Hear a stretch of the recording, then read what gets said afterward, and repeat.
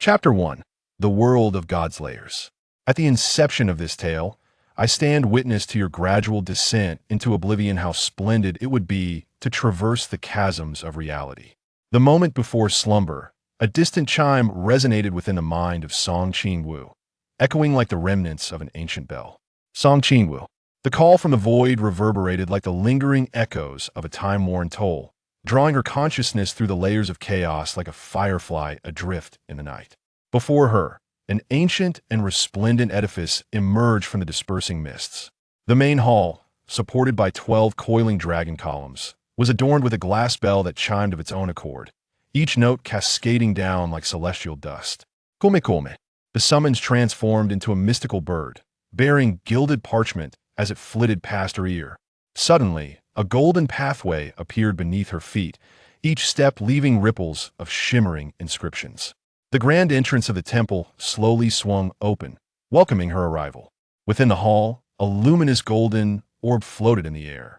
The searing warmth radiated outward, and the blinding brilliance erupted before her, compelling her to instinctively shut her eyes. Beneath the inky expanse of night, flickering stars twinkled above. In the corner of a narrow alley, a curled figure gradually regained consciousness. Leaning against the wall for support, Song Qingwu felt the stinging pain coursing through her body. Dazed, she surveyed her surroundings. What was happening? Wasn't she merely asleep in her home? Who had abducted her from her sanctuary? And why had she been assaulted? Her tattered clothing bore testament to her ordeal. And as she lifted her hand to her nose, a pungent stench mixed with a faint metallic scent assaulted her senses. Regaining her composure, Song Qingwu pondered her predicament. It seemed likely that she had crossed into another realm. A series of inexplicable memories flooded her mind off growing up in an orphanage, of being sold by human traffickers, of her arduous escape and the desperate begging that followed, only to find her frail body unable to endure, ultimately succumbing to the shadows of this alleyway. Nevertheless, she resolved to depart from this eerie place. Steadying herself against the wall, she ventured forth. Not far from the alley's mouth, a man sat beside a signpost. Initially intending to inquire for directions, she was halted by the prominent inscription that read, "No entry ahead." Upon hearing the sound behind him, the man abruptly turned. "You, where did you come from?" Song Qingwu pointed behind her. "From the alley." At her words, the man sprang to his feet, disbelief etched across his features. "It's impossible a barrier remains unbroken," he muttered, just audible enough for her to catch. "Zhao Kongsheng." The moment the name escaped his lips, he snapped back to attention. "Captain, what's happened?" "Ghost." "Enough." Zhao Kongsheng glanced at the disheveled beggar before him. "Young lady, you must leave this place immediately. It is not safe," he urged before hastily retreating. Song Qingwu stood rooted, watching the roar of vehicles speed away into the distance. Is he really just leaving? She settled into the spot the man had just vacated. A barrier restricted passage ahead, ghostly apparitions the faceless king. That man was Zhao Kongsheng. She turned to regard the warning sign as long as it remained. Zhao Kongsheng was bound to return. Thus, she would wait right here.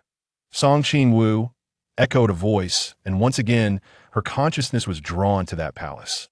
The luminous orb in the center of the grand hall radiated an even brighter light than before, prompting Song Qingwu to hesitate momentarily before approaching it once more. Before long, she found herself standing beneath the orb. This time, it did not explode as it had previously. Rather than the peculiar orb, her curiosity was piqued by the solitary figure seated above in the hall. As she cautiously advanced, the orb behind her surged forward, enveloping her in a searing warmth as it collided with her body. The heat coursed through her entirely, and she glanced down to see a faint glow emanating from her heart, paralyzed by the fear of it exploding within her. Song Qingwu, a voice of solemn divinity, resonated from ahead. The previously indistinct figure in the hall became vividly clear, revealing an unforgettable sight. Adorned with a 12-crest black jade crown, with pearls cascading like a river of stars, the figure's visage was shrouded in a mist of divine light. Yet their eyes shone with the brilliance of sun and moon, one iris ablaze with crimson gold flames, the other encased in the frost of the lunar chill. Intricate primordial patterns etched between the brows depicted the ancient script of Tai Chu, symbolizing the dawn of chaos. "I am the Eastern Emperor Taiyi." Song Qingwu slowly awoke to find herself gazing at a pristine white ceiling illuminated by soft, yellow light. "You're awake," a clear female voice chimed in. Following the sound, she saw a girl with a high ponytail resting her chin on her hand, staring intently at her. "May I ask who you are?" "I'm Hong Ying. I found you collapsed beside the warning sign and brought you to the office." "Thank you," Song Qingwu expressed sincerely, acknowledging the kindness of the beautiful and benevolent Hong Ying.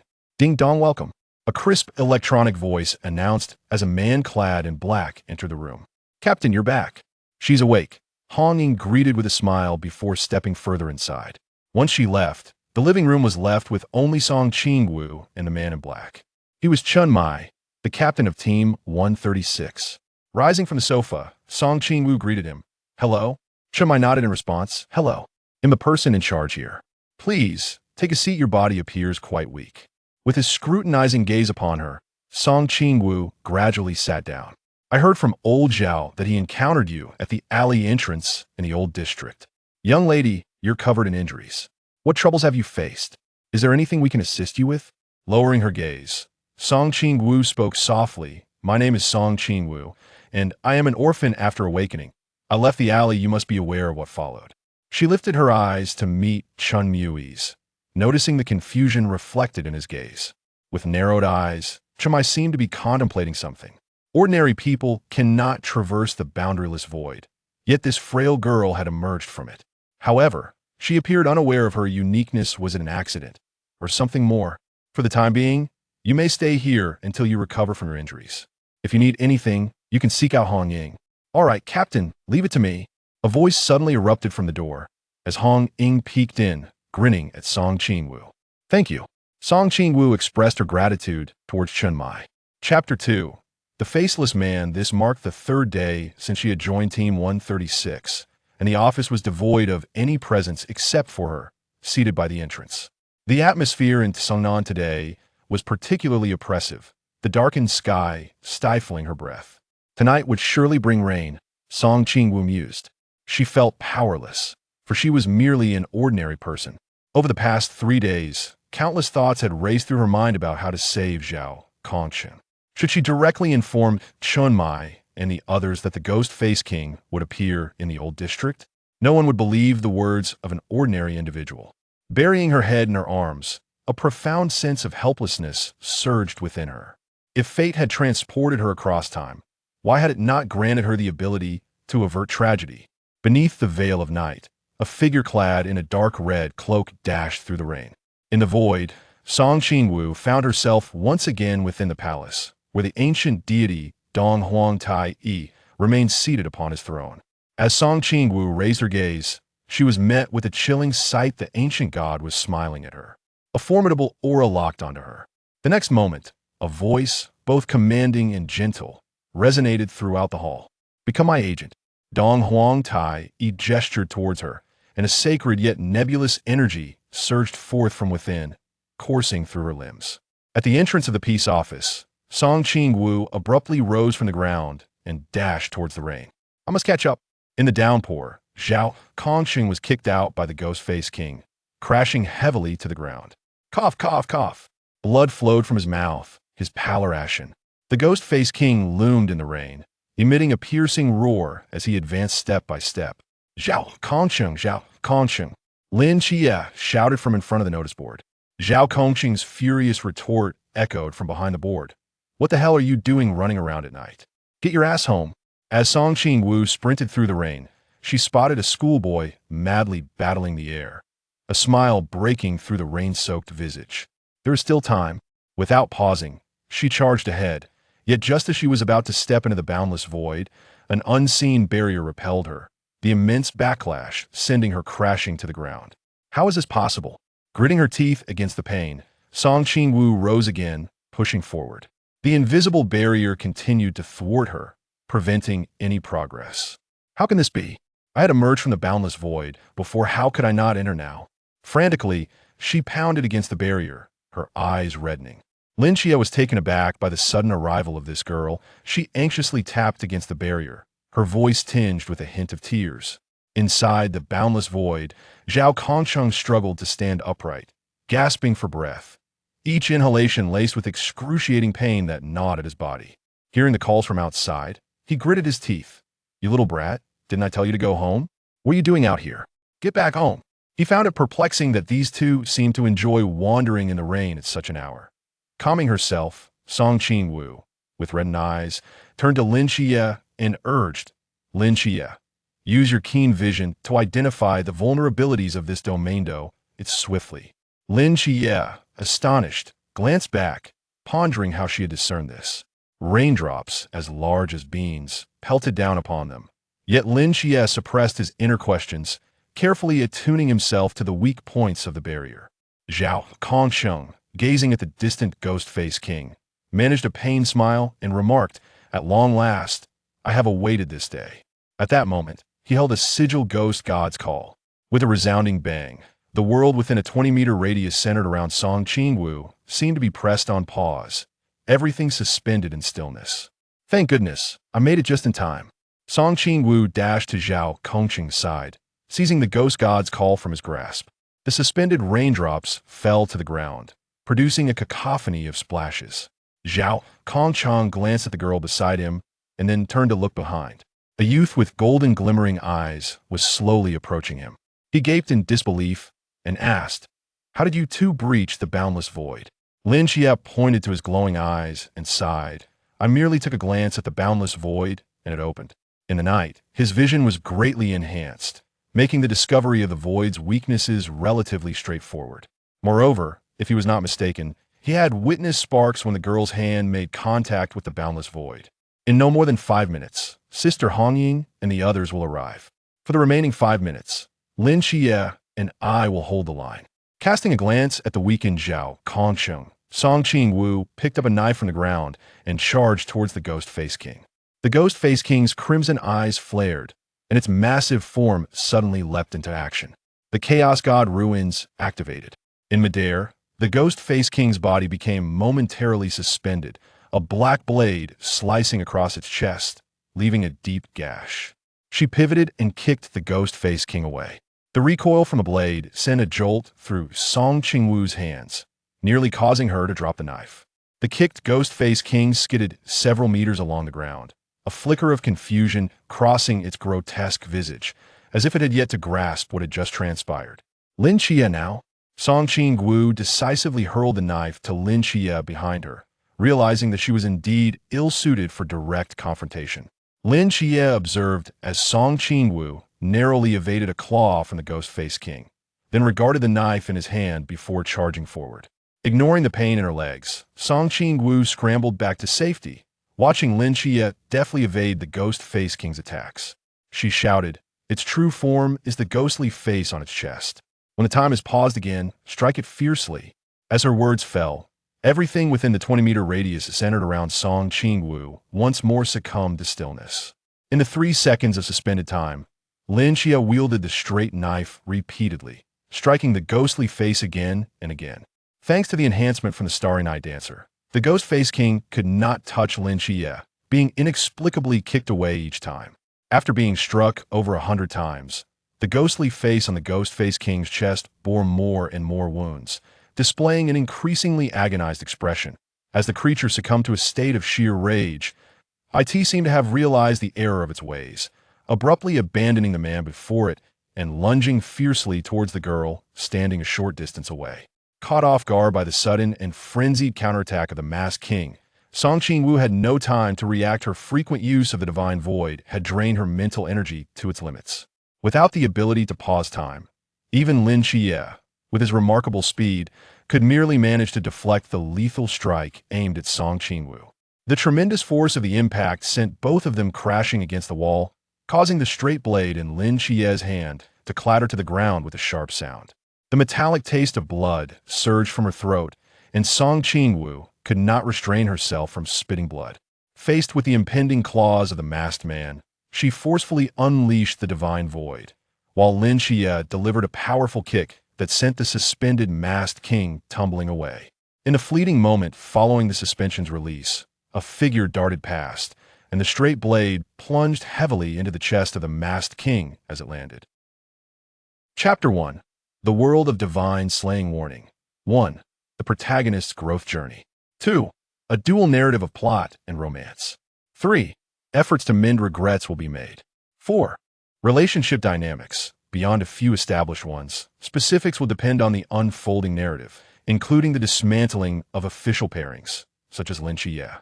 5. Certain relationships concerning the deities will have personalized interpretations. 6. The author's writing may be average. Readers with high standards may wish to refrain. 7. A resting place for the mind, wishing everyone daily happiness, wealth, and the realization of their desires. Standing at the inception of the tale, watching you tread towards demise, how splendid it would be to traverse the chasms of worlds. As the final moment of slumber approached, Song Qingwu seemed to hear the distant toll of ancient bells. Song Qingwu. The call from the void resonated like the lingering echo of the ancient chimes, her consciousness flickering like a firefly, drawn through layers of chaos. Before her emerged an ancient and magnificent edifice, its grandeur unveiled as the mists dissipated. The main hall, supported by 12 coiling dragon columns, housed a glass bell that chimed without wind, each note scattering shimmering stardust. Come, come. The summons transformed into a mystical bird carrying golden foil, brushing past her ear, while a gilded path materialized beneath her feet, each step inscribing rippling golden runes. The grand doors of the temple slowly opened, welcoming her presence. Within the hall floated a golden orb of light, radiating intense warmth that spread outward, the blinding brilliance detonating before her, prompting her to instinctively shut her eyes. Beneath the obsidian night sky, twinkling stars flickered. In a corner of the alley, a curled figure gradually regained awareness. Song Qingwu leaned against the wall, propped up by her trembling body, as fiery pain surged from every part of her. Dazed, she surveyed her surroundings. What was happening? Wasn't she asleep at home? Who had abducted her? And why had she been beaten? Her garments were tattered, and as she raised her hand to sniff, a nauseating stench mingled with a faint metallic tang assaulted her senses. Calming herself, Song Qingwu contemplated her predicament. In all likelihood, she had traversed into another realm. An inexplicable memory had surfaced in her mind. Growing up in an orphanage, being trafficked, and finally escaping, only to find herself begging for survival. However, her frail body could no longer endure, leading her to a wretched demise in this alley corner. No matter the circumstances, she had to escape this eerie place. Steadying herself against the wall, Song Qingwu began to make her way out. Not far from the alley's mouth, a man sat beside a signpost. She intended to approach him for directions, but the sign loomed ominously with the words, "No entry ahead." The man, hearing the sound behind him, turned abruptly. "You, where did you come from?" Song Qingwu pointed behind her from the alley. As the words escaped her lips, the man sprang to his feet, disbelief etched across his features. "Impossible. The barrier hasn't been breached." His voice, though quiet, was clearly audible to her. "Zhao Kancheng." As the sound echoed, the man abruptly regained his senses. "Captain, what's transpired?" "Ghost, all right." Zhao Kancheng glanced at the filthy beggar before him. "Little girl, you must leave this place immediately. It is unsafe." He hurriedly fled. Song Qingwu stood still, watching the roaring cars speed away in the distance. "Is that it?" She smoothly settled into the spot recently vacated by the man. "Barrier ahead. Access prohibited. Ghost Face King." That person just now was Zhao Kancheng. She turned her gaze toward the warning sign. As long as it remained, Zhao Kancheng would surely return. Thus, she resolved to wait right here. Once more, the voice resonated, and Song Qingwu's consciousness transported her back to the palace. The luminous orb at the center of the grand hall shone brighter than before. After much hesitation, she approached it once again. Before long, she found herself beneath the orb, which this time did not explode unexpectedly as it had before. Compared to this peculiar sphere, her curiosity was piqued by the solitary figure seated above in the hall. Slowly, Song Qingwu stepped forward when suddenly the orb surged toward her, enveloping her in a wave of searing heat as it collided with her body. The warmth spread throughout her being, and she glanced down to see a faint glow emanating from her heart, afraid to move lest it explode within her. "Song Qingwu, A solemn and divine voice resonated from ahead. The hazy figure atop the dais became strikingly clear, revealing an unforgettable scene. Adorned with a 12-crest dark jade crown, cascading pearls resembling a suspended river of stars, the visage was shrouded in divine light, with eyes radiating like the sun and moon, one pupil swirling with blazing gold flames. The other crystallized in the chilling frost of the moon. Between the brows, innate patterns depicted the primordial chaos of Tai Chu in ancient script. I am the Eastern Emperor Tai. Song Qingwu slowly awakened, her eyes meeting a pristine white ceiling illuminated by soft, yellow light. You are awake. A melodious female voice reached her ears. Following the sound, she saw a girl with a high ponytail resting her chin on her hand, staring intently at her. May I ask who you are? I am Hong Ying. I found you by the warning sign and brought you to the office. Thank you. Song Qingwu expressed her gratitude sincerely. Indeed, Hong Ying was as kind as she was beautiful. Ding dong, welcome. A crisp electronic voice announced as a man dressed in black entered the room. Captain, you're back. She has awakened. Hong Ying stood and greeted him before stepping further inside. Once Hong Ying departed, the living room was left with only Song Qingwu and the man in black, the captain of Team 136, Chen Mai. Song Qingwu rose from the sofa. Hello. Chen Mai nodded in acknowledgement. Greetings. I am the person in charge here. Please have a seat. Your body is quite frail. As Song Qingwu sat down under Chen Mai's scrutinizing gaze, he continued, I heard from old Zhao that he encountered you at the alleyway in the old district. Young lady, you're covered in injuries. Have you faced some troubles? Is there anything we can assist you with? Song Qingwu lowered her gaze and gradually spoke. My name is Song Qingwu, and I am an orphan. After regaining consciousness, I stepped out of the alley. The events that followed, you're likely already aware of. As she lifted her eyes, she locked on Chen Mai's gaze, perceiving the uncertainty reflected within. Chen Mai squinted, seemingly lost in contemplation. Ordinary individuals cannot traverse the boundless void, yet this frail girl before him managed to emerge from it. Yet, she appeared oblivious to her own uniqueness. Was it sheer happenstance? For the time being, you shall reside here, at least until you recuperate from your injuries. Should you require assistance, feel free to seek out Hong Ying. All right, Captain, leave it to me. A sudden voice erupted in the room as Hong Ying peeked through the crack in the door, beaming at Song Qingwu. Thank you. Song Qingwu expressed her gratitude, casting a thankful glance toward Chen Mai. Chapter 2. The Faceless Man. This marks the third day since she arrived at Team 136, and the office lies deserted, save for her seated by the entrance. Today, the atmosphere in Cangnan feels particularly oppressive. The heavy, dark sky renders one breathless. She muses to herself that tonight will surely be a night of rain. There is little she can do. She is merely an ordinary person. Over the past 3 days, she has contemplated countless ways to save Zhao Kongsheng. Should she inform Chen Mai that the Faceless King will appear in the old district? Who would believe the words of a mere mortal? Sinking her head into the crook of her arm, an overwhelming sense of powerlessness washes over her. If fate has brought her here, then why has it not endowed her with the ability to avert tragedy? Beneath the cloak of night, a figure clad in a dark red cloak dashes through the rain. In the void, Song Qingwu finds herself once more within the palace, where Donghuang Taiyi remains seated upon the grand throne. As she gazes upwards, a horrifying sight greets her. This ancient deity is smiling at her. A formidable aura locks on her.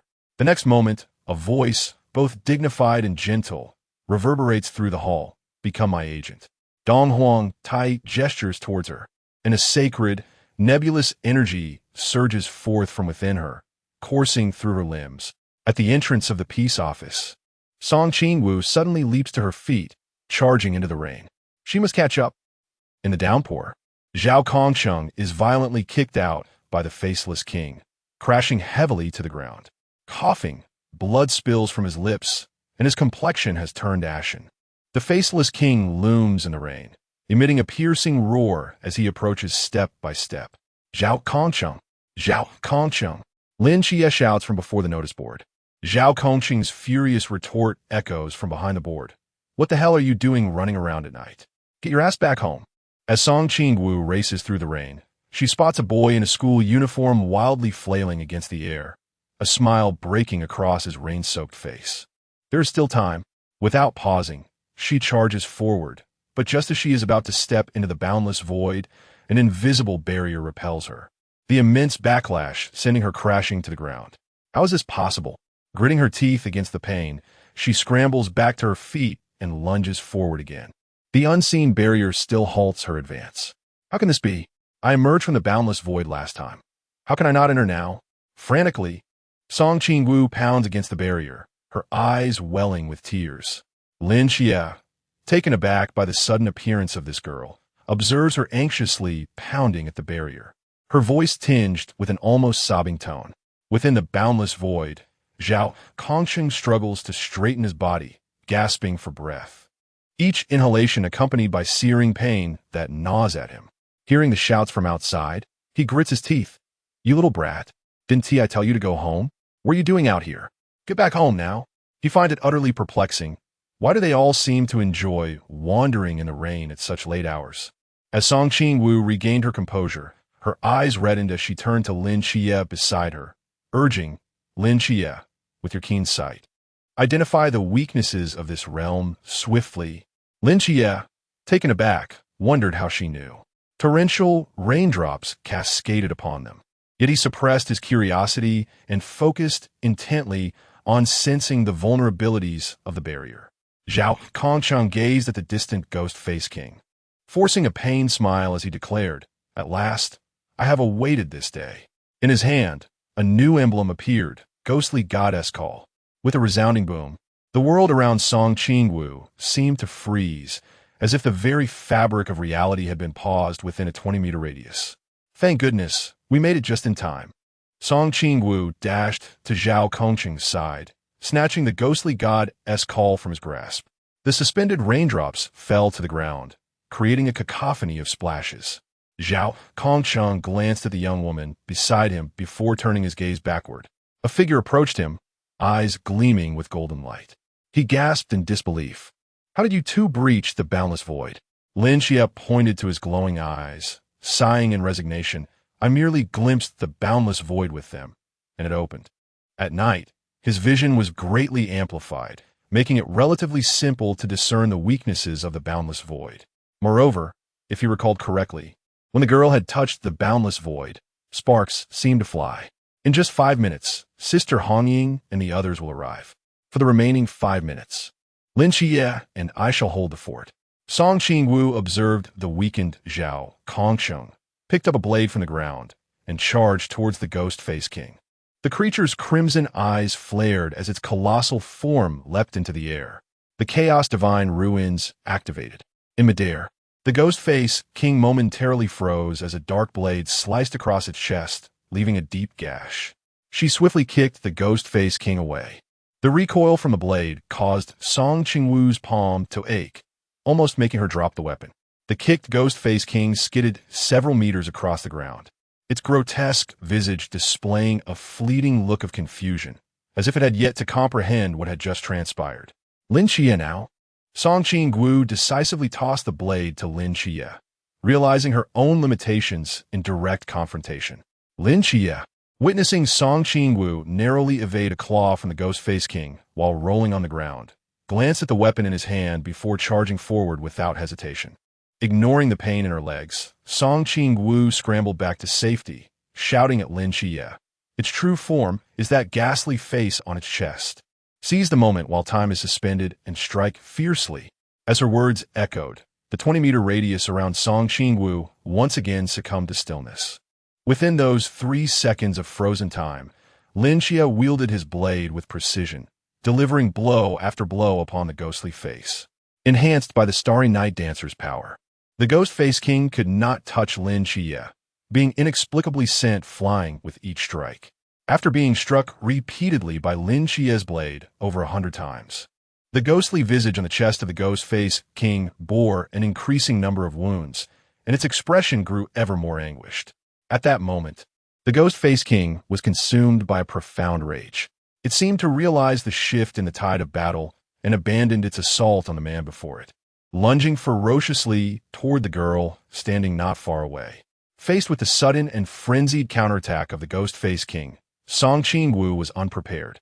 Her frequent use of the divine ruins had utterly depleted her mental strength. Without the ability to halt time, even Lin Xia's remarkable speed could merely intercept the lethal strike aimed at Song Qingwu. The tremendous force sent both of them crashing against the wall, causing the blade in Lin Xia's hand to clatter loudly to the ground. The metallic taste of blood surged from her throat, and Song Qingwu found herself unable to suppress the blood gushing forth. As the claws of the ghost-faced man were poised to strike her, she forced herself to unleash the divine ruins, while Lin Xia delivered a powerful kick that sent the suspended ghost-faced king sprawling away. In the fleeting moment when time resumed, a shadow darted past, and the blade, following the descent of the ghost-faced king, plunged forcefully into its chest.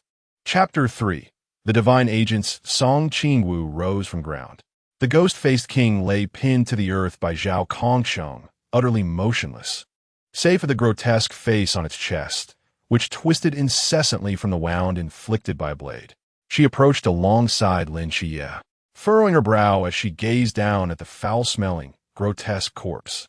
Turning to him, she commanded, "Lin Xia, direct your golden eyes at this visage."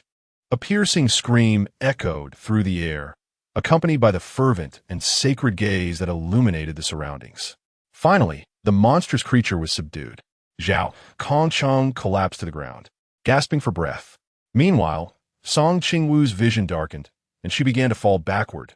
Fortunately, Lin Xia was quick enough to catch her. The metallic railing of the hospital bed glimmered coldly.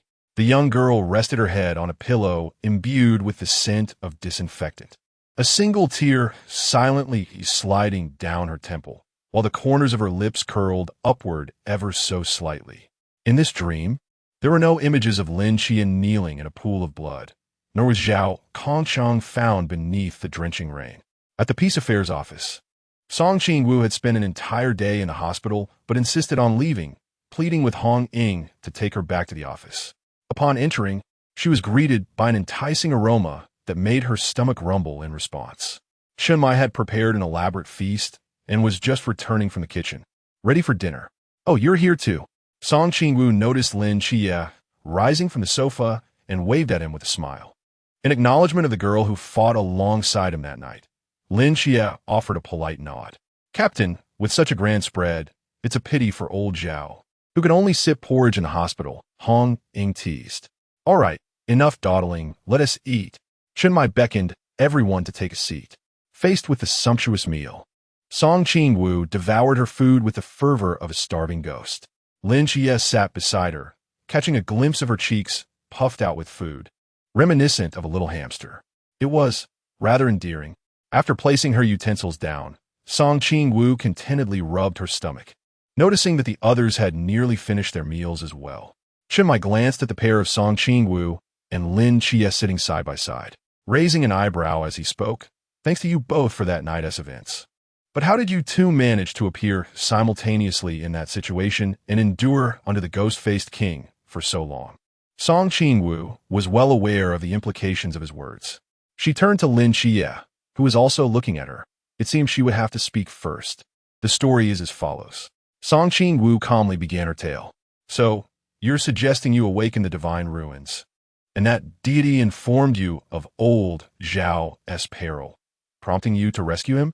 Hong Ying exclaimed in astonishment as she looked at Song Qingwu and Lin Xia. "Is it possible that our Cangnan is a place favored by the divine? To have two divine agents awaken at once is quite extraordinary." "Indeed," Song Qingwu nodded obediently. "So your divine ruins allow for the control of time? Which deity have you awakened?" Wu Xiangnan inquired with curiosity. "As far as I know, the only deity associated with time is the one represented by the leader of the mass squad." "Sort of," Song Qingwu replied, nodding once more. In truth, she was uncertain about the capabilities of the divine ruins, feeling that it encompassed more than mere manipulation of time. Song Qingwu curiously inquired, "What is the mass squad?" Her gaze involuntarily drifted towards Lin Xia. Of course, she was well aware of what the mass squad entailed. Her question was merely a ploy to pique Lin Xia's interest. This matter pertained to the internal intelligence of the Night Watchers, unless one were to join their ranks. Wu Xiangnan cast a wistful glance at the two seated across from her. Song Qingwu, brimming with excitement, rose to her feet, her almond-shaped eyes sparkling as she turned to Chunmai. Can I join the Night Watchers? If divine agents are deemed unworthy of joining, then who is? Chunmai nodded, affirming her enthusiasm. If Qingwu wishes to join the Night Watchers, what about you? Hong Ying looked at Lin Xie with hopeful anticipation. I. Song Qingwu discerned Lin Xie's hesitation and placed a reassuring hand on his shoulder. It's all right. There's no rush. She smiled brightly, locking eyes with Lin Xie. Weren't you just asking me who my divine agent is? Have you ever heard of Donghuang Taiyi? Donghuang Taiyi is that a real deity? Hong Ying exclaimed in surprise, her expression betraying her astonishment. Song Qingwu hesitated momentarily before nodding. You've never heard of it? Everyone here looks quite perplexed. Suddenly, she contemplated a possibility. Perhaps this world lacked the established existence of deities like Nuwa or Donghuang. This could explain the inhabitants' amnesia regarding such divine figures, akin to their ignorance of Cthulhu. In her original world, Cthulhu was a fictional deity born from literary imagination. If deities exist in every realm, then surely, in her previous world, mythological figures like Nuwa and Donghuang Taiyi must also exist, not merely as fictional characters, but as authentic deities woven into the fabric of myth. If the world depicted in the god-slaying novels is one dimension, then Cthulhu exists in a higher dimension beyond that. Consequently, the deities from her world would occupy an even higher dimension than the Cthulhu of fiction. If this hypothesis holds water, the others observed the girl as silence, noting the myriad expressions flitting across her face. Qingwu, what is wrong? Song Qingwu snapped back to reality, her face alight with excitement as she exclaimed, Oh, it's nothing. My divine agent belongs to an ancient pantheon within the Daxia divine system. What? A deity of Daxia? Chunmai slammed the table in excitement, rising abruptly. Yet, why did he have no recollection of Donghuang Taiyi? Song Qingwu was unable to elucidate the matter to them, resorting instead to weaving together an elaborate tale to temporarily deflect their curiosity. The next time she encountered Donghuang Taiyi, she would earnestly seek to ascertain whether her conjecture was valid. As Song Qingwu bid farewell to Lin Xie outside the Peace Affairs office, she cheerfully called goodbye. See you tomorrow. Goodbye. Lin Xie harbored no aversion towards the cheerful girl. He smiled as he returned her farewell.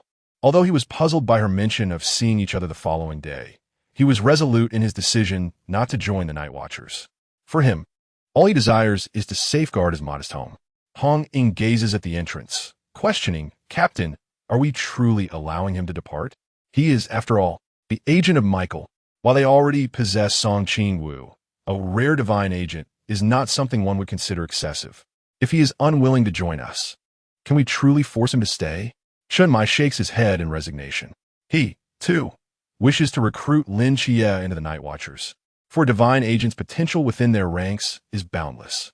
As they ponder their dilemma, Song Qingwu, standing nearby, blinks her large eyes with a gluttonous expression. Captain, if I can persuade Lin Xie to join the Night Watchers within 3 days, will I be able to indulge in meals as delectable as the one we had at noon today? Chunmai nods in affirmation, stating that not only could she enjoy such feasts daily, but even at every meal if she so desires. After all, it is a time for growth. And what harm is there in a child enjoying good food? The following day, Song Qingwu arrives punctually at the entrance of the second school, having specifically come to await Lin Xie. Lin Xie, she calls from a distance, making her way through the crowd towards him. Hearing someone call his name, Lin Xie turns to see the girl clad in casual attire, her smile radiant. Instinctively, he halts his steps to wait for her. Walking side by side, Lin Xie accepts the candied hawthorn skewer she offers and casually inquires, What brings you here? I've come to invite you to join the Night Watchers. Song Qingwu responds without hesitation. Lin Xie is well aware of her intent, but is taken aback by her forthrightness. Please don't rush to refuse, she interjects. How about you listen to what I have to say first before deciding whether to join us? As she finishes the last piece of candy hawthorn, she toys with the bamboo skewer and begins to speak slowly. As the divine agent of Michael, You have been under scrutiny since the day you entered this world, including your family. In the Great Xia, there exists an ancient cult, a notoriously vile sect, whose official members consist entirely of divine agents. However, divine agents are exceedingly rare, and to compensate for their scarcity, the cult recruits followers. Most of these followers are coerced through force, brainwashing, or intimidation. Those who join the cult must sign a soul contract, and once bound, they will unconditionally obey orders, becoming true devotees. Each divine agent is a target for recruitment. The chosen agents face only two options: to join the ancient cult or to perish. The members of this cult will stop at nothing to achieve their aims. What will you do? Qingwu tilts her head, observing Lin Qia's profile, nodding earnestly. Indeed, quite the handsome fellow. Chapter 4. Joining the Night Watch. Is there truly no alternative to joining the Night Watch? Lin Xia furrowed her brow as she exchanged glances with the solemn-faced Qingwu. Qingwu opened her mouth, shaking her head in resignation. However, you need not worry for the time being. The captain has placed a Weiyang at your doorstep, which will safeguard your family. What is Weiyang? It is a forbidden object capable of creating a small protective barrier.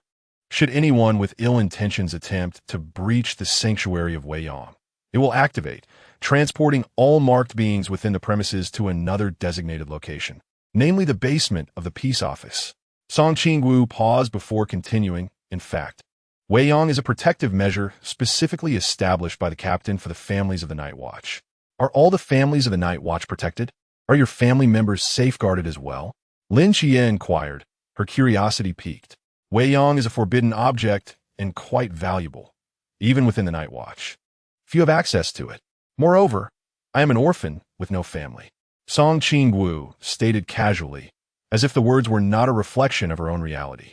To Lin Xia, it seemed she was merely putting on a brave face. As the sun dipped slowly beneath the horizon, enveloped in a warm haze, Qingwu halted before the weathered gray building, the edges of her sneakers dusted with the remnants of climbing ivy. The sounds of sizzling from a nearby kitchen filled the alley, while school uniforms dripped water from bamboo poles on the second floor. Lin Xia gazed at her pale, slender cheeks, a waft of strawberry sweetness carried on the breeze. Lin Xia, from the moment you were chosen as the divine agent, fate had already made its choice for you. In that fog-laden depth, beneath the starry sky, lurked crises far beyond our imagination. The current realm of Daxia is utterly incapable of contending with these unknown entities. Among the Night Watch, many ordinary individuals like Uncle Zhao stand resolutely, their flesh and blood shielding the masses, even without the protection of the Forbidden Realm. They are acutely aware of the abyss that lies ahead, yet choose to press on, burdened by the conviction to protect that which they hold dear. Ultimately, the Night Watch cannot offer eternal protection for you and your family. Only by becoming a true powerhouse can you safeguard the cherished sanctum within your heart. Once you have made your decision, do visit the peace office. The creaking of the door interrupted the conversation as the aroma of sweet and sour ribs wafted from the kitchen. Is Xiaoqi back? Auntie's voice mingled with the hum of the exhaust fan. As Lin Xia stepped into the entryway, she glanced back to see Qingwu's silhouette turning past the recycling station, the setting sun stretching her shadow long. Upon Qingwu's return to the peace office, the members of Team 136 were already gathered around the dining table. You're back. We've been waiting for you. Hong Ying stood up, waving at her. The others sat in a circle, leaving a space specifically for Qingwu between Hong Ying and Si Xiaonan. With a skip in her step, Qingwu approached the table, delighted to be nestled between two beautiful companions. How was today? When Shima asked, curiosity etched on his face. Qingwu flashed a mysterious smile at the group. Just wait and see. I've been working hard to ensure I can enjoy the captain's cooking every day. Yang Jin placed a piece of rib into Lin Qia's bowl. Brother, what troubles you? You've been absent-minded since we returned home. Lin Xia smiled gently. It's nothing, perhaps just the exhaustion from school. He added 2 pieces of braised pork to Yang Jin's bowl. You should eat more meat. It's the perfect time for your growth. The sky hung low, its inky expanse enveloping the world like a dark veil, as if the heavens were shrouded in frosted glass. Lin Xia sat quietly at his desk, gazing at the distant moon, lost in thought. Before dawn broke, Song Qingwu squatted at the entrance of the office, nibbling on a bun when she spotted Lin Xia emerging from mist. The collar of his school uniform was damp with dew, and his fingertips unconsciously stroked the seal of a document bag. So early? She mumbled with her cheeks puffed out, glancing at the half-eaten custard bun in her hand. She offered it to him. Upon noticing the document bag in Lin Xia's grasp, her almond-shaped eyes curved into crescents. Congratulations on reaching a decision.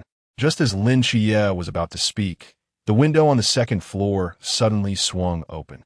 Hong Ying, with her frizzy double ponytails, leaned out. Little Xia, Captain. Little Xia has brought the application form. 10 minutes later, Chun Mai emerged from the kitchen wearing an apron, sliding a steaming bowl of Yangchun noodles in front of the two. Let me make this clear. The Night Watchers are not an organization you can join or leave at will. Once you join, there is no turning back. Has there ever been an exception? Upon hearing Lin Xia's question, the expressions of those present turned peculiar, except for Song Qingwu, who was seriously slurping her noodles. Chun Mai shook his head, no. Song Qingwu set down her chopsticks, patting Lin Xia's shoulder earnestly. Just because it hasn't happened yet doesn't mean it won't in the future, as long as you are strong enough. With that, she resumed her breakfast. Lin Xia's lips twitched slightly, but in the next moment, his gaze hardened. I, Lin Xia, hereby apply to join the Night Watchers. Chun Mai nodded with satisfaction. Good. Now, let's eat the noodles. He glanced at the others scattered around. Your portions are in the kitchen.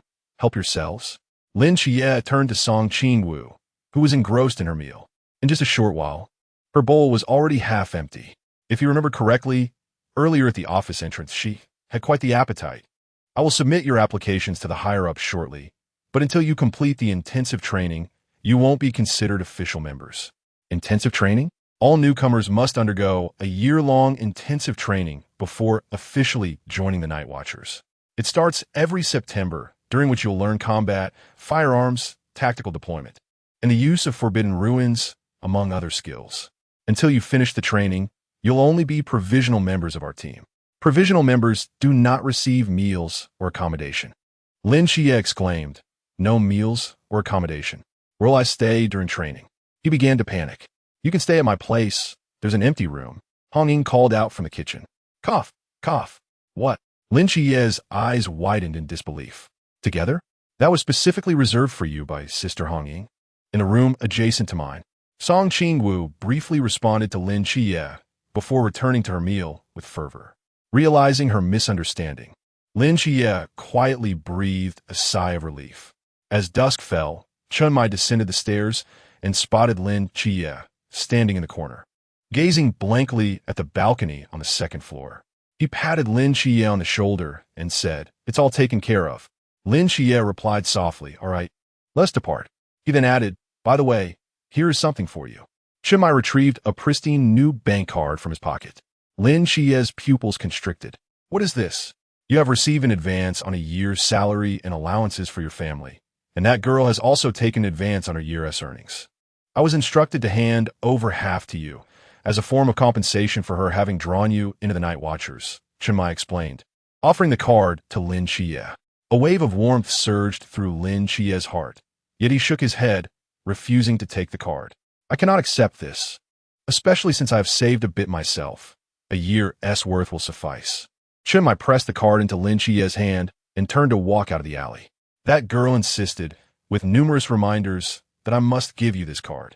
If you wish to return it to her, you will have to seek her out yourself. Despite their brief acquaintance of only a few days, Chun Mai had come to grasp the essence of Song Qingwu's character. She may appear carefree, but when she set her mind on something, her determination was unwavering.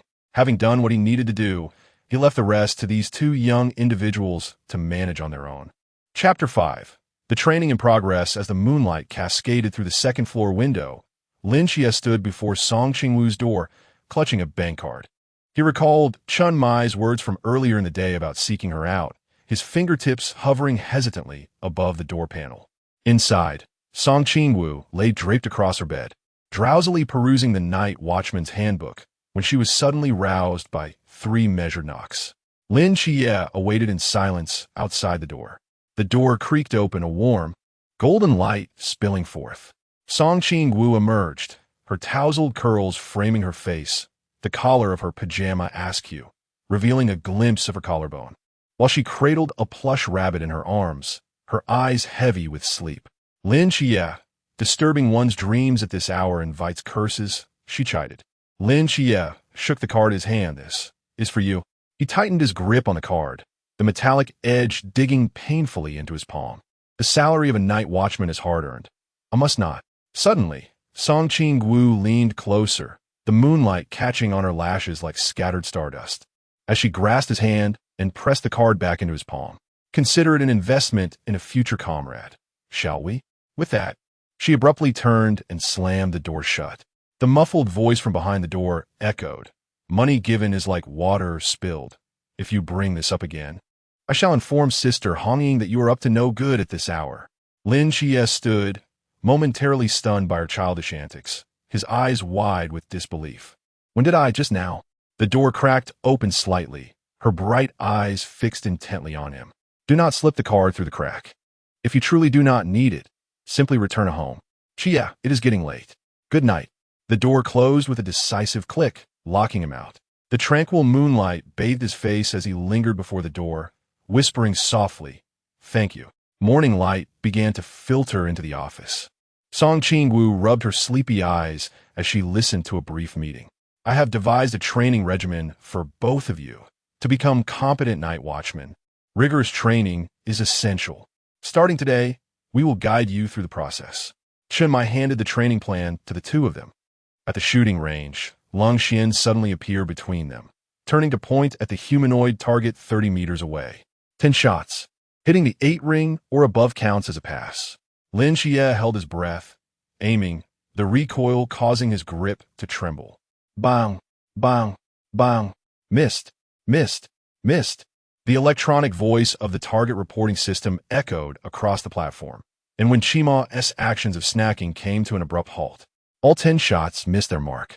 Lung Xian remained expressionless but had inadvertently triggered the nearby alarm. Congratulations, you're the first novice to set off the alarm since the team's inception. Song Qingwu squatted beside the ammunition box, munching on an apple, and watched as Lin Xia's ears flushed crimson, almost choking with laughter. Xia, she said, patting his shoulder with feigned solemnity, from now on, you handle close combat. I will take care of the long range.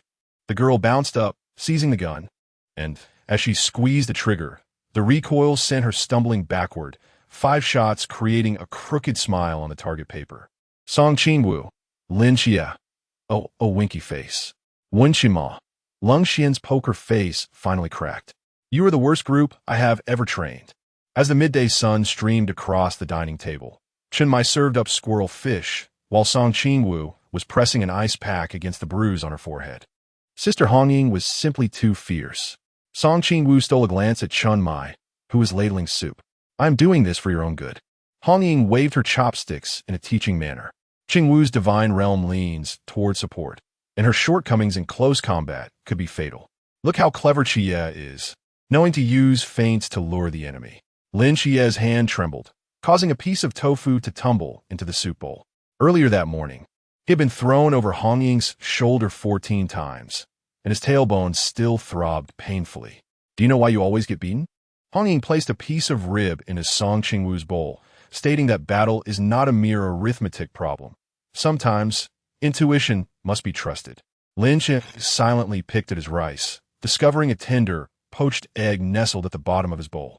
He looked up to meet Wen Qima's mischievous wink, suddenly realizing that the corners of his mouth were curving upwards. In a drowsy afternoon, the theory class on Forbidden Realms delivered by Wu Xiangnan became the perfect lullaby. Song Qingwu's head gradually drooped onto Lin Xia's shoulder, the boy stiffening in place, afraid to move. As she dreamt for the 3rd time of Donghuang Taiyi dancing in the square, Wu Xiangnan abruptly turned, his pen striking Song Qingwu's forehead with precision. She winced in pain, but lowered her head to doodle a yawning panda in her notebook. Out of the corner of his eye, Lin Xia noticed the pen hesitating beside the words Divine Agent before sketching a tiny sun totem.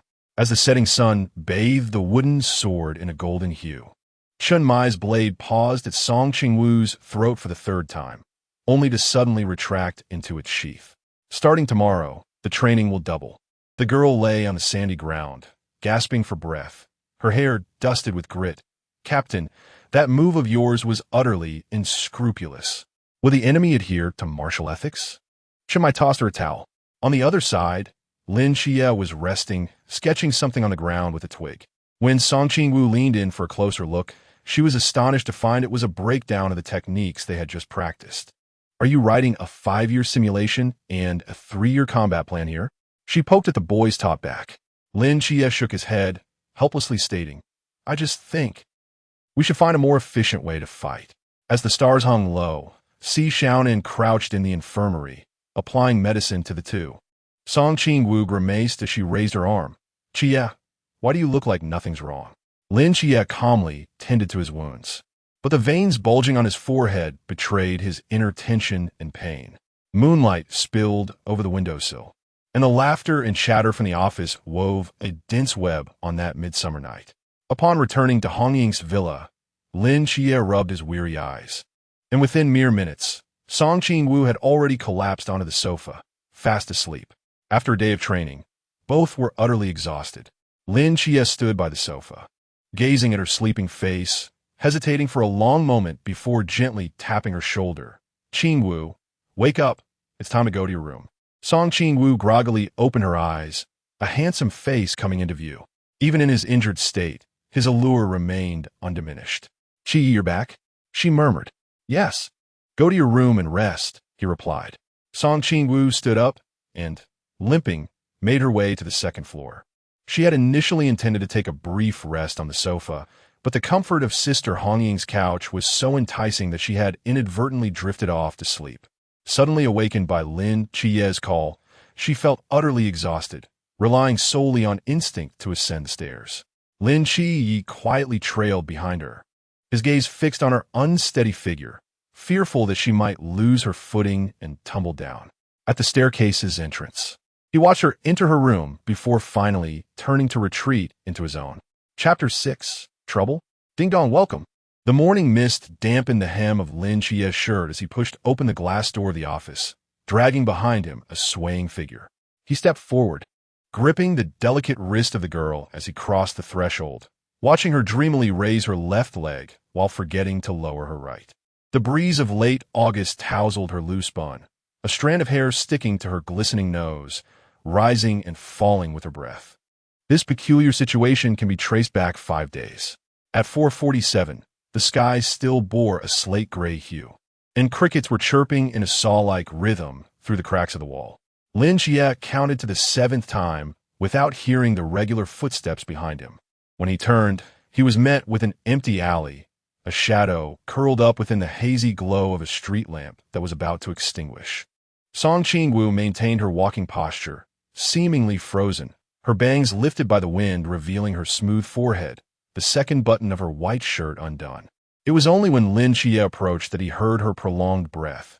She had somehow fallen asleep standing in the summer morning.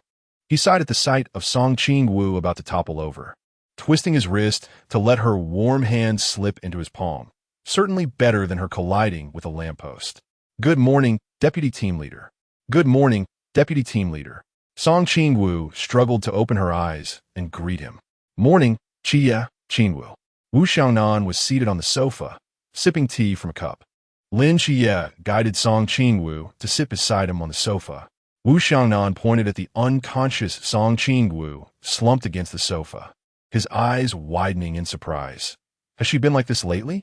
Lin Xia pursed his lips and nodded helplessly, aside from sleeping and using the restroom. They had hardly been apart.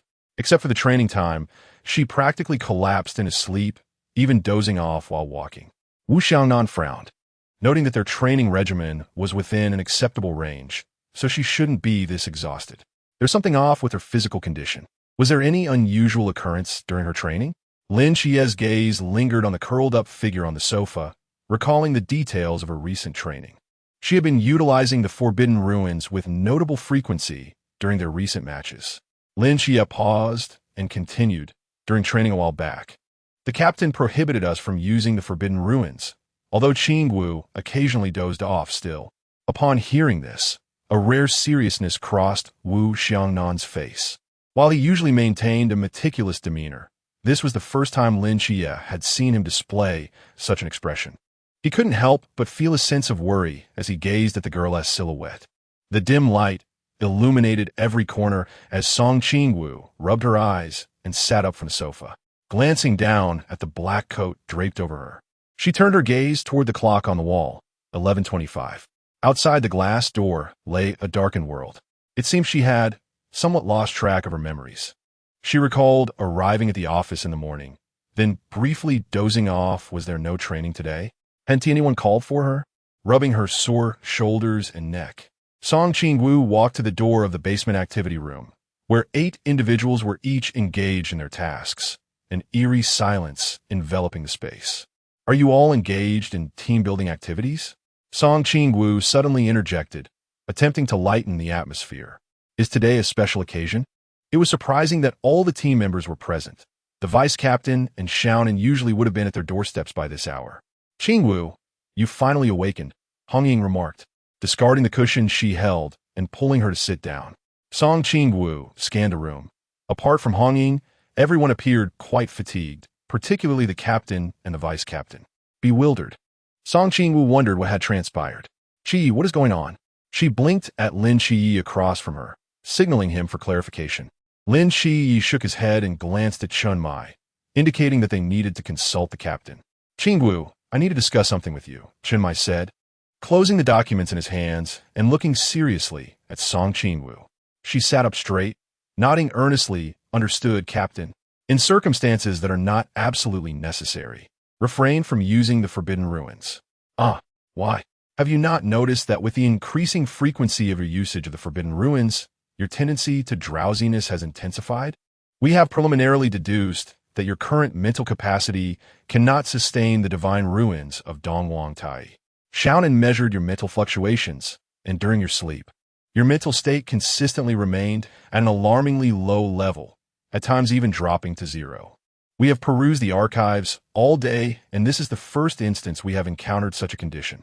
We have reported this matter to the Night Watch headquarters. Perhaps they will have further insights.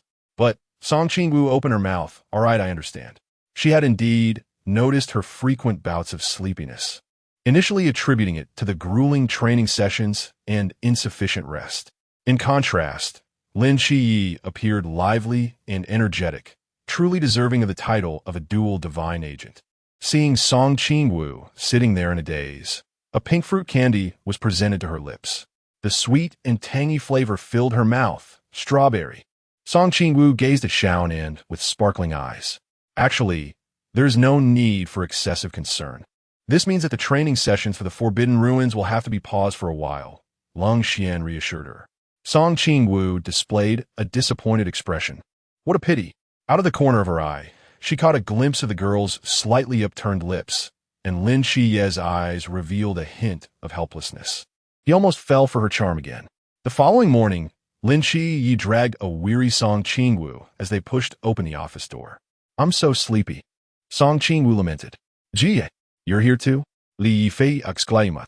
Lin Qiyi was taken aback. Li Yifei? Li Yifei. Song Qingwu jolted, the difficult snake demon. Qingwu, you arrived just in time. We have received a report of a suspected mythical creature sighting at Cangnan No. 2 High School. The captain and the others are already in the underground conference room. Hong Ying stood and began to head downstairs. Qi, what are you two doing? Li Yifei curiously scrutinized them. Just a small effort. Let's hurry. We Wen Ti want to keep the captain waiting. Song Qingwu deftly withdrew her hand and walked past Lin Xia towards the underground space. As she strolled along, she fell into a light slumber, inadvertently pulling Lin Xia along with her. Lin Xia sighed in resignation, urging, stop lingering, let's proceed. According to Li Yifei's assessment, it is imperative that we enter the second school to locate the enigmatic entity. Hong Ying, Xiaonan, Xia, and Qingwu, this mission shall be entrusted to you. The remaining personnel will disperse around the school, remaining vigilant. Chun Mai calmly delineated the tasks. Captain, Xia and Qingwu are merely temporary members. They need not partake in the covert eradication missions until they are officially designated, not to mention Qingwu. Wu Xiangnan remarked with a grave expression. Deputy Captain, You underestimate both me and Xia, Qingwu retorted, her lips curling into a smile as she assured. After all, we have endured nearly half a month of training. And as integral members of the team, we are undoubtedly prepared to fight together. We pledge to accomplish the task. With a mischievous tilt of her head, Song Qingwu cast a mysterious smile in Li Yifei's direction. Chapter 7. New abilities. Half an hour later, Song Qingwu stood at the entrance of the second middle school, bearing Li Yifei's backpack. Little girl, you are late for school. You must register your information before entering, the kindly security guard remarked. Thank you, sir, Song Qingwu replied briskly, as she neatly inscribed her details in the register. Sophomore class 2, Li Yifei. The guard, glancing at the name in the register, shook his head in disbelief. In this day and age, parents still give their daughters such peculiar names. Song Qingwu wandered to the nearest corner, unburdening herself of the backpack. She retrieved a black box from within and placed a sign upon the ground. No entry ahead. With a couple of taps on the communicator at her ear, she reported, the boundary in the unbounded space has been established. The barrier can now be activated. Hoisting her backpack once more, she gazed at the towering educational buildings in the distance. Pausing momentarily, it seemed she had forgotten to inquire which building housed the sophomore classes. No matter, the interconnected corridors between the structures provided ample opportunity for exploration. Song Qingwu sprinted up to the third floor, emerging from the staircase to glance at the class nameplate on the wall, Senior Class 7. Without hesitation, she stepped into the corridor. At the other end, she spotted Freshman Class 7 around the corner and dashed toward another building, which should indeed be the sophomores' designated floor. Room 301, Teacher's Office. Are you jesting with me? The familiar music of the flag-raising ceremony resonated, echoing down the lengthy corridor. Song Qingwu traversed the hall, and the entire third floor felt eerily empty. Indeed, regardless of the realm, the school's exercise rituals were always remarkably swift. The sound of her shoes against the marble floor reverberated clearly. Wait, there are still students in the classroom at this hour? She halted at the entrance of sophomore class 8. Her gaze fixated upon a boy hunched over, engrossed in writing. In a while, Qi would use his mental prowess to sense the elusive Nuwa snake demon. If this boy turned out to be a missed target, it could spell trouble. The boy in the classroom seemed to sense her scrutiny, raising his head to meet her gaze at the door. Clad in the school uniform, with an adorable bun adorned by a strawberry hairpin, she carried a black backpack that contrasted with her sweet and bright appearance. Her sparkling eyes were locked onto him. As he assessed her, Song Qingwu reciprocated the appraisal. Beneath the silver frames lay a pair of striking fox-like eyes, with a teardrop mole adorning the corner of his right eye. He appeared delicate, quite fitting the archetype of a scholarly rogue. Assessment complete. He was indeed handsome. Classmate, may I assist you? His gentle voice flowed like a clear spring. Song Qingwu nodded, noting his courteous demeanor. I am a new transfer student. The homeroom teacher asked me to wait here for her. She fabricated a tale with a straight face. My name is Song Qingwu, a new transfer student? The boy beamed with a shy smile. Hello, I am in Qingyu. In Qingyu, Song Qingwu exclaimed, a hint of surprise escaping her lips. She had initially intended to test this fellow with her exorcism gun when he was distracted. Since he's in Qingyu, then? Song Qingwu swiftly approached in Qingyu, pulling out an exorcism gun from her backpack and placing it on the table in one fluid motion. Song, you. And Qingyu gazed at the peculiar behavior of the girl before her. A look of confusion etched on her face. With a smile, Song Qingwu inquired, do you believe that monsters exist in this world? Therefore, you are not a student of this school. There are unknown mysteries in this world. The organization you belong to specializes in eradicating these mysteries, and your presence here is due to the emergence of such enigmas at the school. And Qingyu looked at the girl unwrapping candy, her eyes glimmering with inexplicable delight and an insatiable thirst for knowledge. Song Qingwu nodded, impressed by Qingyu's composure upon learning this. Had it been anyone else, they would likely have called for psychiatric assistance upon hearing such claims. Are you telling me this with a purpose? I've heard of you before.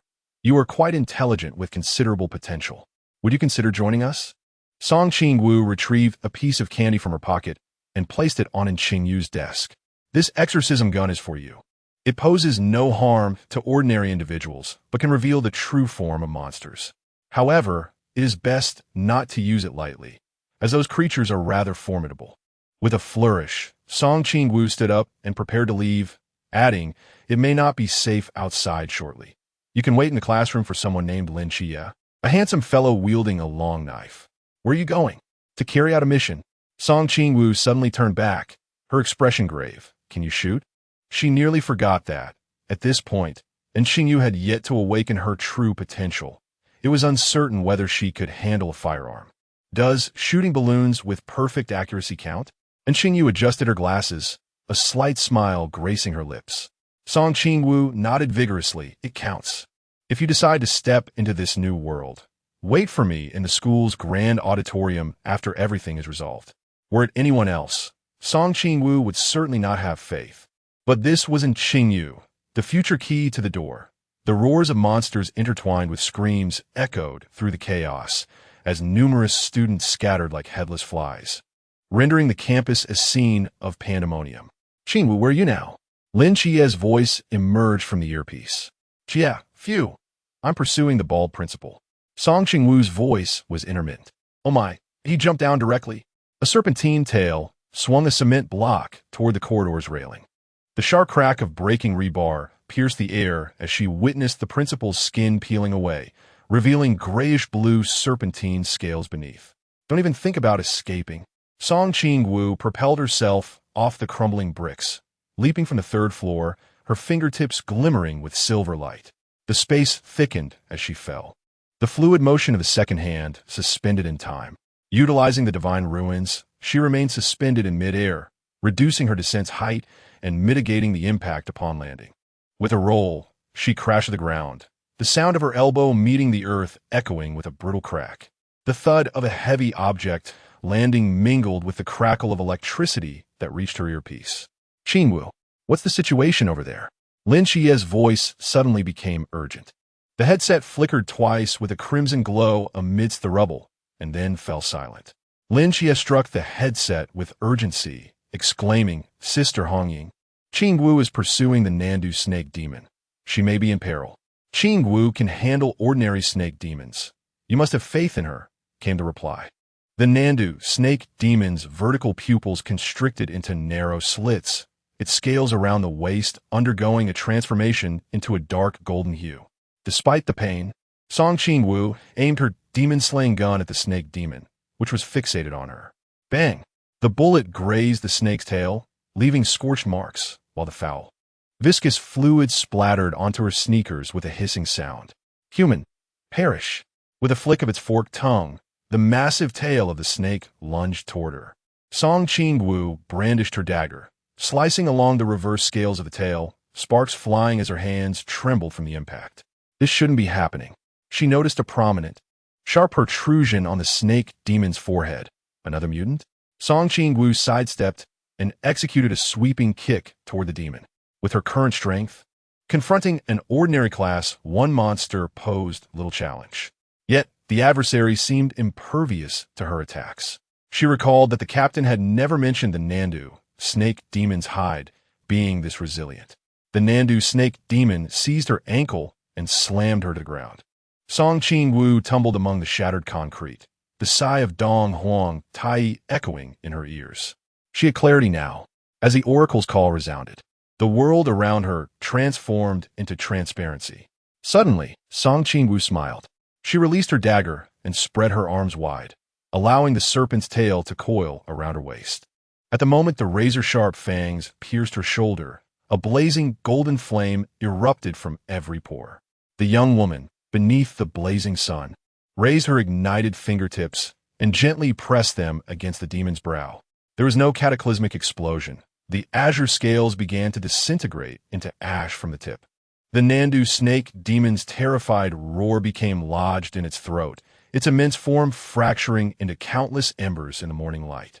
Song Qingwu crashed heavily to the ground, gazing at the dispersing golden-red flames.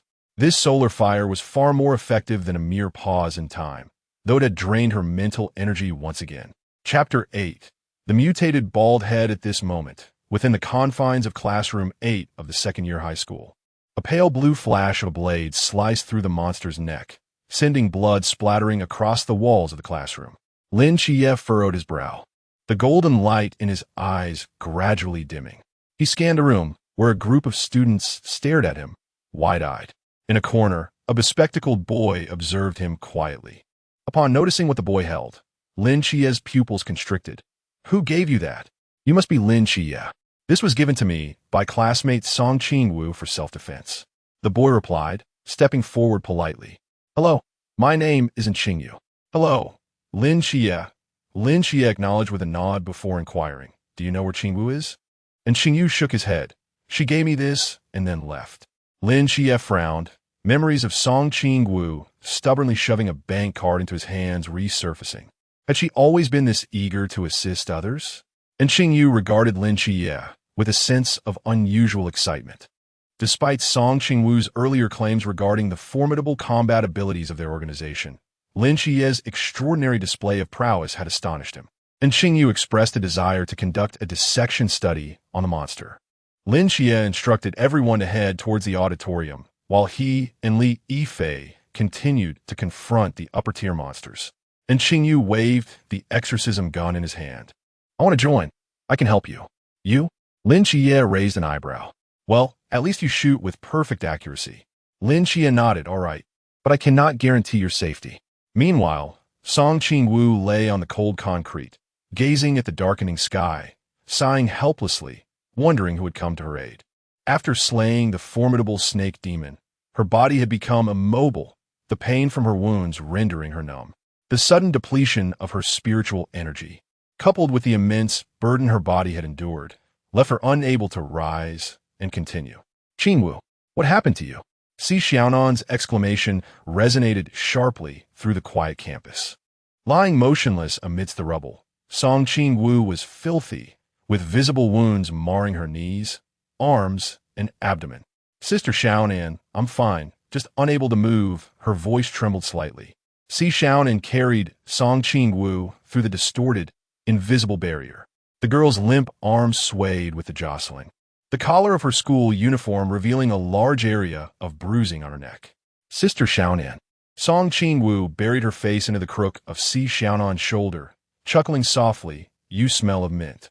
Si Xiaonan paused, noticing a black van belonging to the night watchman parked just outside the caution tape at the school gate. Chumai extinguished his cigarette and approached, his gaze sweeping over Song Qingwu's blood-stained pant legs. "Chima, quickly, get the medical kit." "Captain, I'm fine," Song Qingwu protested, struggling to get up. "I just got slapped against the wall a couple of times by the snake's tail, really." As she nibbled on a compressed biscuit, her cheeks bulged like a hamster. She gestured towards Chan Mai. The snake demon suddenly mutated. Thankfully, I reacted swiftly, and then got pinned to the wall as a mural. When Qima gently waved a cotton swab dipped in iodine, chuckling softly. "Is this your justification for leaping from the third floor without awaiting assistance?" Xiaonan clenched and then relaxed her fists. "The situation was urgent. Besides, my earpiece was damaged," she retorted. Song Qingwu winced in pain, but persisted in arguing. "Have you awakened a new ability? Did Donghuang Taiyi bestow another oracle upon you?" Wu Xiangnan gazed incredulously. Song Qingwu nodded affirmatively. "You, my dear, are quite fortunate otherwise. You might have met your end today," Chenmai remarked, a hint of trepidation in his voice. "However, does the sudden emergence of anomalies have any connection to the ancient god church?" Song Qingwu inquired playfully. "Captain, how did I perform this time?" "Satisfactory. Continue to strive for excellence," Chenmai affirmed with a nod. "Really? Captain?" Hope ignited in Song Qingwu's eyes. "Indeed, but training will be intensified from now on." In the grand auditorium, the non-Ta'a serpent demon fixated intently on Lin Xia, unable to fathom how its meticulously crafted scheme had been so effortlessly unraveled. Over 100 students bore witness as Li Yifei transformed from man to monster, their screams rising and falling in a cacophony. Some, overwhelmed by fear, fainted on the spot. As twilight descended, empowered by the starry night dancer, Lin Xia's strength and speed reached unparalleled heights, and Qingyu stood in a corner of the auditorium, her gaze fixated on the fierce combat unfolding before her, brimming with excitement and curiosity. Lin Xia, his expression impassive, sliced through the air with one blade after another. the serpent demon's scales shattering beneath his relentless strikes. Li Fei, Farawei. A glimmer of pale gold flickered in his eyes as he delivered the final blow. Nanto, serpent demon, vanquished. The grand doors of the auditorium creaked open, and Lin Xia emerged, burdened by the black box. Hong Ying picked up a nearby spear, questioning, "Is it resolved?" "Yes," he replied. "Excellent," Hong Ying exclaimed, giving Lin Xia a thumbs up. "Let us depart. Personnel will arrive shortly to manage these students." By the way, Sister Hong Ying, Lin Xia suddenly recalled in Qingyu's earlier request within the auditorium. "I've met someone quite remarkable. He is intelligent and deeply interested in the mysterious. He wishes to inquire about joining the Night Watchers." Hong Ying's gaze shifted to the boy standing a short distance away, observing them quietly. After a moment's hesitation, she replied, "Che, the profession of Night Watcher is perilously dangerous for ordinary individuals. Even seasoned veterans like Old Zhao, with extensive combat experience, find it challenging when confronting such monsters." "Hey, can you hear me?" Song Qingwu's clear voice crackled through the earpiece. "Qingwu, what is it?" "Sister Hong Ying, could you please find someone for me in the auditorium? His name isn't Qingyu. He is exceedingly important to me. Could you bring him over?" Song Qingwu pouted, casting a discontented glance at Chun Mai, who was smoking in the distance. "And Qingyu?" Yes, Xia knows him too." Hong Ying observed Lin Xia with a quizzical look before turning her attention back to the bespectacled boy. "Understood. Wait outside obediently." 7 nights, is that boy in Qingyu?" Lin Xia followed Hong Ying's gaze and nodded, affirming, "Yes, that is indeed him." Qingwu said she needed to find him. "Where is she?" Since their last conversation was abruptly cut off, Lin Xia had not received any news of her. "She's injured and being held back by the captain." Hong Ying sighed deeply as she approached in Qingyu. Lin Xia opened his mouth, unclenching his tightly held fist, and trailed behind Hong Ying. As in Qingyu retrieved the exorcism gun from his black backpack, he glanced at the two standing before him, having overheard their earlier conversation. "Did you come to fetch this for her?" Hong Ying raised an eyebrow, questioning, "How did that girl even manage to give this to you?" "Just hold on to it for now. You can return to her later." "Xia, could you do me a favor?"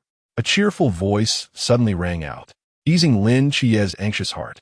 The tone was as lively as usual, indicating her injury was not severe. "Sure, what is it?" "Next time, I'll treat you to strawberry cake." Although Lin Xia was puzzled, he complied with Song Qingwu's request, as her peculiar behaviors had become a well-established pattern over time. Chapter 9. Launching fish inside the luxury vehicle, Song Qingwu leaned against the window, a strawberry-flavored lollipop nestled between her lips. Chun Mai rested against the door, a lemon candy in his mouth, his eyes twitching involuntarily from the sourness. "You truly are not deceiving me? You genuinely saw a connection between launching fish's future and Daxia?" he inquired. "Captain, I am willing to wager my rations for the next 3 days." Song Qingwu raised 3 fingers, asserting the truth of her words. Whether as the vice-captain of the Nightfall Squad or as the key to the door, launching fish indeed had profound ties to Daxia. "You've certainly invested a lot," Chun Mai remarked, casting a silent glance at the head protruding from the window. "And just to clarify, it was Donghuang who glimpsed his future." Song Qingwu continued to weave her fabric of lies. "Hong Ying, Jie." Song Qingwu spotted the two emerging from the school gate, followed by launching fish, who bore a black backpack. Lin Xiyi, holding a black box, squinted at the waving girl, a faint smile gracing his lips. Song Qingwu subtly glanced at Chun Mai, attempting to push open the car door. "Captain, could you please move? You're blocking the door." Chun Mai playfully flicked her forehead. "Stay put. You suspect you might have a fractured right arm and kneecap, yet you still wish to run around?" "Hiss." Song Qingwu rubbed her forehead with her still functional left hand. "Song Qingwu, how hyperactive can you be?" Si Xiaonan scowled, glancing at the blood-soaked bandage, her tone sharp. "Your right hand is immobile, and your left hand bears a wound. After finally stopping the bleeding, you keep moving and reopen it." Song Qingwu instinctively shrank her shoulders and subtly inched toward the car door, sensing the formidable presence of Xiaonan today. As the group approached, Chun Mai scrutinized Lin Qiyi from head to toe, inquiring, "Are you injured?" "No, these injuries are all from those monsters," Lin Qiyi replied, casting a glance at his blood-stained school uniform. Chun Mai nodded with a smile, Much better than this girl here. Captain, I can't hear you. Qingwu, we have brought you the person. Hong Ying peered into the car, where Si Xiaonan was coldly rewrapping Song Qingwu's bandage. What happened to you to sustain such injuries? Hong Ying inquired, her mouth agape. As Lin Qiyi reached for the car handle, Hong Ying quickly interjected, Qiyi, you should take another vehicle. Song Qingwu grinned, trying to comfort Hong Ying. It's just a minor issue. No need to worry. It's nothing serious. Today is the day when Sister Hong Ying uses foul language. Song Qingwu mused internally. Lin Qiyi hesitated for a moment by the car, deciding it was best to check on her later. Chen Mai led Anqing Fish to another luxury vehicle. Ahem, they're not usually like this, Chen Mai noted, observing the flicker of surprise in Anqing Fish's eyes. Attempting to defend the team. You are the Anqing Fish that Qingwu spoke of? Yes, Anqing Fish nodded. Do you wish to join us? Anqing Fish looked at Chen Mai in astonishment, not expecting such a direct question from the captain. Can I really join? The evening breeze tousled in Qingyu's bangs, and the gaze behind the lenses was as sharp as a blade. After all, he had just faced rejection a mere 10 minutes prior. Theoretically, it was impossible. However, someone was willing to vouch for him in the name of divine agents. She claimed that the future version of him would become a guardian of the Great Xia. And Qingyu quietly stared at the vehicles ahead, occasionally hearing the girl's protests from within a car. Our organization boasts excellent benefits, comprehensive insurance, ample subsidies, meals and accommodation provided, along with various mysteries for your exploration. That phrase seemed like something she would utter, and Qingyu smiled faintly. Ahem, Chen Mai lightly coughed into his hand. This lad was rather clever. So, will you join us? I will join. Come to the peace office tomorrow to sign the agreement. Chen Mai smiled slightly and handed in Qingyu a postcard. And Qingyu approached the car window and gently tapped twice. Song Qingwu turned back, her bright eyes sparkling with mirth as they locked onto him. Consider the item in my bag as a gift for our first meeting. See you tomorrow. Goodbye. The roaring vehicle kicked up dust and sped away. And Qingyu stood frozen in place, having caught a fleeting glimpse. Her condition seemed rather poor. A large bruise adorned her neck, and her arms and legs were wrapped in circles of bandages. That evening, after Song Qingwu firmly insisted on washing up, she was pressed onto the sofa in her strawberry-printed pajamas, where her wounds were tended to. The soft strands of hair on her head swayed as she moved. I know it looks serious, but really, ow. She looked tearfully at Si Xiaonan and Hong Ying. The captain should have you notify teammates in case of danger 100 times. Song Qingwu pouted. Qiyi can single-handedly defeat the not-a-snake demon in the pool. There's no reason I can't handle a mutant. We are not the same. Lin Xia sighed helplessly. He possessed the Starry Night Dancer and wielded the Star Blade.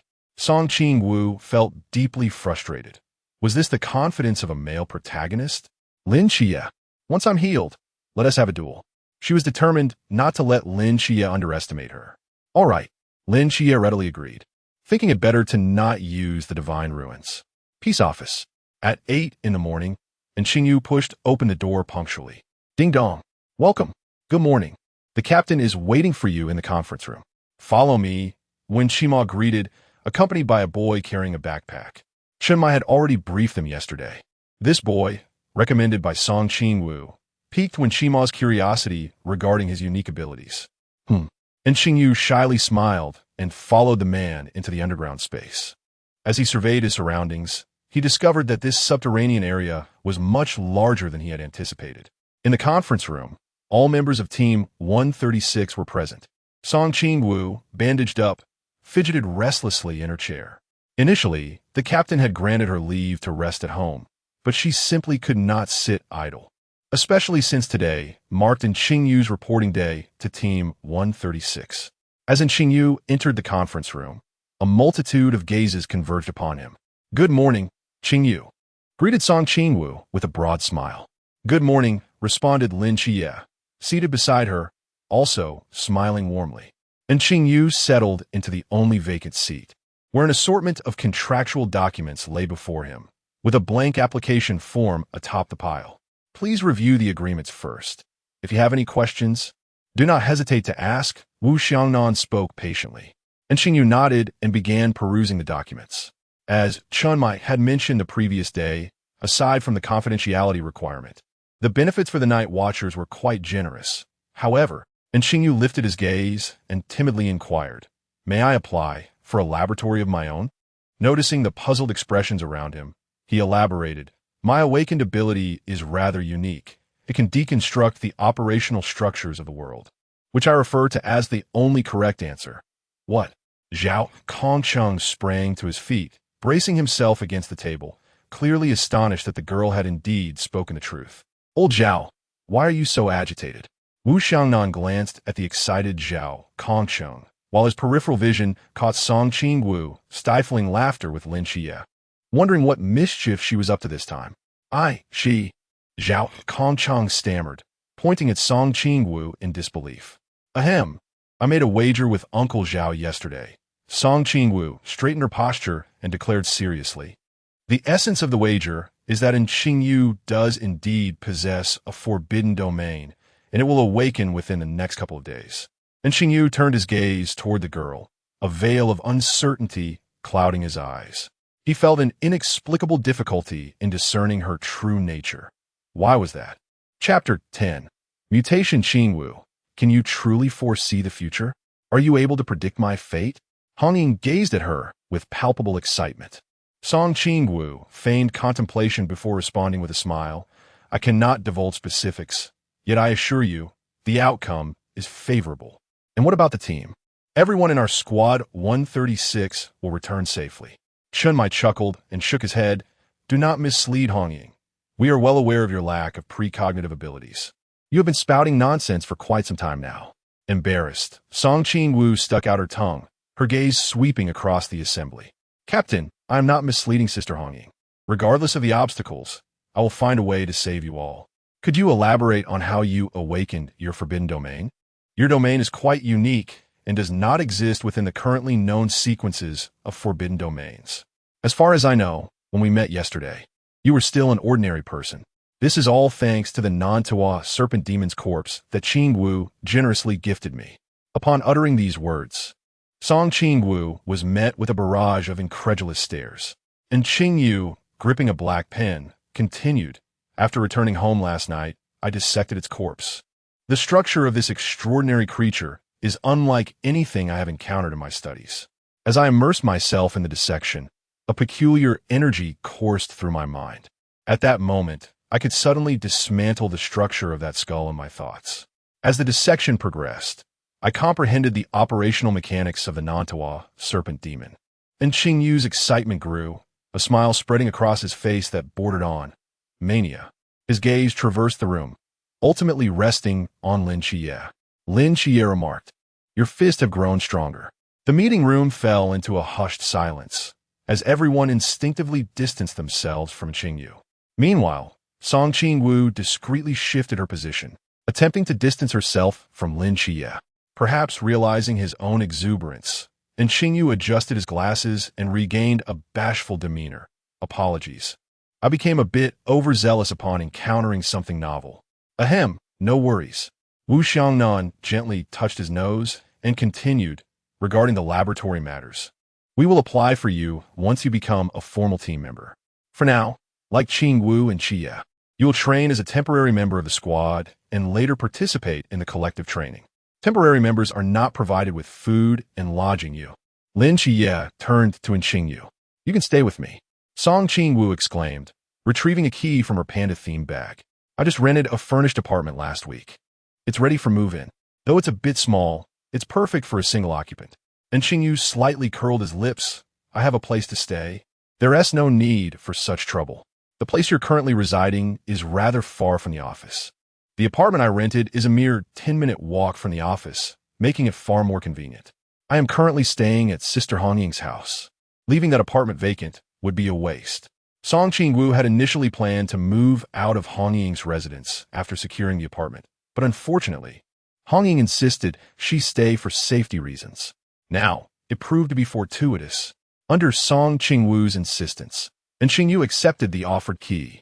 "On Qingyu, welcome to the Night Watch." To celebrate On Qingyu's arrival, Chunmai personally took charge of the kitchen. Considering that Song Qingwu had difficulty moving, everyone thoughtfully prepared her meal and replaced her chopsticks with a spoon, transforming her sorrow into appetite. Song Qingwu devoured 2 large bowls of rice before directing Lin Xia to retrieve the strawberry cake from the refrigerator. Has she always been like this? An Qingyu's face revealed confusion, while the others seemed quite accustomed to the scene. Lin Xia turned his back, leaned closer to An Qingyu, and whispered, "She claims that desserts do not occupy stomach space." In a shooting range, a flawless bullet hole was embedded in the center of a humanoid target 30 meters away. 10 shots, 10 rings, all hits.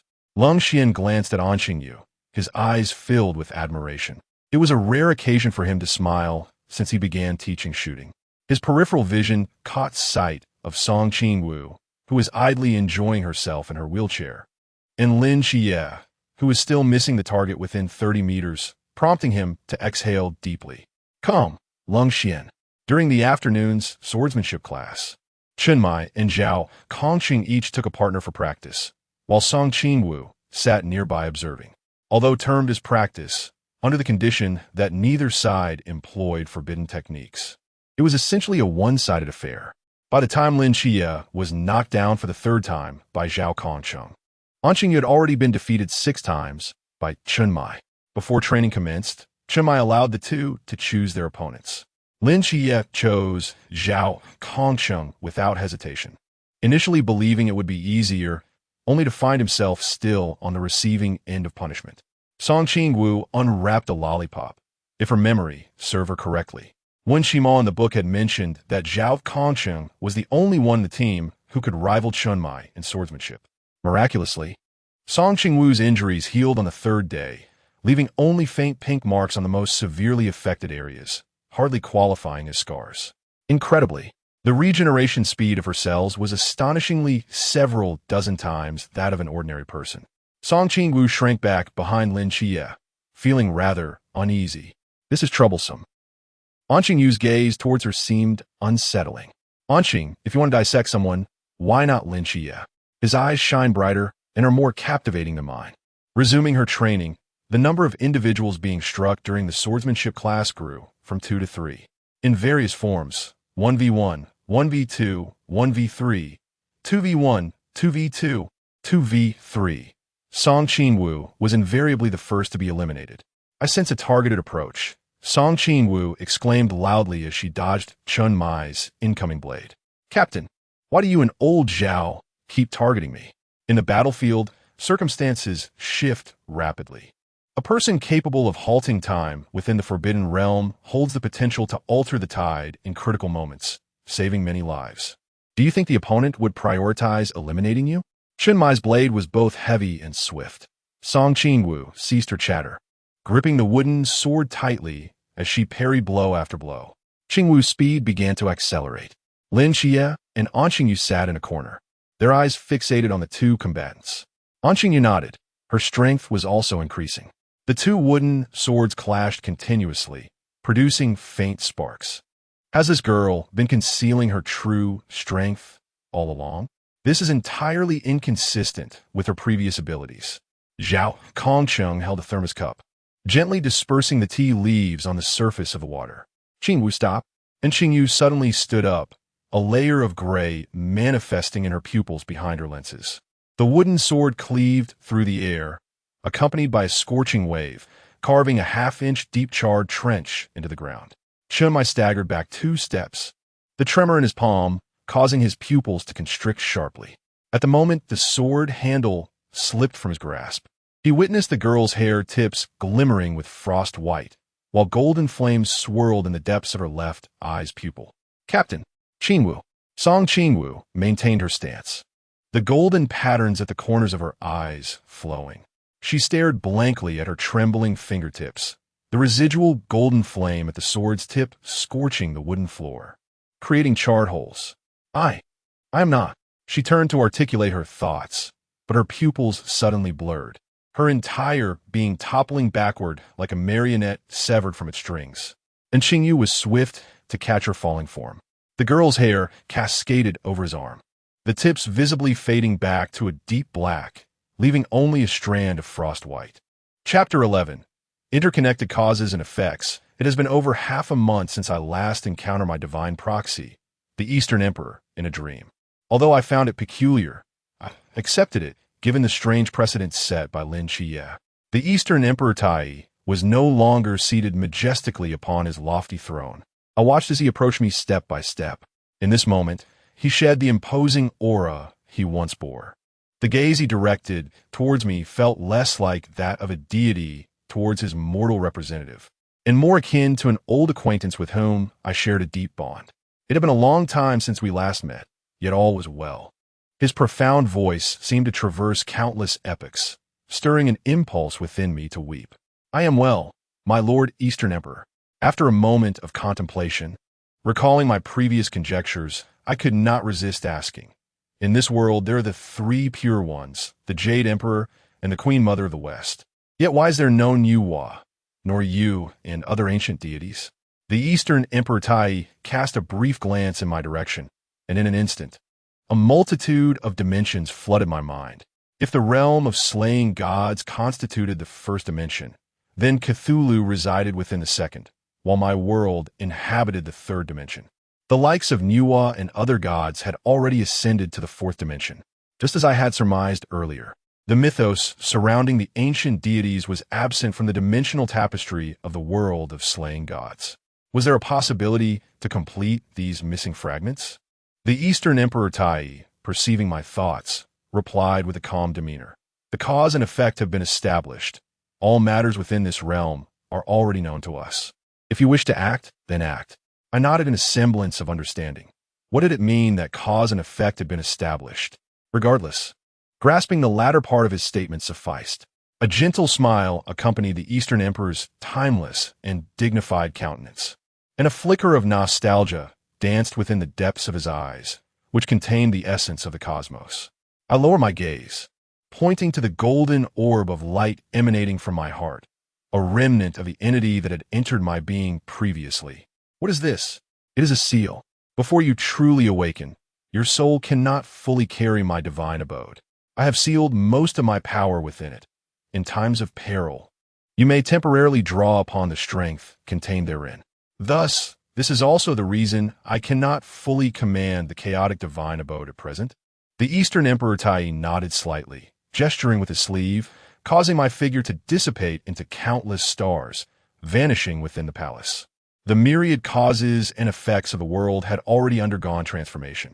The Eastern Emperor gazed steadfastly into the distance, releasing a long sigh. I felt my eyelashes flutter as the dim yellow light cast shadows upon my face. "Awake? How do you feel?" A clear voice descended from above, and Qingwu was staring intently at me, his eyes glimmering with an inscrutable light that sent a chill down my spine. "Do you recall what transpired a few hours ago?"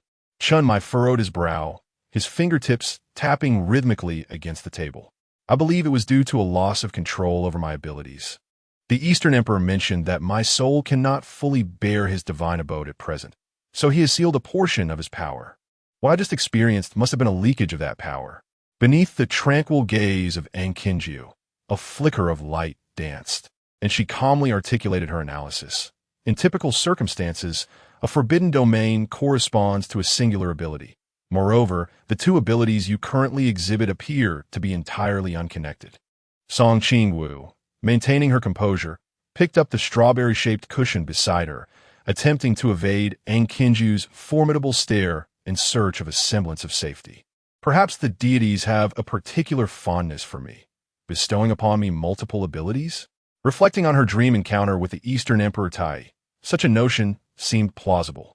In light of this, Qingwu directed her gaze towards Lin Xia, who sat silently across on the sofa. He seemed to possess greater insight for the goddess of night. Nyx had imparted a fragment of the essence of darkness to him before his departure from the mental institution. Yet, given his current demeanor, he appeared rather dazed, perhaps lost in the memories of the asylum. Qingwu raised an eyebrow, finding this reasoning irrefutable. After all, thus far, there had been no precedent among known cases. "And your hair?" "My hair?" Qingwu looked at Qingwu, puzzled, as she detected nothing amiss. Standing behind her, Qingwu delicately lifted a strand of silvery hair and presented it before Qingwu's eyes. Staring in disbelief at the spectacle, Qingwu gasped, Is this my hair? Trembling, she grasped Ang Qingju's wrist, pleading, Ang Qingju, can you discern the cause? Are there wrinkles on my face? I haven't aged prematurely, have I? Like Wang Mian. Ang Qingju gently patted her hand, a slight smile gracing her lips, reassuring her, not for the moment, but for safety's sake, perhaps I could investigate further. Suddenly paralyzed, Song Qingwu awkwardly withdrew her hand, feeling sheepish, suggesting, why don't you examine Xia instead? Just as Lin Xia, having recently retracted his consciousness from the mental institution, heard his name mentioned, he inquired with curiosity, why look at me? Because you are quite handsome. Lin Xia narrowed his eyes, observing the beaming Ang Qingju and the seemingly busy Song Qingwu, feeling an unexpected chill creeping down his spine. 2 days later, early in the morning. Knock, knock, knock. With great effort, Song Qingwu climbed out of bed, her disheveled hair bouncing in tandem with her sluggish movements. Upon opening the door, she was greeted by Ang Qingju, whose lips curled into a gentle smile as she politely greeted her. Good morning. Rubbing her sleepy eyes, Song Qingwu blinked in confusion. Ang Qingju, what brings you here? Has someone forgotten what today entails? Lin Xia leaned against the doorframe, a smirk forming on his lips. It turned out Ang Qingju's assertion was correct. There was indeed no training today, and she had overslept. Frustrated, Song Qingwu slapped her forehead, apologizing fervently. I'm so sorry, I slept in. Bang! The bedroom door slammed shut, followed by muffled sounds. Wait for me, I'll be quick. In less than 10 minutes, Song Qingwu descended the stairs. Ong Ying, Si Xiaonan, Lin Xia, and Ang Qingju were seated on the sofa, engaged in conversation. Hong Ying, delighted, pulled the girl beside her closer, exclaiming, Qingwu, it's my first time seeing you in a dress. In a rare moment of respite from training, the 5 individuals ventured into the largest commercial district of Cangnan. Inside the bustling shopping mall, Hong Ying and Si Xiaonan were diligently selecting everyday necessities for their companions. Song Qingwu observed, her eyes widening as she noticed the ever-growing contents of Lin Xia and in Qingyu's shopping cart. Hesitating, she remarked, Sister Hong Ying, it might not be necessary to purchase so many items. There's a chance that this year's training location could change. Hong Ying turned around, her gaze piercing. Xiao Qingwu, have you foreseen something again? Intuition, Sister Hong Ying. You know I lack any prophetic abilities, Song Qingwu replied, biting her lip before continuing. Moreover, carrying all these items would be quite inconvenient. It's best to just acquire the essentials. Of course, Song Qingwu would not disclose that this year's training would indeed take place in Cangnan. The cryptic words left by Donghuang previously served as a potential warning to her. Cause and effect. Since her arrival in this world, the butterfly effect had commenced. The encounter with the mutated Nantawa serpent demon at Erzhong served as a prime example. Cangnan was inextricably linked to Lin Xia. This was an immutable truth, an unalterable consequence. The greater the burdens of cause and effect that one carries, the more potent the butterfly effect they unleash. Song Qingwu found herself lost in thought, fixated on Qingyu, who was engrossed in examining the ingredient list of a jar of candy. Her decision to encourage Qingyu to join the Night Watchers stemmed from personal motives.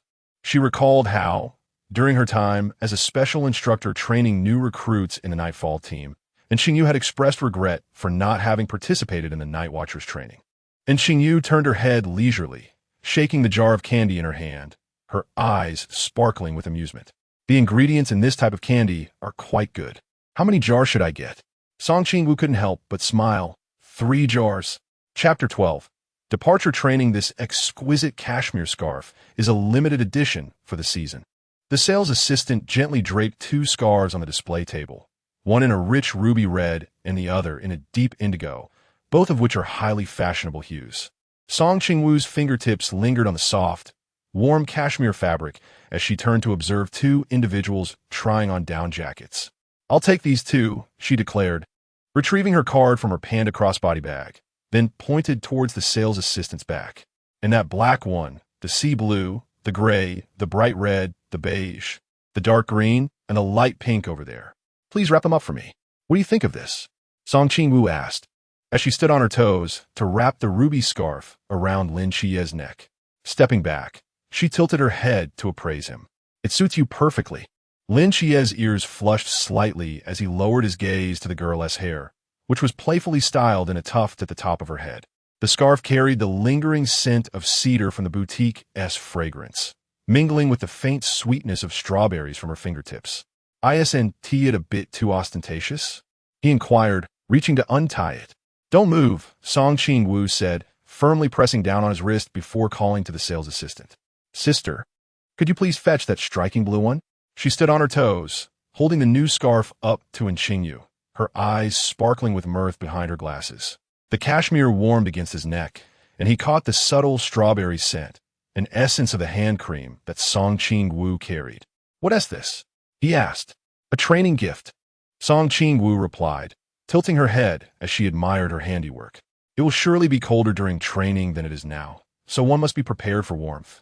The youthful severity of the boy's features was softened, revealing a hint of the innocence that should accompany his age. Just as Lin Qia was about to speak, he was suddenly ensnared by Hong Ying's playful grip on his shoulder. "Our little Qia truly suits red," she exclaimed, pulling out her phone to snap a series of pictures. "How about this one for the captain's screensaver?" Hong Ying, Si Xiaonan, poked her head out from the down jacket section. "Qingwu, you're being biased. Why don't you let us choose?" "Not all. Each of you will have one. The sales assistant is already packing them up," she replied playfully, winking at them. "I just wanted to let those two try them first." She retrieved the scarves from their hands and brought them back to the display. "There's a claw machine over there." Hong Ying suddenly tugged at Qingwu's sleeve. 5 pink machines twinkled at the entrance of the arcade, filled to the brim with plush toys. Qingwu pressed her nose against the glass of the claw machine, nearly touching it. "That panda toy seems to be saying it wants to come home with us." Listening to the encouraging female voice of the claw machine for the 12th time, Qingwu squatted in front of it, feeling despondent, as the crisp sound of coins dropping echoed, and Qingwu adjusted his glasses. Perhaps this requires a certain level of skill. The metallic claw skillfully grasped the panda toy by its head. In the adjacent claw machine, Lin Qia chuckled softly, his fingers deftly maneuvering the controls, the golden glimmer of the machine reflecting in his eyes. The claw expertly seized a strawberry bear toy, tracing a perfect arc in the air. "This is not scientific," Qingwu lamented, clutching the panda at the prize slot. "Are you all cheating?" When Qingwu successfully snagged another toy for the 18th time, the attendant, holding a membership card, looked on in despair.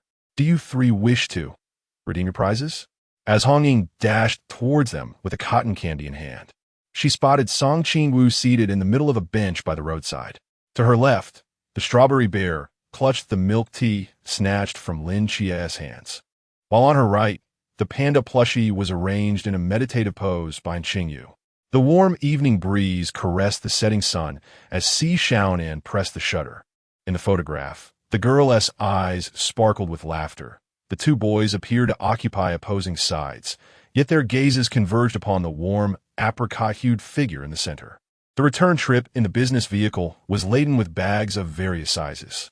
Qingwu buried her face into the soft belly of the strawberry bear. Hearing Qingwu mention, "In fact, I have prepared a gift in return," he opened his sketchbook, revealing a yellowed page that contained a quick sketch, a girl with a bun hairstyle grimacing while massaging her wrist at the shooting range. "What did you draw this?" Lin Qia leaned in for a closer look. "At 4:27 last Friday afternoon," and Qingwu pointed to the clock in the background.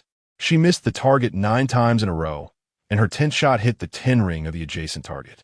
Laughter echoed in the confined space as Qingwu playfully attempted to snatch the drawing. She recalled that the original story also did not mention that deputy team leader and had such peculiar hobbies. That evening, Chun Mai personally took to the kitchen, and all members of Team 136 gathered. Qingwu gazed longingly at the table filled with delectable dishes, lamenting that after entering the training camp, she did not know when she would again savor the captain's culinary skills. Chun Mai set down his chopsticks and, with the gravitas of a concerned father, earnestly advised Qingwu, "Once you enter, ensure that you train diligently and take good care of yourselves. When you emerge, there will be plenty of this food for you." A hint of confusion crossed Lin Qia's face, There was something peculiar about those words. Rest assured, Captain, we will not bring shame to Team 136. Song Qingwu confidently patted her chest in assurance. Wu Xiangnan pinched the bridge of his nose, realizing that she was the one who would cause the most concern. At the train station, the three of them, dragging their suitcases, formed a striking scene. What were the captain and vice captain discussing with you two just now? Oh, nothing much. Just asking us to take care of you. And Qingyu replied without batting an eye. I knew it. The captain must be reluctant to part with me. Qingyu, wait up. Hong Ying called out as she sprinted from behind, having received a last-minute notice that this year's training location had changed at Cangnan. That's wonderful. Song Qingwu beamed with a practiced smile, relieved she had finally caught up. You ought to thank me, Captain, for saving you this money. At the Cangnan new recruit training base, a group of instructors gathered around, gazing at a list filled with red circles, collectively gasping in astonishment. The young master of the Bailey group was here. Yuan Gang sighed helplessly. In addition, there were 3 high-risk forbidden ruin bearers. Among them was one revered as the godly being above all living beings, classified as Forbidden Ruin Sequence 031, Black King's Annihilation. The most troublesome aspect was that this time, 2 divine agents had arrived. Divine agents, 2 of them. The instructors even doubted their own hearing. The arrival of 2 such rare entities as divine agents is indeed astonishing. Which deities do they represent? One of the instructors inquired with curiosity. One serves as the agent of a Seraph Michael. As for the other, it is said that the deity she represents does not belong to any known pantheon, and the higher-ups assess her threat level to surpass even that of Michael's agent. Yuan Gang fell into a moment of silence, realizing that a grand gesture was necessary to appease them, or else the training camp could descend into chaos. At the entrance of the training camp, Song Qingwu was truly taken aback. Had it not been for this training, she would have remained oblivious to the existence of such a desolate place in Cangnan. Chapter 13. Molly, an officer, stepped out from within the door, scrutinizing the 3 individuals. New recruits? He inquired. Indeed. Follow me. Are these the new recruits for this year? A few instructors focused intently on the trio displayed on the monitor. Among them, the one on the left appeared somewhat promising, while the girl in the center seemed delicate and fragile. And the one on the right gave the impression that he could be knocked down with a single punch. Sir, this. Yuan Gang furrowed his brow and placed 3 files before them. Take a look. And Qingyu, a genius with an exceptionally high IQ, pursuing a doctorate before joining the Night Watch. Lin Xia, an agent of the Divine, designated as Divine Code 003, the Seraphim Michael. Song Qingwu, an agent of the Divine, designation unknown. The instructors compared the photographs in the files with the figures on screen. Goodness, this young lady appears harmless. She can't possibly, like the captain of the Phoenix Squad, demolish a building with 1 punch, can she? You're overestimating me, Song Qingwu remarked. The instructors led the 3 recruits onward, introducing them as they walked. Upon reaching the female dormitory, Song Qingwu bid farewell to her companions. She hurried to her room to organize her belongings. With Lin Xia and Qingyu around, she felt assured that navigating the place would be manageable. To her surprise, the training dormitory resembled the accommodations she had known during her school days, far exceeding her expectations. As it was a newly constructed building, it was relatively clean and tidy. After tidying up a bit, Song Qingwu opened her suitcase and began making her bed. Once her bed was prepared and her personal items were neatly arranged, she plopped down onto the mattress, which was rather firm, lacking the comfort of the bed at Hongying Jia's place. Initially intending to rest for a while, she unknowingly drifted off to sleep. As the sunset cast long shadows, 2 figures lingered outside the supply station. Why hasn't Qingwu arrived yet? Lin Qi mused, holding a jug of water, his gaze briefly settling on Qingyu, who was sketching the sunset in her notebook. I suspect she has fallen asleep, and Qingyu replied, closing her sketchbook and picking up a white bag beside her. A faint smile graced her lips. Perhaps she will sleep until tomorrow. Let us go. Indeed, her suitcase contained snacks placed there by Xiao Nan, ensuring that even if she awoke in the middle of the night, she would not go hungry. Lin Xia chuckled helplessly, acknowledging Xiao Nan's foresight. I heard from the instructors that your training tasks differ somewhat from ours. And Qingyu nodded. Instructor Hong mentioned it was specially approved from above. That must mean the captain and others submitted a request. Xia, don't you think all of this seems too coincidental? And Qingyu suddenly halted beside Lin Xia, her delicate brows furrowing. From a Nantawa serpent demon incident to the awakening of the Forbidden Ruins and now joining the Night Watch, including the current special laboratory approval. A flicker of surprise crossed Lin Xia's eyes before he regained his composure. What have you sensed? Her words could only barely convince the captain and the others. And Qingyu lowered her gaze, her fingertips rubbing the pen. She invited me to join the Night Watch upon our first meeting. Under normal circumstances, would you extend an invitation to someone whose identity and background you know nothing about? She initially conveyed to the captain that during her battle with the Nantawa serpent demon, Donghuang Taiyi assisted her and foretold that my future is intricately linked to the Great Xia, prompting me to join the Night Watchers. Additionally, she presented the head of the Nantawa serpent demon for me to dissect. The following day, when I went to the office to sign the agreement, old Zhao mentioned that they had made a bet, with her asserting that I would awaken the Forbidden Ruins within the next couple of days. Old Zhao also pointed out that during the confrontation with the Ghost Face King, Qingwu seized the Ghost God's guide at the very moment she entered the Boundless Void, evidently to prevent old Zhao from utilizing it. At that time, she had yet to join the Night Watchers, so how did she possess knowledge of such an item? Initially, I was uncertain until Instructor Hong indicated that the laboratory was designated for my dissection research. Given the uniqueness of my Forbidden Ruins, my training methodology is also distinctive. Currently, even I am not fully aware of the cultivation techniques for my Forbidden Ruins. How could the higher-ups possibly know? If it was an application penned by the captain, how did the captain come by this knowledge?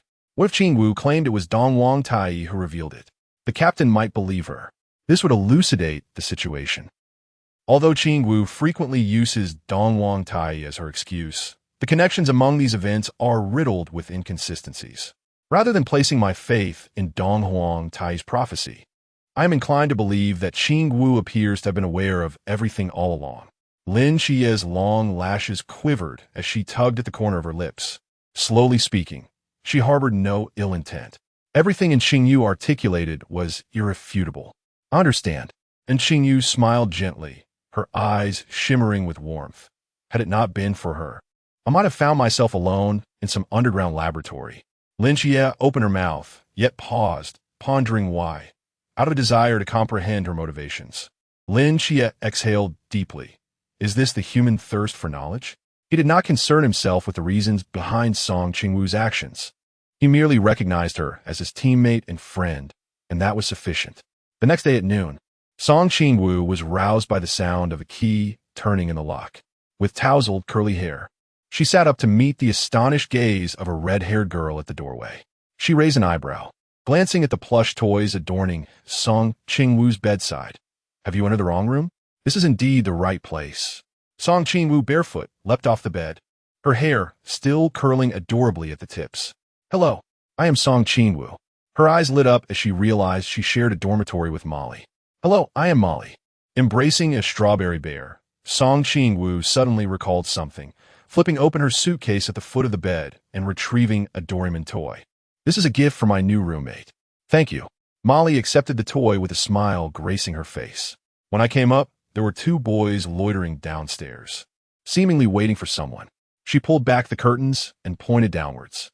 Look, they're right there. Oh no. Song Qingwu bounded to the window, spotting two boys dressed in black and white hoodies. Oh no, I overslept. Grabbing a strawberry hair tie from the end of her bed, she hastily tied up her hair and then sat at the edge of her bed to put on her socks. Yesterday, we had arranged to meet at the supply station, but I ended up sleeping until now. Molly leaned against the wall, watching the girl resembling a frantically darting hamster, unable to suppress a light chuckle. Don't rush. Since we've waited this long, a little longer won't matter. 10 minutes later, Song Qingwu, with her loosely tied ponytail, dashed downstairs, nearly flying down the stairs in her haste. Sure, yeah. Qingyu, I'm so sorry. I don't even know what happened. I slept the entire day. Song Qingwu clasped her hands together, gazing earnestly at the two, hoping for their forgiveness. Lin Xia smirked slightly, saying with a hint of resignation, "I suspected as much." "So, how did you wake up?" The sound of my roommate opening the door. My roommate is a girl with red hair named Molly. I recall she walked past US and entered the dormitory about 15 minutes ago. And Qingyu suddenly reached out to tease a strand of Song Qingwu's hair. "You've got even more white hairs." "Oh, don't worry, it's nothing." Song Qingwu waved her hand dismissively, reassuring herself. "Should we study this?" And Qingyu asked, her expression serious, causing a chill to creep beneath Song Qingwu's feet. "Stop it." Lin Xia swatted her hand away and handed a bag of supplies to Song Qingwu, explaining that the cafeteria would only open after training commenced, so they would have to make do with this for now. "We'll be off." After ensuring that Song Qingwu was all right, the two departed.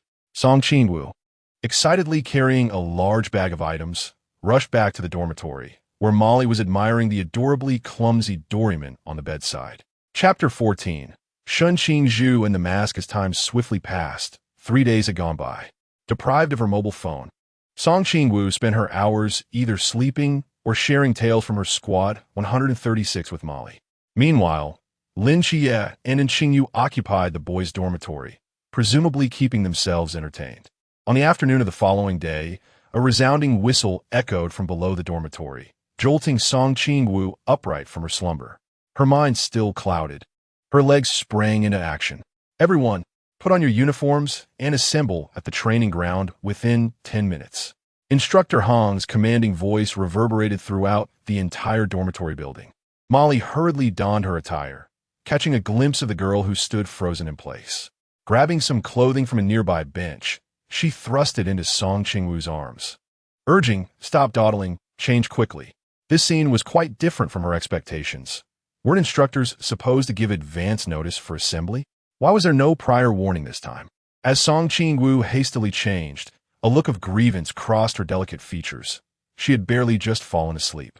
Dragged along by Molly, she arrived at the training ground, the breeze brushing against her cheeks as she ran, invigorating her senses. Upon reaching the training ground, many new recruits were already lined up in formation. Song Qingwu rose onto her toes, scanning the area for Lin Xia and the others. Sensing the instructor's piercing gaze from the platform, Molly swiftly pulled Song Qingwu aside, whispering from a line, "The instructor is watching." When Song Qingwu lifted her eyes, they met the gaze of the foremost instructor on the platform. In the next moment, she stood at attention, her eyes fixed straight ahead. Yuan Gang, having noticed Song Qingwu's actions, allowed a slight smirk to break his otherwise stern demeanor. She seemed to be a pliable recruit.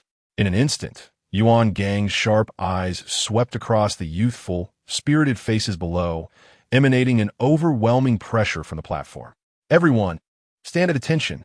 The commotion among the recruits gradually subsided, and after a moment, a voice imbued with authority and composure resonated. "Newbies, greetings. I am your chief instructor, Yuan Gang. Regardless of your backgrounds or status, here you hold but one identity, new recruits." Listening to Yuan Gang's address, Song Qingwu nodded in agreement. He delivered the standard welcoming speech for new recruits with undeniable authority, having overseen countless batches before. The recruits, however, were already brimming with impatience, their faces flushed with indignation at his words. Dissatisfied, the challenge set off a ripple of discontent, stirring up a cacophony that left Song Qingwu's head spinning. She mentally shook her head, thinking, "Young men, your temperaments leave much to be desired."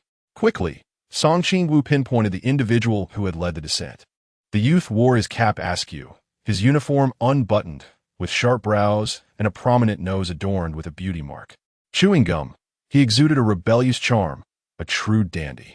Shun Qingzhu, as expected, possessed remarkable charisma. As for how Song Qingwu recognized him so clearly, it was simply because standing to her right was this very young man. The contrast between Song Qingwu's calm demeanor and the defiant posture of Shun Qingzhu, who raised his chin with an air of challenge, was strikingly evident. As Lin Xia seized the moment of collective outrage to survey the surroundings, he realized in his haste he had failed to locate Song Qingwu. "What are you searching for, Xia?" Bali Pang Pang inquired, following Lin Xia's gaze. My teammate, approximately 168 centimeters tall, with fair skin and bright, captivating eyes, exuding cuteness.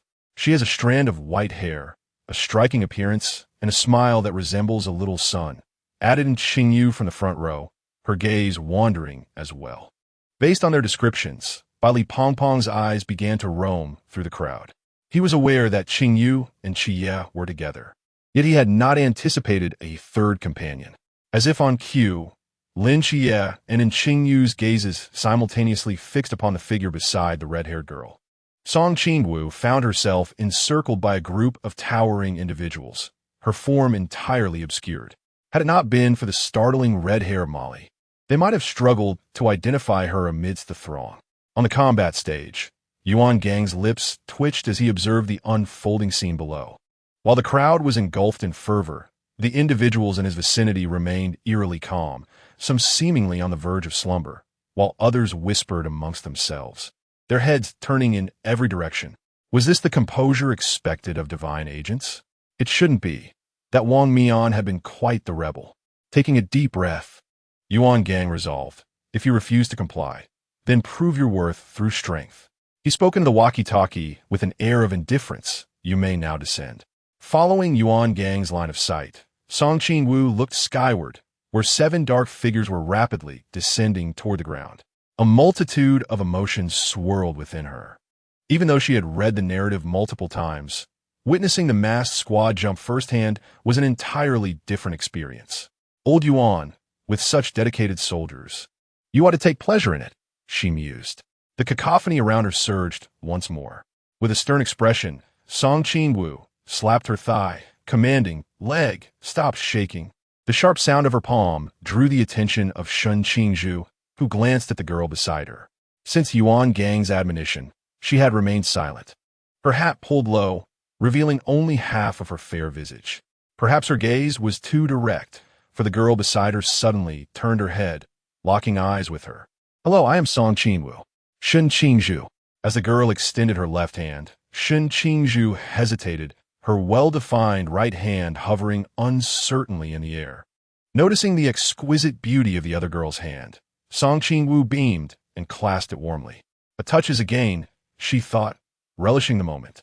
As her slender fingers enveloped Shun Qingzhu's hand, the latter's ears flushed a deep crimson. They have arrived. Song Qingwu withdrew her hand and lifted her gaze to the 7 figures draped in gray cloaks that had landed on the combat stage. Shun Qingzhu's right hand fell back to her side, her fingertips rubbing the ring, savoring its lingering warmth. Just as Wang Mian was about to speak, the vortex collapsed. Kneeling on the ground, Wang Mian, a profound silence enveloped the scene, save for the compassionate gaze Song Qingwu cast toward the vortex. She understood him, because she too had a fear of heights. Wang Mian's eyes collided with Lin Qia's, sensing the aura of divinity emanating from him. Is this the agent of Michael? After a brief confrontation, Wang Mian's gaze swept over the entire assembly. When a certain figure intruded upon his field of vision, his breath momentarily faltered, and his pupils uncontrollably constricted. How could she be here? Divine agents possess the ability to sense one another, and Song Qingwu was no exception. She shifted her gaze away from the vortex and openly appraised Wang Mian from head to toe. With broad shoulders, a slender waist, and long legs, he truly lived up to his reputation. Song Qingwu suddenly found herself anticipating the visage concealed beneath his mask. Wang Mian's gaze was firmly fixed upon her, and a flicker of hesitation crossed Song Qingwu's eyes before she raised her hand in a casual wave. The corners of Wang Mian's mouth subtly lifted, offering her a barely perceptible nod in acknowledgement. Ahem, Captain, it is now your turn to speak, Tianping gently reminded. Lin Xia squinted. The man adorned with the mask bearing the character for king had been fixated on Qingwu for quite some time. On stage, Wang Mian withdrew his gaze and spoke in a calm tone. We are the special squad. Mask. Chapter 15. A respectful retreat. Song Qingwu gazed up at Captain Wang Mian on the stage, a flicker of astonishment crossing her eyes. Towering at 190 centimeters, with broad shoulders, a narrow waist, and long legs, Captain Wang's voice was surprisingly incongruous with his imposing appearance. On stage, Yuan Gang continued his impassioned speech, but at that moment, Song Qingwu could not focus on his words, only vaguely catching snippets about a graduation restroom. Around her, the new recruits erupted in chaos due to Yuan Gang's remarks, the crowd descending into a state of pandemonium. Song Qingwu had already grasped Molly's hand, who was prepared to flee the moment Yuan Gang left the stage. She had no desire to be struck by the Rose's formidable hammer. Fixated on the movements of those on stage, Song Qingwu noticed the instructors turning to leave, prompting her to pull Molly away as well. "Qingwu, where are we going?" Molly inquired. "To escape, of course. Didn't T instructor Yuan say the competition runs from 2:30 to 9? He is off the stage now, and the contest has commenced," Song Qingwu replied. "Is that permissible?" Molly glanced back at the stage. "Trust me, it is," Song Qingwu insisted, her strides increasing as she led Molly to the rear of the line. Then breaking into a run, the onlookers on the training platform could only watch in astonishment as two furtive figures slipped away from the group. Wang Mian raised an eyebrow, observing the departing silhouettes, a gentle smile surfacing in her eyes. "She hasn't changed at all," she mused. A voice rang out among the new recruits. "When does the competition start?" Wang Mian returned her gaze to the crowd, a piercing glint in her eyes as she smirked slightly. "It has already begun." A tremendous aura spread from the platform, and chaos ensued as the battle was about to erupt. Lin Xia and Qingwu, dragged by Li Pang, were out of the training ground, scanning their surroundings as if searching for something. "Qingwu isn't here. She must have run off ages ago," and Qingwu remarked. "When did she leave?" "About a minute ago. She likely headed to the armory," and Qingwu recalled the elusive figure, a hint of amusement creeping into her expression. Qingwu, I can't run anymore," Li Pang panted heavily. "Do you wish to be flattened by that pink hammer?" And Qingyu's chilling voice echoed ominously in his ear. The little chubby boy shivered in fright and took off running. Hearing explosions in the distance, Song Qingwu released Molly's hand, breathing slightly heavier. "We were fortunate to have left early. Molly, let us head to the armory." Song Qingwu removed her hat, smoothing her disheveled hair. The outcome of this competition was of little consequence to her. She merely needed to focus on her tasks. For safety's sake, she needed a weapon for self-defense, especially since she could reunite with Xia and the others at the armory later on. In the monitoring room, the instructors watched the rapidly declining numbers on the electronic list, their expressions tinged with embarrassment. In mere seconds, nearly half of the new recruits had been eliminated. Yuan Gang sighed, pointing to a corner of the screen. "The truly clever ones have already made it to the armory. How do they run so fast?" One instructor exclaimed, eyes wide, acknowledging their remarkable speed. "They took off the moment we left the stage," another instructor chimed in awkwardly. At the entrance of the armory, Song Qingwu watched with her own eyes as Molly placed her hand upon the grand door. In the blink of an eye, she gently pushed forward, and with a resounding crash, the massive warehouse door shattered into fragments.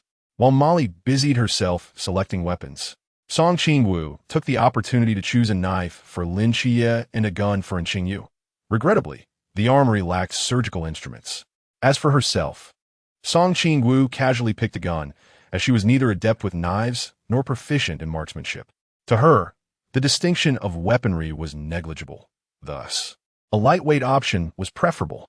Once Molly had made her selection, she stood at the threshold of the armory, observing the surroundings, when she spotted two individuals dragging a portly figure towards them.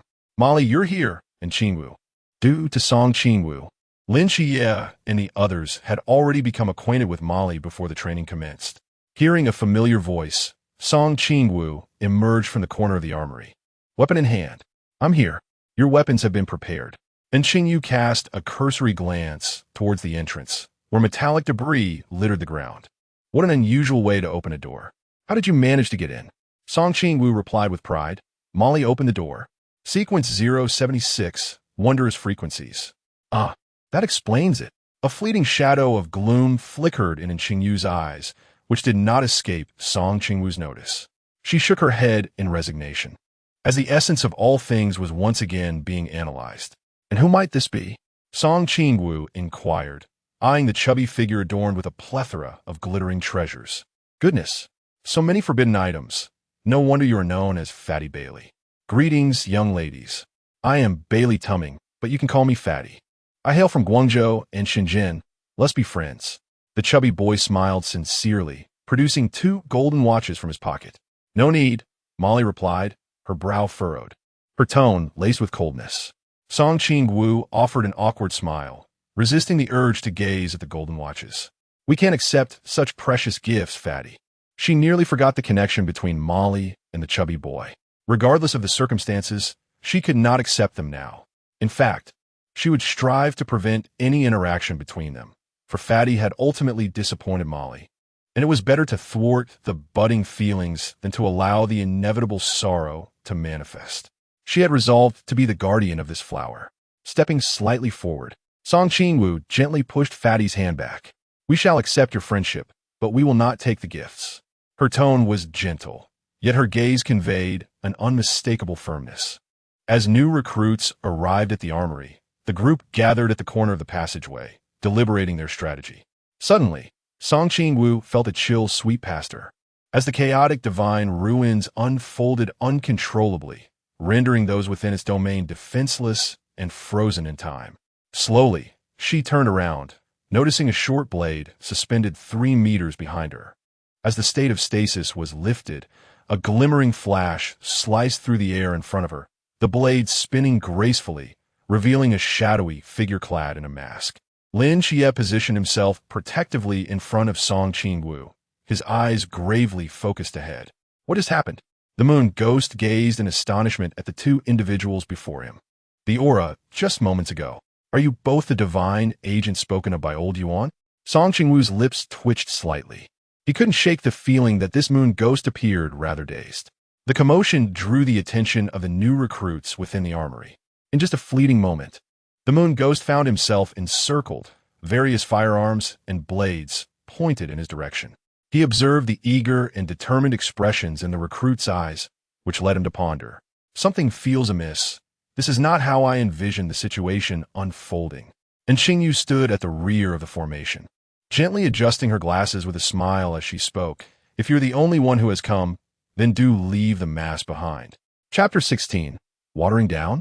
Song Qingwu sighed inwardly, pondering how it was possible that only the moon ghost had arrived. If it weren't for the masked one wanting to assess the strength of their group of rookies, it was likely that a single strike from Rose would suffice to topple a multitude. Song Qingwu surveyed the surroundings, acutely aware of his presence, yet unable to discern his silhouette. Captain, has she discovered us? The voice of Vortex coincidentally reached the ears of a few. Wang Mian's eyes betrayed a hint of resignation. To be precise, she had discovered me. Captain, when did you secretly establish some connection with others behind our backs? Vortex gazed intently at her captain, questioning how. At this distance, another divine agent was oblivious to him, while she was capable of sensing his presence. Indeed, she possesses the aura of time. The teacher had once mentioned that time is a mysterious force. Agents capable of manipulating time share a stronger connection with one another than with ordinary agents. I was unaware that the teacher had mentioned this. Vortex's voice rose. Tianping, I told you, during the special training years ago, the captain was seldom in the dormitory at night, as he was covertly seeking extra lessons from the teacher. Tianping stumbled back a few steps from Vortex's slap. Gritting his teeth, why are you hitting me, Captain? Enough of this. The moon ghost is on the verge of collapse, Wang Mian stated, stepping forward. With each stride, his aura intensified.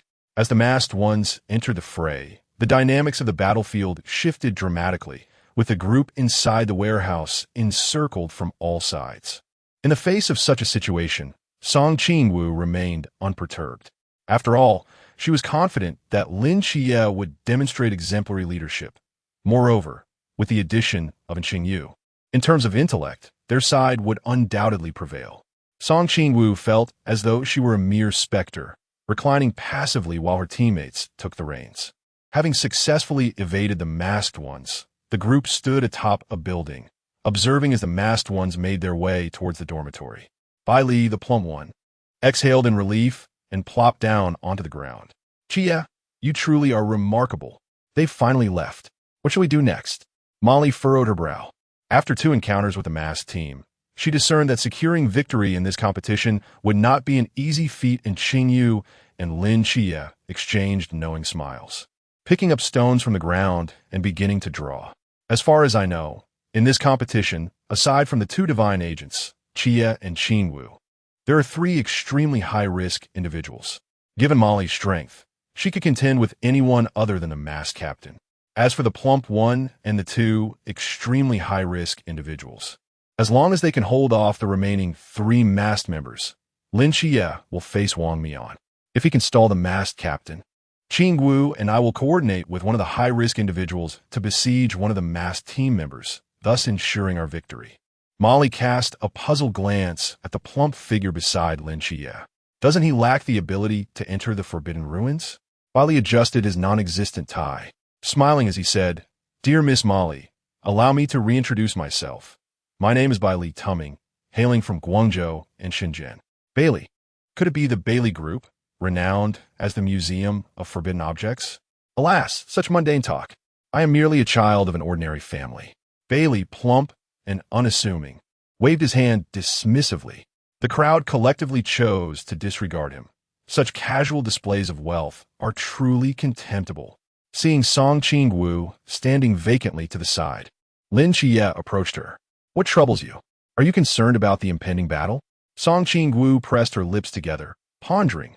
"Why can't I participate? My abilities against Wang Mian. Have you forgotten what the captain said before he set off? Minimize the use of divine ruins. Moreover," Lin Xia paused before continuing, "your close combat skills are inferior to mine." Upon hearing this, Song Qingwu shot Lin Xia an annoyed glare, huffing in dissatisfaction. Facing Wang Mian, while victory is not guaranteed, she could at least stall him to buy time for the others. Song Qingwu glanced around, the determination for victory shone in her companion's eyes.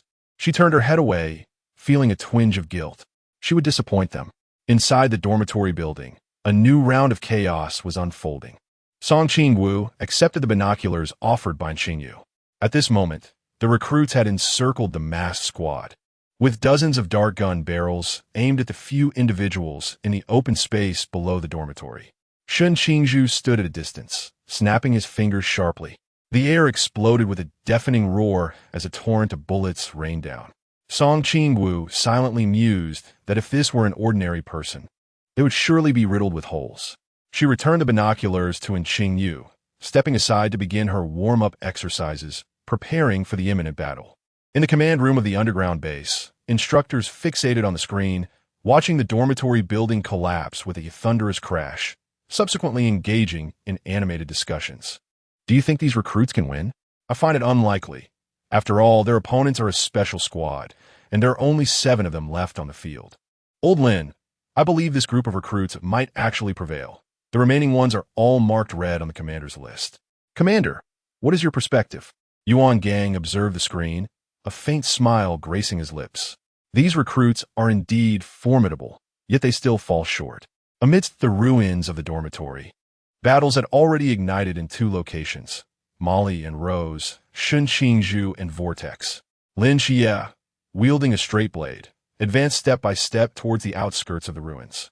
At the edge of the debris, a man donning a mask emblazoned with the character for king gazed into the distance, awaiting his arrival.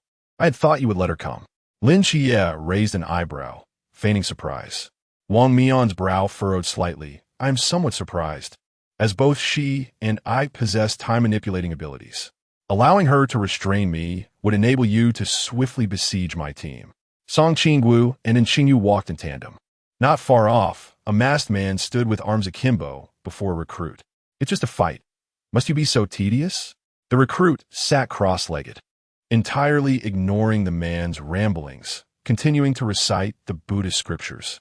And Qingyu grasped Song Qingwu's sleeve, urging him to observe the situation first. Song Qingwu nodded, internally lamenting the indecisiveness of Tianping. "What are we waiting for? Just rush in and incapacitate him. Why wait for a transformation?" The recitation of Buddhist scriptures abruptly ceased as Chao Yuan slowly rose, his right hand gradually reaching for the hilt of his blade. "Are you certain you wish to engage me in combat?" he inquired. "Absolutely," Tianping affirmed, excitement gleaming in his eyes. All the time spent listening to the scriptures was not in vain. This adversary was finally prepared to strike. In the instant Qiao Yuan grasped the hilt, a surge of dark malevolence erupted, enveloping him in a cloak of inky flames. In the blink of an eye, the once handsome figure morphed into a demon clad in a deceptive exterior. Chapter 17. Undercover, Qingwu pressed her lips together, her eyes filled with disbelief. Things had taken a turn for the worse. She suddenly regretted acquiescing to Yuan Gang's request. It was unclear why this instructor had such unwavering confidence in her, insisting she become an undercover agent among the new recruits to expel all newcomers from the competition alongside the mass squad when necessary. Or perhaps, with the addition of a divine agent, he had lost faith in the mass squad. Among the new recruits, the most formidable was Lin Xia, whose opponent was Wang Mian. Given their equal levels of skill, the odds were evenly matched, with Xia possibly having a slight advantage. After all, the new recruits only needed to unmask one member of the mass squad to secure victory. To subdue Lin Xia was the optimal strategy, utilizing numbers against fewer opponents. As Qingwu watched the balance tipped by Qiao Yuan's blade, crashing violently against a broken pillar, she slowly spoke. "Qingyu, I'm sorry." In the astonished gaze of Qingyu, she raised her hand and delivered a swift chop.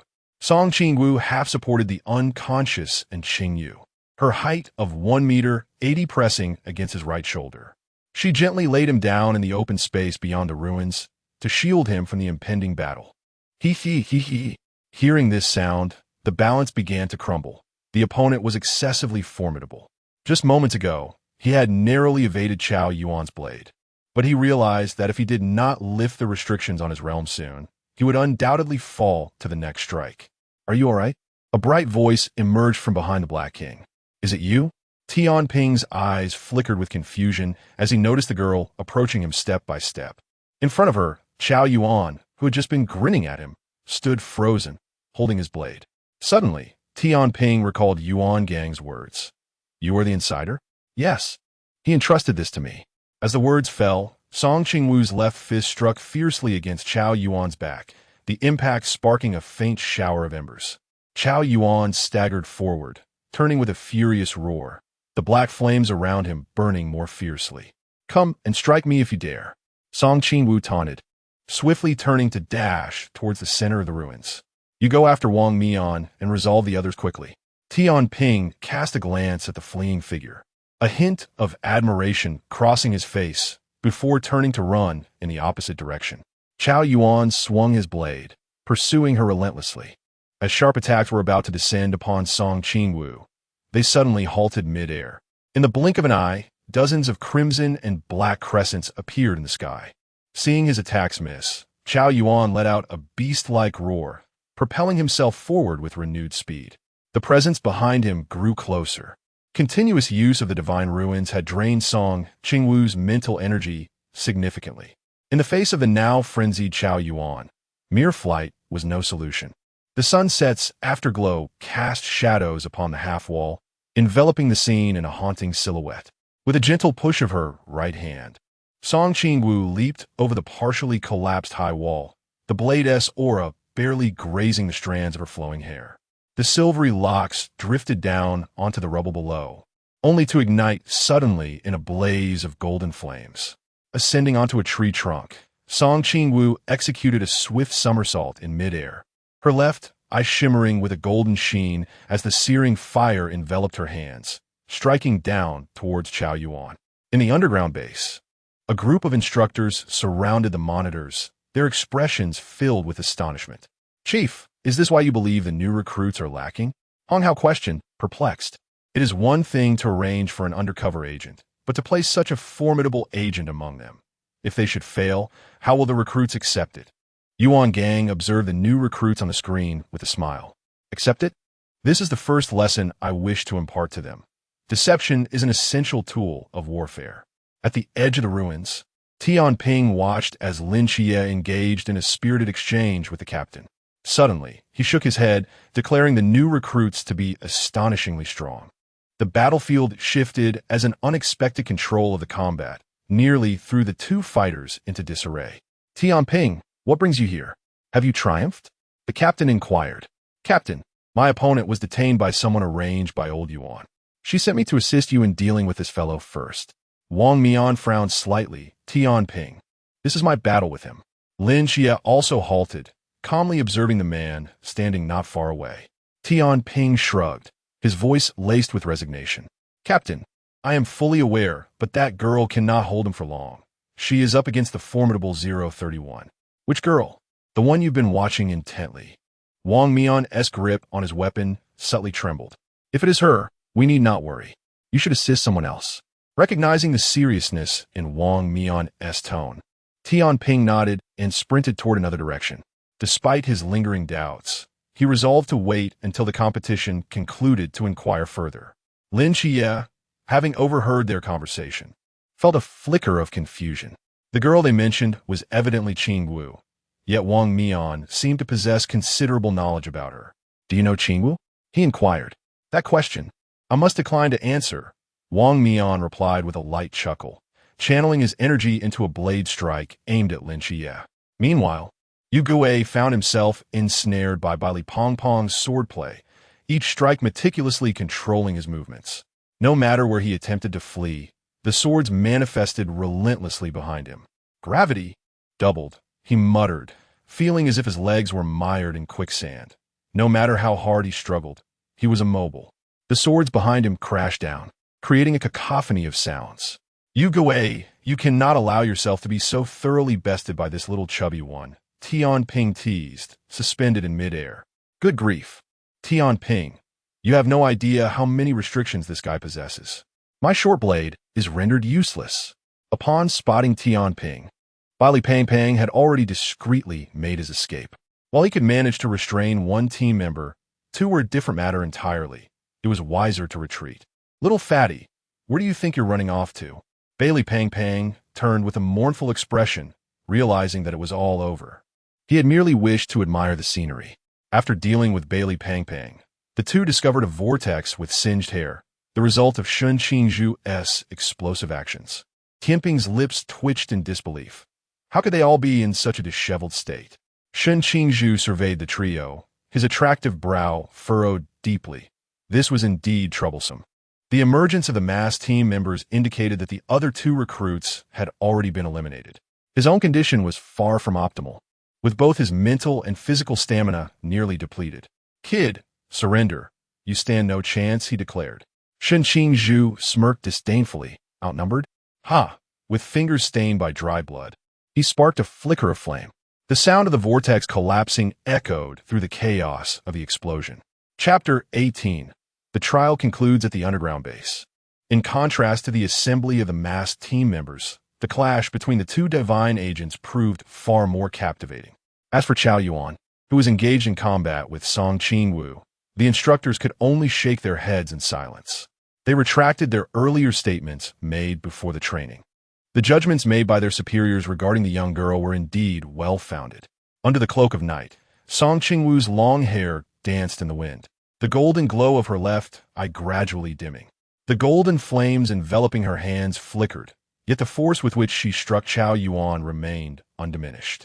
The long knife in Chao Yuan's grasp had long since been sent crashing into the ruins, and the black flames surrounding him waned as her fists descended, until they eventually extinguished, leaving his body barely exuding wisps of dark smoke. The striking power of Song Qingwu juxtaposed with Chao Yuan's resilience left the instructors thoroughly astonished. Were any of them to endure a blow from her flame-laden fists, it would be a mere trifle to suffer grievous injuries. Yet here stood Chao Yuan, laughing heartily despite his predicament. They had witnessed firsthand as the young girl's fist struck the ground, turning the concrete into a cloud of black dust. Chief, fortunate indeed that you possess foresight. We nearly allowed this group of recruits to claim victory. Yuan Gang awkwardly smiled indeed. I was puzzled as to why Commander Yi would specifically call to caution me. The initial intimidation before training was crucial. Song Qingwu must not be allowed in the recruits' camp, or else the commencement of this training would be considered a failure. Just then, the masked team, having dealt with the troublesome recruits, arrived on the scene. The girl slowly lifted her head, her cold gaze piercing through the debris, her face smeared with dirt, and her left eye shimmering with a muted golden glow. Her left shoulder bore a tattered garment, the sleeve hanging by mere threads, precariously swaying from her arm. Her military boot firmly pressed down on the frenzied Chao Yuan, and if he dared to rise, she would lift her foot and press him down with renewed force. Vortex, feeling the oppressive aura, instinctively swallowed hard. Is this what you meant by needing our support? Just a distant exchange of glances was enough to leave him feeling somewhat weak in the knees. I had no idea she was this formidable. This girl is precisely to my taste, Rose interjected, increasingly enamored with her sister. Not only was she strikingly beautiful, but her prowess was equally impressive. It seemed that their side had concluded its affairs. What of the captain? Why hasn't Taiyi arrived yet? Yuegui surveyed the surroundings and noticed two figures approaching from the east, one of whom wore a mask. Wang Mian had also witnessed Song Qingwu standing over Chao Yuan, and he turned to the masked team, seeking clarification. Captain, when we arrived, they were already like this, and we dared not approach recklessly, Yuegui explained, nudging Vortex forward. Stumbling 2 steps ahead, Vortex felt Song Qingwu's gaze shift from Chao Yuan to him, locking onto him with an intensity that suggested she might charge at them in the next instant. Vortex shot a fierce glare back at Yuegui, retreating a couple of steps. Knock her out. Lin Xia's expression was taut as she fixed her gaze upon Song Qingwu, whose demeanor bore a striking resemblance to her earlier state within the team. With the aid of the Starry Night Dancer, Lin Xia swiftly appeared before Song Qingwu, and the realm of the king's face unfurled instantly. Song Qingwu's movements became sluggish, and before she could regain her composure, Lin Xia rendered her unconscious. Freed from Song Qingwu's restraint, Chao Yuan rose from the ground, the dark flames upon him rekindling. Lin Xia lifted Song Qingwu and tossed the sealing scroll to Wang Mian, instructing him to bind her with it. As Wang Mian maneuvered the temporal marauder, he unfurled the sealing scroll, ensnaring Chao Yuan once more. The constraints of the seal gradually brought Chao Yuan back to lucidity, his gaze sharpening as he looked towards the others. At the opportune moment, Yuan Gang entered from the ruins, his eyes sweeping over Lin Xia and Chao Yuan, the only 2 conscious individuals aside from the masked team, proclaiming the conclusion of the match, the defeat of the new recruit faction. Vortex discreetly leaned toward Wang Mian's ear and remarked, "Captain, as expected of you, you've triumphed over that fellow." Wang Mian's gaze met Lin Xia's, and the true outcome of the match remained a secret known only to them. 10 minutes later, Lin Xia stood at the door of the medical room, cradling Song Qingwu. Yuan Gang opened the door and placed her gently on the bed, assuring her that someone would be along shortly to attend to her. "Very well," Lin Xia murmured as she carried her inside. Yuan Gang cast an odd glance at Wang Mian. "What have you been doing trailing behind Lin Xia?" "I merely wished to inquire about a few matters," Wang Mian replied, pulling Yuan Gang to the end of the corridor. "Old Yuan, how much do you know about Song Qingwu? What? Are you interested in her? Considering expanding the masked team?" Wang Mian's eyes lit up. "Old Yuan, that notion has merit." Yuan Gang smacked Wang Mian on the shoulder, "Dream on. That girl is a divine agent, a focus of attention from the higher-ups. Commander Yi specifically called to instruct me to watch over her. Do you possess any other information related to her?" "The information I have is all documented in her file. Anything else is likely known only to Commander Yi." Wang Mian sighed softly. "It seems I must wait until she awakens to inquire personally." Lin Xia gently closed the door. Worry etched in her eyes. Noticing this, Yuan Gang patted her shoulder. "Do not fret. A good rest will suffice. I just consulted the doctor, who assured me that her physical condition is sound, merely a case of excessive mental strain." "Indeed," Lin Xia nodded, her concern lingering over Qingwu's increasingly prominent white hair. Half an hour later, Yuan Gang was fervently delivering critiques on the training stage, while the new recruits bowed their heads in shame under his scathing remarks. The members of the masked team felt a tinge of embarrassment as well, considering they had nearly lost to this group of newcomers. Vortex stood beside Wang Mian, nudging him with his elbow. "Captain, why are you lost in thought again?" "It's nothing." Vortex surveyed the surroundings and suddenly recalled Wang Mian's departure with Yuan Gang half an hour prior. his expression shifting to one of realization. "Captain, you aren't pondering that girl named Song Qingwu, are you?" Vortex observed his captain's silence with wide eyes, taken aback. No wonder that earlier, at the martial arts platform, you gazed at the young lady for quite some time. Had it not been for Tianping calling you, it seems your eyes would have been glued to her figure. So, it appears that their captain has fallen for her at first sight. Vortex scrutinized Wang Mian, pondering if their captain could truly be someone who believes in love at first sight. The members of the masked team seemed to be preoccupied with their tasks, yet they absorbed every word of the dialogue between the two, especially Xinghin and Tan Xiang, whose unabashed gazes were fixated on Wang Mian. Xinghin subtly gestured to Vortex, expressing their eagerness to partake in the captain's affections. Song Qingwu had a restful night in the medical room. In contrast to her, the other recruits had a far more trying experience. In the dead of night, just as they were in the depths of slumber, they were summoned for an emergency assembly, and those who were tardy faced the penalty of running laps. Thus, they endured a night of torment at the hands of their instructors. When Song Qingwu finally awakened, the dawn had already broken outside. Rising from her bed, she realized she was indeed in the medical room. Rubbing her eyes, she cast a glance towards the adjacent bed, where someone lay, clad in a gray combat uniform, one leg bent, their long limbs casually draped over the bed. With one hand cradling their head, their eyelids fluttered slightly, and the delicate eyelashes graced their fair visage, enhancing its beauty. Intrigued, Song Qingwu approached, recognizing the uniform style as that of the masked team. Who could he be? Chapter 19. The femme fatale. Song Qingwu scrutinized the individual before her with great care. He appeared considerably younger than she had anticipated.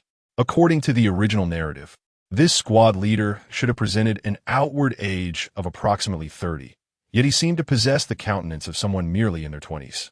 It was entirely agreeable to Song Qingwu that a cherubic and youthful appearance could lend a sense of youthfulness, but Wang Mian's visage appeared excessively youthful. Could it be that he employed some exceptional method of self-care?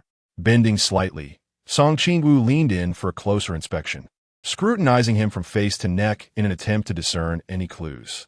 A few strands of silvery hair cascaded onto the pillow, gradually intertwining with his inky, smooth locks.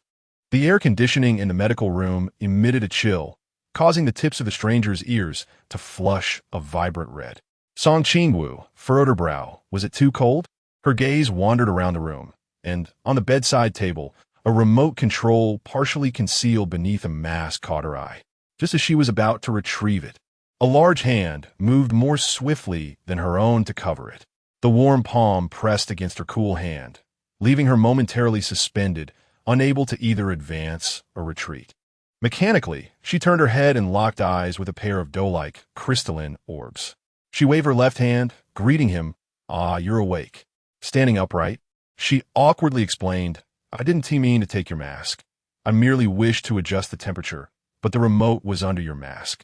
Wang Mian glanced at their intertwined hands, nodding slightly, a faint smile flickering in his eyes. Song Qingwu silently withdrew her right hand, mustering a smile. "Hello. We exchanged pleasantries at the training ground. I am Song Qingwu. You're—" The laughter in Wang Mian's eyes suddenly froze, as if time itself had halted, with a myriad of thoughts flooding his mind. "What's wrong? I am Wang Mian." After a prolonged silence, he cautiously probed. "This is our first meeting, correct?" Song Qingwu lowered her gaze in contemplation. "To be precise, at the training ground, this is indeed our first encounter." "Have you seen me before?" Song Qingwu inquired, her curiosity piqued by the peculiarity in his tone. Wang Mian shook his head, suppressing a twinge of bitterness in his heart. "I merely felt you looked familiar." Song Qingwu nodded. It was a common human experience, as she too occasionally felt such familiarity with others. "So, what brings you to rest here?" she queried, her eyes fixed on Wang Mian, who did not appear to be injured. "Last night, I exhausted my mental energy and sought refuge here to recuperate," Wang Mian explained further, noticing the puzzled expression on her face. "I utilized time reversal to repair the damaged dormitory building." Time reversal? Song Qingwu smacked her forehead, realizing she had overlooked this detail. With a serious expression, she admonished Wang Mian, "In the future, Refrain from employing time reversal unless absolutely necessary. Why is that? A hint of confusion graced Wang Mian's handsome features. With hands on her hips, she retorted, "Have you not discerned the drawbacks of utilizing time reversal? Each instance consumes your lifespan. The greater the entanglement with causality during each reversal, the more life it drains from you. I'm aware of that. Are you still contemplating the use of time reversal?" The lingering echoes of Song Qingwu resonate within the medical room. Does he resent the longevity of his existence? How then? Do you possess such knowledge? My divine realm can manipulate time, hence I am aware, realizing that his emotions were overly fervent. Song Qingwu took a deep breath and spoke slowly. Wang Mian, in the future, could you please contemplate your own well-being before employing time reversal? You possess but one life. Are you genuinely concerned for me? A faint smile tugged at Wang Mian's lips, yet his eyes bore a hint of bitterness. Song Qingwu's mind raced. You are the captain of the masked team, the cornerstone, a vital force in Daxia's struggle against external foes. Naturally, I am concerned for you. A subtle sorrow flickered in Song Qingwu's gaze. She simply wished that this spirited youth would not ultimately be remembered as an elderly man incapable of wielding a blade. Fear not, I shall be well. He is in good health, while she remains unchanged, merely.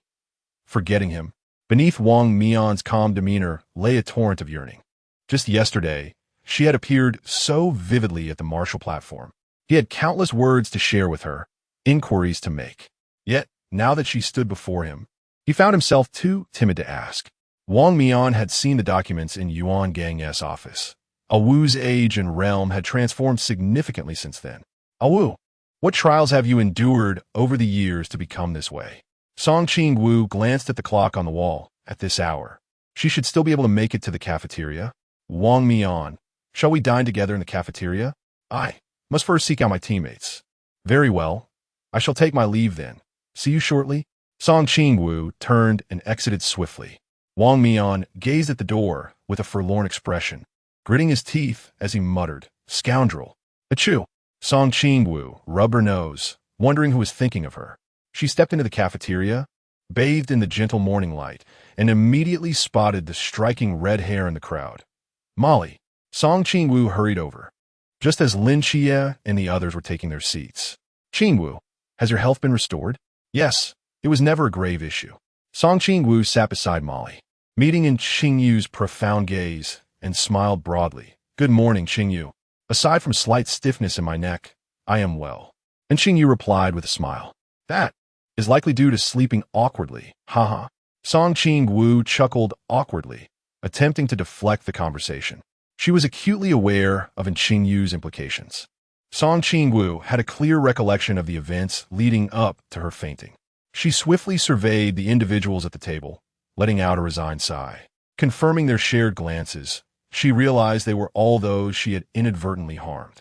Regarding my sudden betrayal last night, I sincerely apologize for betraying your trust. Song Qingwu felt it necessary to extend her apologies to several of them. We are already aware of that. Xia has informed us. It was an order from Instructor Yuan, and we all fell into his trap. Bai Li, the chubby one, waved his hand dismissively, grinning widely. Indeed, Xia mentioned it, and you are quite remarkable. Chao Yuan sat beside Lin Xia, giving her a thumbs up. He admired her for her prowess, having been bested by her when he transformed into the Black King just yesterday. You are quite formidable. Your physical form can withstand the true fire of the sun. Although Song Qingwu's flames were considerably weaker than those controlled by Donghuang Taiyi during the encounter with the Nanda Snake Demon. All right, let us hasten our meal.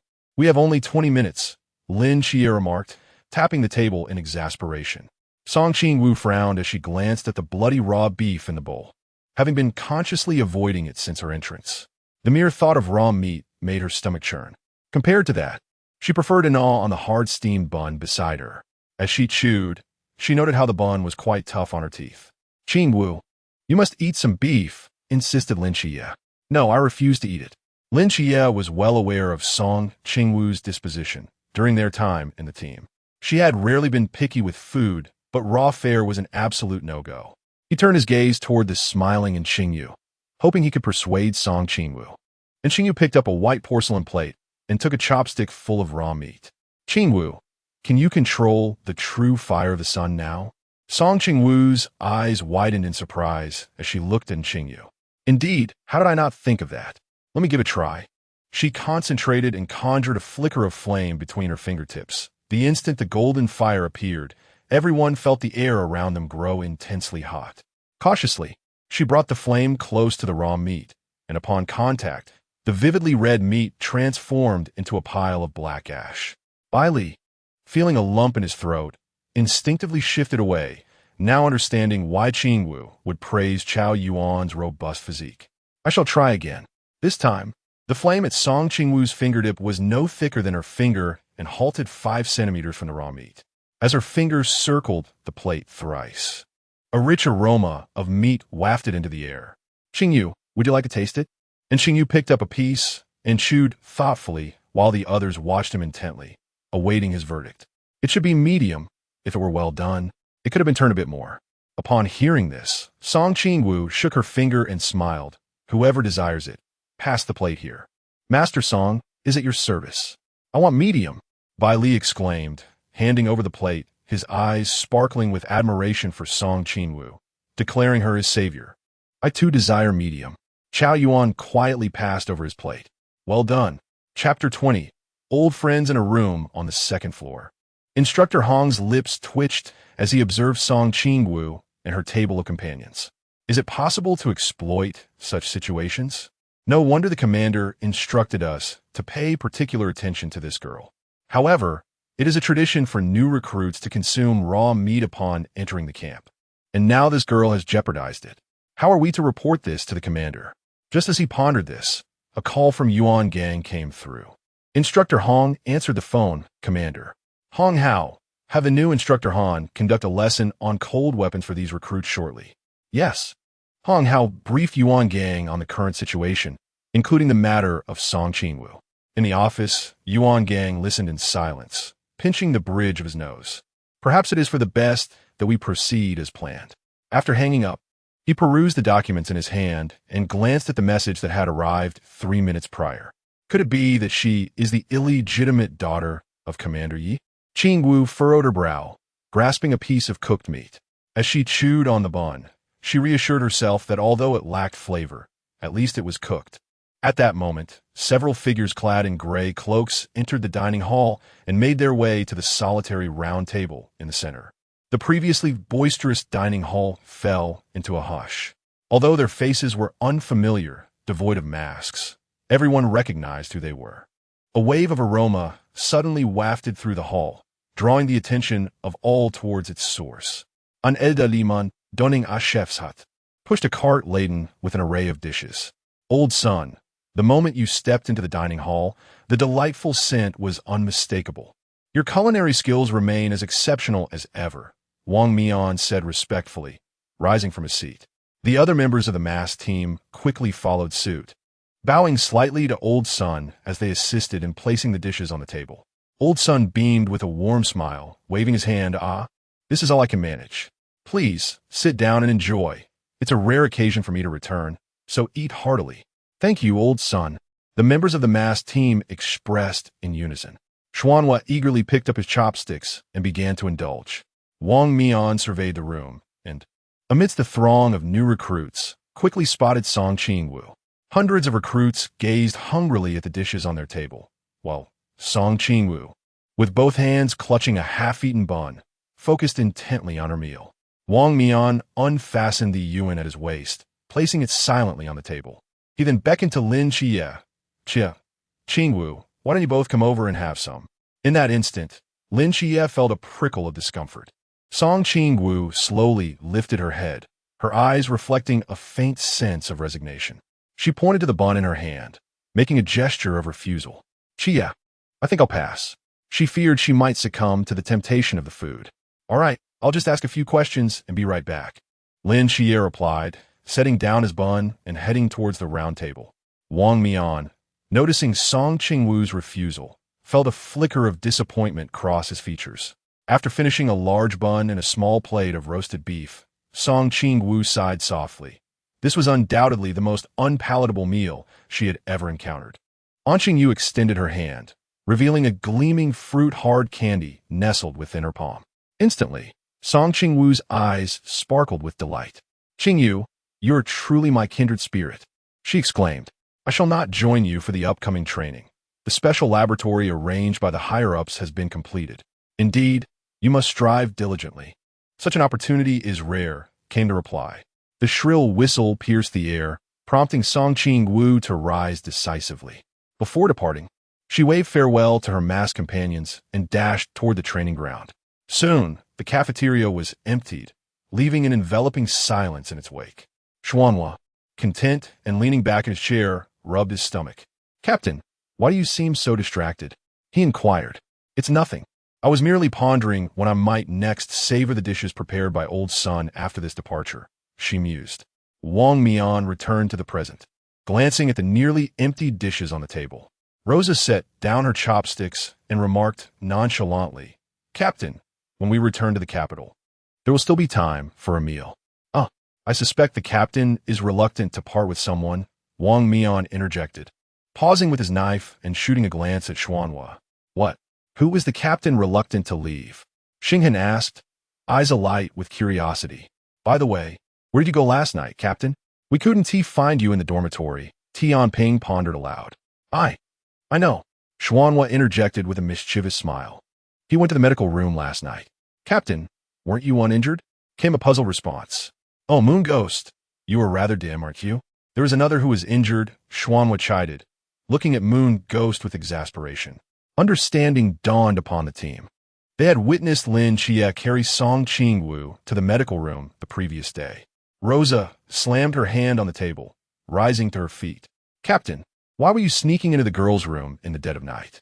"I merely went to check on her recovery and inadvertently fell asleep," Wang Mian confessed, his gaze drifting elsewhere. Xuanhua smirked. "I burned my hair, yet you didn't come to check on me. Don't you think she looks familiar?" The others shook their heads, affirming it was indeed their first encounter with Qingwu. Wang Mian chuckled softly. "Well, only I've seen her true visage before. Captain, if you truly have fallen for the young lady, once their training concludes, inquire with old Yuan for her base information. We could visit her during our leisure days," Xuanhua suggested, wearing an expression of knowing. "Enough. Now that we are sated, it is time for us to depart," Wang Mian declared, his eyes lowered, lips pressed into a straight line. As a special team of the Daxia, they were already bound by circumstances beyond their control. "Oh, I hope we meet again." The autumn sun filtered through the treetops, casting playful shadows that danced with the breeze. The group donned their masks, heads bowed, and proceeded onward. At the training ground, an unfamiliar instructor wielding a wooden sword stood at the center of the platform, surveying the recruits below.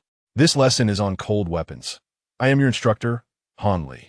Instructor Han delivered his lecture with great detail, and Qingwu listened intently, her head nodding in comprehension. Qingwu. Lynch gently prodded the girl beside him, who was dozing off. "Huh, Xia, what's the matter?" she replied, rubbing her eyes. "Ahem. The instructor has requested you to come up and practice some sword techniques with him." "What?" Qingwu exclaimed, her eyes widening in disbelief as she locked gazes with the instructor on stage. "What kind of joke is this? Where's Bai Li? Where's Lin Xia? Where's Mo Li? Where's Chao Yuan? Why am I suddenly being called up to spar?" "Stop dawdling and get up here," Han Li urged, narrowing his eyes as he observed the girl below.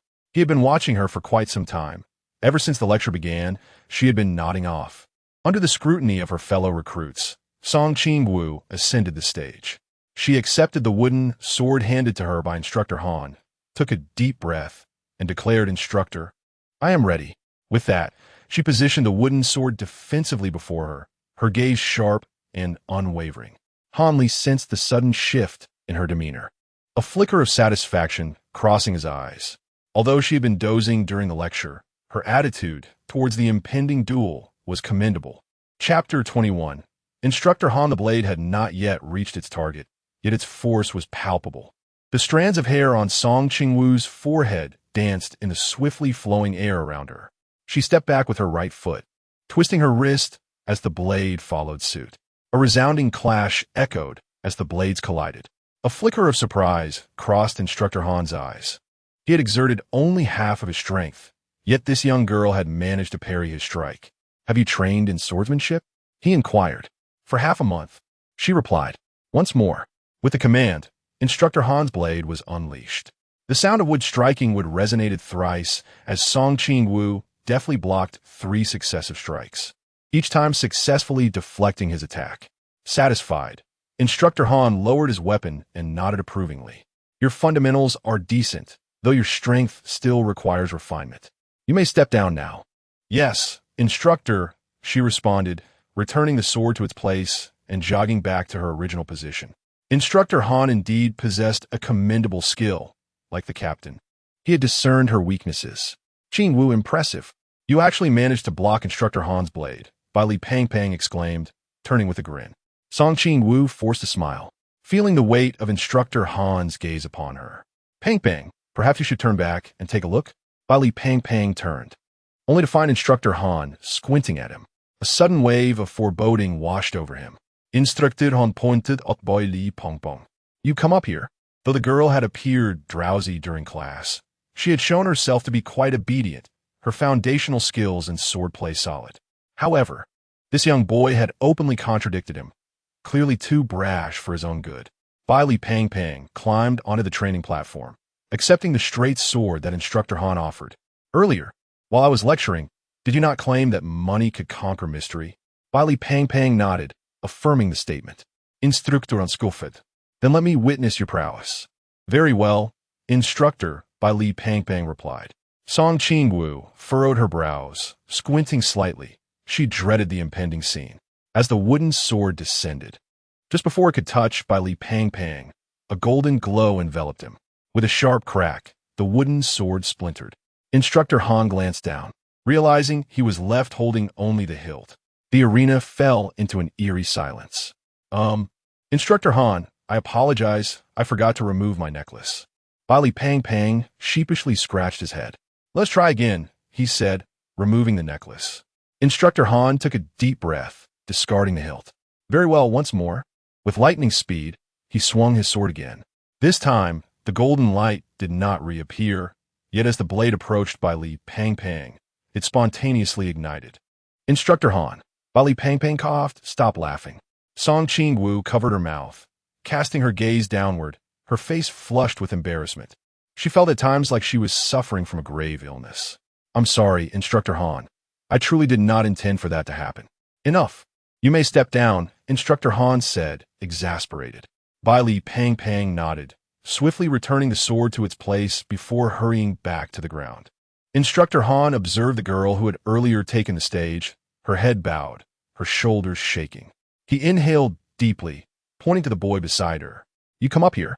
Lin Xia stood up and nimbly ascended the martial arts platform. As he reached for the wooden sword, Instructor Han suddenly withdrew his hand. "Do you possess any forbidden items?" Lin Xia shook his head. "Have you practiced swordsmanship?" "A little," he replied. "Who taught you?" "Captain Chun Mai of Team 136. "You, what is wrong, Instructor?" Lin Xia looked to Han in confusion. "You may step down," Han sighed, gesturing for him to leave the stage. Han Li glanced down at the spectators once more, his gaze falling on a girl with red hair near Qingwu.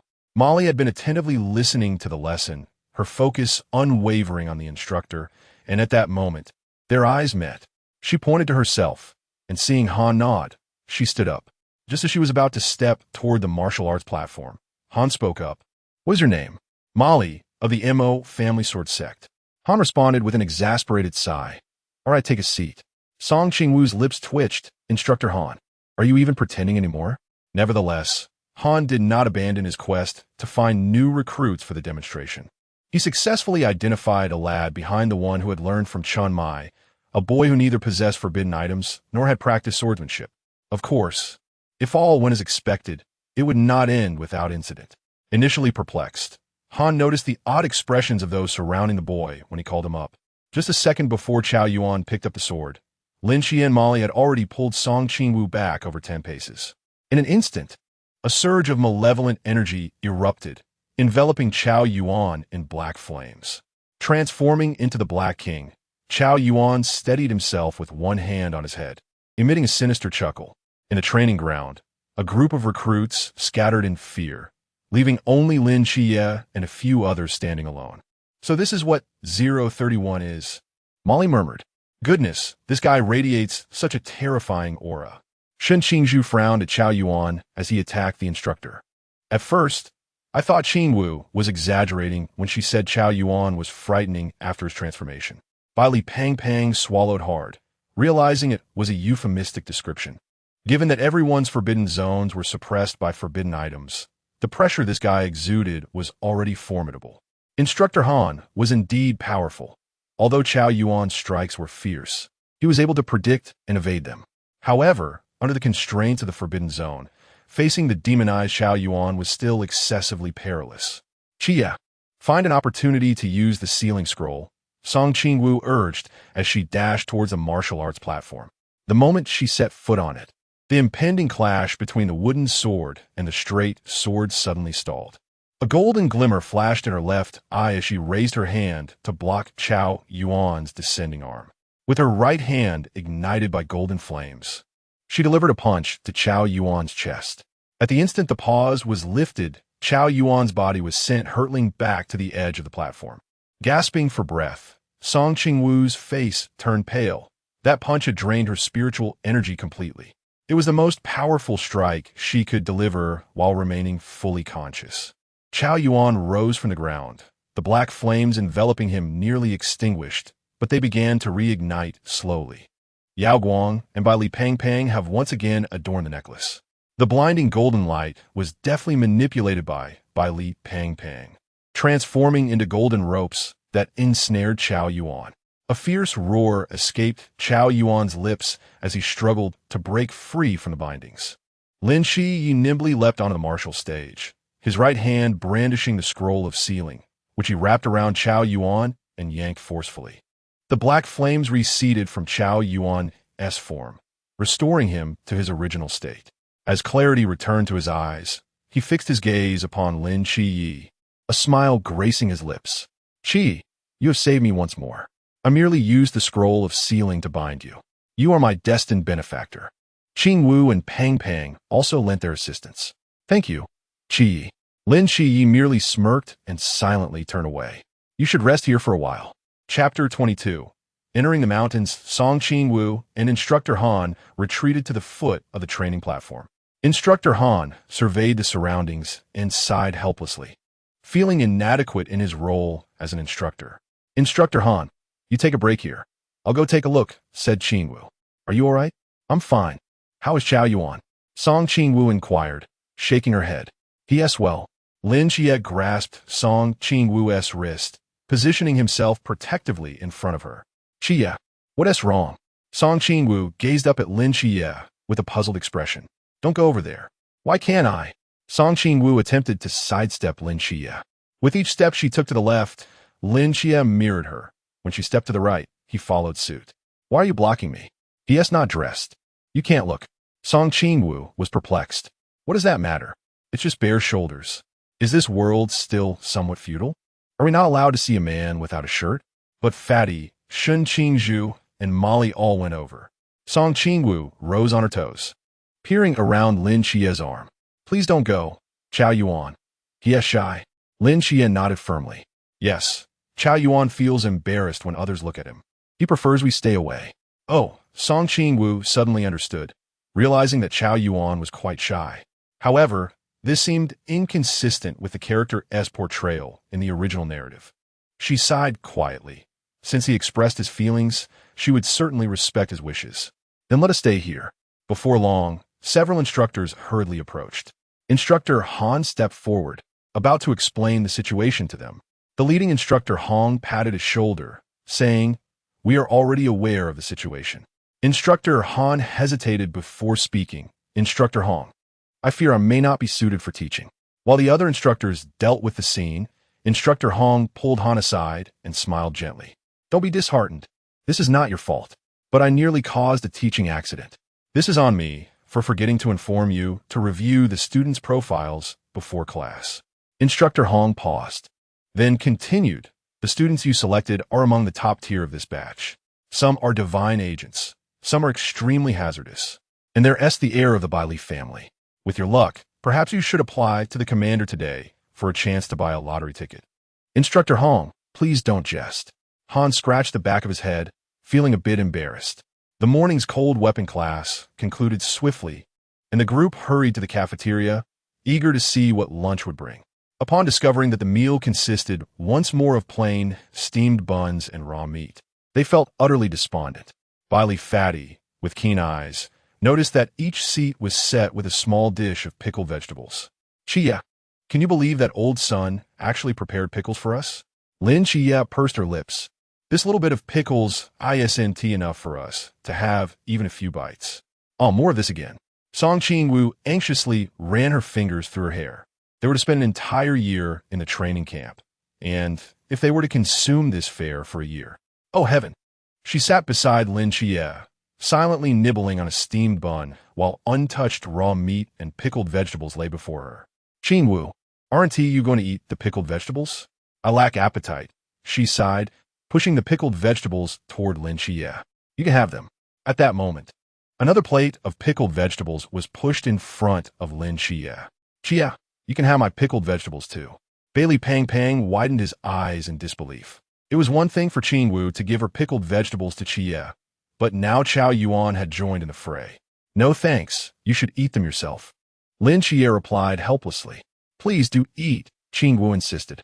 I truly don't need them. I already have 2 portions. Eating too much one tea hurt. Bro, do you realize how you currently appear? Baili Pang Pang exclaimed. Like a sycophant. Qingwu bit her lip, noting Chao Yuan's unwavering stance. Xia, just accept them. My portion can go to Pang Pang. Baili Pang Pang's eyes suddenly sparkled. Qingwu, you're my angel. Fine, okay. Hangzhu, Gaojuan. Lin Xia said as he picked up a piece of pickled vegetable and placed it in his bun. Don't mention it. Xia, I'm just glad you like it. Chao Yuan responded with a honeyed smile. Suddenly, several instructors entered through the dining hall door. Qingwu was pounding her chest, choking on a dry bun. A sharp whistle echoed through the hall, prompting everyone to drop their food and stand. Don't be nervous. I'm merely here to inform you that this afternoon we will have extreme training. If you don't eat well, the next session will be quite dreadful, the instructors declared before departing.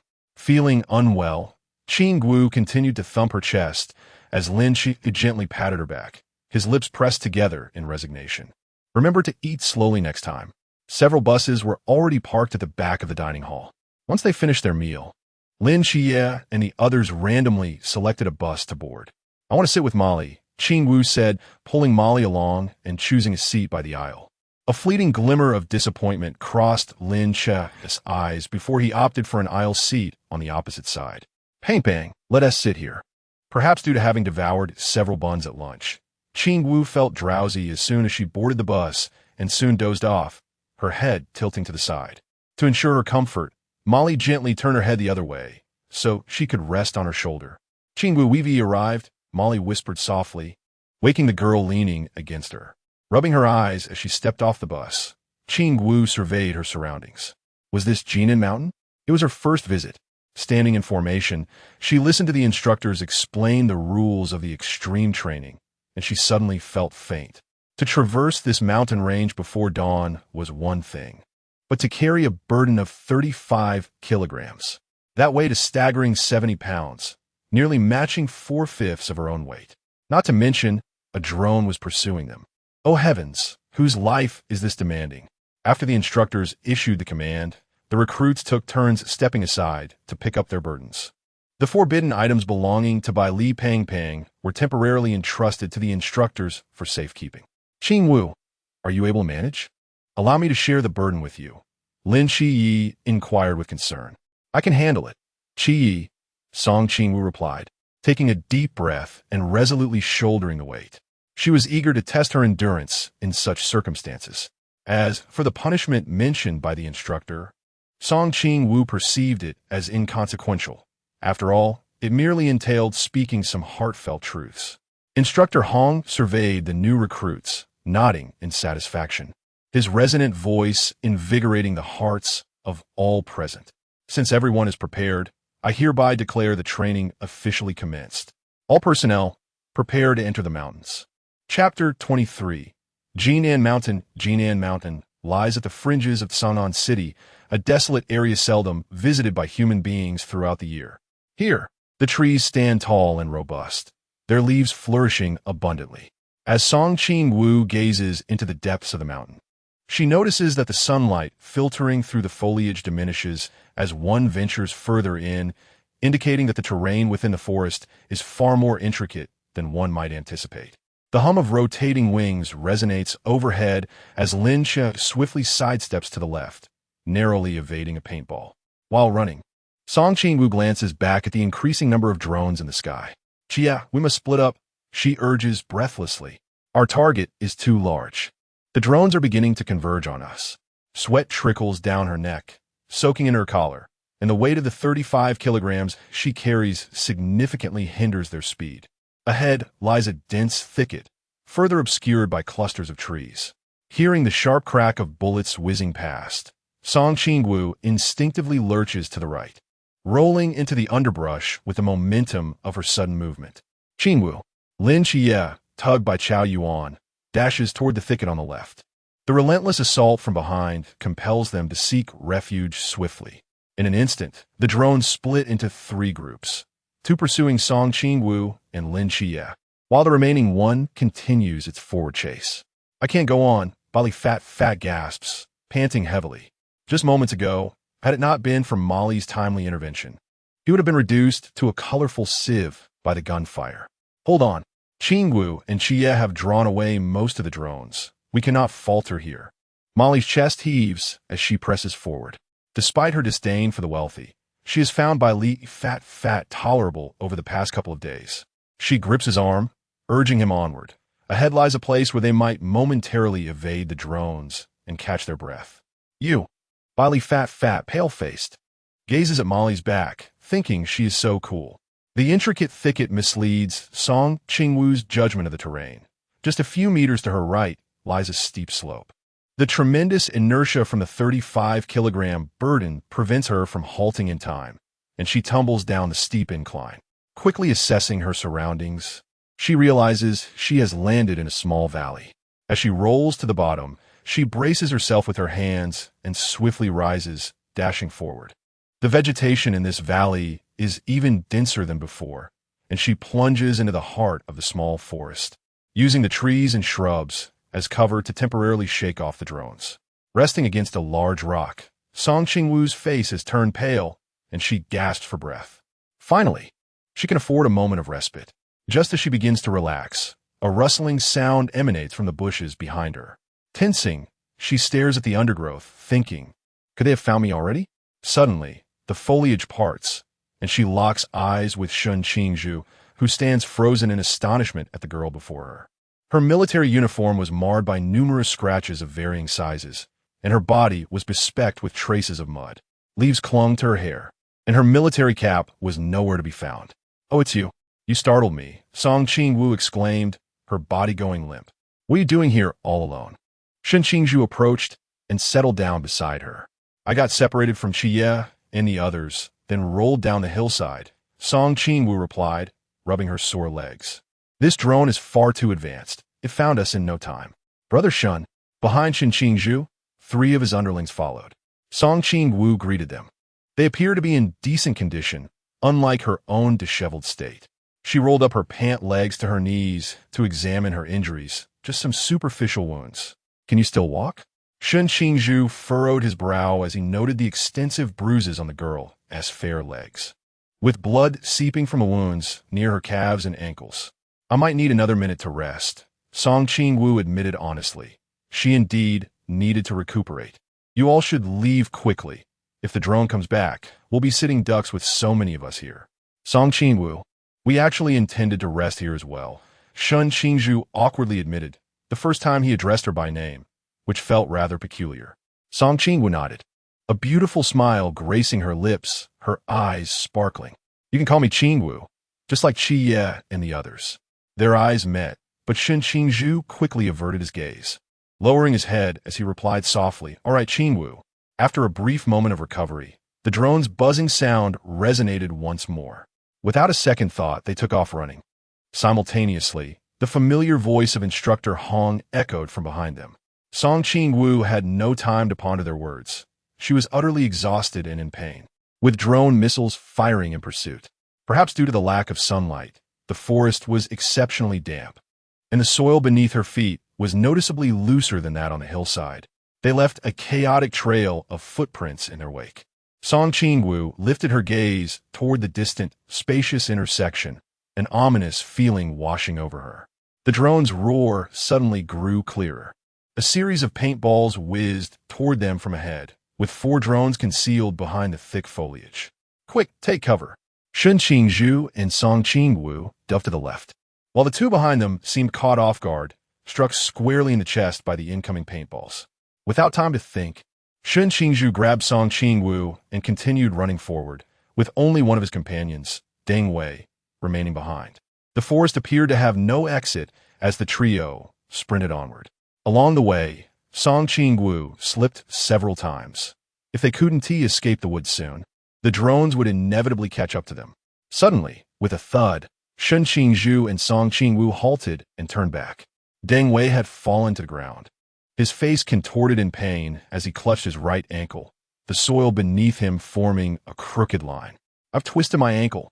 Song Qingwu swiftly made a judgment. Shun Qingzhu gently pinched the short boot with his fingers. Beneath the leather, he could distinctly feel a swelling around his ankle. Shun Qingzhu's expression darkened. There was no longer any possibility of fleeing. "We must leave," Song Qingwu stated gravely as the drone approached. Shun Qingzhu, displaying remarkable decisiveness, relinquished part of his burden to Deng Wei at his request. After bidding farewell to Deng Wei, the 2 continued onward. Shun Qingzhu had intended to take some of Song Qingwu's load upon himself, but she, touched by his gesture, declined, wishing to ascertain the limits of her endurance under the weight she bore. Chapter 24. The Ring of Truth 3 hours later. Song Qingwu leaned against a tree trunk and collapsed onto the ground, utterly unable to run any further. Her heart raced uncontrollably, and her consciousness began to waver. Under normal circumstances, she would have been utterly exhausted, devoid of any strength to continue. Yet, she sensed a gradual resurgence of energy within her, a searing force awakening and stirring inside her. This heralded the imminent loss of control over her powers. "Qingwu, how are you holding up?" Shun Qingzhu inquired, supporting herself against the tree, her complexion somewhat pale. "I can't go on. If I keep running, I will lose control of the power within me," Song Qingwu replied, tilting her head back and forcing a strained smile. "Am I like that guy, Chao Yuan?" Song Qingwu shook her head. "More or less. Perhaps I might end up destroying the entire mountain." Taking a deep breath, Song Qingwu endeavored to maintain her composure.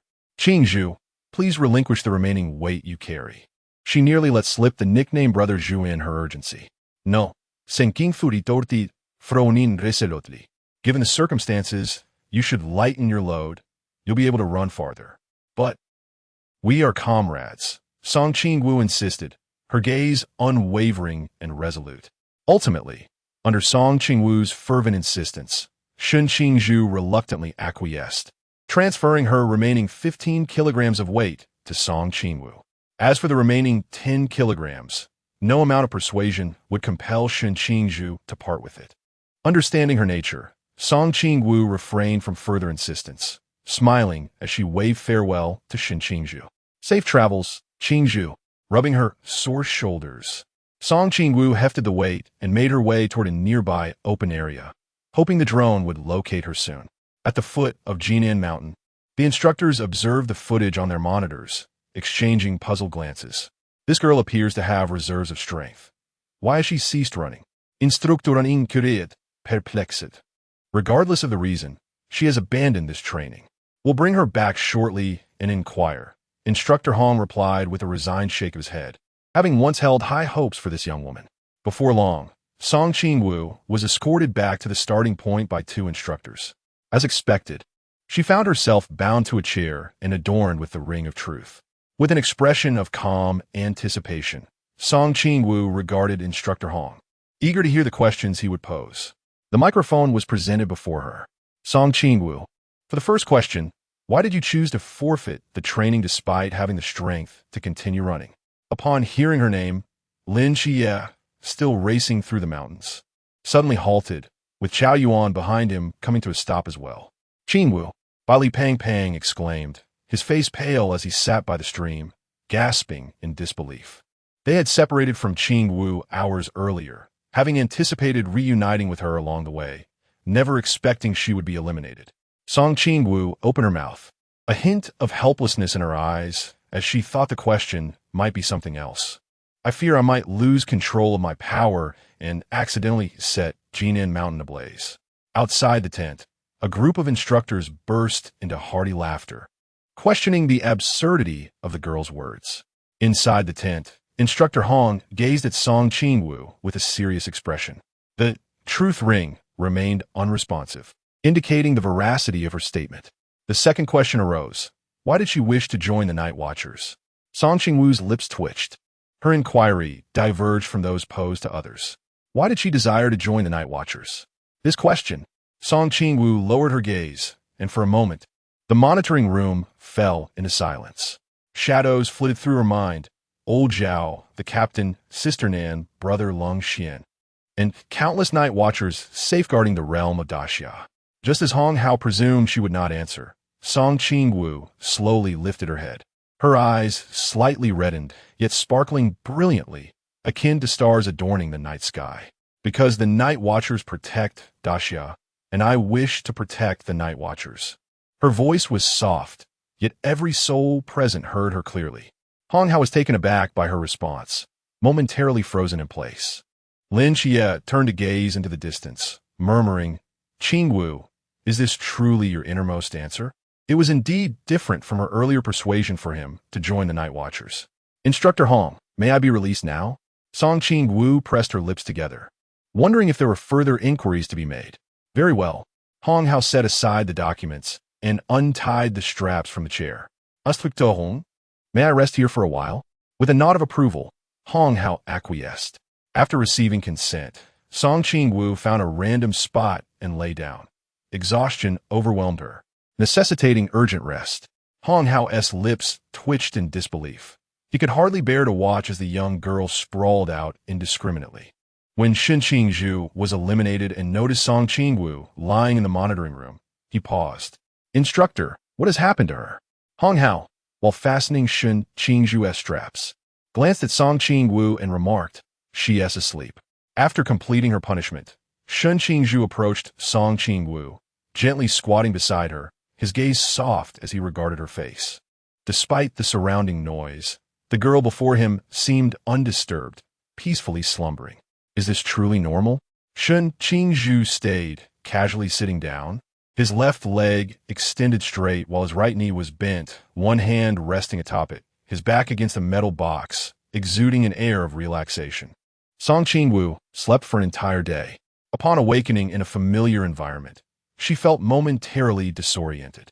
Just before closing her eyes, she had been on Cangnan Mountain, yet now she found herself back in the dormitory. Her long, dark hair lay against her fair shoulders, a droplet of water cascading down her chest. In the water, Song Qingwu slightly lifted her arm, attempting to stretch her muscles, finding no anticipated soreness. The brownish water carried a hint of bitter herbal essence, presumably the specially formulated medicinal bath of the Night Watchers, proving to be quite effective. Gurgle. Song Qingwu rubbed her stomach, since consuming 2 buns the previous afternoon. She had not eaten again, and coupled with the day's extreme training, she was famished. She resolved to head to the cafeteria for a hearty meal.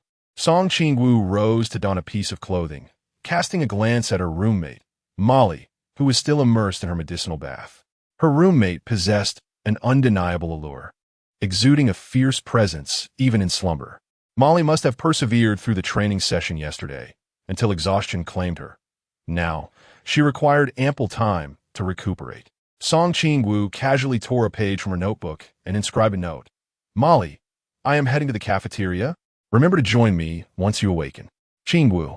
Next to her name, she deftly illustrated a famished strawberry bear. On the chair beside the medicinal tub, a few candies rested atop the note, glistening like jewels under the embrace of sunlight. Chapter 25. Breakfast. As Song Qingwu stepped into the cafeteria, a delightful aroma wafted toward her, invigorating her senses. She hastened to the counter, drawn by the enticing scent of fried dough sticks and the savory buns. The hour was still early, and only a few patrons lingered in the dining hall.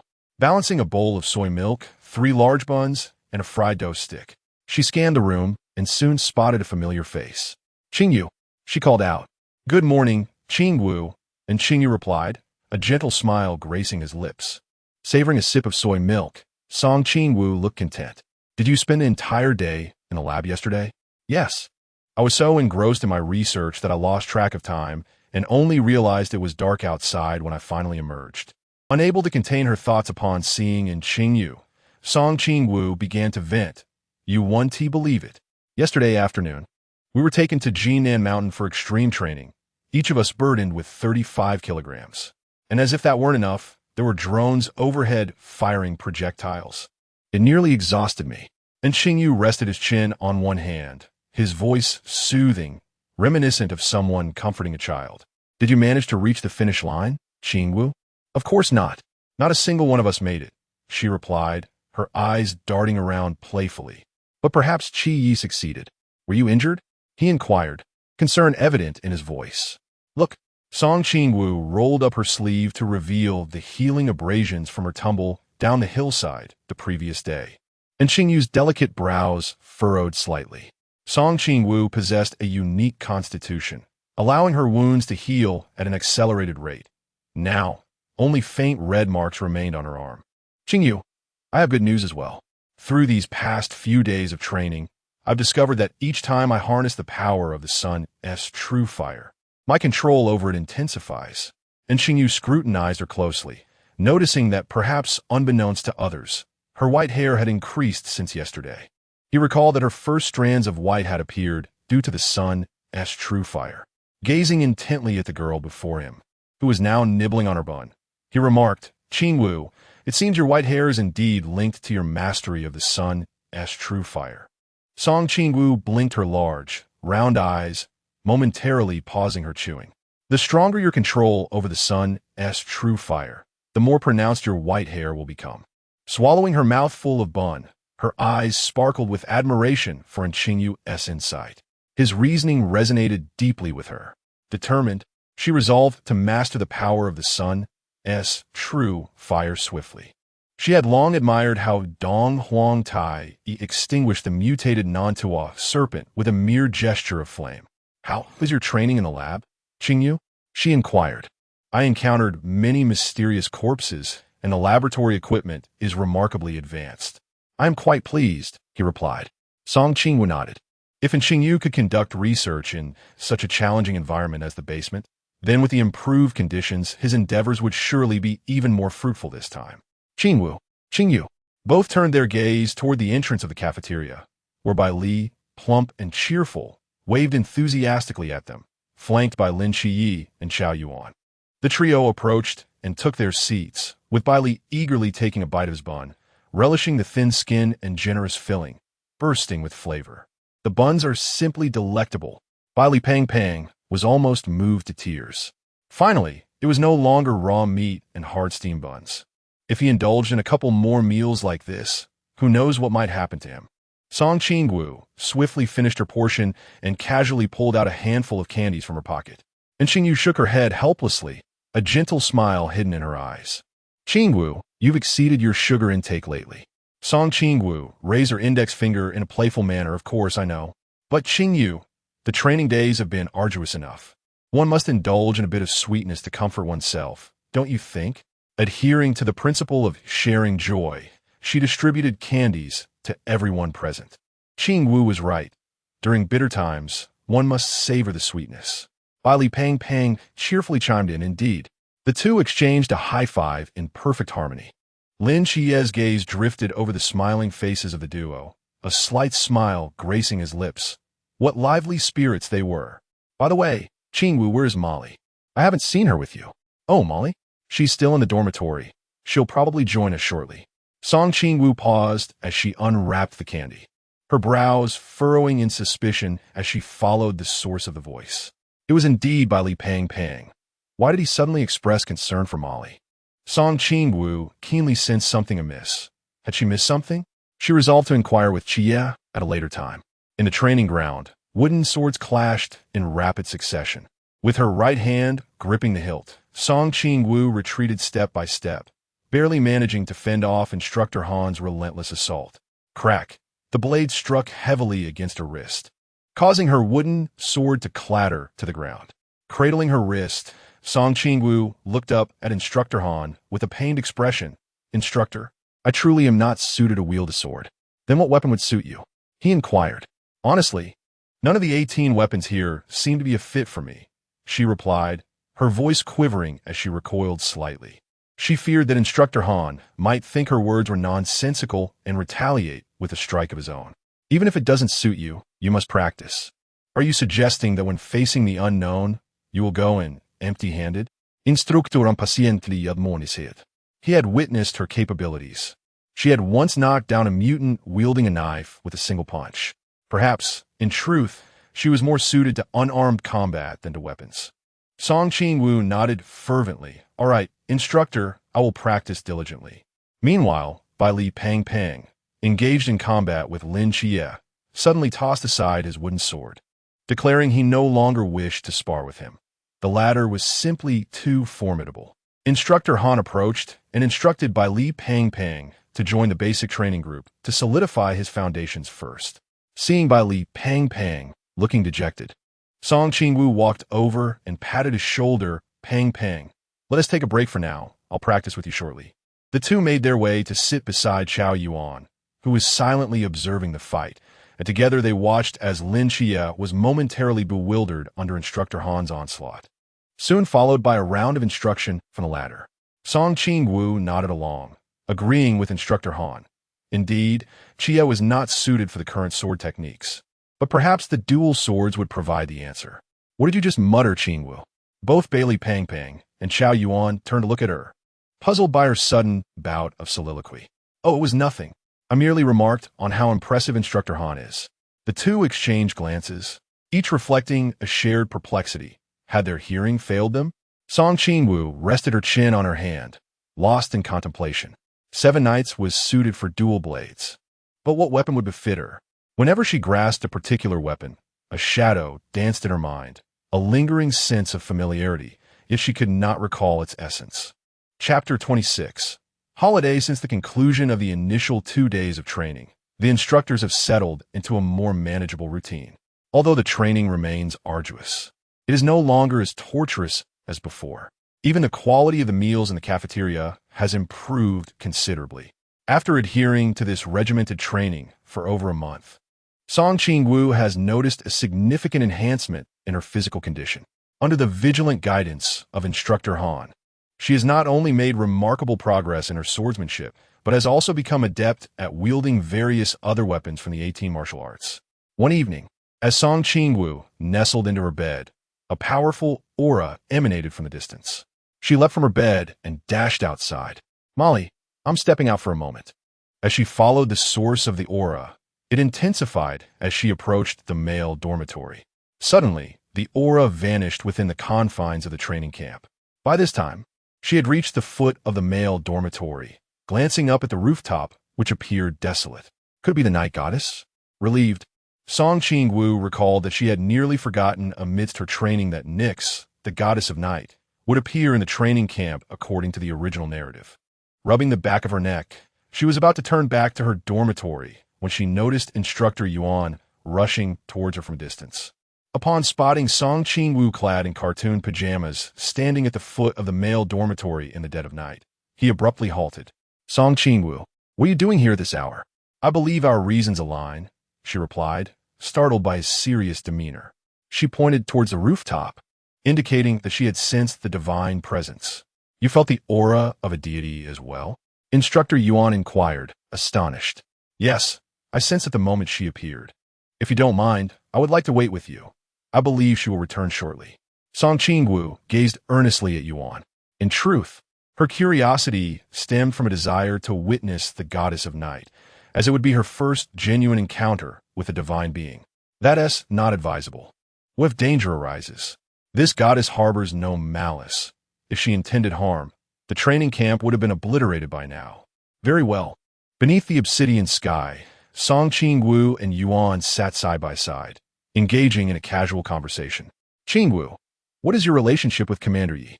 Who? Song Qingwu looked at Yuan, perplexed. I don't know Commander Yi. I have no connection to him. Please don't deceive me. Instructor Yuan, I truly do not know Commander Yi. Song Qingwu raised 3 fingers in oath. Then why did Commander Yi message me to take special care of you? Yuan's expression suggested he was well informed. Song Qingwu hesitated, opening her mouth before finally stating, perhaps it is due to my proxy deity. Had Yuan not mentioned it, she would have remained oblivious to the fact that Commander Yi was particularly concerned for her. On the rooftop, the figures of Lin Xia and Nix reappeared. Lin Xia, noticing the two seated on the steps, paused in astonishment. Song Qingwu waved her hand, a smile gracing her face. Good evening, Xia. Her gaze, however, involuntarily drifted towards the enchanting woman beside him, adorned in a flowing black gown. Is this the goddess of the night? Mysterious and regal. This was the impression that Song Qingwu felt at first sight. Qingwu, Instructor Yuan, what brings you here? She playfully blinked. It is, of course, the divine aura that beckons us. Greetings, Your Excellency, the goddess. I am. Yuan Gang stepped forward. The ensuing dialogue was a matter among the 3 of them. Song Qingwu obediently stood beside Yuan Gang, her thoughts drifting until the conversation concluded. Before departing, Nikes cast a lingering gaze upon Song Qingwu, though she remained blissfully unaware. In the dead of night, Lin Xia plunged into the depths of his troubled mind. Nikes was seated in the courtyard, meticulously crafting yarn. Mother, what is it that you require of me? Nikes softly whispered in Lin Xia's ear before taking her leave, suggesting he visit her later. Danasdis, you have arrived. Nikes said aside her needlework. Tonight, the girl accompanying that man carries the essence of the divine. Lin Xia patiently explained, Mother, she is like me, an agent of the divine. No, she is different. The deity she represents belongs to an ancient pantheon of the Great Xia. Perhaps that is the reason. I cannot perceive her. Her aura is peculiar. A smile flickered in Lin Xia's eyes as he crouched down, gently patting the back of Nike's hand. Mother, regardless of her nature, she shall not harm me. She is my friend. 5 months later, winter had firmly set in. Song Qingwu cupped her cold face with her hands, attempting to warm herself. This winter was particularly frigid. In the dining hall, the aroma of meat filled the air as everyone eagerly dug in, except for Song Qingwu, who sat there in a daze. Qingwu, have you frozen your brain? Bili Fatty waved his hand in front of her. Qingwu, why do you seem so lost lately? Molly tucked a stray lock of hair behind her ear for her. Song Qingwu shook her head, fabricating a casual excuse. It's nothing. With the new year approaching, I was merely pondering if we might get a break. Indeed, time flies. I long to return home as well, Bili Fatty lamented, biting into a bun with frustration. Do you miss the captain and the others? And Xingyu's eyes sparkled as she placed a peeled boiled egg into Song Qingwu's bowl. Yes, it has been half a year since we left. Do you two not miss them? Song Qingwu's gaze shifted between Qingyu and Lin Xia. We do. They replied in unison, sharing a smile. In the dead of night, Song Qingwu lay in bed, her eyes heavy with fatigue. As the year-end approached, it signified that the ancient god church would soon take action. Should she caution Instructor Yuan about the traitor within their ranks? If she intervened prematurely, and Instructor Yuan apprehended the traitor, the ancient god church might have new dangers awaiting them. Song Qingwu felt a twinge of frustration as she buried herself under the quilt. Well, I shall take it one step at a time. A piercing whistle shattered the silence, summoning all recruits to the training ground within 3 minutes. On the platform, Instructor Hong passionately announced the training agenda ahead. Upon hearing the announcement of a 4-day leave, the new recruits erupted into jubilant cheers. However, as the saying goes, some rejoice while others lament. For Song Qingwu, this news elicited neither laughter nor tears, while for her fellow recruits, these days represented indulgence and respite. For her and Lin Xia, they signified a critical choice between life and death. After Instructor Hong concluded his address, he dismissed the assembly, and the recruits hurried back to their quarters to pack their belongings. Song Qingwu swiftly organized a single suitcase and, accompanied by Molly, made her way to the training ground. Lin Xia and Qingwu had already been waiting there, their faces devoid of the joy typically associated with leave, instead marked by an overwhelming sense of sorrow. Chapter 27. Acceleration of time. Beside the bus in the training grounds, stacks of black boxes were piled high. While others may have been oblivious, the three who had spent time with Team 136 recognized at a glance what those boxes contained: the stellar daggers. The instructors had reminded the recruits of the precautions to take after leaving the training camp, subsequently distributing the stellar daggers to each new soldier. Once aboard the bus, Song Qingwu's brow remained furrowed, her tension palpable. "Qingwu, why you keep frowning?"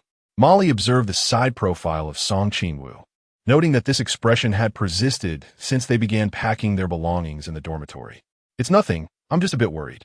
This departure from the camp feels unusual. As the bus rolled away from the training grounds, Song Qingwu's body grew even tenser. At the moment they left the camp, the oppressive restraint that had weighed upon them vanished, replaced by a surge of warmth coursing through their limbs. The air around her was filled with the jubilant cheers of the recruits. They had broken free.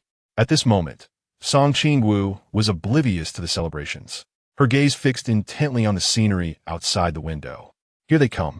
5 dots in the sky were rapidly approaching them. The chaos divine realm swiftly expanded. After advancing to the pool realm, her domain's radius had increased from 20 meters to 100. There are missiles outside, Song Qingwu shouted urgently. Instructor Hong glanced out the window, his expression darkening. "Everyone, hold on to something and get down." In an instant, one missile came to a standstill as it entered her divine domain. The remaining missiles struck the training camp behind them, erupting into a towering inferno. The immense heat wave from the explosion nearly uprooted the bus. 3 seconds later, the suspended missile surged toward the bus once more. In the next instant, a spear wreathed in crimson flames accurately pierced the missile. A tremendous explosion lit up the sky, sending shards of metal spiraling outwards with the force of the blast. The bus jolted violently, and Song Qingwu struggled to her feet, clutching the back of the seat as her eyes fixated on the incoming debris. Silver rings of light swirling within her gaze. In the next moment, some of the fragments transformed into a cloud of dust, scattering with the wind.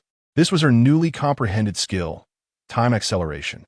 Within her divine realm, she could accelerate the passage of time for any object or being until they vanished. A mysterious aura enveloped the entire bus, and Song Qingwu felt darkness enveloping her vision. It was the divine realm of Qia. She grasped the seat and slowly crouched down, a metallic taste of blood rising in her throat. As the world brightened once more, the others patted their chests, each experiencing a profound sense of survival after the ordeal. That nearly scared me to death.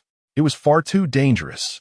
Lin Xia's face was ashen as he turned weakly to Bai Li Pang Pang beside him. "Pang Pang, help me out." Bai Li Pang Pang quickly supported Lin Xia's arm, knowing that Lin Xia had shielded them from the metallic shards. "Xia, are you okay? How are you?" Instructor Hong hurriedly rushed to Lin Xia's side. At that moment, Lin Xia was rendered speechless, leaning heavily on by Li Pang Pang for support. "Qingwu, Qingwu." Molly gently patted the curled-up Song Qingwu, but received no response. And Qingwu hurried to their side, delicately lifting the girl's face, a faint scent of blood lingering in the air. She immediately noticed the crimson stain at the corner of Song Qingwu's mouth, causing Qingwu to panic, her hands trembling slightly. She called out loudly, "Instructor Hong, Instructor Hong." Qingwu has fainted. Within the resplendent palace of Huihong, Song Qingwu stood quietly at the center of the grand hall, the pain from the earlier explosion in the divine ruins dissipating into oblivion. The Eastern Emperor Taiyi, clad in dark robes, approached her, remarking, "You have grown stronger than before." Song Qingwu smiled shyly, replying, "I will strive to cultivate diligently and not disappoint you." "Esteemed Eastern Emperor, may I inquire about certain matters?" Song Qingwu pondered the opportunity to meet the Eastern Emperor after a 6-month interval, determined to clarify some perplexing questions. However, once a soul contract is bound, aside from the practitioner, what other means exist to dissolve it? The soul contract is a matter of causality, Once one enters the cycle of reincarnation, causality dissipates. Song Qingwu forced a smile. Wasn't this knowledge already apparent? Death and dissolution of the Tao meant everything was lost. Is there no method that does not involve reincarnation? The Eastern Emperor Taiyi nodded with a smile. To entangle in greater causality. To entangle in greater causality? The words of the ancient God's teachings and the Eastern Emperor Taiyi resonated within her. Song Qingwu's eyes sparkled as she focused on the figure before her. Esteemed Eastern Emperor, do you accept followers? She recalled that deities could have followers, much like the Western deity Yelent. I do not reside in this realm, nor do I accept followers. Very well, Song Qingwu sighed in resignation. However, the Eastern Emperor Taiyi shifted his tone. But you may. Me? I am not a deity. Song Qingwu's voice trailed off. Suddenly, realization struck her. The Eastern Emperor Taiyi intended for her to act on his behalf and gather followers in this world. What must I do? Simply wish for it, and you can. Song Qingwu was left bewildered. It was that simple? Do you possess mastery over the sun's true fire?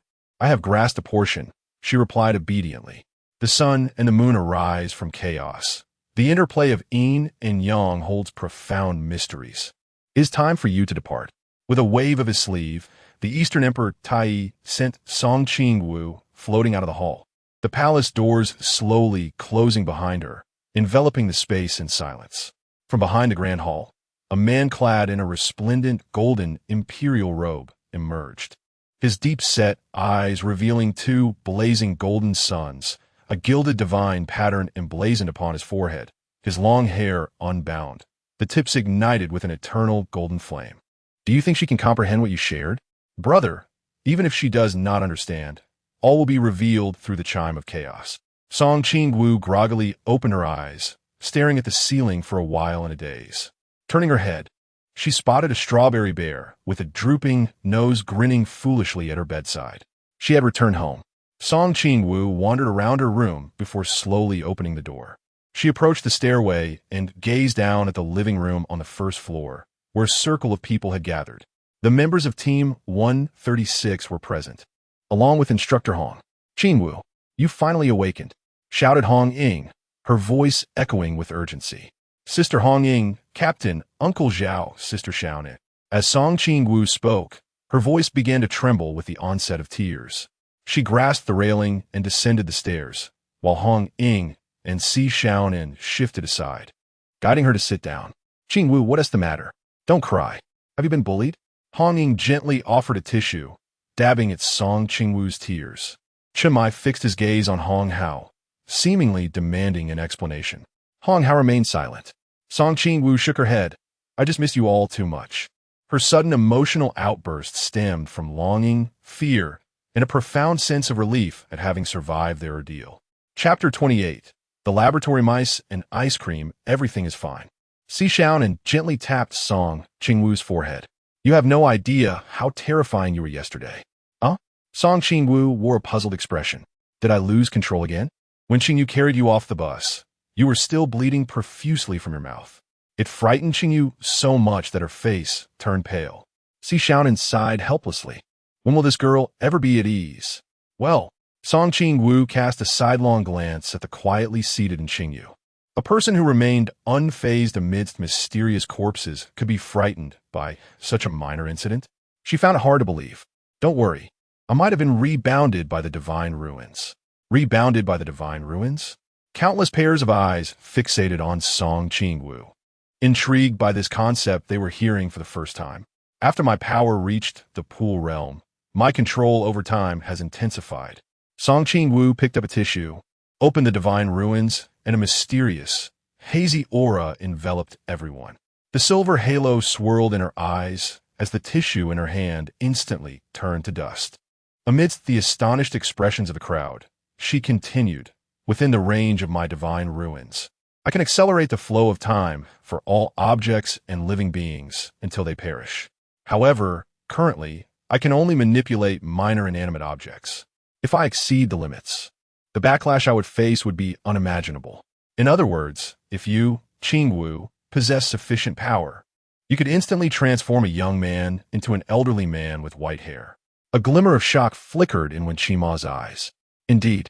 So, the fragments that mysteriously vanished in the air as they flew towards the bus were caused by you. Instructor Hong regarded Song Qingwu with a serious expression. Excellent observation, Instructor. Song Qingwu replied with a cheerful smile. With everyone present, Instructor Hong proceeded to discuss the details regarding the recent attack. In summary, the ancient divine sect had set their sights on 2 divine agents and the heir of the Bailey group. Furthermore, you all can take some time off in the next couple of days to enjoy yourselves.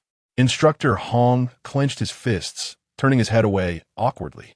Song Qingwu opened her mouth but ultimately chose silence. If they wanted to use them as bait, they might as well state it plainly instead of beating around the bush. Don't worry, Qingwu, I will ensure your safety, Hong Ying pledged, patting her chest. Sister Hong Ying, there's no need to worry about us. After the training camp, we are much stronger than before. All right, I've said all I needed to. I will take my leave now. Instructor Hong stood up and bid farewell to everyone. Once Instructor Hong departed, Chen Mai slowly rose and addressed the 3. Tomorrow is New Year's Eve. Do you 3 have any plans? Of course not, Captain. Team 136 is now my home, Song Qingwu said, hugging Si Xiaonan's arm with a sweet smile. None at all. And Qingyu's lips curled slightly as her gaze swept over the gathered individuals, finally resting on Song Qingwu. I don't have any either. Lin Xia seemed to recall something, but the words shifted on her lips. Chen Mai patted Lin Xia's shoulder. Then let's all celebrate New Year's Eve together tomorrow. Yay!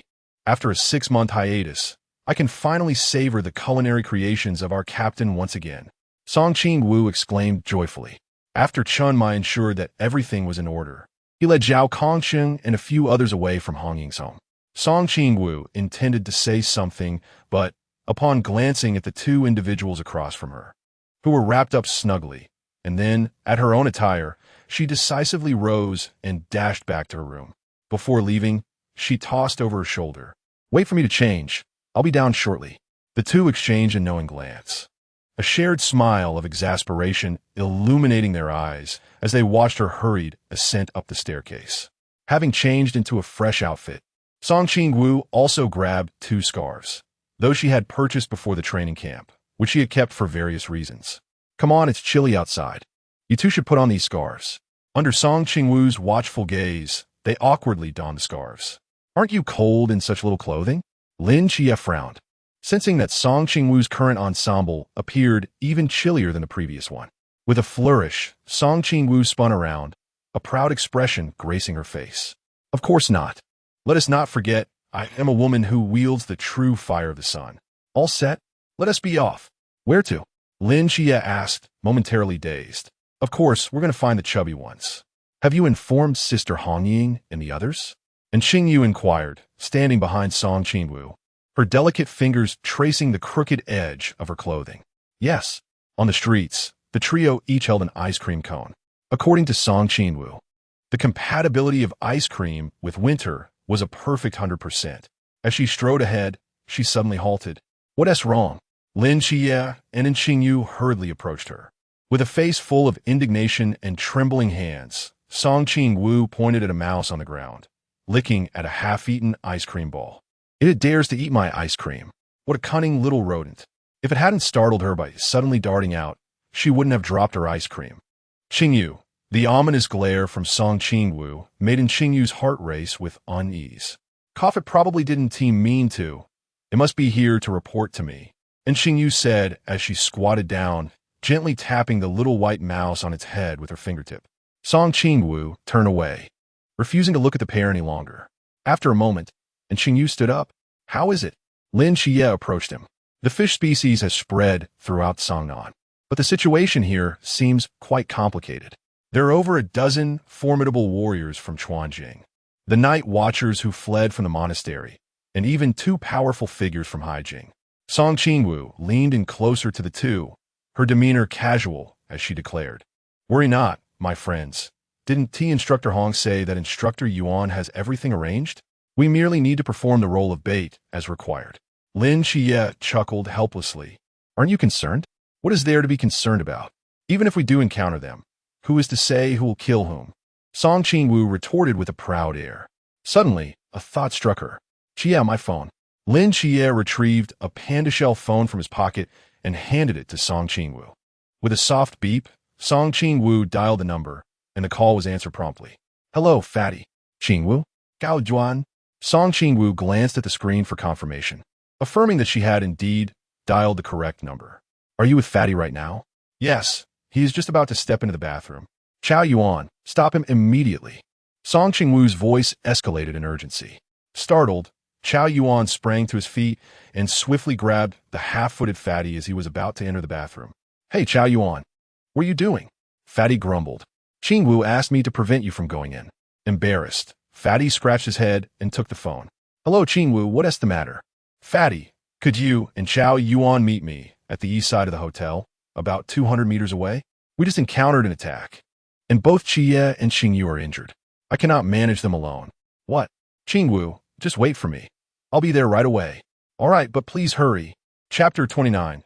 The Midnight Noodle Shop. After finishing the call, Song Qingwu naturally handed her phone to Lin Xia, who tucked it back into his pocket. "Qingwu, why did you say that just now? If I hadn't Fatty wouldn't have sprinted out of the hotel at such speed. Think about it. What did Instructor Hong say before leaving? You, Xia, and Fatty are the primary targets of this ancient cult. With Fatty making such a grand entrance at the hotel, it would be strange if he didn't attract attention. Who knows when his room might explode? He needs to vacate the dangerous area swiftly." When Song Qingwu and her companions arrived at the designated location, Bailey Fatty and Chao Yuan had just reached there as well. "Xia, Qingyu, you're not injured?" Bailey Fatty stared blankly at the three unscathed figures before him. Chao Yuan glanced at Bailey Fatty and shook his head. "You fool, they're obviously deceiving you." Bailey Fatty clutched his chest, looking at Song Qingwu with a heartbroken expression. "In the end, I was wrong to trust you." A moment of silence enveloped the atmosphere. Song Qingwu stepped forward and patted his shoulder. "Fatty, I can explain." After an elaborate explanation from Song Qingwu, the look in Bailey Fatty's eyes shifted from clarity to horror. He turned to gaze at the distant skyscrapers, contemplating how dire their situation would be if an explosion truly occurred. "All right, there's no need to worry. As Qingwu said, those who need to come will find us wherever we are. Why not take the initiative?" And Qingyu raised an eyebrow, a playful smile gracing her lips. The five of them squatted together on the street, discussing their plan. They decided to split into 3 groups according to their strategy. Lin Xia ascended to the highest floor nearby to survey the surroundings, while Bailey Fatty and Chao Yuan wandered aimlessly through various streets. Song Qingwu and Qingyu trailed behind, occasionally resting by the roadside. Suddenly, Qingyu's phone vibrated violently at her waist. She answered the call. "Xia? Fatty and the others have vanished. In the street 300 meters in your 6 o'clock direction." "Understood. Qingwu and I are heading over now." In less than a minute, the two arrived at the specified location, and Qingyu glanced at the sign for Wujia Void, concluding that it must be the domain of the Night Watchers. "No, it should be the former Night Watchers," she mused. "By the way, where did that gatekeeper go? I remember he was an old man." In an instant, a sense of danger surged from behind them. 2 flying daggers struck an invisible barrier of air, producing a crisp sound. Song Qingwu turned around to find a white-haired elder standing 20 meters away, waving a fan, his eyes glinting with a sinister, murderous intent. "Hey, old man." "Ambushing from behind is quite uncouth," Song Qingwu remarked, her gaze icy. "My young friends, what brings you here?" A cold smile crept across Song Qingwu's lips. "To kill you." With that, she dashed forward, her mental energy locking onto the elder as the moment the void of the divine opened. 3 seconds, enough time. As her fist made contact with the elder's body, a burst of golden flames ignited instantly. In an instant, the gilded flames enveloped the old man entirely, who had scarcely the time to utter a sound before collapsing to the ground. Within moments, only a pile of ashes remained. Struggling to her feet, Song Qingwu approached the boundary of the boundless void, her fingertips ignited with golden flames gently grazing the invisible wall. With a resounding bang, the boundless void was breached. "Qingyu, the interior is entrusted to you." Exhausted, Song Qingwu settled beside the sign, feeling drained. "Be careful in here." She sighed silently, having dispatched the old man with ease. Yet her mental strength had been entirely depleted. She realized that the potency of the sun's true fire was entirely contingent upon her mental capacity. As for the flaw of pausing time, the higher the cultivation level of the individual she sought to restrain, the greater the mental energy expended. Indeed, when the disparity in levels reached a certain threshold, this ability would falter. Now, with her mental strength reaching the pool realm, she wondered if it could facilitate a successful overpowering of an opponent of a higher tier. Guarding the boundless void from outside, she acknowledged that in her current state, she could offer no assistance within. Behind her, a pillar of dark malevolence surged skyward, its power significantly greater than before. Almost on the verge of slumber, while waiting, Qingwu was roused by the sound of laughter approaching from behind. "Hey, Qingyu, that last strike was impressive, wasn't it?" Bali Pang raised his chin proudly, his face brimming with self-satisfaction. "If we disregard that last tumble, I'd rate a 9. And Qingyu hastily moved to support Qingwu, who was struggling to stand. Chao Yuan smirked, his voice dripping with sarcasm. "In truth, it merits only 3 points. Zhu, Gao Yuan," Bai Lipang raturta indignantly, lamenting that he should have had Qi Yi focus more intently. Chao Yuan shrugged. "What can I say? Qi Yi cares more for me." "Nonsense. Qi Yi clearly cares more for me. He was the first to come to my aid." Lin Qi Yi leisurely caught up from behind, swiftly passing the two while chattering away. And Qingyu and Qingwu gazed upward, where the hotel's rooftop blazed with flames. It had been burning for quite some time. You were inside for barely a moment before the roof exploded. And Qingyu noted, a frown creasing her brow. "I suspect the instructors are engaged in a fierce battle with the enemy up there. Should we assist?" Bai Li Pang inquired, casting a worried glance at the towering inferno. Realizing the attackers had invested considerable effort, Lin Qi Yi shook his head. "This level of conflict is beyond our capabilities. Instead of wasting time, we should procure some food. Indeed, I've only had half an ice cream today. I'm on the verge of starvation," Qingwu chimed in. Without hesitation, the group set off, guided by Lin Qi Yi. It was the dead of night, and a few shops in the old town flickered with lights. From a distance, they could already smell the enticing aroma of a noodle shop. "Boss, 3 bowls of beef noodles, double beef, add an egg and sausage, and for 2 of the bowls. At a large shop, thank you."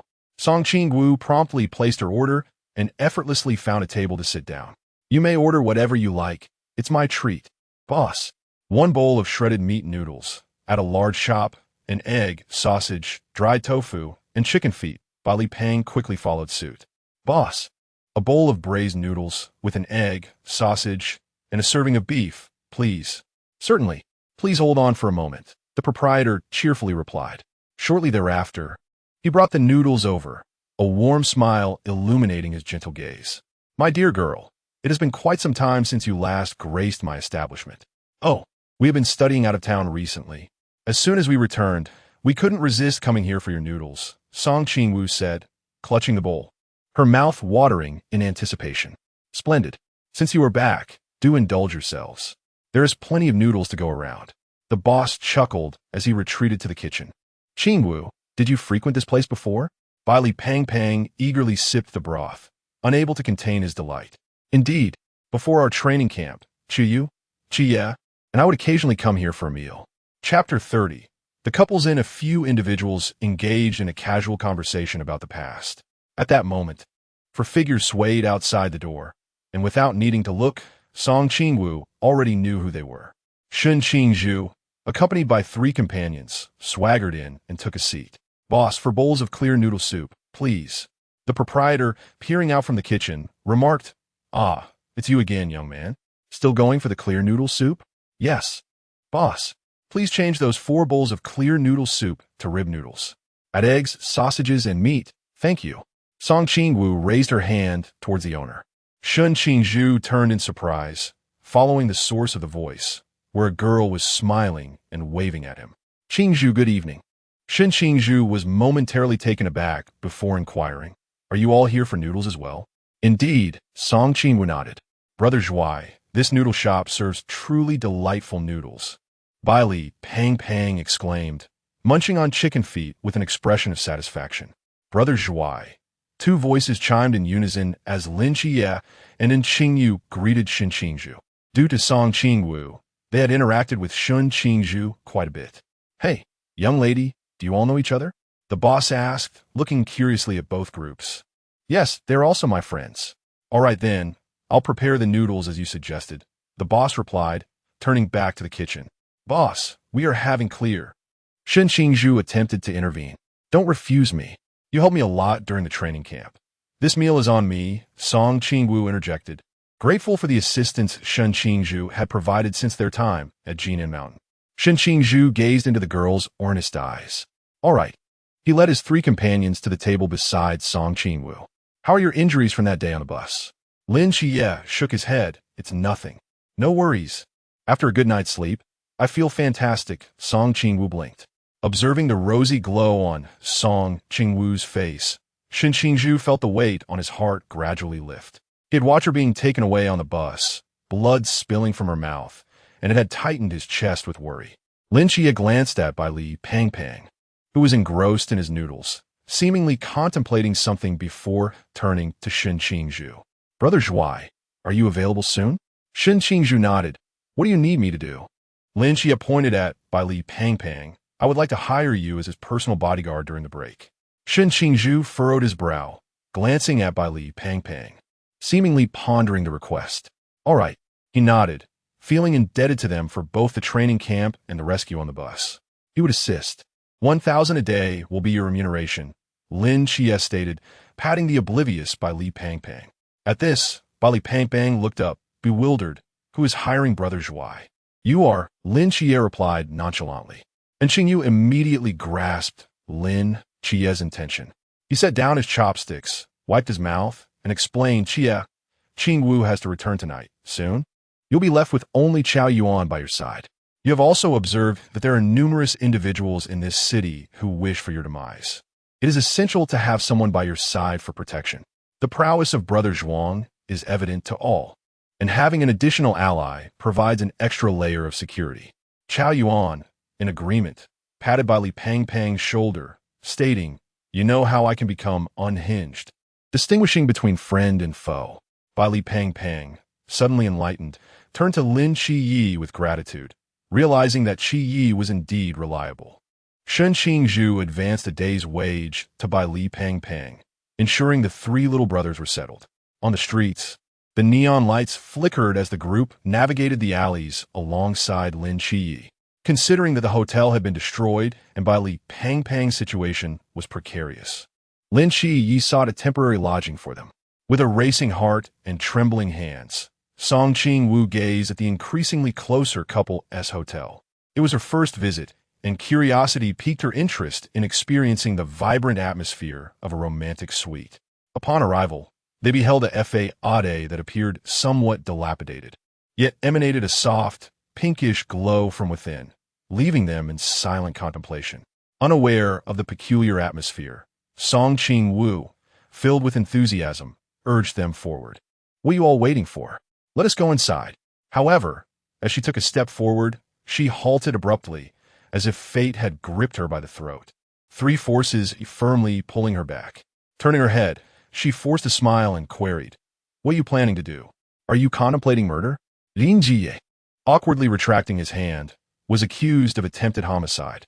Song Qingwu's gaze swept over in Qingyu and Shen Qingzhu, who were clutching her arms. "May I inquire what you three intend to do?" Well, Qingwu, perhaps it's best if you don't go in," Shen Qingzhu suggested. Song Qingwu, suspecting she had misheard, widened her eyes in disbelief. "Qi, if you can enter, why can't I? I was with Uncle Zhao last time." "No, that was an accident." In that moment, four pairs of eyes fixated intently on Lin Qiyi. Chao Yuan appeared conflicted, oblivious to Qiyi's peculiar inclination.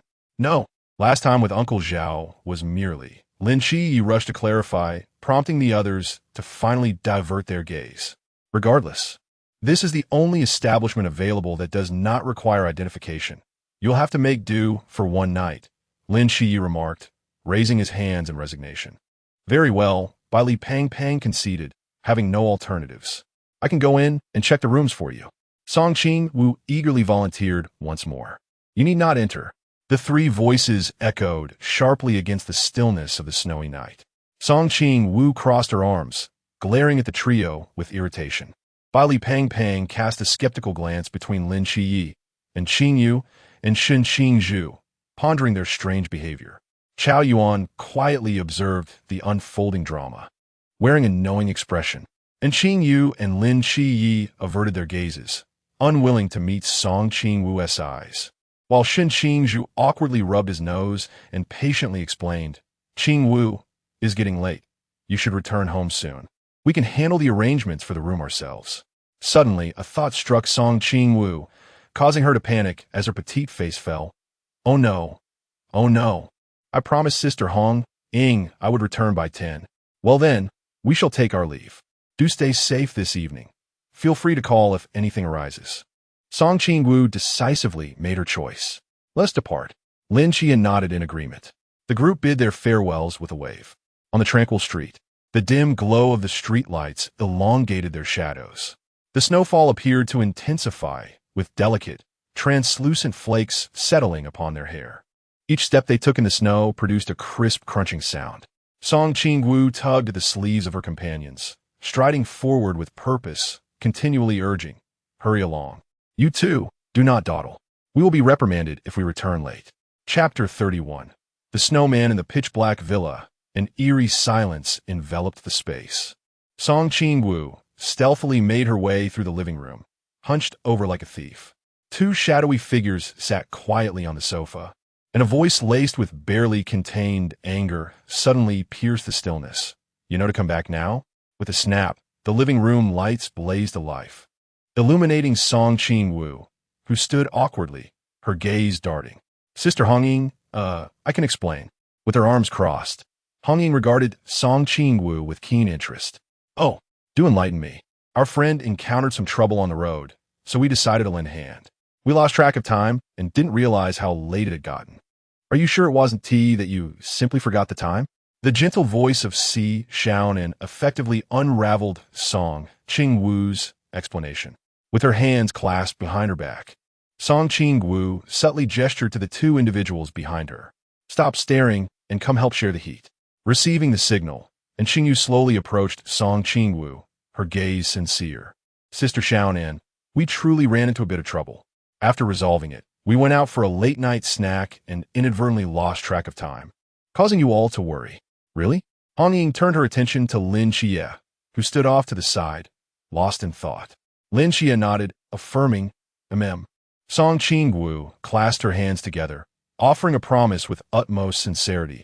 "I assure you it won't happen again." Hongying withdrew her gaze and playfully poked Song Qingwu's forehead. "Of the three of you, you are the most troublesome." Song Qingwu cheekily grasped Hongying's hand and stuck out her tongue. "Not at all. All right. You three should hurry and get some rest," Hongying said, shaking her head in exasperation.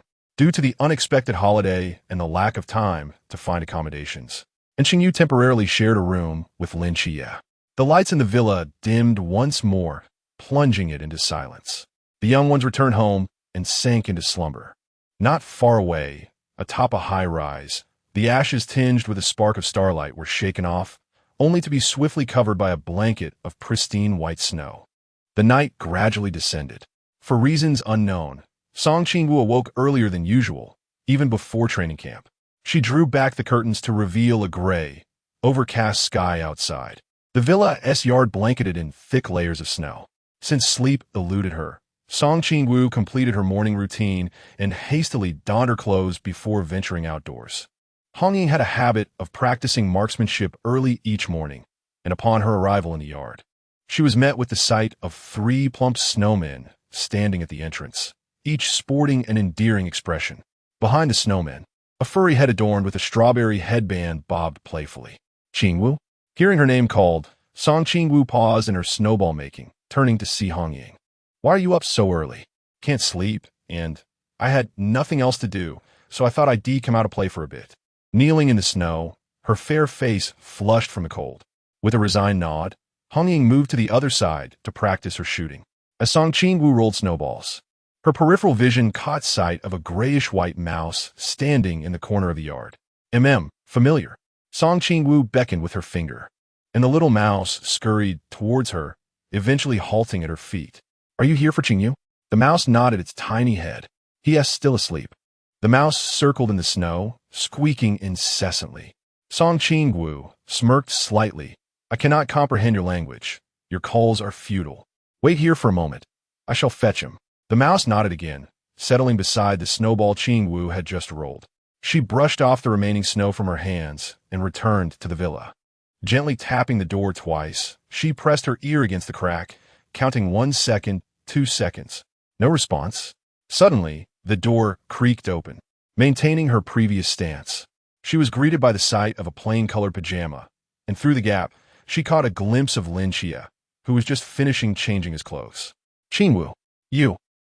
Straightening up, a smile crept across her lips. If her eyes had not deceived her, Lin Xia possessed a chiseled six-pack. "Good morning, Qingwu. Your little white mouse is waiting at the villa entrance. It seems to have something to discuss with you." The girl's features softened, snowflakes still clinging to her hair. Her nose tinged with red from the cold outside. "All right, I'll change and come right out. I'll wait for you at the door." Outside the villa, Song Qingwu clutched the snowball, continuing to complete her earlier task, and Qingyu squatted down, locking eyes with the little mouse.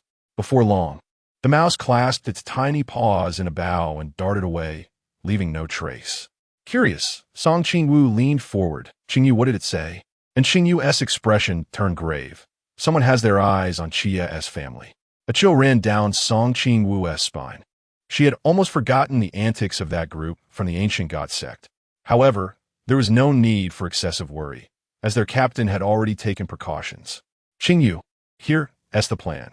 I will accompany Qia downstairs to guard his home, while you assist Honging and the others with procuring supplies for tonight." And Qingyu lowered her voice. "Can the two of you handle it alone?" Song Qingwu smiled reassuringly. "Not to worry. As long as it's not above the sea realm, we can manage." As they entered the villa, Lin Xia happened to descend stairs. "Xia, we just received intel that someone is targeting your family," and Qingyu cautiously conveyed. Before she could finish, Lin Xia could no longer contain himself. He grabbed the black box from the living room and dashed outside, determined to protect his loved ones. Song Qingwu sighed as she watched him sprint away. "Qingyu, I suddenly crave sweet and sour ribs, oil-braised prawns, and vinegar chicken." "Very well. I shall procure the ingredients. You stay close to Qia and be cautious." With the black box slung over her shoulder, Song Qingwu hurriedly exited.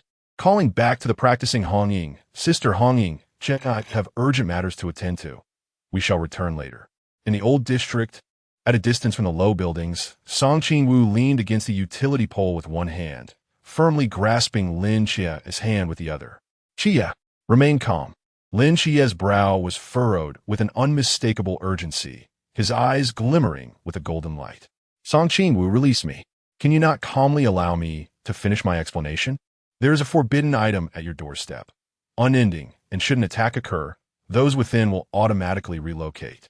If those individuals intended to strike, they would have done so much earlier. Why wait until now? This is clearly a trap.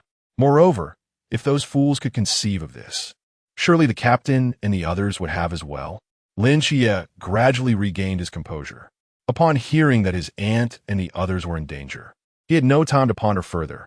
All he could think of was rushing back as swiftly as possible. Song Qingwu released his grip, her tone steady as she stated. "There is one in that van ahead. They are numerous. We must coordinate our efforts for a swift resolution." Chapter 32. 3 seconds. Song Qingwu approached the van slowly, as the divine realm unfurled with each step. Gradually, the van entered the territory of her mystical domain. In an instant, her mental energy locked onto the individuals inside, and with a mere thought, they were rendered immobile. In the next moment, a sharp blade pierced through the window, striking at the throat. Lin Xia deftly withdrew the straight knife. Drip, drip.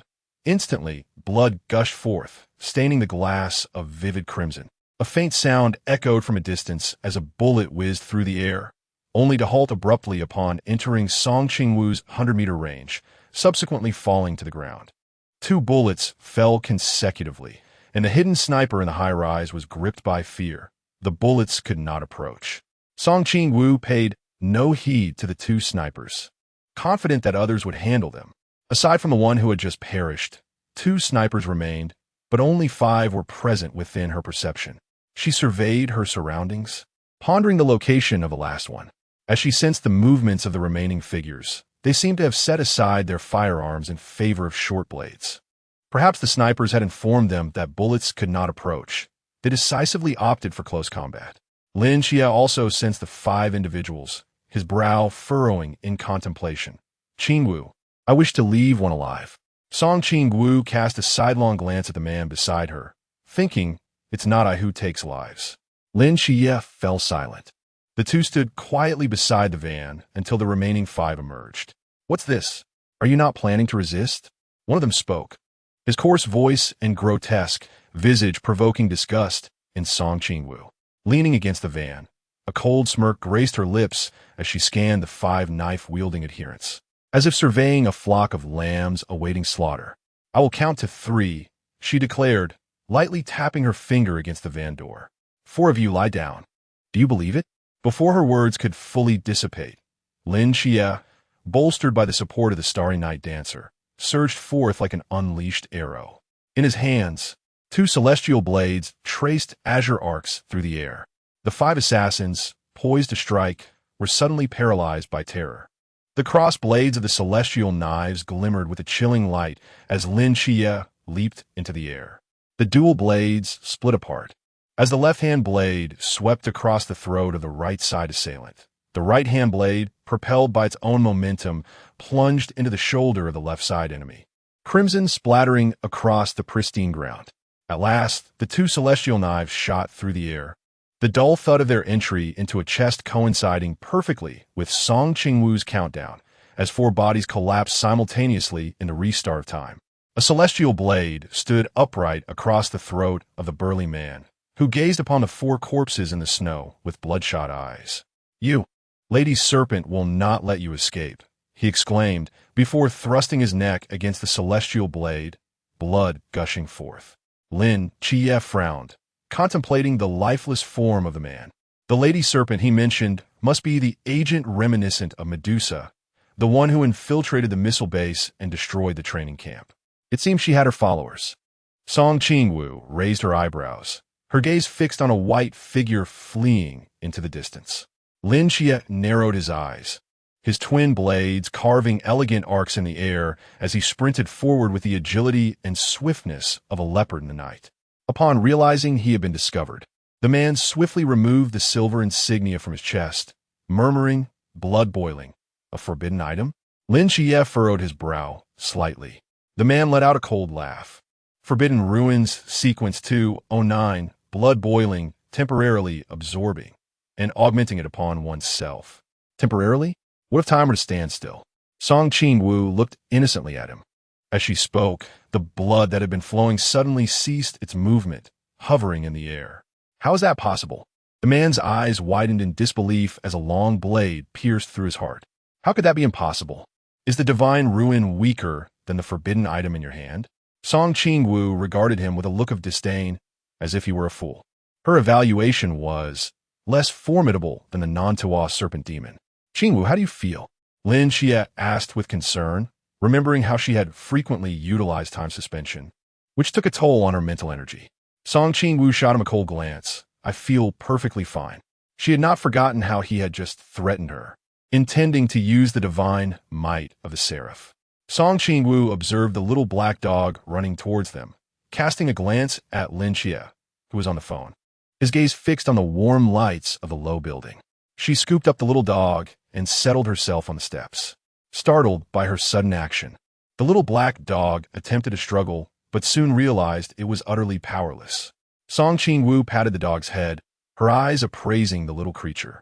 This was their Xia's howling celestial dog. It was her first encounter with one. Little Black, what a good dog you are.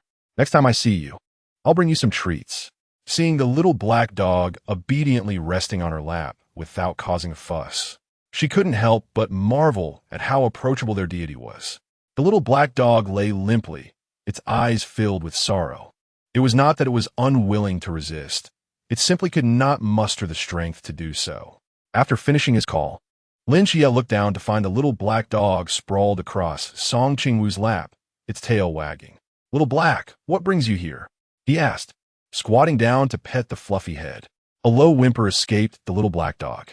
Help it, quickly lifted away from this woman. Lin Xia took one last look at home, sighed softly. It's getting late. We should leave now. Little Black, you should head back soon. All right. Song Qingwu gently placed the little black dog on the ground. We're leaving now, Little Black.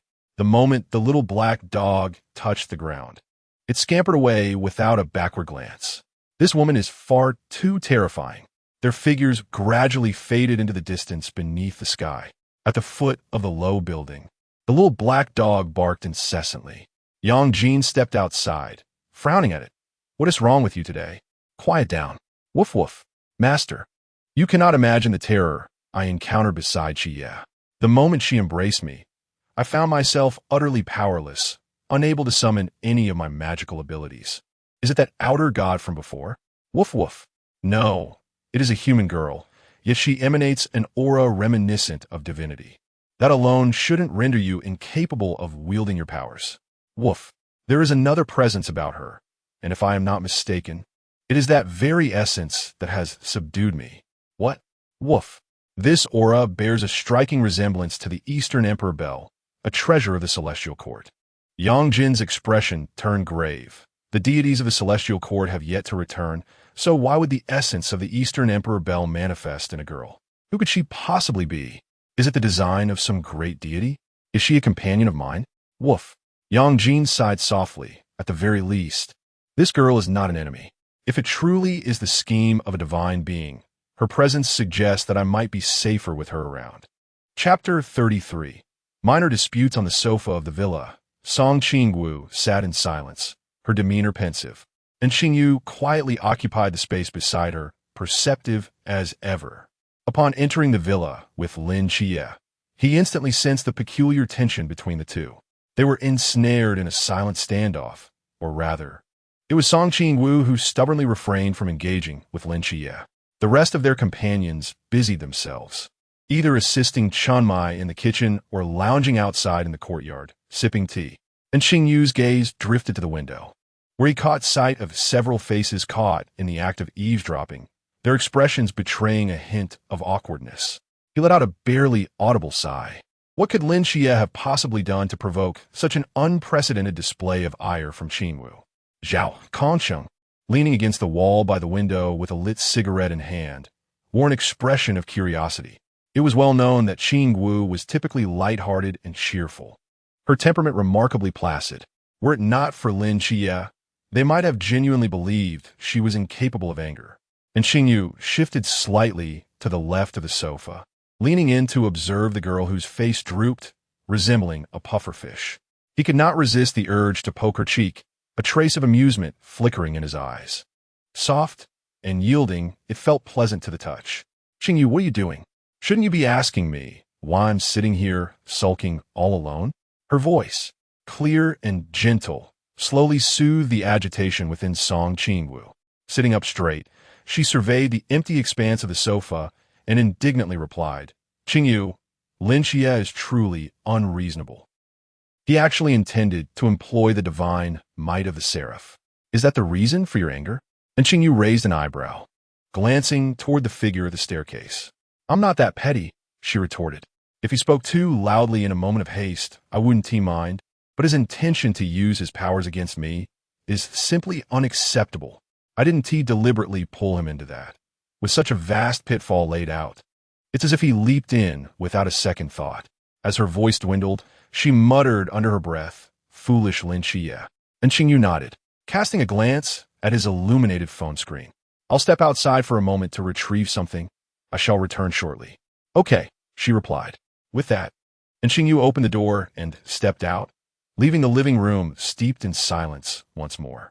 Bored, Song Qingwu flicked on the television, the expansive room feeling desolate in her solitary presence. Qingwu, a sudden voice from behind startled her. Turning, she found Lin Xia standing quietly behind her. What is it? You move like a ghost, making no sound at all. Are you trying to scare someone? I apologize for my earlier behavior, Lin Xia said, his head bowed, earnestness etched in his gaze.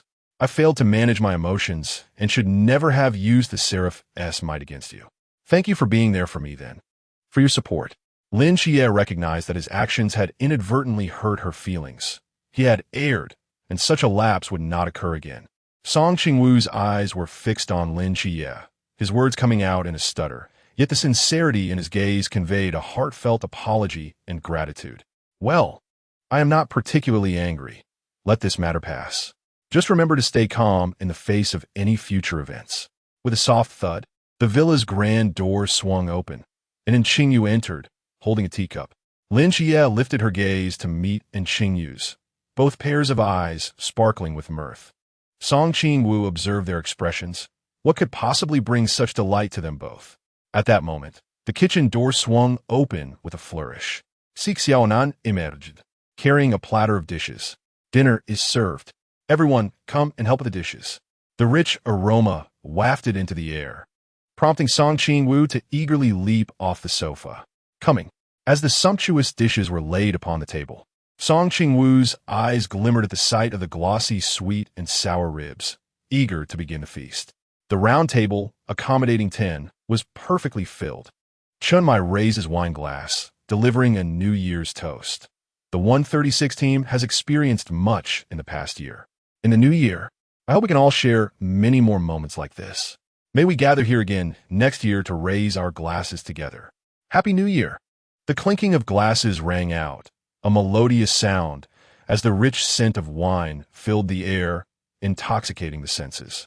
Brilliant fireworks illuminated the city skyline, painting the dark canvas with vibrant colors. With hands propped beneath her chin, Song Qingwu smiled gently, silently observing the playful banter among the group. Perhaps it was the effects of the alcohol, but her gaze towards everyone appeared somewhat dreamy. These moments were truly wonderful. Everyone was present and accounted for. In her past life, Song Qingwu had been an orphan, raised in a welfare institution. She had watched her friends depart one by one, each departure bringing her tears. The headmistress would often say, "One must learn to accept farewells." Eventually, the headmistress too left, leaving her utterly alone. Now, in this new world, she had found new family and companions. Yet, dear headmistress, I still have not learned to accept farewells. Captain, Vice Captain, Sister Shaon and Brother Lung Xian, what must I do to save you all? Tears shimmered in Song Qingwu's eyes, her vision blurred, and Qingyu's gaze fell upon her, filled with an unreadable emotion. Qingwu, why do you appear so sorrowful? The meal extended for quite a while, and as it progressed, some began to play a game of rock, paper, scissors. Lin Xie and Qingyu, having no prior experience, were taught on the spot by Hong Ying and Zhao Kongsheng. It was said that Qingyu's intelligence was uncanny. After just one demonstration, he grasped the game effortlessly. He faced Zhao Kongsheng and won 2 rounds with ease. Unconvinced, Zhao Kongsheng insisted on a rematch with Qingyu, leading to 6 consecutive drinks. Song Qingwu sat on the sofa, holding her cup and watching the Spring Festival Gala, sipping occasionally. Compared to alcohol, she preferred fruit juice. Seizing the moment while Zhao Kongsheng was engaged with Qingyu, Lin Xie managed to slip away, somewhat unsteadily, making his way to the kitchen. He retrieved a box of small cakes from the refrigerator and approached the sofa. What is this? Qingyu mentioned that this was a gift from Sister Hongying, and she asked me to bring it to you. All right, thank you, Xie. Song Qingwu accepted the box and patted the empty seat beside her, her eyes sparkling as she gazed at Lin Xie. How have you been? Do you need to take a break before we continue drinking? Just as Lin Xie leaned against the sofa, ready to respond, Sister Hongying's loud voice interrupted. Xie, come here. You haven't played with me yet. With a soft chuckle, Song Qingwu noticed the bewildered expression on Lin Xie's face. It seems that unless Sister Hongying and Uncle Zhao are thoroughly intoxicated, you and Qingyu may not find respite anytime soon. Chapter 34. Happy New Year. At 11:55 p.m., the mobile phone resting on the coffee table began to vibrate. Beep, beep, beep. Song Qingwu reclined lazily on the sofa, her gaze directed at the unfamiliar number flashing on the screen. At such a late hour, could it be a wrong call? She picked up the phone and gently swiped her finger across the screen. Hello, Qingwu.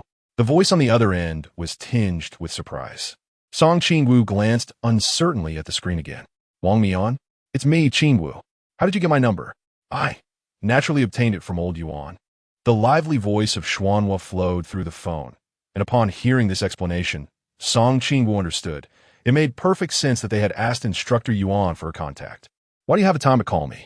Song Qingwu turned to glance at Hong Ying, who was perched on a stool with her feet off the ground, and shook her head helplessly. She stood up and walked out of the villa, gently closing the door behind her. It's nothing much. It's New Year's Eve, and we thought we'd give you a call. Wang Mian leaned against a low wall by the streetlight, removing his mask and placing it gently at his feet. Has the Phantom Squad not received any mysterious missions today? I heard the special team is busy year-round. Qingwu, we just wrapped up a mystery in the marine realm, and the captain couldn't wait to call you. Yuegui chimed in from the side. Song Qingwu blinked in surprise. Am I really so well regarded by the members of the Phantom Squad? Are you all right? No injuries? Wang Mian shot a glance at Xuanhua, who seemed eager to speak, and smiled softly, lowering his voice. No, it was just a marine realm issue. We resolved it quite smoothly. Have you eaten your New Year's Eve dinner? Song Qingwu crouched down, tracing a character for King in the Snow. Yes, our Captain's culinary skills are superb. Sweet and sour ribs, oil-braised shrimp, spicy squid. Song Qingwu's eyes widened involuntarily. The three dishes Wang Mian casually listed were all her favorites. You enjoy these too? A light chuckle came from the other end. Qingwu, these are our captain's signature dishes. He can also make vinegar chicken and cola chicken wings. Xuanhua rattled off a list of dishes. Song Qingwu couldn't help but marvel. How is it that all these dishes are ones I love? Indeed, you should consider joining us at the Phantom Squad. Anything you like, our captain will be able to prepare. Sure, if there's an opportunity in the future. Song Qingwu was well aware that such a possibility was slim. Joining the Phantom Squad was far less likely than aligning with the Nightfall. Wang Mian lowered his gaze, fixated on the softly glowing screen in his hand. Only 10 seconds remained until the new year. Song Qingwu raised her head to gaze at the brilliant fireworks in the night sky. Cangnan City was ablaze with lights, and in this moment, everyone awaited the arrival of the new year. Wang Mian, Happy New Year. Awu, Happy New Year. Wow, Captain, how affectionate. Don't you think so? I like you. Xuanhua teased, nudging Yuegui with his shoulder. Indeed, the captain's courage is commendable. Xinghan rested his chin on his hand, pondering deeply. Indeed, the captain, when silent, is inconspicuous, but when he speaks, he astonishes. The phone call ended abruptly, leaving Song Qingwu with a gaze filled with bewilderment. What had he just said? The cacophony of firecrackers had rendered her unable to hear clearly. Never mind, it was of little consequence. Song Qingwu opened her recent call log and saved Wang Mian's number into her contacts. She turned and headed back to the villa, where a group of people lay sprawled on the floor around the dining table. Song Qingwu's lips twitched in confusion. What had transpired? She had only stepped out for a few minutes, and they were already in such a state. On the sofa, Lung Xian sat quietly, lost in thought, while Chunmai busied himself clearing the remnants of their revelry. Song Qingwu couldn't help but shake her head. The captain truly had a remarkable tolerance for alcohol. And Qingyu lounged silently in a chair, his fair throat rising and falling gently as he slowly lifted his eyelids, his alluring gaze tinged with languor. Song Qingwu reached out to smooth the unruly strands of hair falling over his eyes. Qingyu, are you all right? Qingqing, I. What was he saying? Kiss me? It was no fault of Song Qingwu's ears that she barely caught his words, his voice barely a whisper. Enough. Be quiet. I thought you weren't that drunk. Song Qingwu draped an arm over in Qingyu's shoulder. Let me help you upstairs. And Qingyu obediently replied, leaning against her as the sweet scent of strawberries filled his senses. After considerable effort, she managed to guide him to the edge of the bed, where he collapsed in a sleep upon contact with the mattress. Song Qingwu exhaled deeply, hands on her hips, ready to assist the next individual. She located the unconscious Hong Ying beneath the table and the slumbering Si Shaon and propped against the wall, carrying them back to their rooms, removing their soiled outer garments, and tucking them under the covers before descending once more. After 3 such trips, Song Qingwu felt she could still indulge in another meal. She hesitated, gazing at Lin Xie, who had fallen asleep atop a chair. Just then, Chunmai completed his cleanup and approached her. Qingwu, let me take Xie up. You should find a few blankets. Let old Zhao and the others sleep on the sofa tonight. All right. After a considerable amount of time, everything was finally arranged. Inshima assisted Lung Xian in leaving Hong Ying's home. With a soft click, the door locked behind them. Song Qingwu glanced at the few still snoring on the sofa, gently dimming the main lights in the living room, leaving only a warm glow in the kitchen. The light was neither glaring nor did it plunge the first floor into darkness. The following morning, after freshening up, Song Qingwu descended. The villa was enveloped in a serene silence. She tiptoed outside. It was still early, and she could buy them some breakfast. On the quiet morning streets, a faint scent of smoke lingered in the air, with spent firework tubes lining the roadside. On the first day of the Lunar New Year, there were lamentably few shops open. After several twists and turns, Song Qingwu finally discovered a hidden breakfast stall nestled in an alley. After a short wait, she hurried back with a large bag of freshly steamed buns and soy milk, still warm and inviting. She needed to return quickly while it was hot. As she hummed a tune on her way back, she suddenly halted. At the end of the street, a dark green snake lay coiled in the center of the road. Flicking its tongue at her, on the tranquil street, she could distinctly hear the sound of her own breath.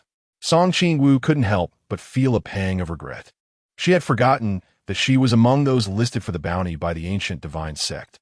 Today marked the final day of the new recruits' holiday, and it was certain that this group would be unable to contain their urge to take action.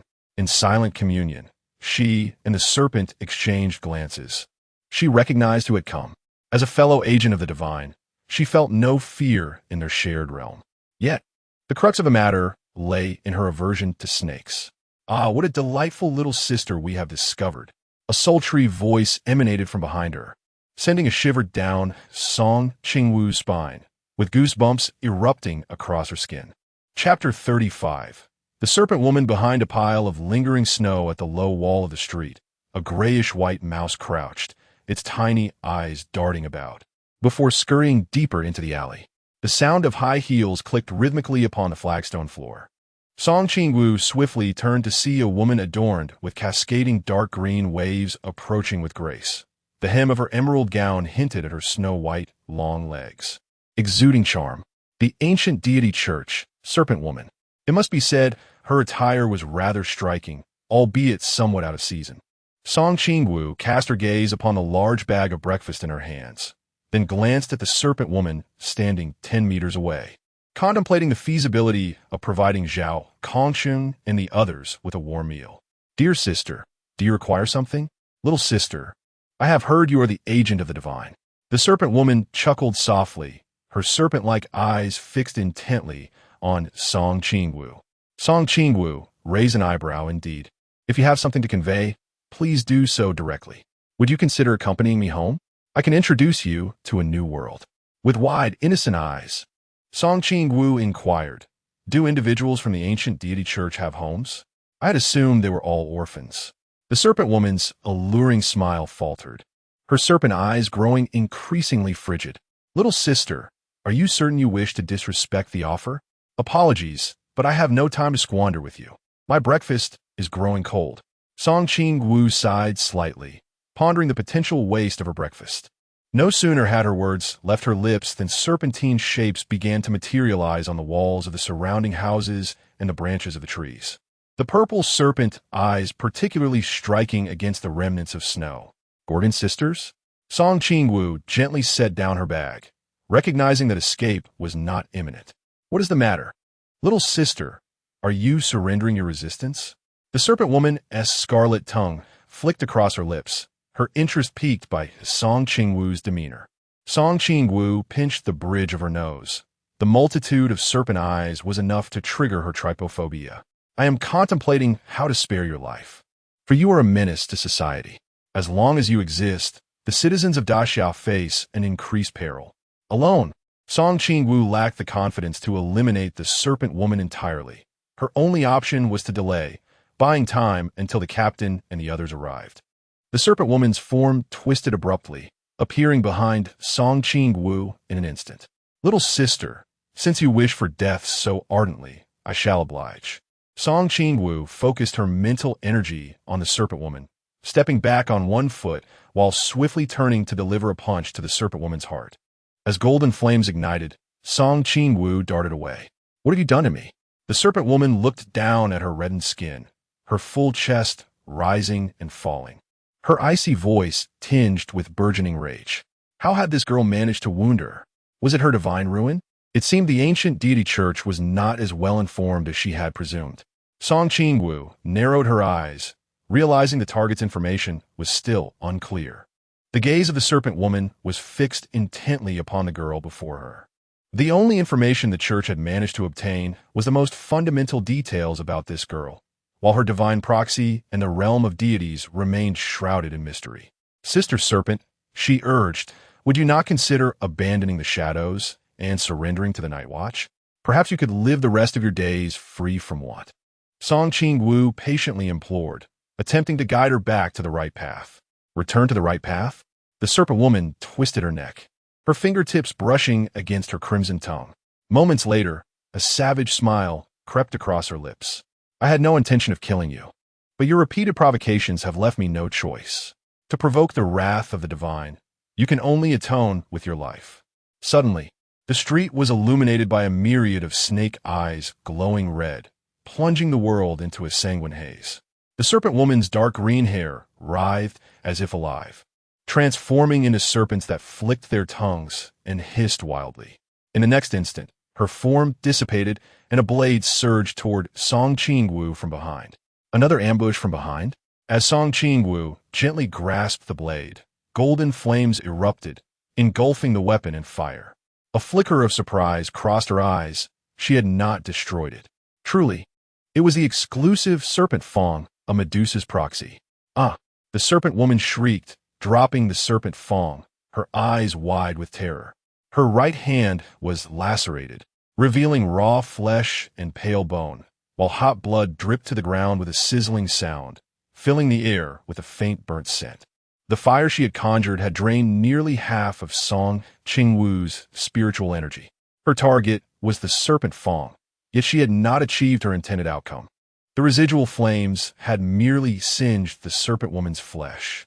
This was indeed a conundrum. With a heavy sigh, Song Qingwu wished for her team to arrive swiftly. "Within the confines of my divine realm, your teleportation is of no use to me," she declared calmly. Her chaotic divine realm allowed her to track all movements within its bounds and control the suspension of time at will. "Sister Serpent, do you truly not consider a life of free sustenance from state?" The serpent woman's once alluring visage contorted into a terrifying and grotesque expression. "You seek death." A burst of light shot forth from her eyes. With their proximity too close, Song Qingwu had no time to react. The radiance reached her gaze, causing her body to freeze momentarily, a blinding white light flashing in her mind. Her left eye shimmered with blazing golden flames, divine and fervent, while her right eye crystallized with chilling blue frost, deep and frigid. Under the veil of chaos, the sun and moon intertwined, the balance of yin and yang swirling. An overwhelming divine might bore down upon the serpent woman. "Ah, ah!" The piercing screams echoed through the street. "My eyes!" The serpent woman trembled, clutching her eyes with shaking hands. A wisp of white smoke floated from her left eye, while frost formed around her right. The scorching heat and the biting cold assaulted her mind, tearing her spirit asunder. One half burned in the flames, the other shattered in the icy grip of despair. Song Qingwu collapsed to the ground, her gaze gradually regaining clarity. A long knife sliced through the air, and the serpent woman's eyes turned pitch black. Sensing the imminent danger, she instinctively activated her divine escape to evade the straight blade. In an instant, she reappeared beside a large tree, 20 meters away from Song Qingwu, a conspicuous wound now visible on her arm. "Qingwu." Song Qingwu turned her head to see Qingyu rushing to her side. Blinking innocently, she remarked, "Qingyu, you all took your time." Lin Xia was fervently wielding the straight knife in pursuit of the serpent woman, and Qingyu grasped Song Qingwu's shoulders, meticulously inspecting her from head to toe, before finally meeting the girl's gaze with a resigned expression. "You are the one who is reckless, knowing full well that this period is fraught with peril, yet you ventured out alone so early in the morning." Chapter 36. Han Xiaoyan Lin Xie found himself enveloped in darkness, his figure swaying as he swiftly directed his blade toward the head of the serpent woman. Just as the long knife was about to pierce her throat, a silver spear interposed itself before her, deflecting Lin Qia's assault. The man wielding the spear deftly flicked it, causing Lin Qia's weapon to veer aside. He stepped forward, shielding the serpent woman behind him. "Greetings, I am Han Xiaoyan, the 13th disciple," he announced. Song Qingwu slowly rose, her expression a tapestry of complexity as she scrutinized the courteous man before her. And Qingyu steadied the staggering Lin Xia, her gaze solemnly assessing the man. "Are you here to rescue her, Captain Han?" Song Qingwu inquired calmly. At the sound of the last three words, the man's eyelids flickered imperceptibly. "Yes," Han Xiaoyan replied, casting a glance at the disheveled serpent woman. "You may leave now."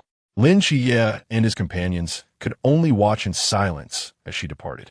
Even their desire to retain her was thwarted by Han Xiaoyan's unwavering stance.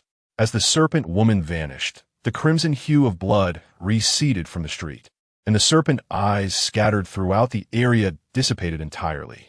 Lin Xia furrowed his brow, observing the man before him. The mere flick of his spear had rendered Lin Xia defenseless. His prowess was evidently at the pinnacle of the Chuan realm. Faced with such an adversary, even the three of them together possessed scant hope of victory. In a bid for caution, Lin Xia attempted to communicate with Nix from the mental institution in his mind. "Are you here to kill us?" And Qingyu's eyes narrowed, her gaze fixed firmly on Han Xiaoyan. An enemy, not an ally, a disciple of the ancient God Church. She reasoned, noting that he had chosen to remain and confront them rather than leave with the serpent woman. "Indeed," Han Xiaoyan affirmed, gripping his spear, his expression a complex blend of emotions as he regarded the trio before him. Just as Song Qingwu was about to speak, a familiar surge of power reverberated through the air. It is the boundless domain. On a quiet street, 6 figures cloaked in dark red approached through the snow. Han Xiaoyan's gaze flickered as he regarded the newcomers. "Captain," Song Qingwu's voice pierced through the wind and snow, filled with delight. Upon seeing the members of Team 136, she felt a wave of relief wash over her. They had finally arrived. With haste, Song Qingwu pulled in Qingyu to retreat behind her comrades. The previous encounter with the serpent woman had exhausted her, leaving her head throbbing. If she wasn't mistaken, she had inadvertently succumbed to the serpent woman's petrification. Yet she remained unscathed, as if she had somehow incapacitated the serpent woman's gaze. Lin Xia also moved to join his team, though his eyes were filled with concern. Their opponent was in the sea realm, while their team lacked a single member of such caliber. Han Xiaoyan regarded them with a calm demeanor. "You cannot defeat me. Relinquish your efforts. Even if we cannot win, we shall not allow you to harm them," Chen Mai declared, his voice resonant and profound, striking at the hearts of all present.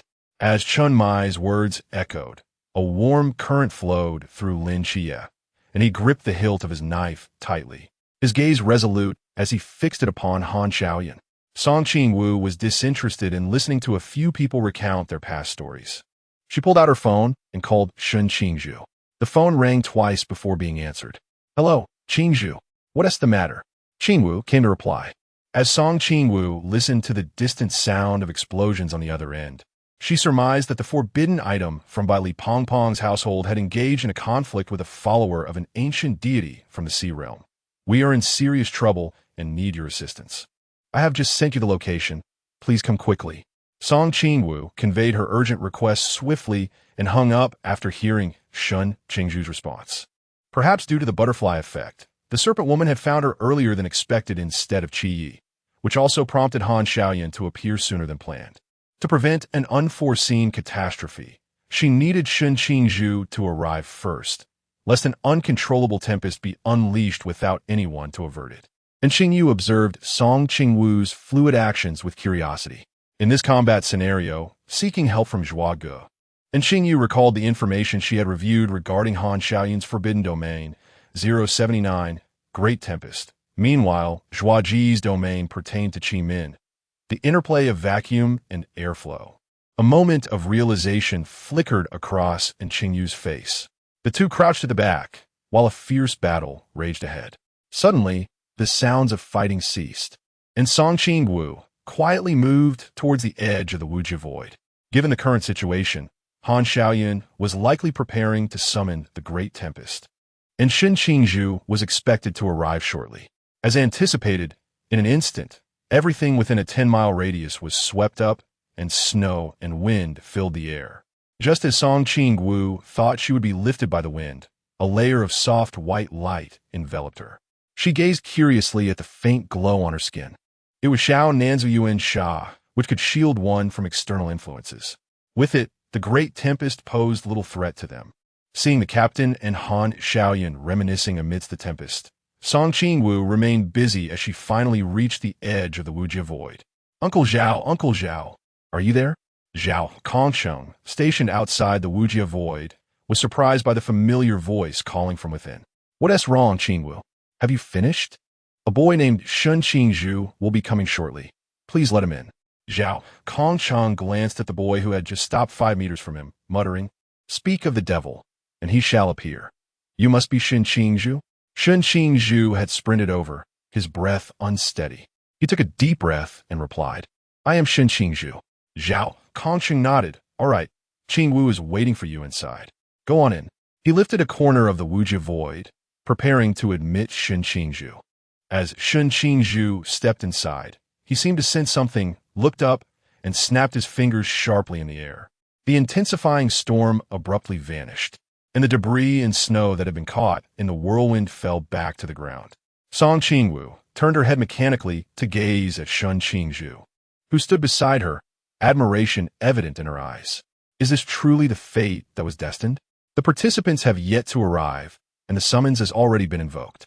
Over there, Han Xiaoyun and Shen might have scarcely exchanged blows, yet the sudden disappearance of the tempest leaves both parties in a state of bewilderment.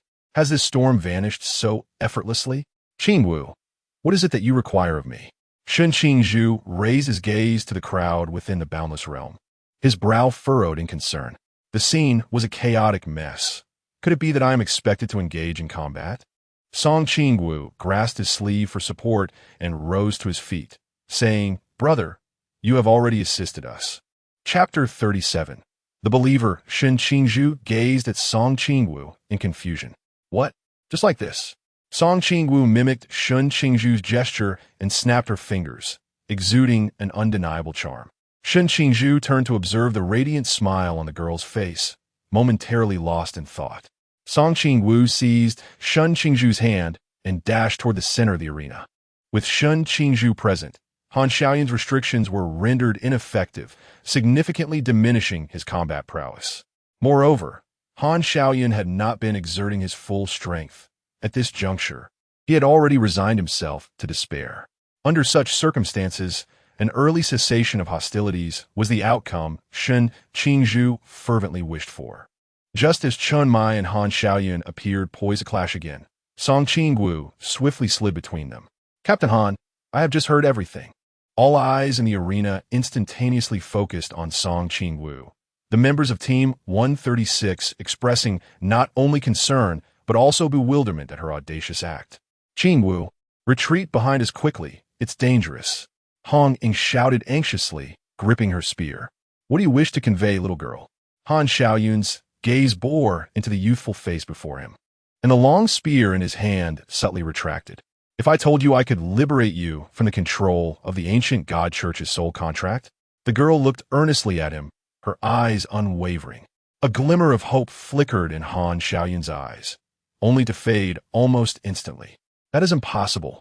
Once a soul contract is signed, no one can annul it. What if it were a deity? Han Xiaoyun's pupils constricted sharply, his grip on the spear trembling slightly. A deity? Over the years, he had prayed countless times for divine intervention to free him from his bondage. The contract compelled him to obey the whisper, leading him to commit numerous wrongs. Each day he lived was a torment.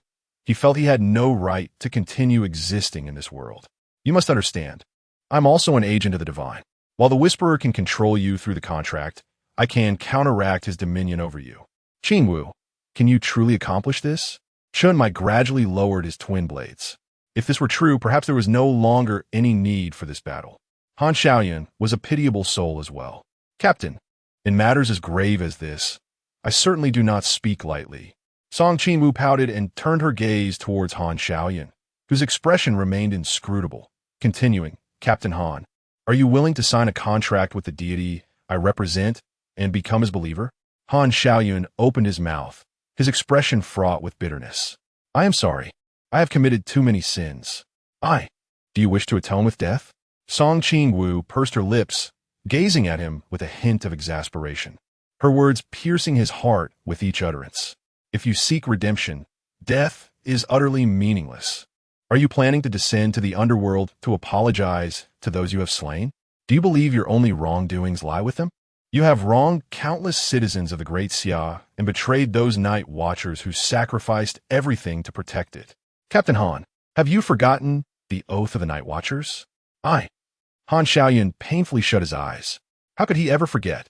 Over a decade ago, upon graduating from the training camp, he experienced a profound sense of emotion when he first received the Night Watchman's medal.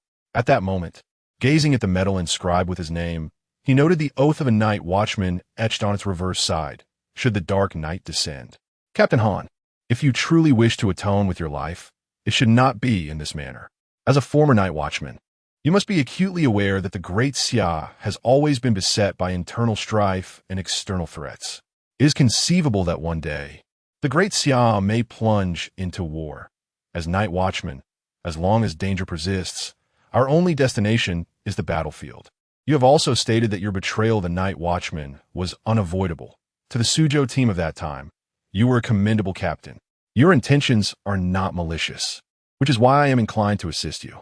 Reflect carefully on whether you wish to become a follower of the deities of the Great Xia. Song Qingwu earnestly implored, hoping that this Captain Han could exhibit some understanding. If he remained obstinate, then let him become a soul claimed by his own sword. Lin Xia and Qingyu and Shen Qingzhu sat on the ground, while the other members of Team 136 stood nearby, occasionally glancing at Song Qingwu. They had not anticipated that Qingwu would even attempt to recruit this traitor. Lin Xia's twin blades were embedded in a nearby snowbank. The last time he had heard Qingwu's lengthy entreaties was when he had chosen not to join the Night Watchman. As Han Xiaoyan contemplated, Song Qingwu's gaze inadvertently swept over Si Xiaonan, and in Qingyu, her eyes filled with melancholy. She was aware of the unfolding narrative. The events that would transpire were all beyond their control. Si Xiaonan and Loki, and Qingyu, the gate of truth. They must have endured considerable suffering as well. The immediate concern was how she would establish a contract with Han Xiaoyan if he were to accept her proposition. Last time, Donghuang Taiyi had not clarified what it meant to achieve anything she desired. Suddenly, a corner of the boundless void was lifted, and Yuan Gang, radiating golden light, entered, followed closely by Bai Li and Xiao Yuan. Upon witnessing the scene within the boundless void, Yuan Gang was momentarily taken aback. What was happening? Shouldn't both sides be engaged in a fierce battle? Why were several individuals standing together in a seemingly calm manner? Yuan Gong swiftly approached Chen Mua, inquiring about the current situation. Chen Mai pulled Yuan Gang closer and recounted the recent events. Yuan Gang narrowed his eyes, fixating on Han Xiaoyun in the distance. Captain Chen, do you believe you will acquiesce? Yuan Gang expressed skepticism regarding Song Qingwu's proposal. Chen Mai shook his head, his expression cold as he gazed at Han Xiaoyan. I do not know. If he refuses, we shall execute him on the spot. Yuan Gong frowned at Chen Mua. That won't he do. I must take him back to the retreat. If he intends to harm my team, he must face death. Song Qingwu stepped forward to Han Xiaoyan. Captain, what are your thoughts? Han Xiaoyan regarded the girl before him, her eyes reflecting the sincerity unique to the younger generation of night watchmen. Very well. Song Qingwu nodded and silently stepped back. In that instant, she felt as if she were being pierced by countless gazes, all eyes fixated upon her. The pressure was overwhelming. Han Xiaoyan, close your eyes for a moment and silently recite in your heart, I willingly become a devotee of Donghuang Taiyi, forever safeguarding the East Emperor. Han Xiaoyan nodded, placing down his long spear, and with hands clasped together, fervently shut his eyes. Song Qingwu took a deep breath, cautiously placing her fingertip upon his forehead. She closed her eyes and inwardly chanted, As the divine emissary of Donghuang Taiyi, I beseech to contract Han Xiaoyun as your devout follower in this realm. Chapter 38. The Covenant. As the words fell, a deep and lingering bell tolled. Song Qingwu opened her eyes, a flicker of confusion passing through them. Is this truly sufficient? She settled her mind, carefully attuning herself to the subtle sensations around her, and in the depths of her being, she felt a faint connection with Han Xiaoyun. Qingwu, have you succeeded? Yuan Gang's curious gaze flitted between Song Qingwu and Han Xiaoyun. Song Qingwu nodded. It appeared that success was indeed hers. Yet, why was she able to sense a bond with Han Xiaoyun? Could it be because she was the earthly agent of the Eastern Emperor Taiyi? Was she the link between the divine and the faithful? At that moment, Han Xiaoyun's aura shifted dramatically. Chen Mai swiftly pulled Song Qingwu aside, his expression grave. He could sense Han Xiaoyun's realm gradually intensifying. Han Xiaoyun slowly opened his eyes, his gaze locking on his Song Qingwu, filled with complexity. Just moments ago, he had found himself in a divine realm, surrounded by a magnificent ancient tree adorned with blooming white flowers. Guided by an unseen force, he approached the tree, his legs kneeling involuntarily as he offered his respects. Before the ancient tree, a woman in a flowing white gown appeared, her presence exuding an aura of mystery and tranquility, an aura of the divine. With cascading white hair, she approached him gracefully, each step rendering her visage clearer. As she stood before him, Han Xiaoyun recognized that familiar face. With a delicate gesture, her fingertips pointed towards the air, and a white sphere of light floated into his forehead. In an instant, Han Xiaoyun felt his soul lighten. The power that had constrained him suddenly eased, and he sensed his mental strength incrementally expanding until it reached the pinnacle of the sea realm, barely stopping there. He was but a thread away from the boundless realm.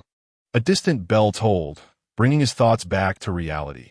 Everything prior felt like a fleeting dream. How do you feel, Captain Han? Song Qingwu asked curiously.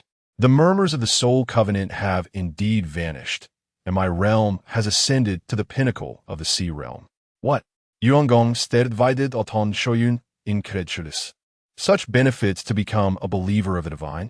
Yuan Gang's gaze darted between Lin Xia and Song Qingwu, suddenly eager to try it himself. Lin Xia, noticing Yuan Gang's inquisitive look, grimaced slightly and said, Instructor Yuan, please don't look at me. I cannot do it. Han Xiaoyun opened his mouth, wanting to share the extraordinary experience he had just encountered. Yet as the words lingered on the tip of his tongue, he found himself unable to articulate them. Captain Han, what is it? Does the Eastern Emperor Taiyi require you to perform a task? Song Qingwu's eyes widened with curiosity. Han Xiaoyun suddenly fell silent, realizing he could not reveal even a fragment of what had transpired, lest he be rendered speechless. He shook his head. It's nothing. Merely a unique sensation from the divine covenant. Song Qingwu glanced at Yuan Gang. Instructor Yuan, what do you plan to do with him next? Take him back to court for judgment, then send him to the abstinence facility. Yuan Gang replied with an expression of unwavering authority. Commander Yuan, I have an idea. Would you care to hear it? What is it? You better not be concocting some nonsense. Commander Yuan, am I that sort of person? I was merely pondering that if the ancient god sect could infiltrate our night watchers, could we not also place an undercover agent among them? Although Captain Han's soul still bears the whispers of a pact, the whispers can no longer control him through this contract. Isn't that a ready-made undercover? Without a moment's hesitation, Han Xiaoyun agreed to the proposal, just as Song Qingwu had previously stated. Since he had survived from that moment on, he would repay the sins he had committed throughout his life. Upon hearing Song Qingwu's thoughts, Yuan Gang nodded in agreement and immediately consented to the plan. This child is truly a promising talent. No wonder Commander Yi values her so highly. After resolving the necessary matters, the New Year's assassination incident concluded with Han Xiaoyun escaping the battlefield, albeit with serious yet superficial wounds. Yuan Gang and Chen Mai exchanged a few words before preparing to leave.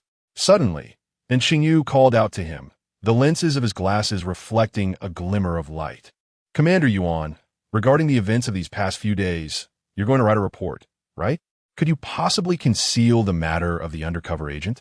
You young rascal, do you know that concealing information is a grave offense if discovered? Lin Xia pulled the squatting Song Qingwu to her feet and spoke solemnly. Commander Yuan, have you not considered that perhaps there may be members of the ancient god sect among the higher echelons of the Night Watchers? Upon hearing this, Yuan Gang's brow furrowed tightly. What these two youngsters said was indeed not without merit yet. Seeing Commander Yuan's troubled expression, Song Qingwu hesitated for a moment before deciding to offer a suggestion. If you must report, I advise you to do so verbally to Commander Yi, Left Qing, or Xiaopinga. Aside from these three, no one else should be privy to this matter. Song Qingwu was unfamiliar with the higher-ups of the Night Watchers, and these three were the only individuals she could genuinely trust from her memories of the upper echelon. How do you know about Left Qing? Oh no. Song Qingwu realized she had forgotten that someone of her standing could not possibly know about Left Qing. Yuan Gang narrowed his eyes, suddenly struck by a thought, and smiled mysteriously. I see now. This girl must be acquainted with Commander Yi. Otherwise, how could she possibly know of Left Qing? Last time I asked her, she was evasive, but now she's slipped up. Song Qingwu recoiled slightly, silently retreating behind Lin Xia. What do you know? Why are you smiling so oddly? After bidding farewell to Yuan Gang, the members of Team 136 prepared to disband. Song Qingwu waved goodbye to Bai Li and the others. Make sure to come tomorrow. In a light-hearted manner, the group returned to the villa of the Hongying family, with Song Qingwu nearly collapsing onto Hongying. There was no denying that after a busy morning, she was both exhausted and famished, having not even managed to eat breakfast. Breakfast? Song Qingwu sprang up from a sofa like a carp leaping from the water, startling Lin Xia, who was sitting nearby. Xia, Qingyu, I forgot to bring back the breakfast I bought. Song Qingwu exclaimed, feeling a sense of despair over the large bag of breakfast. I'll accompany you to retrieve it. Lin Xia rose gracefully, naturally grasping Song Qingwu's wrist. Outside the villa, several gray and white mice patiently awaited at the entrance, carrying breakfast. Song Qingwu gaped at the scene before her, a spectacle as rare as a flowering iron tree. Lin Xia's lips twitched in surprise. He had not anticipated that the fish species, Qingwu, possessed such utility. And Qingwu slowly emerged from the villa, a smile gracing its lips, conveying that they had retrieved the breakfast for her. Among them, the plump mouse known as Snowball caught Song Qingwu's attention. It was the very same mouse that had indulged in ice cream during their last encounter. Today, Snowball had played a crucial role in rousing them from slumber, and Qingyu's tone held a hint of praise. Snowball seemed to understand, scampering to Qingyu's feet and joyfully spinning in circles. Song Qingwu crouched down, retrieving a bag and placing 3 buns before the little mice. Thank you for fetching my breakfast, she said. And you, Snowball, this is a special reward just for you. Next time, I shall treat you to ice cream. She offered a bun to Snowball, who politely bowed in gratitude with both paws. Carrying the breakfast inside, Song Qingwu noted that it had grown cold, indicating it would need to be reheated in the microwave. Chapter 39. Return to camp the following day. Song Qingwu indulged in a rare opportunity to sleep in, remaining in bed until well past noon. Meanwhile, Qingyu and Lin Xia, having finished their lunch, ventured out early, willingly taking on the task of welcoming guests. In the kitchen, a man donned an apron, moving about busily. Peering through the threshold, Song Qingwu observed the abundance of fresh ingredients laid out on the table. Captain, it seems you intend to prepare your signature dish today. Chimai glanced back at the tousled-haired Song Qingwu, a bemused smile gracing his lips. Have you finally decided to contribute? The refrigerator held delightful little cakes purchased by Xia that morning, alongside the fruits meticulously washed by Qingyu before her departure. Snacks bought by Hongying were neatly arranged on the coffee table, inviting anyone to indulge. All right, Captain, allow me to assist in preparing some ingredients, Song Qingwu offered. It was undeniable that her time in the training camp was well spent. Her knife skills had improved remarkably, and before long, she had everything ready. Chunmai looked on with satisfaction, feeling a sense of pride akin to witnessing a daughter blossoming into maturity. Nestled on the sofa, Song Qingwu indulged in fruits and snacks while engrossed in a television series.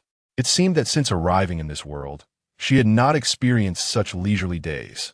Perhaps this would be one of the last times she could enjoy such tranquility in the coming years. In a luxurious suite atop a high-end hotel, Lin Xia, and Qingwu, Chao Yuan, and Shen Qingzhu sat on the sofa, waiting for Bai Li Pang to finish his preparations. Pang, how much longer do you need? We've been waiting for an hour, Shen Qingzhu remarked, a hint of irritation in her voice as she glanced at Bai Li, who was preening in front of the mirror. And Qingwu raised an eyebrow, reclining on the sofa with her legs crossed, casually toying with an elegant scalpel. No rush. Chao Yuan, fiddling with a distorted water bottle, took a deep breath and suggested, Xia, why don't we head out first? This guy is always dawdling. Pang, this isn't my first time meeting Qia's team. I must look presentable, Bai Li retorted, adjusting his tie and flashing a perfect smile at his reflection. All right, let us go, Lin Xia said, rising from the sofa with a slight smirk. The five of them exited together, and, as the door clicked open, Bai Li suddenly panicked, hastily grabbing a bag from the table and rushing out.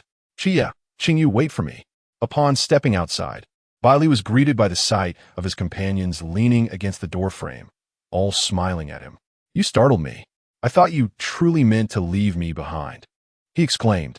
Lin Xia shot him a disapproving glance. If it weren't for this, who knows how long you would have spent admiring yourself. The five of them, Bai Li included, chattered animatedly as they departed the hotel.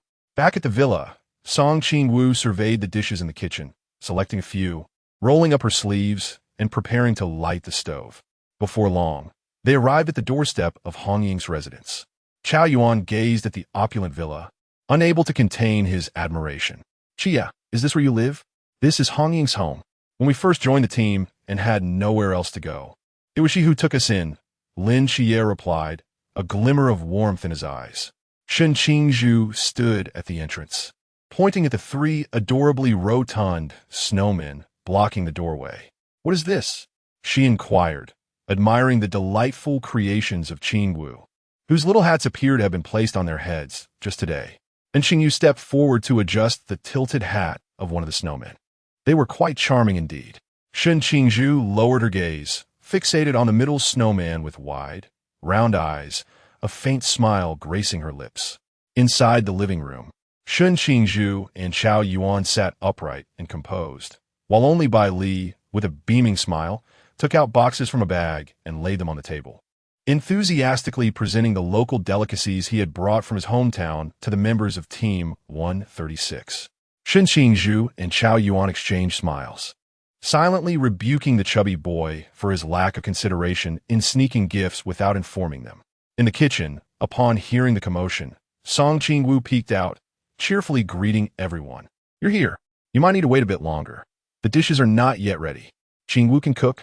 Shen Qingzhu raised an eyebrow, her curiosity piqued. She held a spatula in her hand, evidently engaged in culinary endeavors. Lin Xia wore a look of mild perplexity. He recalled that Qingwu had never set foot in the kitchen before. Could she truly cook?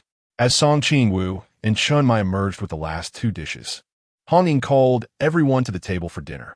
Please, everyone, feel free to indulge.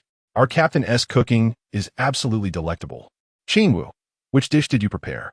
Lin Xia inquired, picking up his chopsticks and turning to the seated Song Qingwu. One dish. Xia, you truly underestimate my skills. Song Qingwu furrowed her brow, her cheeks puffing up in indignation as she glared at Lin Xia. Lin Xia nodded thoughtfully, observing the slight discontent on Song Qingwu's face, the smile on his lips becoming ever more pronounced. Qingwu was still easily provoked. Out of these 18 dishes, 3 are my creations, she declared proudly. I wager it's the spicy squid, scrambled eggs with tomatoes, and cola chicken wings. Song Qingwu's face was a canvas of confusion. Excuse me? How did Qingwu deduce that? You haven't even tasted them. How could you know they were mine? Her gaze flitted between Chun Mai and Qingwu, suspicion brewing. Could it be that the captain whispered it to Qingwu? After all, the captain has never made scrambled eggs with tomatoes, and when he prepares the other 2 dishes, he never uses cilantro. With that, and Qingwu picked up a piece of squid to sample, then took a sip of his nearby drink. Qingwu's culinary skills are quite commendable, though perhaps a tad too spicy. Well, you certainly are clever. Song Qingwu pouted, picking up her chopsticks and burying herself in her meal. With Qingwu's participation in this guessing game, there was hardly any suspense left.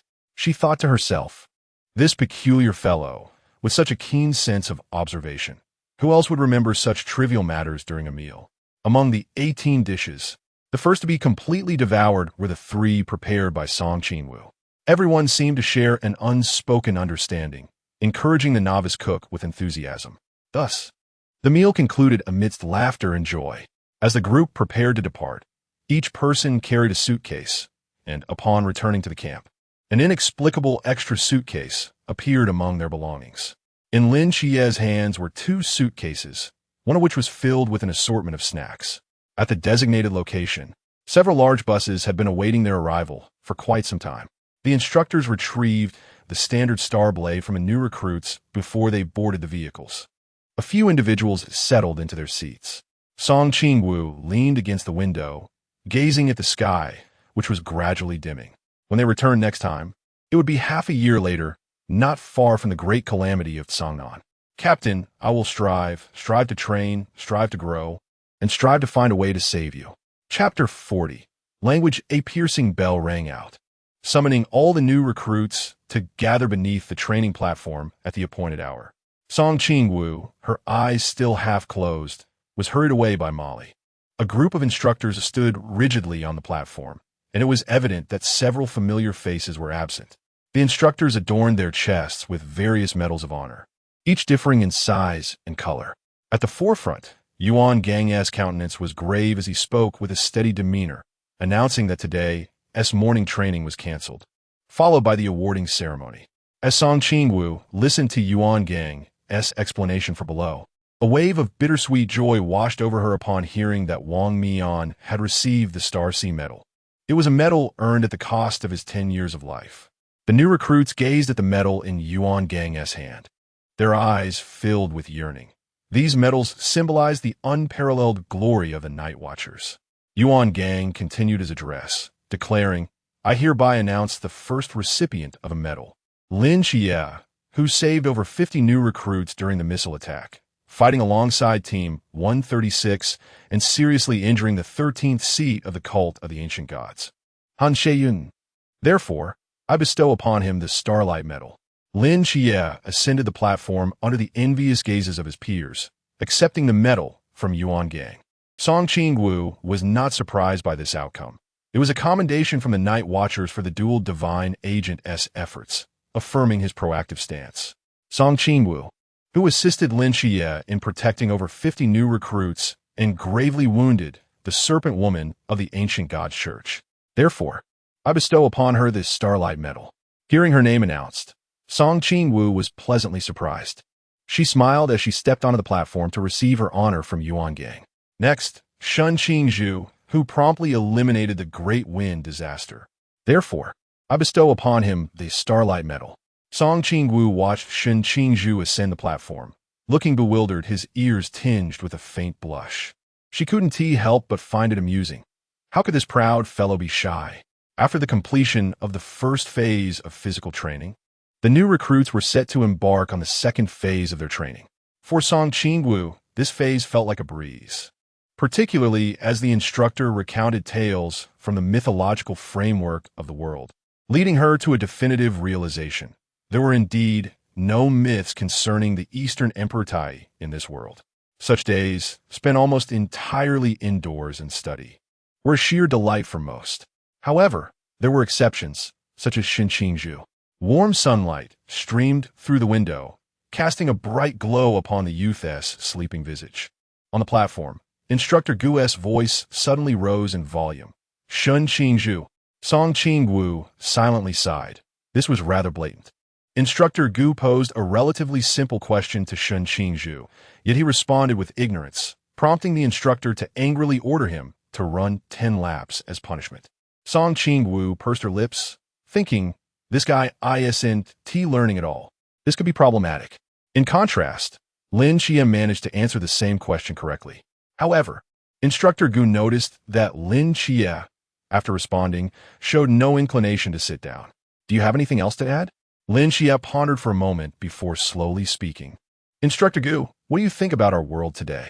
His inquiry captivated the attention of the new recruits present, prompting them all to reflect on the veracity of their reality. Song Qingwu observed the myriad expressions flitting across Instructor Gu's face and silently pitied him for a fleeting 3 seconds. She recalled this particular scene, knowing that Xia's question would nearly unravel the instructor's sanity, nearly driving him to madness. In truth, Song Qingwu was the one most aware of the answer to this question, as she hailed from a higher dimensional realm. It must be said that the thoughts of the great wizard Merlin were indeed ahead of their time. He had truly uncovered the world's secrets. However, the underwater world he connected to, adorned with pink starfish and yellow blocks, was also a creation of the higher dimensional universe. In the afternoon, Song Qingwu sat in the classroom, watching the teacher inscribe familiar letters on the blackboard, her lips twitching involuntarily. She had believed that once she became a night watcher, she would be free from the burdens of study.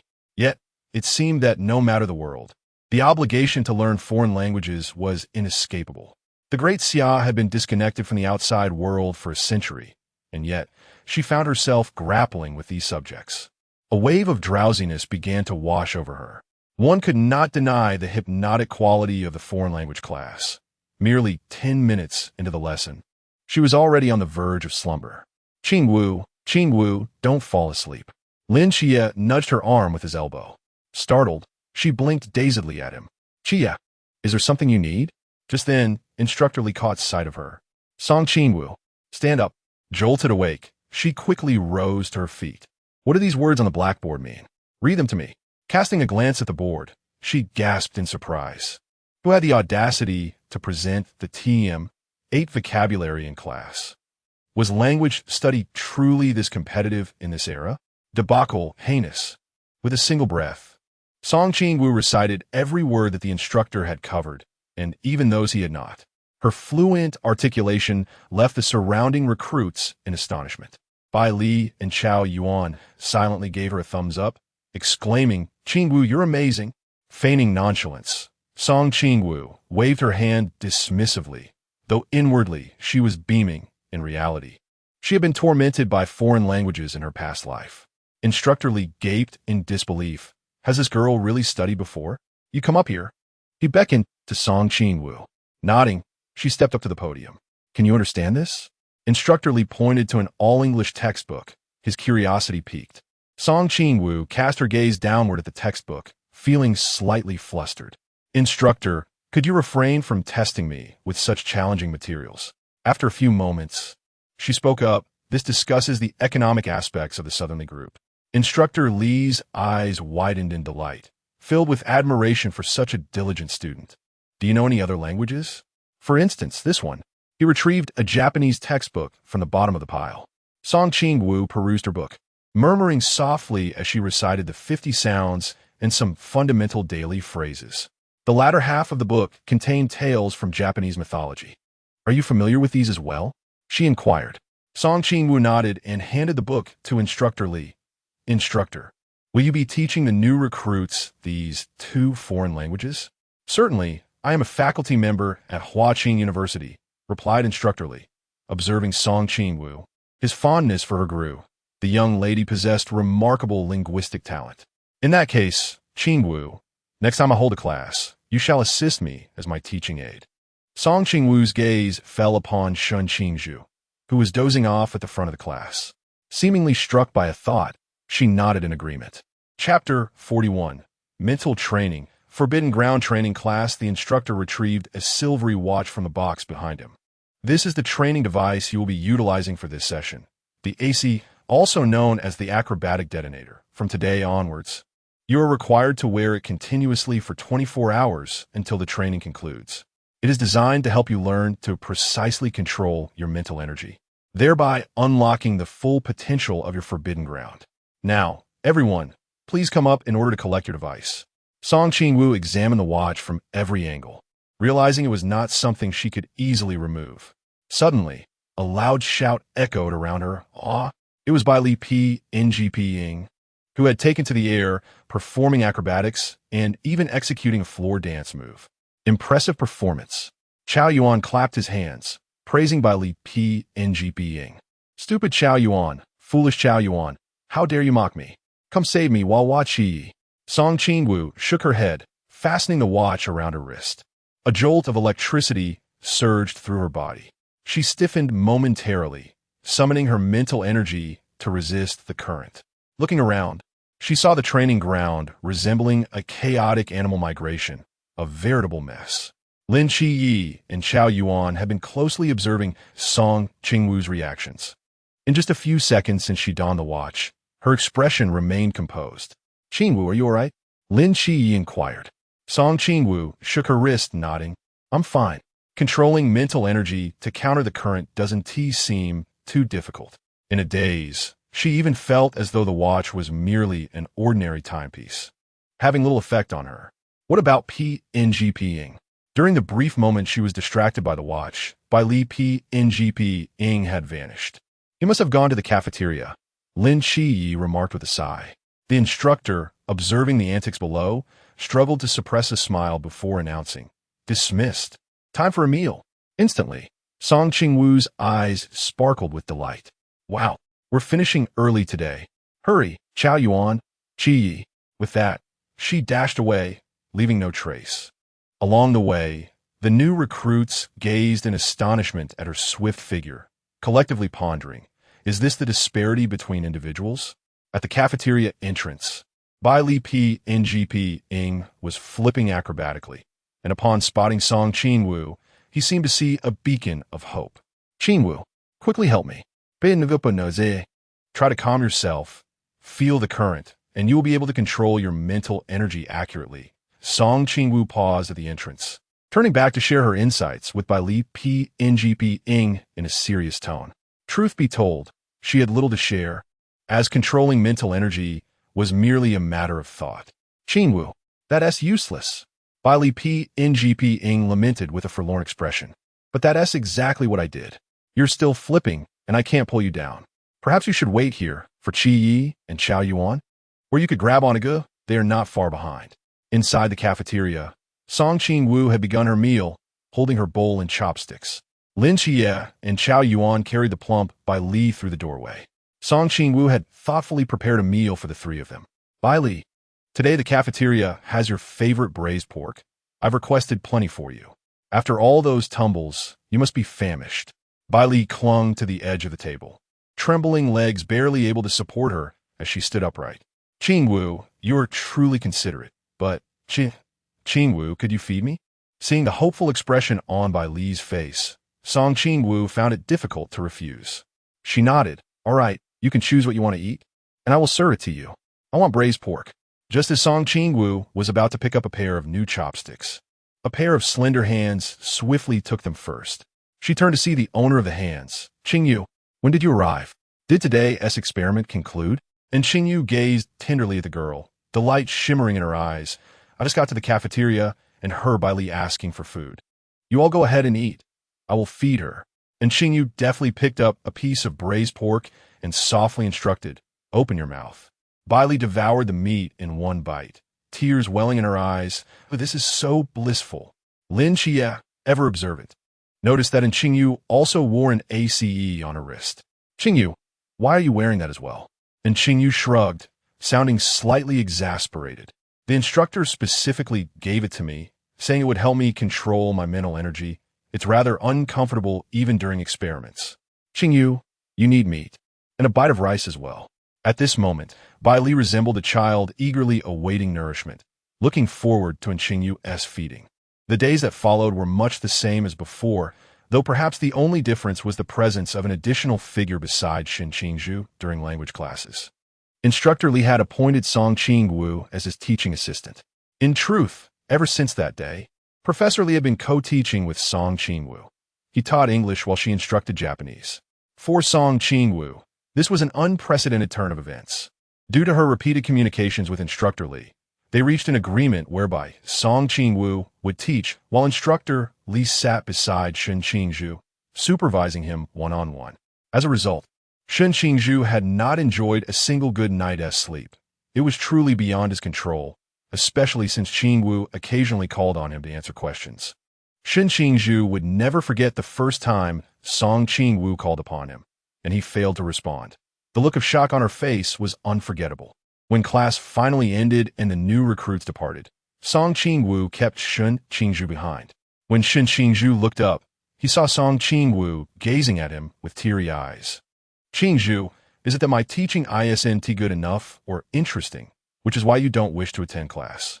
The sleepiness that had clouded Shen Qingzhu's mind vanished in an instant, and as he stood up, he accidentally kicked a nearby stool. The loud crash echoed throughout the classroom. No, it's me. Please don't cry. Shen Qingzhu hurriedly reached out to wipe away the tears glistening on Song Qingwu's cheeks. Song Qingwu stood frozen, her damp eyelashes fluttering as she stared intently at Shen Qingzhu. Indeed, Shen Qingzhu was incredibly gentle. I simply find studying these subjects rather uninteresting and of little utility, and it is not due to your influence. How could it be deemed useless? Mastering the Japanese language is of utmost importance for you. The mere thought of Song Qingwu imagining Shen Qingzhu, isolated in a foreign land among the Japanese, unfamiliar with the surroundings and devoid of the local language, without a single person to converse with, evokes a pang of sorrow within her. You will undoubtedly find it useful in the future. Upon noticing the corners of Song Qingwu's mouth turning downward and her eyes drooping as if her refusal would precipitate tears streaming down her cheeks, Shen Qingzhu let out a resigned sigh. No tears allowed. I will study, won't I? Really? Then I shall come daily to assess your progress, she declared. All right. The moment Shen Qingzhu assented, the little girl's lips curved into a smile. She intertwined her pinky with Shen Qingzhu's, their thumbs overlapping. Let us seal this with a promise. Our word is our bond. Indeed. Shen Qingzhu lowered her gaze, contemplating their entwined fingers, her ears tinged with a subtle blush. From that day forth, Shen Qingzhu transformed her approach. During classes, she not only paid close attention, but even in the dormitory. Her subordinates would witness their leader diligently memorizing vocabulary from her book. Chapter 42, Day of Revelry under the diligent guidance of Song Qingwu. Shen Qingzhu's linguistic prowess experienced a remarkable enhancement. Within a mere span of 2 to 3 months, he adeptly communicated in Japanese with Song Qingwu without any barriers. It must be acknowledged that Shen Qingzhu is indeed a promising learner. One fateful morning, Song Qingwu, having indulged in a rare and restful slumber, awoke and stretched her limbs. With bleary eyes, she gazed across the room, only to find that Molly's presence was conspicuously absent from her bed. Pondering aloud, she mused, how peculiar. Why has Team Molly awakened me today? A glance at the clock revealed it was 6:11 a.m. Typically, by this hour, everyone would have concluded their morning exercises. The dormitory corridor lay enveloped in an unsettling silence, hinting that something was amiss. Dressing swiftly, Song Qingwu approached the door, hand poised on the doorknob, hesitating momentarily before deciding whether to venture outside. If her recollection served her right, this time of day was close to the day of revelry. Yet, she distinctly remembered that post 6 o'clock on this day, souls would be ensnared by a web, rendering them unable to awaken. However, if it truly was the day of revelry, how had she managed to rouse herself? Could it possibly be due to Bai Li Pang Pang? Quickly dismissing that thought, she reasoned that Bai Li Pang Pang was likely still lost in a deep slumber at this hour. Regardless, she resolved to step outside and investigate. If it indeed was the day of revelry, the girls' dormitory should be graced by 2 mystics, with the foremost being the Headless Man. Although the mystics possessed strength akin to that of the River Realm, their power had been considerably diminished by the instructors. Presently, her capabilities had reached the pinnacle of the Pool Realm, with only a thin veil separating her from the River Realm. Even should she confront the Headless Man, she felt unafraid. With a soft creak, the door opened, releasing a series of eerie groans. The sound of clear footsteps echoed through the corridor. Without a trace of hesitation, Song Qingwu descended the stairs, moving at a deliberate pace, as if anticipating something. From a moment she stepped into the corridor, everything within a 100-meter radius centered around her was under her command. Her divine domain enveloped the entire dormitory. On the second floor, something appeared to be in motion, moving at a languid pace, wielding what seemed to be a formidable weapon.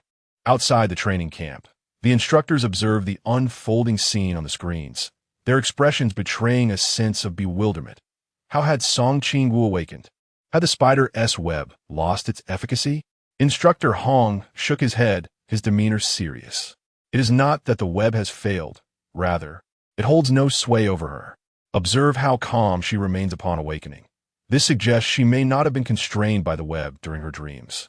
Are you implying that she simply awakened after a long slumber? Instructor Hong sighed in resignation, then lowered his gaze to the scoring sheet in his hand, discreetly jotting down a -3 beside the name Song Qingwu. Song Qingwu. Yet it must be noted that this young woman possessed an astute perceptiveness, as she seemed to have already sensed the presence of a mystery on the second floor. In the scene, Song Qingwu steadies herself against the wall with one hand, while gently patting her chest with the other, murmuring to herself, "Do not be afraid.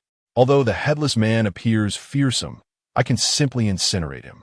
Despite having slain the mysterious being before, this humanoid figure was a first for her. As she sensed the headless man drawing nearer, she closed her eyes and took a deep breath. Upon reopening them, a glimmer of a reddish-golden aura flickered in her left eye. The headless man thrived on absorbing sound to amplify his strength and speed. The second floor lay in eerie silence, save for the dull dragging sound.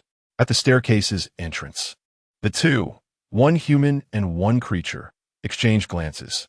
Song Qingwu swiftly locked her focus onto the headless man, her fist ignited with reddish-golden flames, and she struck him fiercely in the abdomen, propelling herself backward to create distance.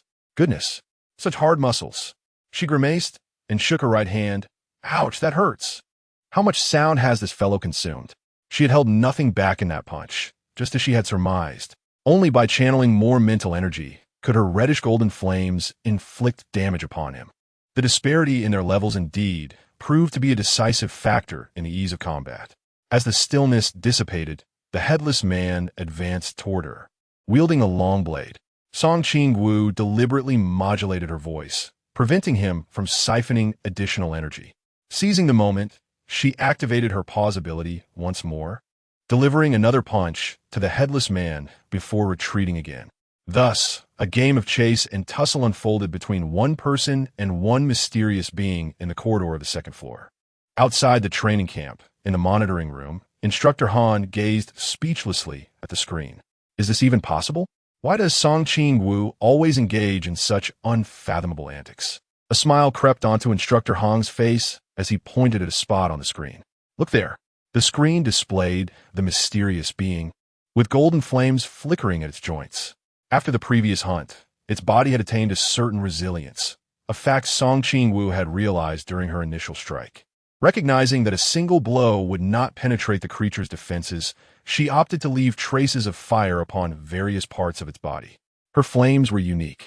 Once they made contact, they were tenaciously difficult to extinguish. After all, a single spark can ignite a vast inferno. The headless man's body blazed with golden flames, and deprived of a head, he could not utter a sound. He could only contort in agony from the searing heat. Song Qingwu gazed ahead, inhaled deeply, and softly murmured, "I shall grant you liberation shortly." The reddish-golden radiance enveloped the entire floor in an instant, the greenery at the corridor's entrance withering and igniting. With an expression of serene determination, Song Qingwu lightly touched the headless man's chest. In that fleeting moment, flames erupted skyward. In the monitoring room, the instructors barely had time to blink before the mysterious being was reduced to a form akin to carbon ash. Is it gone? One instructor's voice conveyed disbelief. Her strength has reached at least the pinnacle of the pool realm. She should be on the verge of a breakthrough. Instructor Hong, having observed the entire ordeal, suddenly remarked, "What?" Several instructors could no longer maintain their composure. Is this truly the talent of a divine agent? They had previously believed that Lin Xia's prowess was already astonishing, alongside that individual who perpetually immersed himself in research within a laboratory. However, it now appears that this young woman is undoubtedly the most likely among the new recruits to reach the boundary of Chuan in the shortest time. Such extraordinary talent, coupled with her status as a divine agent, renders her future limitless. In the corridor on the second floor, Song Qingwu, her face pale, leaned against the wall and sat down. Her endurance had significantly improved compared to when she had previously vanquished the followers of the ancient god church. With the most perilous adversary within the building now dealt with, the remaining challenge of exiting this edifice would be left to the others. She required a moment of respite. Amidst the incessant shifts in the surrounding space, remaining stationary was her wisest course of action. Chapter 43. Another enigma, though Song Qingwu kept her eyes closed. The divine aura enveloped the entire area, attentively monitoring the happenings within the building. After a brief moment, she suddenly sensed two figures entering the dormitory. But in the next instant, they abruptly appeared on the third floor. Was the space shifting once again? Rising to her feet, Song Qingwu realized she had rested sufficiently. Her immediate priority was to locate the female soldiers in the hot water room. As she took a few steps forward, the surroundings began to transform, and the staircase before her morphed into a restroom. Frowning, she decisively turned on her heels to retrace her steps. She could sense that Xia and Chao Yuan were directly beneath her. What to do? She felt an urge to smash through the floor. With haste, Song Qingwu sprinted ahead, only for a balcony to materialize before her, flanked by corridors on both sides. Behind her stood a door. Without hesitation, she briskly opened it. Creak, inside and outside the door. Two pairs of eyes met. Wah! Qingwu, I finally found you. Baili Pang wailed. This place is like a labyrinth. After wandering for so long, I was so relieved to encounter you. To prevent the space from shifting again, Song Qingwu quickly moved to Baili Pang's side. Pang, how did you get here? Brothers were told me that Xia and the others had arrived, so I followed. Song Qingwu patted his shoulder and offered a reassuring smile. It's all right. We are not in any immediate danger. Qingwu, you don't look well. Did something happen in the girls' dorm? Baili Pang asked with concern, scratching his head. Nothing much. Just encountered a mystery that required some effort to resolve. Qingwu, I sent Molly with you? Song Qingwu shot a sidelong glance at Baili Pang. Honestly, are you here to find Xia, or to play the hero? Baili Pang beamed with an endearing smile. Of course, I'm here for Xia and all of you. The moment I heard there was trouble in the girls' dorm, I rushed over. Song Qingwu shook her head in exasperation. Despite her efforts to keep them apart during meals and classes, she could not prevent Baili Pang from developing feelings. Although it was unclear where the issue lay, it was evident that Molly's attitude toward Baili Pang had also shifted significantly, as she was now even willing to smile at him. Should she allow this budding romance to develop naturally? The thought of them potentially liking each other in the future left Song Qingwu feeling overwhelmed. At present, the entire dormitory was under the control of an enigma, with the surrounding space continuously shifting and everyone scattered throughout the building. What if? Baili Pang exclaimed. Taking a deep breath, Molly. Xia, Gao Duang, where are you? Molly. Song Qingwu silently moved aside, noting the vigor in his voice. Pang, have you seen Qingyu? Baili Pang shook his head. Qingyu didn't return to the dorm last night. He has once again spent the night in the laboratory. Song Qingwu sighed deeply, wishing he were present at this moment. Within Qingyu's extraordinary intelligence, deciphering the patterns and uncovering the remaining mystery would be an effortless task. As the two pondered, two figures suddenly appeared, startling Song Qingwu into retreating several steps while gripping Baili Pang. He had been so engrossed in conversation with Baili Pang that he failed to notice someone approaching. Molly! Baili Pang exclaimed excitedly upon seeing the newcomer with fiery red hair.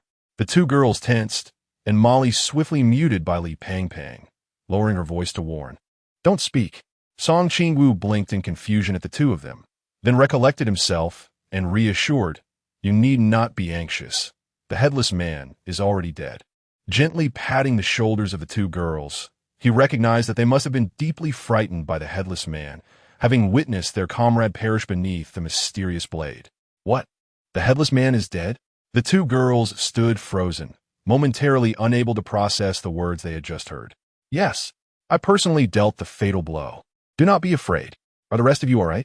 Molly nodded, taking Song Qingwu's hand and indicating to the girl beside her, as they led him through the wall. Molly, don't leave me behind. Baili Pang lamented, clutching his chest in despair. Song Qingwu cast a silent glance back at him, exasperated. You wait here. Molly's voice echoed down the corridor. After guiding Song Qingwu to the water room, they hurried back to retrieve by Li Pangpang. Song Qingwu waved to the others in the room, catching sight of some papers scattered on the floor. It seemed that the patterns of magic were on the verge of being uncovered. When the two returned with by Li Pangpang, Song Qingwu pulled him into a corner beside the door. They would not participate in the subsequent calculations of the patterns, due to the chaos divine ruins. Song Qingwu had long identified the location of the remaining mystery. However, she could not approach without drawing the attention of the enigmatic presence. Although she could have directly disclosed the cube's location to everyone, she feared it might adversely affect their assessment performance. Thus, she decisively chose to remain silent. With the hunter eliminated, the female soldiers, upon discovering the patterns, advanced towards the cube's location. They halted before a wall, and Song Qingwu's mental energy had already pinpointed the mysterious entity lurking just beyond the four walls. Meanwhile, Qi Yi and Chao Yuan had also locked onto the position. With eyes downcast and a slight smile gracing her lips, Song Qingwu stirred her mental energy. Suddenly, Lin Jie, who was conversing with Chao Yuan on the other side of the wall, froze momentarily. Qi Yi, why do you suddenly stop speaking? Chao Yuan waved his hand in front of Lin Qi's vacant gaze. Lin Qi furrowed his brow slightly, turning to Chao Yuan. What just happened to me? You were speaking and then suddenly halted, as if you had stuttered for a few seconds. Lin Qi fixed his gaze on the wall, recalling the familiar aura from moments ago, a hint of a smile flickering in his eyes. In a moment, we shall breach the entrance directly. Qingwu will provide assistance. Huh? Chao Yuan wore a perplexed expression, wondering how the conversation had suddenly shifted to Qingwu. Boom! The abyssal divine ruins swiftly unfurled, revealing gaps in the four walls before Lin Xia. Grasping two straight blades, Lin Xia struck forward, with three swift slashes against the walls. The thunderous sound of their collapse echoed as Song Qingwu's mental energy rapidly locked onto the cube. 3 seconds, sufficient for Xia to shatter the fourth wall and enter the cube's realm. Both sides acted in unison, and within a mere 3 seconds, 8 walls were obliterated. In the hollow center, a silver cube hovered majestically. With no barriers remaining, Lin Xia directed the abyssal divine ruins to corrode the cube, and before it could react, he plunged his dual blades directly into it. Chapter 44. As anticipated, even the unforeseen disintegration of the cube brought an immense mental shock to Lin Xia due to the mysteries of the Chuanjing. Chao Yuan swiftly supported Lin Xia, whose mind felt as though it had been pierced by thousands of silver needles, causing him excruciating pain. The surrounding environment began to shift, revealing its true form. They stood on the rooftop terrace of the female dormitory. Song Qingwu surveyed her surroundings, finding a cluster of new recruits scattered across the terrace. She turned to Molly and said, Molly, please take everyone down first. I will wait for Xia here. He needs a moment to recuperate. As the others departed, only Song Qingwu, Chao Yuan, Li Pangpang, and Lin Xia remained. Lin Xia crouched down to gather the silvery fragments strewn across the ground. Song Qingwu intended to say something, but reconsidered. It seemed that Xia was in urgent need of materials for the summoning array. Had she known, she would have left the headless man's body intact. That size would certainly suffice for the materials. Boom! A tremendous explosion echoed, and Song Qingwu gazed into the distance. From the warehouse, flames soared skyward amid billowing smoke, and a spider emerged, pursued relentlessly by Shen Qingzhu. She almost forgot there was still a mystery to contend with. Wah! I really want to go home. Stop chasing me. Song Qingwu's spiritual realm unfurled, locking onto the spider that continued to emit anguished cries. Next time I see you, little caretaker of Xia, you're rather adorable. As the fleeing spider came to a halt, a dagger sliced through the air, pinning the small creature to the ground. Shen Qingzhu, trailing behind, helplessly watched Song Qingwu greet him from the terrace, realizing that the opportunity had slipped away.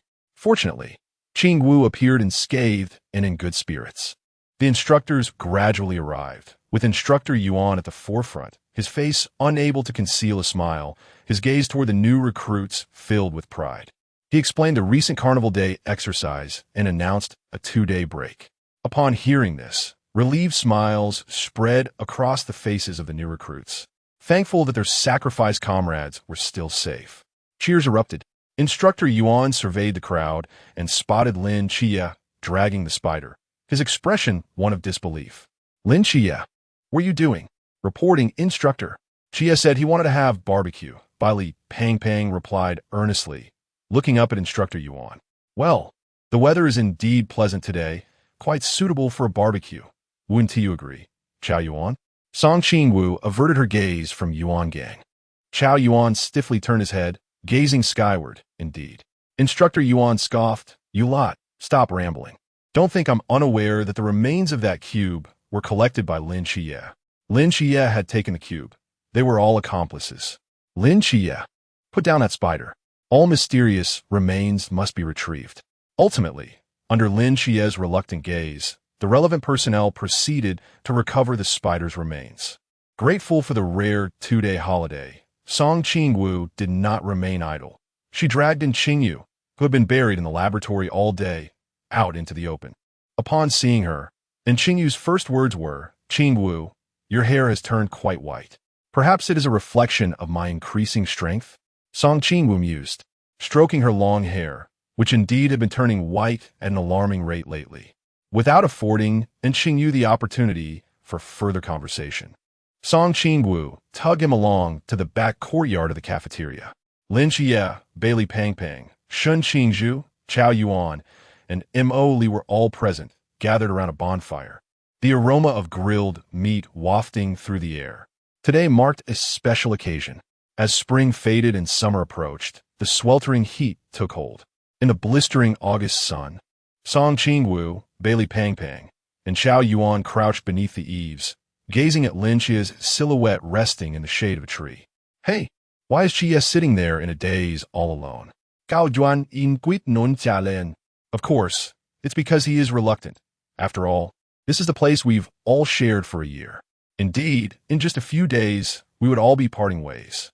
Bailey patted his belly and turned to enter the cafeteria, declaring, I shall transform my sorrow into appetite. Xia, come to the cafeteria for a meal. Song Qingwu called out to Lin Xia's back. Lin Xia rose from the ground, glancing at Song Qingwu, who waved at him, coming. Inside the cafeteria, Song Qingwu scrolled through her phone, sipping a refreshing bowl of mung bean soup. The camp's meals had truly improved. Ding! Everyone's phone chimed with a new message. Bailey Pang exclaimed. It's the overall score ranking. Song Qingwu opened the list and observed, 85 points as expected. Her physical fitness was average, her close combat skills were likewise mediocre, and her shooting score barely reached the passing mark. Fortunately, her high scores in theoretical knowledge had buoyed her overall score. Just as Song Qingwu was about to speak, Bailey Pang lamented beside her, Why are your scores so high? Qingyu and Chao Yuan are tied for third. Lin Xia set down his phone, a smile in his eyes. This must be the first time Qingyu has ranked third in her life. Indeed, look here in our collective assessments, aside from her slightly lower physical score, Qingyu has achieved full marks in both shooting and theory. Song Qingwu expressed her admiration for Qingyu's remarkable talents. Xia, Qingwu, do you have a preference for which team to join? Bailey Pang asked curiously. If possible, both Qingwu and I would prefer to return to Team 136, Lin Xia replied, a gentle smile illuminating his features. Song Qingwu nodded vigorously. Who wouldn't he wish to remain with family? Chao Yuan sighed helplessly. Generally speaking, it is quite rare for two individuals to join the same team, especially when they are both divine agents. At the borders of Daxia, Xia Simeng surveyed her surroundings, excitement bubbling within her as she slapped her thigh. With two divine agents, we must secure at least one. Wouldn't you agree, Kong Shang? The man who had been called upon stepped back quietly, sighing in resignation. Captain, a special team cannot recruit new members without personnel loss. Xia Simeng nodded, her eyes suddenly sparkling with excitement. So, Kong Shang, are you willing to make a contribution? Kong Shang replied, how about I incapacitate you first? That way, I would have a valid reason to request assistance from Commander Yi. Once the newcomers join the team, you can return, right? Kong Shang continued. What a dark thought. In Huaihai City, Tianping reported the latest training camp news to Wang Mian. The results were out, and as expected, Lin Xia ranked first. A smile flickered across Wang Mian's face. What about Song Qingwu? Tianping acknowledged. She performed well too, but she simply doesn't stand out like Lin Xia. Chapter 45. Application form. Captain, should we draft 2 applications first? One of them coming would suffice, Tianping suggested, unable to contain himself. Wang Mian pondered for a moment before responding. In truth, Lin Xia is unlikely to join any special squad. Tianping was taken aback. Why is that? A talent like Lin Xia has already been earmarked for certain arrangements by the higher-ups. The last numbered squad of the Great Xia has remained vacant for quite some time. What about Song Qingwu? Tianping pressed on, unwilling to give up. Half a month ago, during our mission in the capital, I submitted a request to Commander Yi. Wang Mian explained. Did Commander Yi agree? Indeed. Captain, you possess remarkable foresight. I shall inform the others immediately, Tianping said, turning on his heel and departing. The room fell silent, with Wang Mian resting his chin on his hands, lost in thought as he gazed at the picture frame on the table. Half a month ago, in the capital city, at the headquarters of the Night Watchers, Wang Mian stood before the commander's office, hesitating for a moment before gently knocking on the door. Come in. Wang Mian entered, finding 2 teacups on Yi Fan's desk. Commander Yi. Yi Fan nodded, gesturing for him to take a seat. Commander, this is the personnel transfer application. I would like to request Song Qingwu to join the mass team. Yi Fan took the application, glanced at it, and set it aside. You need not write this. I will arrange it. You may leave now. Observing Wang Mian's stillness, Yi Fan's eyes revealed a hint of fatigue. Wang Mian, I cannot share what you wish to know. It is a top secret of the Night Watchers. As for what you seek to know now, I am also unaware, and your inquiries would be futile. Wang Mian's eyes dimmed, seemingly wishing to say more. Please leave quickly. Do not disrupt my work. Yi Fan waved his hand, signaling for him to go. Once Wang Mian exited, Yi Fan took a sip from his teacup, casting a troubled glance at the application, his expression heavy with concern. One after another, they are all a source of unease. Dark clouds roiled across the sky, engulfing the sun in a thick shroud, and the stifling air weighed heavily upon every breath. It seems rain is imminent. Not a good omen, Song Qingwu murmured softly. Bai li bang bang, ubering. Approached with a playful grin. Qingwu, are you superstitious too? Song Qingwu generously rolled her eyes at him. Weren't you all just playing cards? Has it ended so soon? Lin Xia and Qingyu arrived one after the other, helping Song Qingwu to her feet. This guy, Qingyu, is too much. He wins every single round. Bali Pang Pang complained. Clearly, it is you who are lacking skill. Chao Yuan, who have been spectating, chimed in. Do not be disheartened, Pang Pang. I too have only managed to win against Qingyu twice in 5 rounds. And Qingyu said with a resigned smile. Hearing this, Song Qingwu earnestly comforted by Li Pang Pang, recalling how she once thought her own skills were inadequate, only to realize that she was not as bad as she believed. Bai Li Bang Bang Ravia. Qingwu, you have not spared me either. A sharp whistle pierced the air. Almost instinctively, everyone rushed toward the training ground. Once the formation was established, Instructor Hong, holding a document, announced loudly, your transfer orders have arrived. I will now announce your new assignments. Please prepare accordingly. Bai Li Tu Ming, assigned to the No. 010 Night Watch Team in Guangshan City. And Qingyu, assigned to the number 136 Night Watch Team in Cangnan City. As Song Qingwu listened from below, her eyes widened in disbelief. How could Qingyu possibly be assigned to Team 136? Song Qingwu transferred to the number 004 Special Team, the Mass Team. Lin Qiyi, assigned to Cangnan City, number 136 Team. As the words fell, all gazes turned toward Lin Qiyi, filled with incredulity. They could not comprehend why he, undoubtedly the best among them, would be sent to a small city like Cangnan. Upon hearing the announcement, Lin Qiyi felt indifferent. Team 136 had his friends, and Cangnan was home to his family. The lesser mystery surrounding it suited him perfectly. Yet for Qingwu and the others, this parting left uncertainty about when they might meet again. Song Qingwu was all too aware of the reasons behind Lin Qiyi's transfer. She was more astonished by her own assignment to the mass team, given her achievements and her identity as a divine agent. She had expected to follow in Shun Qingju's footsteps to Team 006. Report. I object. Lin Shiye's performance is the best among us. Why is he sent at Cangnan? Shun Qingju's voice brimmed with anger and confusion.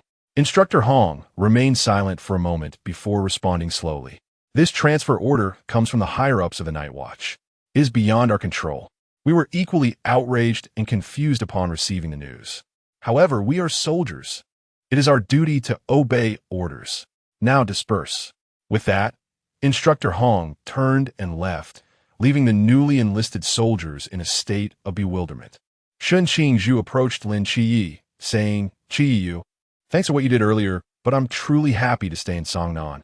Lin Qiyi replied with a smile. Seeing no trace of sorrow in Lin Qiyi's eyes, Shun Qingju chose not to pursue the matter further. Meanwhile, Song Qingwu pouted, a hint of disappointment in her voice. "You and Qingyu are both staying in Cangnan. I'm all alone." Though the members of the mass team were commendable, she would have preferred to remain alongside her companions. Observing the girl's expression, Lin Qiyi couldn't help but chuckle. "It seems we've isolated you." Lin Jie. Suddenly, large raindrops began to pelt down on their shoulders and the ground. 1, 2. Within seconds, a torrential downpour enveloped the sky. The piercing whistle sounded again, and in an instant, everyone dashed out into the rain. Within 3 minutes, all had assembled on the playground. Lined up in formation, Instructor Yuan stood at the forefront with a grave expression, his voice resonating like thunder. Moments ago, a massive landslide triggered by the earthquake had devastated several villages in Jiutai Mountain, resulting in numerous casualties. Now, everyone get in the vehicles. We are heading to the disaster area. Beneath the oppressive gray sky, several military vehicles sped down the road, splattering mud onto the roadside. The sound of rain pattered down, echoing in the hearts of all present. Throughout the journey, everyone quietly listened to Instructor Hong's directives. Song Qingwu accepted the raincoat handed to him by Shun Qingju. Yet his eyes were filled with concern. The affected villages were widely scattered, the furthest requiring the rescue team to traverse an entire mountain range. The golden window for rescue was 72 hours. Only they could cross the mountains in the shortest time to save those trapped. Chapter 46. Rescue following a thorough discussion among the instructors. We ultimately resolved to divide the recruits and instructors into 8 small teams to conduct separate rescue missions in various villages. Lin Xia, Shun Qingju, Song Qingwu, Bailey Tumming, and Deng Wei. You shall form my team as we head to village number 1 for assistance.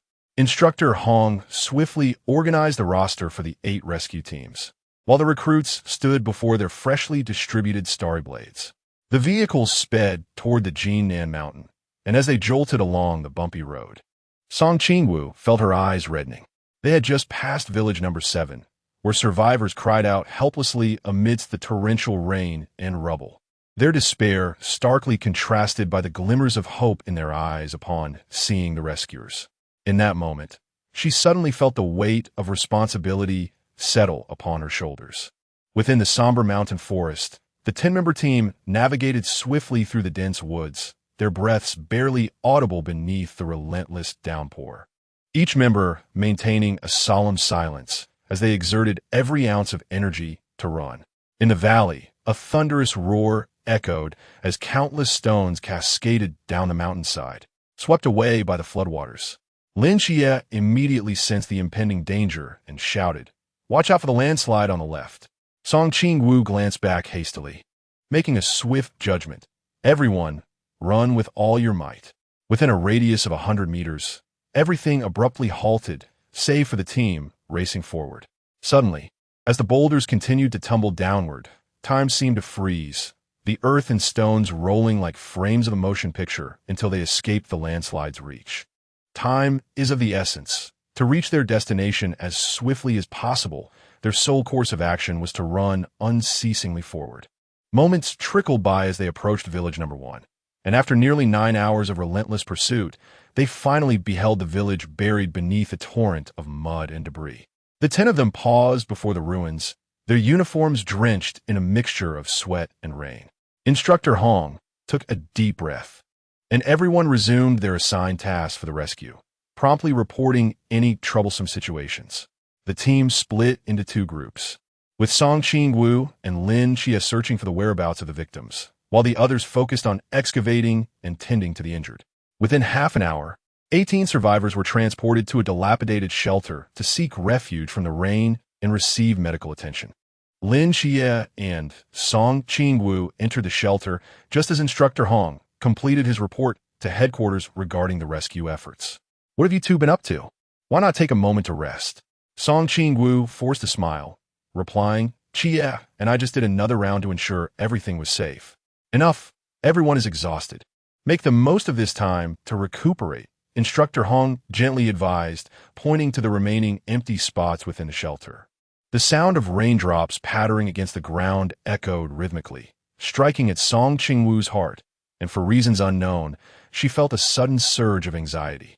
According to the development of the original narrative, Shen Qingzhu would infiltrate the ancient god sect following this calamity. However, compared to the solitary struggles that lay ahead, she preferred that Shen Qingzhu remain with Team 006. As Song Qingwu gazed at Shen Qingzhu, who was soundly asleep against the wall, an overwhelming sense of unease washed over her. She was confident in saving Shen Qingzhu, yet feared the unpredictability of fate. "Dead, Mum, wah." The sound of a little girl's cries echoed through the room, rousing those who had been sleeping in the outer chamber. "Don't cry, dear grandma's ear." Song Qingwu rose and glanced at the little girl cradled in Wen Qingqing's arms. She recognized the child. During the rescue, her grandfather had been discovered beneath 3 supporting beams, lifeless by the time they found him. Fortunately, she and her grandmother had been hiding under the bed, narrowly escaping disaster, and their timely discovery had spared the elderly woman from succumbing in that confined space. Yaya, yearning for her parents, pointed in their direction under Shen Qingzhu's patient and gentle inquiry. The group turned to follow her gesture, revealing a desolate hillside, strewn with large, collapsed debris. A heavy silence enveloped the outer chamber. The likelihood of survivors in that location was nearly non-existent. Wen Qingqing carried the little girl back inside. Yet the atmosphere remained tense and rigid. Shen Qingzhu stood by the door, gazing thoughtfully towards the earlier direction. "Commander Hong, we should search," she proposed. "No, we must remain here to ensure the safety of any survivors until the rescue team arrives." Hong Hao promptly rejected Shen Qingzhu's suggestion. "While reporting on the rescue situation, I received word that Chief Instructor Yuan has mysteriously gone missing. At such a critical juncture, acting recklessly could place us in an even more perilous position." Shen Qingzhu fell silent, her fists clenched tightly. Song Qingwu sighed softly. She observed Shen Qingzhu's every move.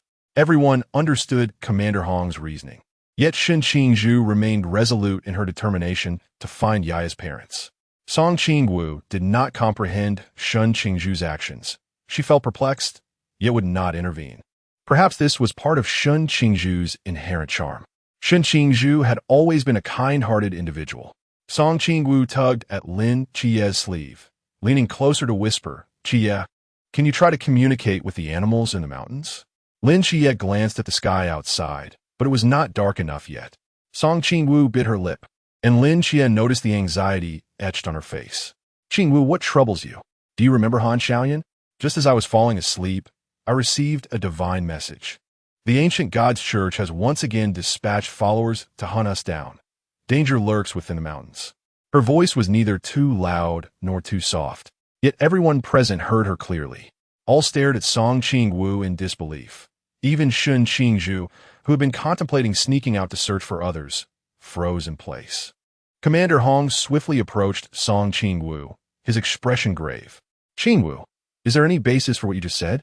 Messages delivered by the divine are never erroneous." Given the urgency of the situation, Song Qingwu felt she had no other recourse. Resorting to the excuse of divine intervention, while it might sound far-fetched, had proven effective time and again. "Commander Hong, please request immediate reinforcements. There are at least 4 enemies in the mountain from the Chuan realm and 1 from the High realm." Instructor Hong's expression changed abruptly. Song Qingwu had no reason to lie. If this were true, with so many new recruits and survivors, he dared not take the risk. Immediately, Instructor Hong seized the radio and calmly called out, "This is Rescue Team 1. We are under attack by 4 enemies from the Sichuan region and 1 from the maritime zone. Requesting immediate assistance. Requesting assistance. As his words echoed into the air. A prompt reply followed, yet it would take time for reinforcements to reach Village 1. Lin Xia glanced at the dimming sky and calmly suggested, Instructor Hong, let us split into 2 groups. Chapter 47. The movement of all things. The recent actions of the ancient divine sect appear to be directed at both myself and Qingwu. Their previous failure has led them to meticulously plan this endeavor. Song Qingwu glanced at Lin Xia before speaking. Instructor Hong, I propose that Xia and I draw away a few of them, while you lead the others to encircle and eliminate any isolated opponents. Without hesitation, Instructor Hong shook his head. No, they are all from the Chuan realm. With your current strength, it would merely be a death wish. Instructor Hong, if we wait for them to surround us all together, that would be the real death sentence. With a deep sigh, Song Qingwu continued. There are 4 from the Chuan realm and 1 from the High realm. In the best-case scenario, that High realm individual will refrain from intervening, allowing the others to pursue Xia and me. At that moment, you can strike against the isolated Chuan realm opponent. Song Qingwu's daring proposal was also a gamble. As in the original text, the High realm individual did indeed remain inactive during the early stages. Instructor Hong's expression grew solemn. Yet this was undoubtedly the best strategy they could devise under the circumstances. Dong King, Deng Bei, Li Jia, Li Liang. You 4 should escort the survivors to a more secure and concealed location. Understood. They were all acutely aware of the current peril. Their strength paled in comparison to the others, and ensuring the safety of the survivors was their foremost responsibility. As the night gradually unfurled its veil, silence enveloped the mountains. Xia, how is it? Instructor Hong inquired anxiously. Lin Xia opened his eyes, having already detected their positions. One is quite close to us, while 2 are at a greater distance, and another is in the opposite direction, also quite far away. As for the High realm individual, he is seated on the mountainside, seemingly engaged in some task. Before Song Qingwu could interject, Lin Xia spoke up, leave the 2 at a distance to me. Noticing the worried look from Song Qingwu, he offered her a calm smile. In the dark mountain forest, I possess a natural advantage. I will take care of the one in the opposite direction. Regarding the High realm individual, as previously stated, we shall see whom he chooses, me or Xia. With everything arranged, the group split into 3, racing towards their respective directions. As Song Qingwu calculated the distances, she utilized her divine senses to gauge the surrounding movements. True to their agreement, after covering sufficient ground, she halted, raising her left hand and gripping the air. A searing flame illuminated the land within 100 meters. Simultaneously, Lin Xia gazed skyward, his eyes ablaze with a golden radiance that pierced the night. 2 formidable presences emerged amidst the surrounding forest, signaling to the followers of the ancient divine sect that they awaited these nefarious individuals. Instructor Hong, accompanied by Shan Qingzhu, Bali Pang, and Mo Li, concealed themselves behind dense underbrush, their eyes filled with concern as they beheld the striking beams of light. Can they truly succeed? Shan Qingzhu clutched a branch tightly, her arms' veins bulging. Bali Pang patted her shoulder. Bro, trust in Xia and Qingwu. All we can do now is eliminate the nearby Chuan realm opponent to alleviate some pressure off them. Silence. Molly suddenly spoke, her gaze fixed intently ahead. Instructor Hong pressed down on the 2 individuals, and from the distant, shadowy thicket, a towering man emerged, a massive axe resting on his shoulder. Instructor Hong gestured to the trio, and Shan Qingzhu nodded, snapping her fingers. An enormous explosion engulfed the man, disorienting him and leaving numerous wounds across his body. As the echoes of the blast subsided, the brawny man bellowed, "Who dares to confront me? Show yourself." In that instant, Bai Li, chubby and agile, manipulated a myriad of swords that cascaded down upon the man. Before him, Instructor Hong brandished a straight blade, its fierce momentum aimed directly at the man's face. The giant swung his axe in retaliation. At the moment of collision, a long blade pierced through the man's abdomen. With a snap of her fingers, a vacuum ensued, depleting the air within a 300-meter radius. Instructor Hong declared, "You have fallen into my trap," before swiftly retreating. Molly dashed backwards, and, as the blade withdrew, chunks of flesh fell away, blood gushing uncontrollably from the man's wound. In the vacuum environment, the pressure differential accelerated the outflow of blood. The man staggered forward a few steps, suddenly spitting out a mouthful of thick blood, mingled with bits of flesh. Terror etched across his face as he glanced down at his abdomen, where a section of his intestine dangled from the gaping wound. Qingwu stood a short distance behind him, her eyes fixed intently on the spectacle. Every action taken was meticulously orchestrated to ensure that Molly's strike would succeed. Molly's forbidden realm, known as wandering frequencies, was designed to utilize the force of her blade to shatter the man's internal organs. Within mere seconds, the man collapsed to the ground, his eyes bulging and bloodshot. Qingwu approached him, gripping the soul-severing blade, and with a decisive stroke, sent his head rolling across the ground. Bali hurried over, pointing at the severed head with wide eyes. "Bro, you..." Qingwu shot him a glance, calmly stating, "Finish him off, to ensure absolute certainty." Bali gave a thumbs up, admiring Qingwu's thoroughness. "By the way, bro, here has something for you." He retrieved a thin piece of jade from his spatial pocket. Qingwu paused, inquiring, "What is this?" Bali, with a pained expression, explained, "This is from the Forbidden Realm Sequence 040, Return to Heaven. As long as you still draw breath, it can bring you back from the brink of death, and it can withstand a soul attack regardless of rank. I do not require it. Keep it for yourself," Qingwu replied. "Bro, please accept it. Qingwu entrusted me with this before she left, insisting that I must deliver it to you. At least until this mission concludes, promise me you will keep it safe." Bali urged earnestly. "Why would Qingwu go to such lengths?" Qingwu questioned. Bali, grinning foolishly, pressed the jade into his hand. "She must have her reasons." "Just wear it." Bro Qingwu clutched the thin jade, gazing at the foolishly smiling visage of the chubby boy, a gentle warmth coursing through her heart. Instructor Hong approached the group with purposeful strides, the distant mountains echoing with the sounds of explosions emanating from the direction of Great Xia. Without hesitation, Instructor Hong made a swift decision to rush to Great Xia's aid. Qingwu turned her head, her gaze heavy as it fell upon the silent forest. Her lips pressed tightly together, uncertain of her fate. Beneath the inky cloak of night, the group navigated through the woods, the divine might unleashed. Qingwu sprinted with fervor, aware that soon their adversaries would be upon them. Chapter 48, Divine Entity No. 033. The adversary was indeed a true practitioner of the river realm, an ideal means of self-preservation for her, allowing her to evade direct confrontation. As the chaotic divine ruins unfolded, she sensed the presence of others within a 100-meter radius. No, something was amiss. Qingwu's breath grew heavy. A divine agent. How could this be? She distinctly recalled that the ancient god church had not dispatched any divine agents for this mission. Panic surged within her. If the ambushers had changed, what fate awaited Qingwu and the others?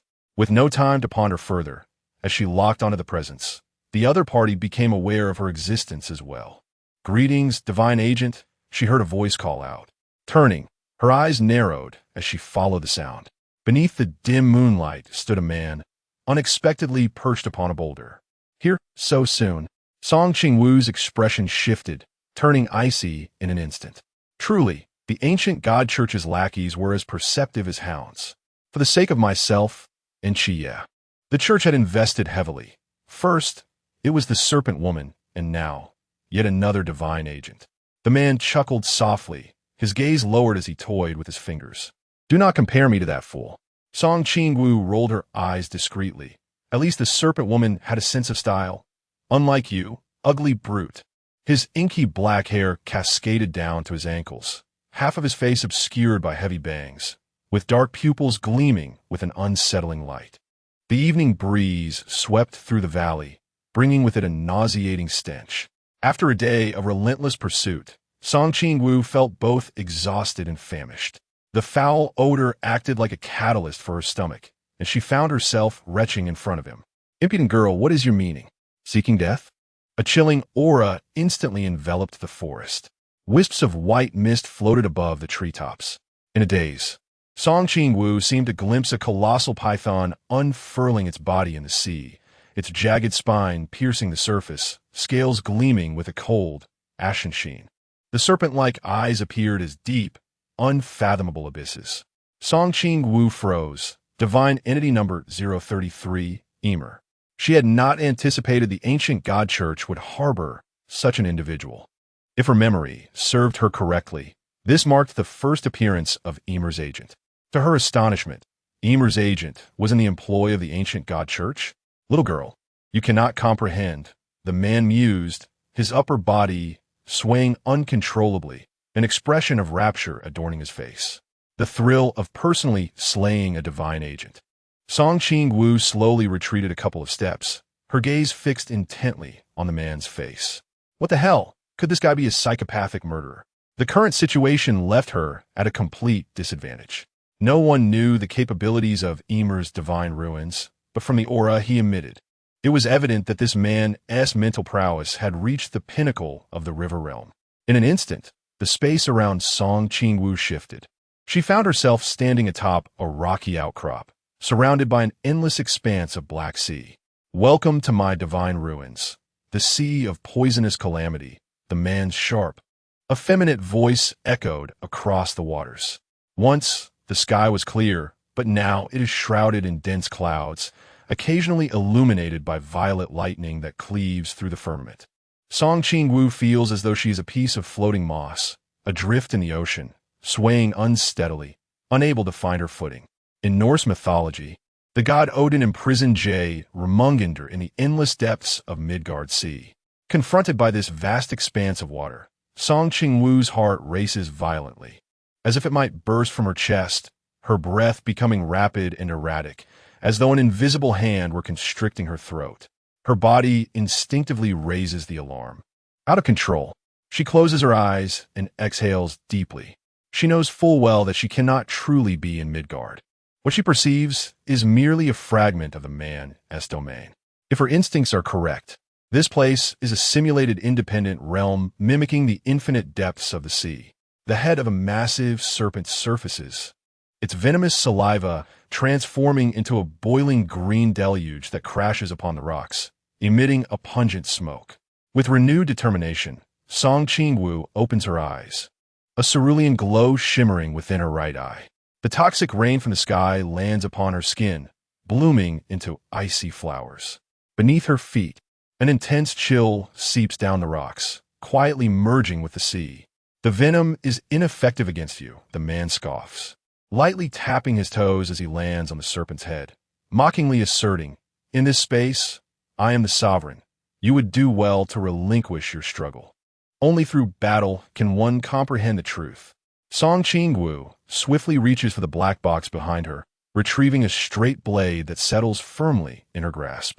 With a blade unsheathed, she leaps forward, its edge carving a crescent as it collides with the bone flute in the man's hand, producing a cascade of sparks. The man's eyes narrow, muscles taut, as he takes a half-step forward. A powerful gust of air erupts between them, a collision of raw strength. In an instant, Qingwu is hurled backward, crashing into the sea. The briny water envelopes her body, dragging her into the depths. In her current state, she is utterly powerless against this force. She clutches the hilt of the star blade tightly as she descends.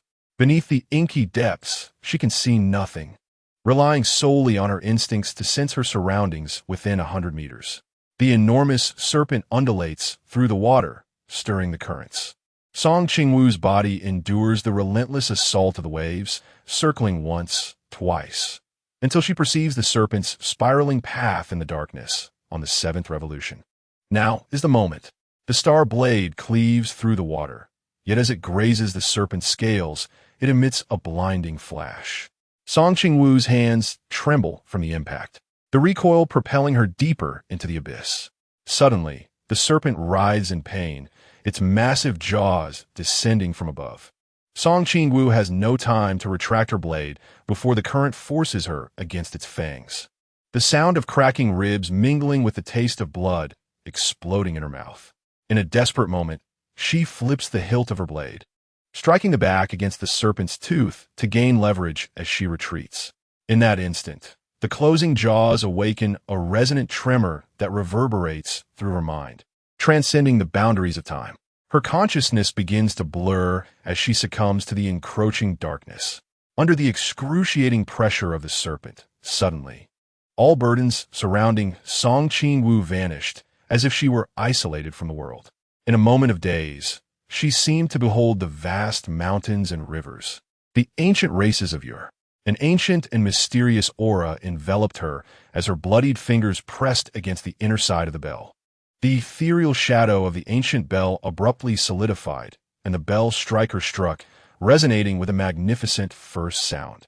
The resounding clang pierced through layers of flesh and erupted beneath the sea, eliciting a heartbreaking wail from the giant serpent, its swollen body erupting with countless facets, as if myriad blades were eager to burst forth from within. In the explosion of golden light, Qingwu ruptured the serpent's belly and ascended to the heavens. When the second bell toll reverberated, time and space seemed to be paused.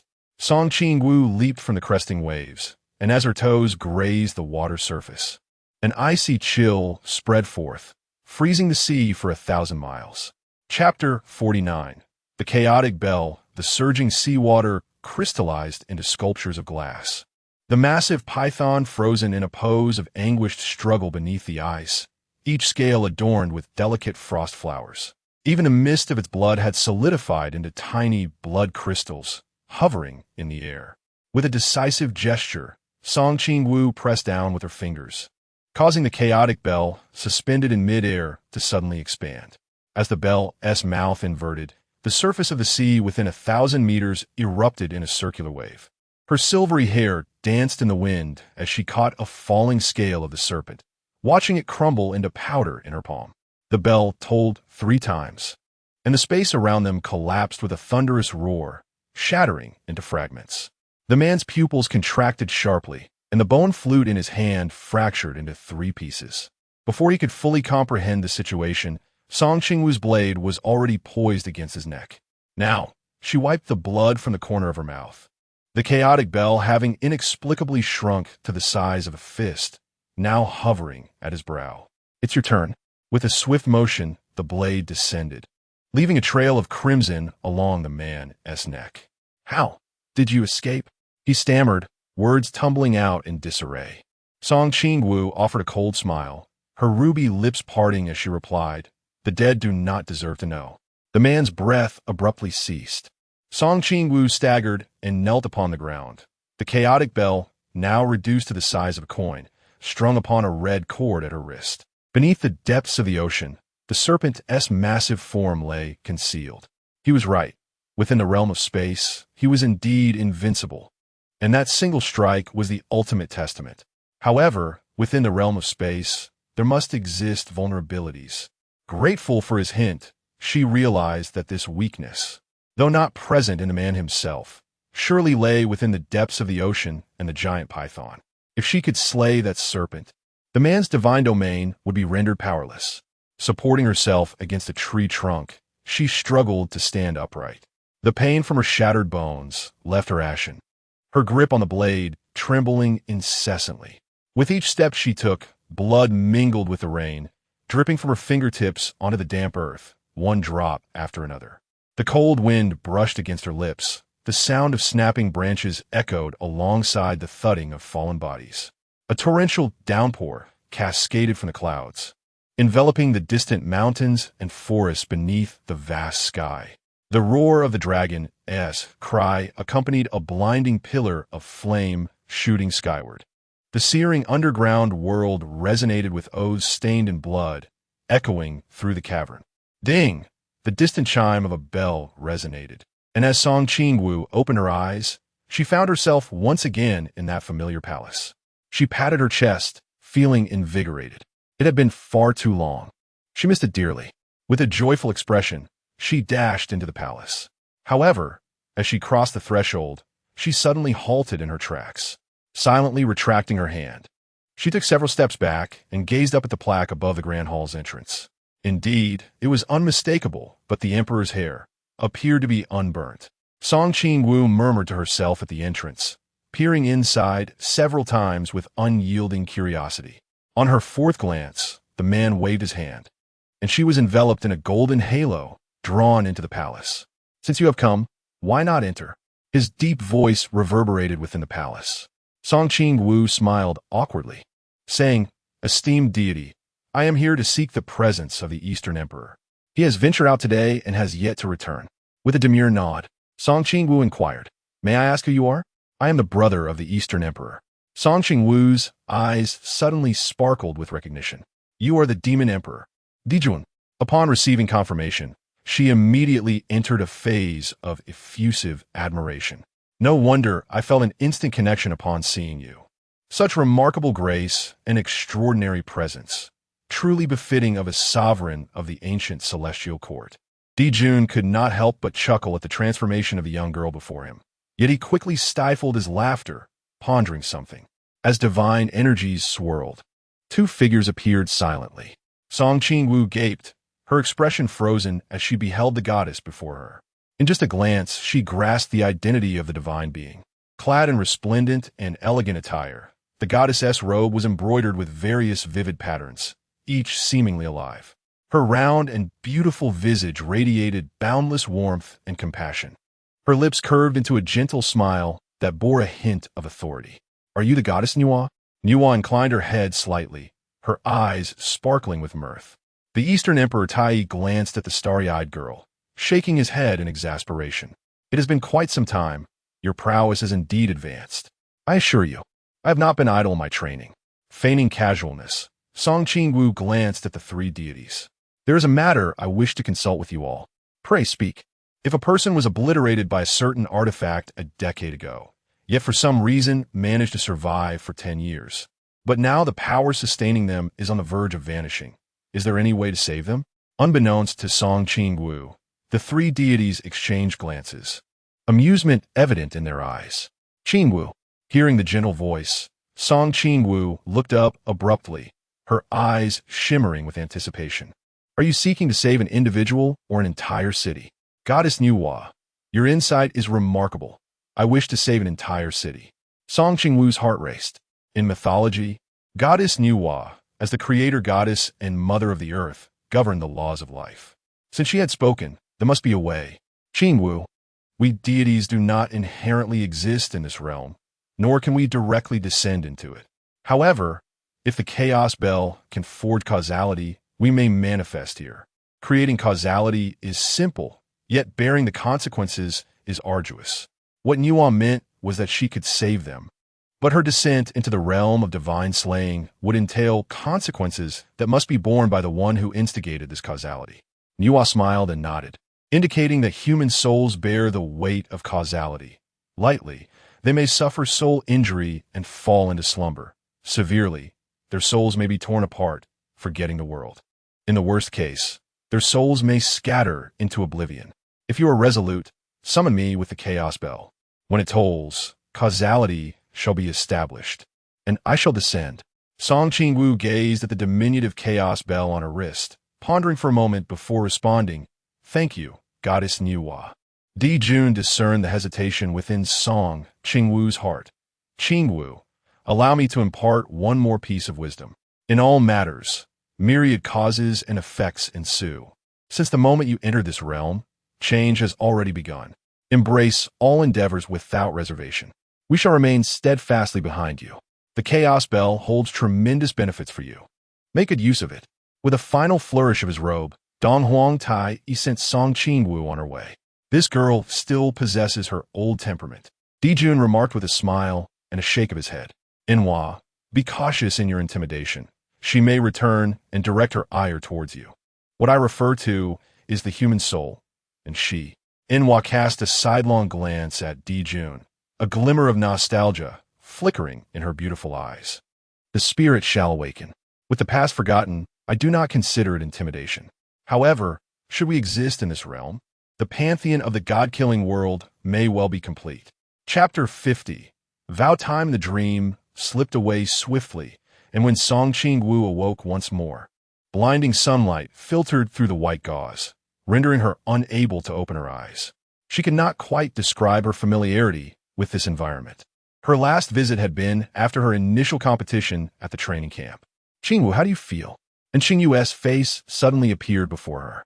His eyes were bloodshot, and the dark shadows beneath them were starkly visible. "I'm fine." The stabbing pain in her ribs caused Song Qingwu to wince. Her hoarse voice momentarily stunned both of them. "What about Xia and the others? Are they all right? I'll go call them." With a thud, the door swung open, and after about 10 seconds, a series of hurried footsteps approached the ward. "Qingwu, how are you feeling?" Lin Xia staggered to her side, his pale face scarcely better than hers on the hospital bed. "I'm doing well, don't worry." And Qingyu supported him onto a nearby chair. "Yuan instructeur? On instructeur." Han instructor, Xia, Molly, Pang Song Qingwu surveyed the circle of people surrounding her bed, her hoarse voice fragile and broken. "Where is Shun Qingzhu?" Her question left everyone momentarily stunned, the atmosphere growing tense. After a long hesitation, Yuan Gang finally spoke. "Qingwu, Shun Qingzhu has sacrificed himself." Even though she had mentally prepared herself for this, hearing the news caused Song Qingwu's hand, which lay beneath the covers, to tremble uncontrollably. Bang. Song Qingwu grasped by Li Pang as hospital gown sleeve, her voice urgent. Was he wearing the Return to Heaven jade? Did Shun Qingzhu have it on? Li Pang nodded, his lips quivering as he spoke. Yes, he wore it. Brother pulled it on him. Song Qingwu breathed a sigh of relief, forcing a strained smile. That's good. He must still be alive. Listening to her words, the others' eyes glistened with tears.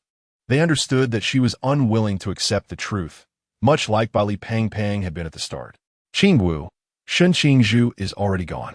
The DNA from the char remains at the scene, included a part of his." Yuan Gang turned his head away, unable to meet the defiant gaze of the girl in the bed. This girl had suffered the most among them. Several of her ribs were broken, and her body bore numerous wounds, rendering her unable to get out of bed even now. "All right, I understand." Song Qingwu realized that no matter what she said, they would perceive her as unwilling to accept Shun Qingzhu's sacrifice. Therefore, she decided to change the subject. "Xia, did you encounter the murmurs?" "Yes, but it was just a projection of him." "Did you encounter it too?" "No." Song Qingwu replied solemnly. "I encountered the divine sequence, 033, the agent of Yamoja." To encounter yet another previously unseen divine agent stirred Yuan Gang's keen eyes, narrowing as he contemplated something. A peak divine agent from the river domain had nearly perished at his hands. His divine ruin was quite unique, a spatial realm named Sea of Toxic Calamity. The space echoed the confines of Norse mythology.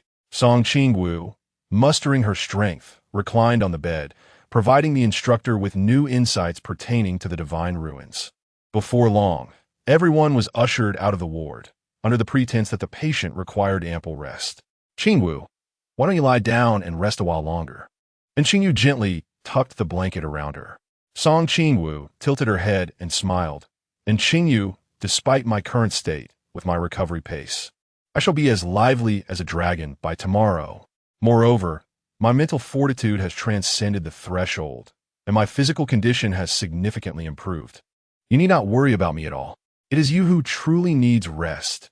You haven't slept a wink all night, have you?" "I cannot fall asleep." "Would you care to share the reason?" Song Qingwu furrowed her brow, contemplating the possibilities. "Is there an issue with the research?" Upon seeing Qingyu shake her head, Song Qingwu raised her thumb in encouragement, exclaiming, "As expected of you, Qingyu, you are truly remarkable." A faint smile graced Qingyu's lips, but then a shadow crossed her gaze. Whenever Qingyu closed her eyes, she envisioned the blood streaming from Qingwu's mouth as she lay in his embrace. She pictured her drenched in blood and mud on a stretcher. She imagined her as a broken doll, lying on a hospital bed, barely clinging to life. The atmosphere descended into silence, and just as the tranquil ward lulled Song Qingwu towards sleep, Qingyu finally spoke. "Qingwu, when you join the masked team, please ensure your safety. Rest assured, I hold my life in high regard." And Qingyu gazed at Song Qingwu, her eyes filled with concern. "But you have never hesitated to risk your life, often leaving yourself battered and bruised." As night fell, Moonlight cascaded through the window, and a gentle summer breeze infused the air with a sense of restlessness. Song Qingwu fixated on the ceiling, lost in thought. During the day, surrounded by others, she found it difficult to calm her mind. In recent days, so much had transpired. The appearance of the agent from Emer's realm. She should have anticipated it. With her arrival, the ancient god sect's target had shifted from 1 to 2. This also led to changes in the personnel dispatched by the ancient god sect to execute their murderous intent. Song Qingwu rubbed the crescent-shaped mark on her palm, a lingering bitterness settling in her heart. In the end, she had not been able to alter Shun Qingzhu's fate. In the training ground, the new recruits stood silently in formation, facing the rising sun. This moment marked the most glorious occasion of their year. Chief Instructor Yuan Gang announced the presentation of the Spark Medal to the recruits who participated in the disaster relief efforts. The medal belonging to Shun Qingzhu was taken by Instructor Hong, destined to be interred in the grave of the Night Watchman. After the medals were distributed, the new recruits ascended the stage in order of the list to receive their exclusive Night Watchman triad. The only distinction was that Lin Xia carried 2 black boxes on his back, as he wielded dual blades, a special request made by the instructor on his behalf. Once all was concluded, Instructor Yuan, with a serious expression, addressed the recruits standing below, solemnly declaring, "The oath ceremony shall commence now." Under the blazing sun, the red flag fluttered wildly in the wind. Instructor Yuan clenched his fist tightly, grasping the Night Watchman's medal against his chest. "I am Yuan Gang. I am Lin Xia. Yam Bai Li Tuming. I am Song Qingwu." Each name resonated through the training ground, ultimately converging in a solemn oath beneath the crimson banner of the Great Xia. Should the dark night descend, I shall stand before countless souls, brandishing my sword against the abyss. With blood, I shall stain the heavens. The crescendo of their vows grew ever louder, reaching an apex in the final moment. Henceforth, streams converged into rivers, emerging from their cocoons as butterflies, safeguarding the eternal flame of the Great Xia. Chapter 51. Journey to the capital. As the oath concluded, everyone packed their belongings amidst a cacophony of excitement and farewells. Beneath the dormitory, Song Qingwu dragged her suitcase, while Lin Xia and Qingyu awaited eagerly ahead. Had Pang Pang and Qiao Yuan already departed? Indeed, Pang Pang left you a gift. And I'll take care of the suitcase, Lin Xia said, effortlessly accepting the luggage from her grasp. The dim sunlight spilled across the path, elongating the shadows of the trio. Outside the training camp, a familiar woman leaned against a black car. "Qingwu, Jie Qingyu, Sister Hong Ying," Song Qingwu exclaimed, rushing into a warm embrace. All right, let us get in the car. The captain is cooking tonight," Hong Ying urged, playfully nudging Song Qingwu towards the vehicle. Once the four were inside, Hong Ying pressed the accelerator, and the car shot off like an arrow released from a bow. The journey was smooth, and they soon arrived at the villa. Before they even stepped inside, the aroma of delicious food wafted through the air. "We're back," Song Qingwu announced. Si Xiaonan poked her head out from the kitchen, her face lighting up with surprise. "Qingwu, you've returned just in time for dinner." "Great. I'll help serve the dishes," Song Qingwu replied, winking at her 2 companions. "Could you please take my suitcase upstairs?" Without waiting for an answer, she dashed into the kitchen. At the dining table, Lin Xia and the others found their bowls perpetually filled as dishes were passed around. "Qingwu, when do you leave for the capital?" Hong Ying inquired, and in that instant, Song Qingwu felt dozens of gazes converge on her. Pressing her lips together, she surveyed the table and replied, "Tomorrow morning." Instructor Yuan said, "I need to visit the Night Watcher's headquarters first, so I must leave early." Hong Ying glanced at the braised ribs in her bowl, which suddenly seemed less appetizing. Sensing the sorrow that flickered in everyone's eyes, Song Qingwu forced a smile, reassuring them. "Oh, come on, everyone cheer up. I'm not leaving forever. Who knows, I might be back in a few months. Team 136 will always be my home. Stop saying such things. After joining the mass team, you must work hard and pay attention to your safety," Wu Xiangnan admonished, attempting to appear stern, though her eyes betrayed her reluctance. Song Qingwu feigned obedience, replying, "Of course." Meanwhile, Lin Xia and Qingyu received encouragement from their teammates. Zhao Kongsheng patted their shoulders. Speaking earnestly, "It's all right, Xia and Qingyu. low scores don't matter. There is plenty of time ahead, and staying in Cangnan is quite good. I assent it, and Qingwu managed a wry smile. Uncle Zhao, I'm fine. Staying in Cangnan was my own decision. Due to special arrangements from the higher-ups, I need to train in the Night Watchers team for 2 years before reporting to the Research Institute in the capital. As for Xia, she ranked first and was reassigned back to Cangnan. What? Hong Ying exclaimed, slamming her hand on the table as she stood up. This is an inside story. I must confront that. Hong Ying, don't be impulsive, Chum Mai interjected, gently urging her back in her seat. Captain, it's entirely reasonable for Xia to be transferred to the capital given her results. Hong Ying protested angrily. Exactly. We need to demand an explanation. This is too much. The members of Team 136 exchanged heated words, and were it not for Chen Mai's intervention, they would have eagerly set aside their chopsticks to confront Yuan Gang. Lin Xia, witnessing the scene, couldn't help but chuckle, stating, actually, I have no issues. Staying in Cangnan is quite pleasant, especially with all of you here. Cold Xian's usually stoic expression briefly revealed anger as he retorted, this isn't about whether you have a problem, but whether they do. Enough. This matter is a directive from the higher-ups, who have their own arrangements, Chen Mai reassured, though he could not divulge the specifics. With Chen Mai's words, the group gradually calmed down. They held considerable trust in their captain, knowing that if there were any hidden truths, he would be the first to oppose them. The following morning at Cangnan train station, Song Qingwu stood obediently at the entrance, a backpack slung over her shoulders and a small panda bag in tow, listening to the well wishes of her companions. Qingwu, remember to call us once you arrive in the capital. Take care of yourself, and if anyone bullies you, be sure to let us know. We'll have your back. Zhao, Kong Chang cautioned, feeling a pang of emotion at the scene of parting. All right, Uncle Zhao, if you keep this up, Hong Ying and Xiaonan will start to cry, she replied with a wave. I'll be fine. You all take care of yourselves and wait for my return. With a final glance at Lin Xia and in Qingwu, who stood like statues beside Chen Mai, she declared, I'm off. As they watched her disappear through the ticket gate, they turned to leave. On the way back to the office, Hong Ying grasped Lin Xia and in Qingwu by their arms, questioning, what is going on with you two? Little Qingwu has left, and Yu Haven T said a word. We said what needed to be said.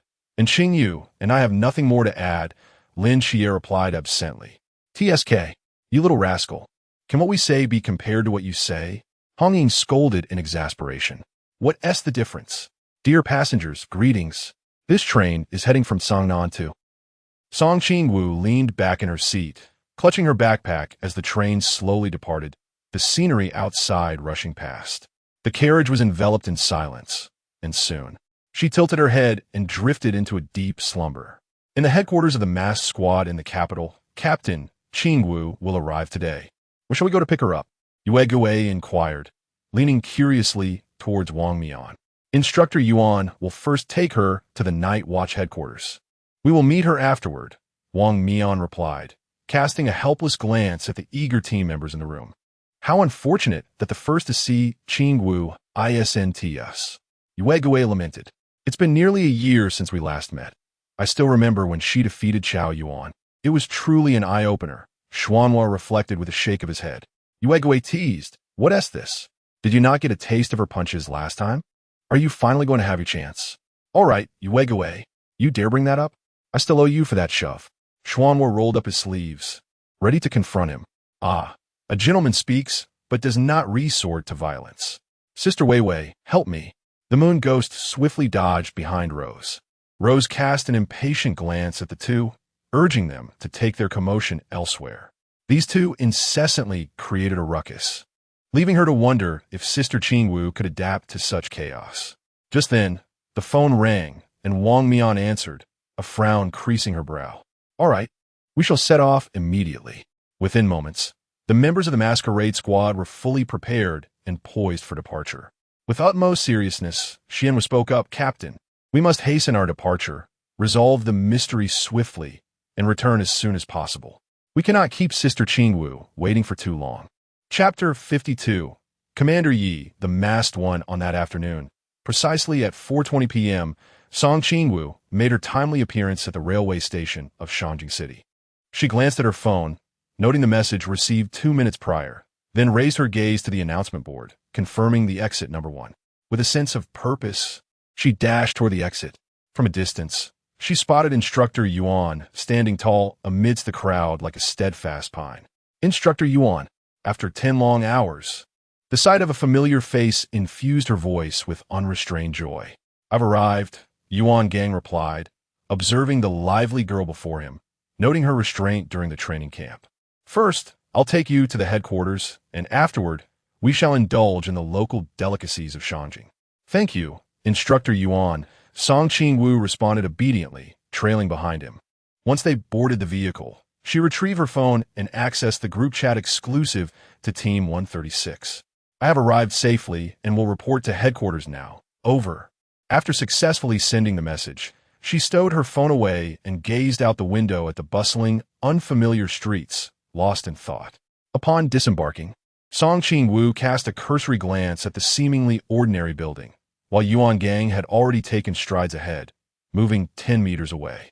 She quickened her pace to catch up, her mind swirling with curiosity about what could possibly warrant such urgency from him.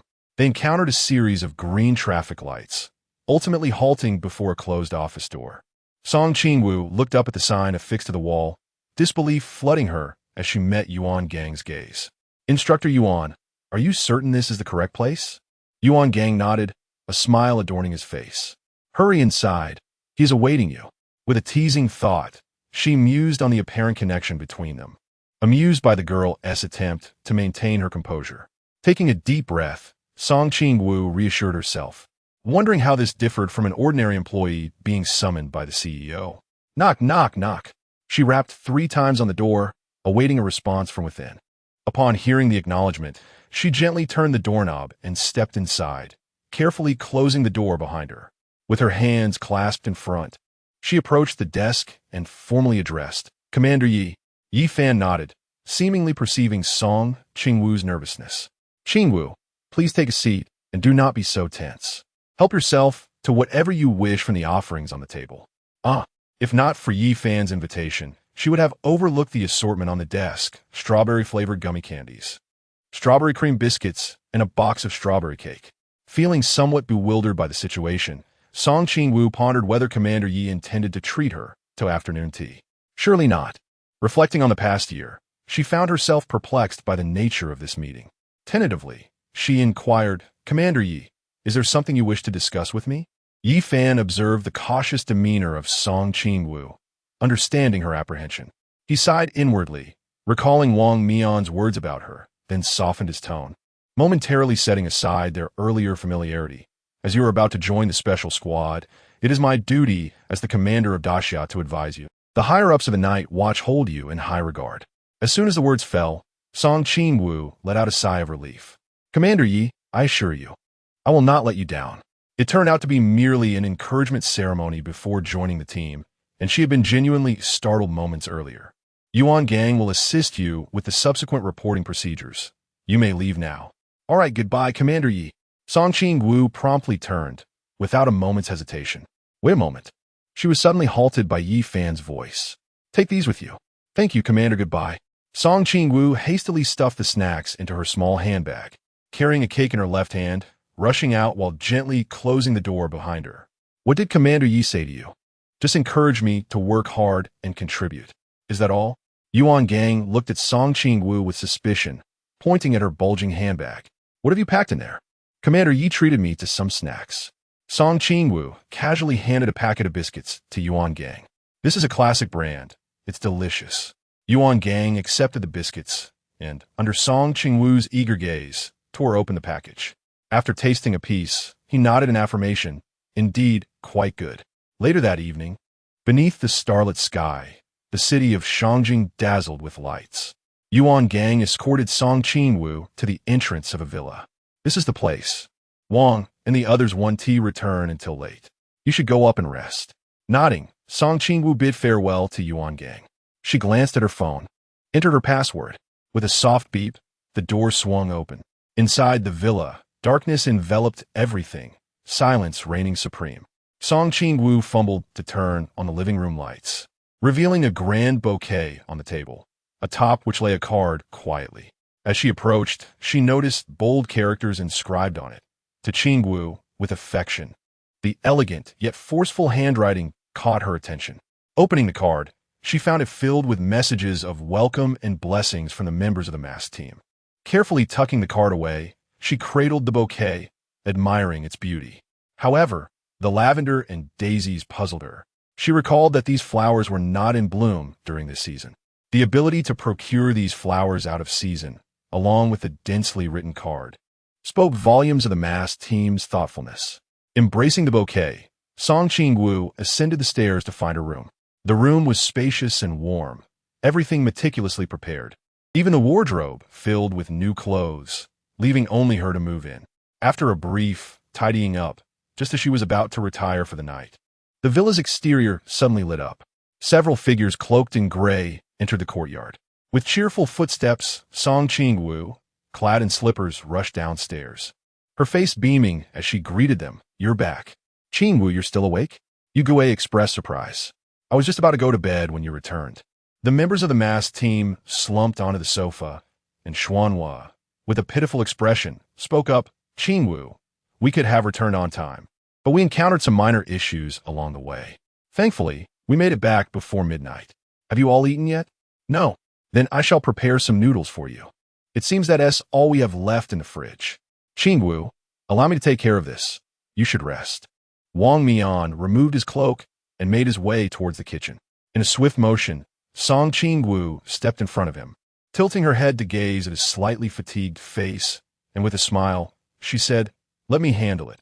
Everyone else should head upstairs to freshen up.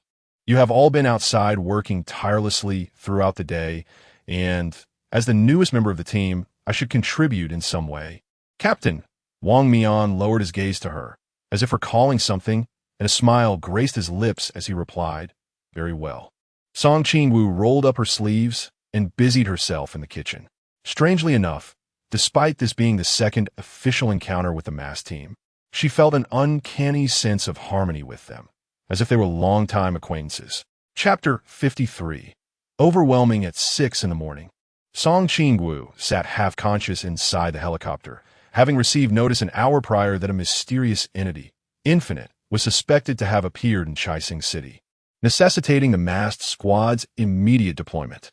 If her calculations were correct, it had only been 5 hours since Wang Mian and the others returned to the villa from their previous assignment. The special squad was indeed perpetually on the go.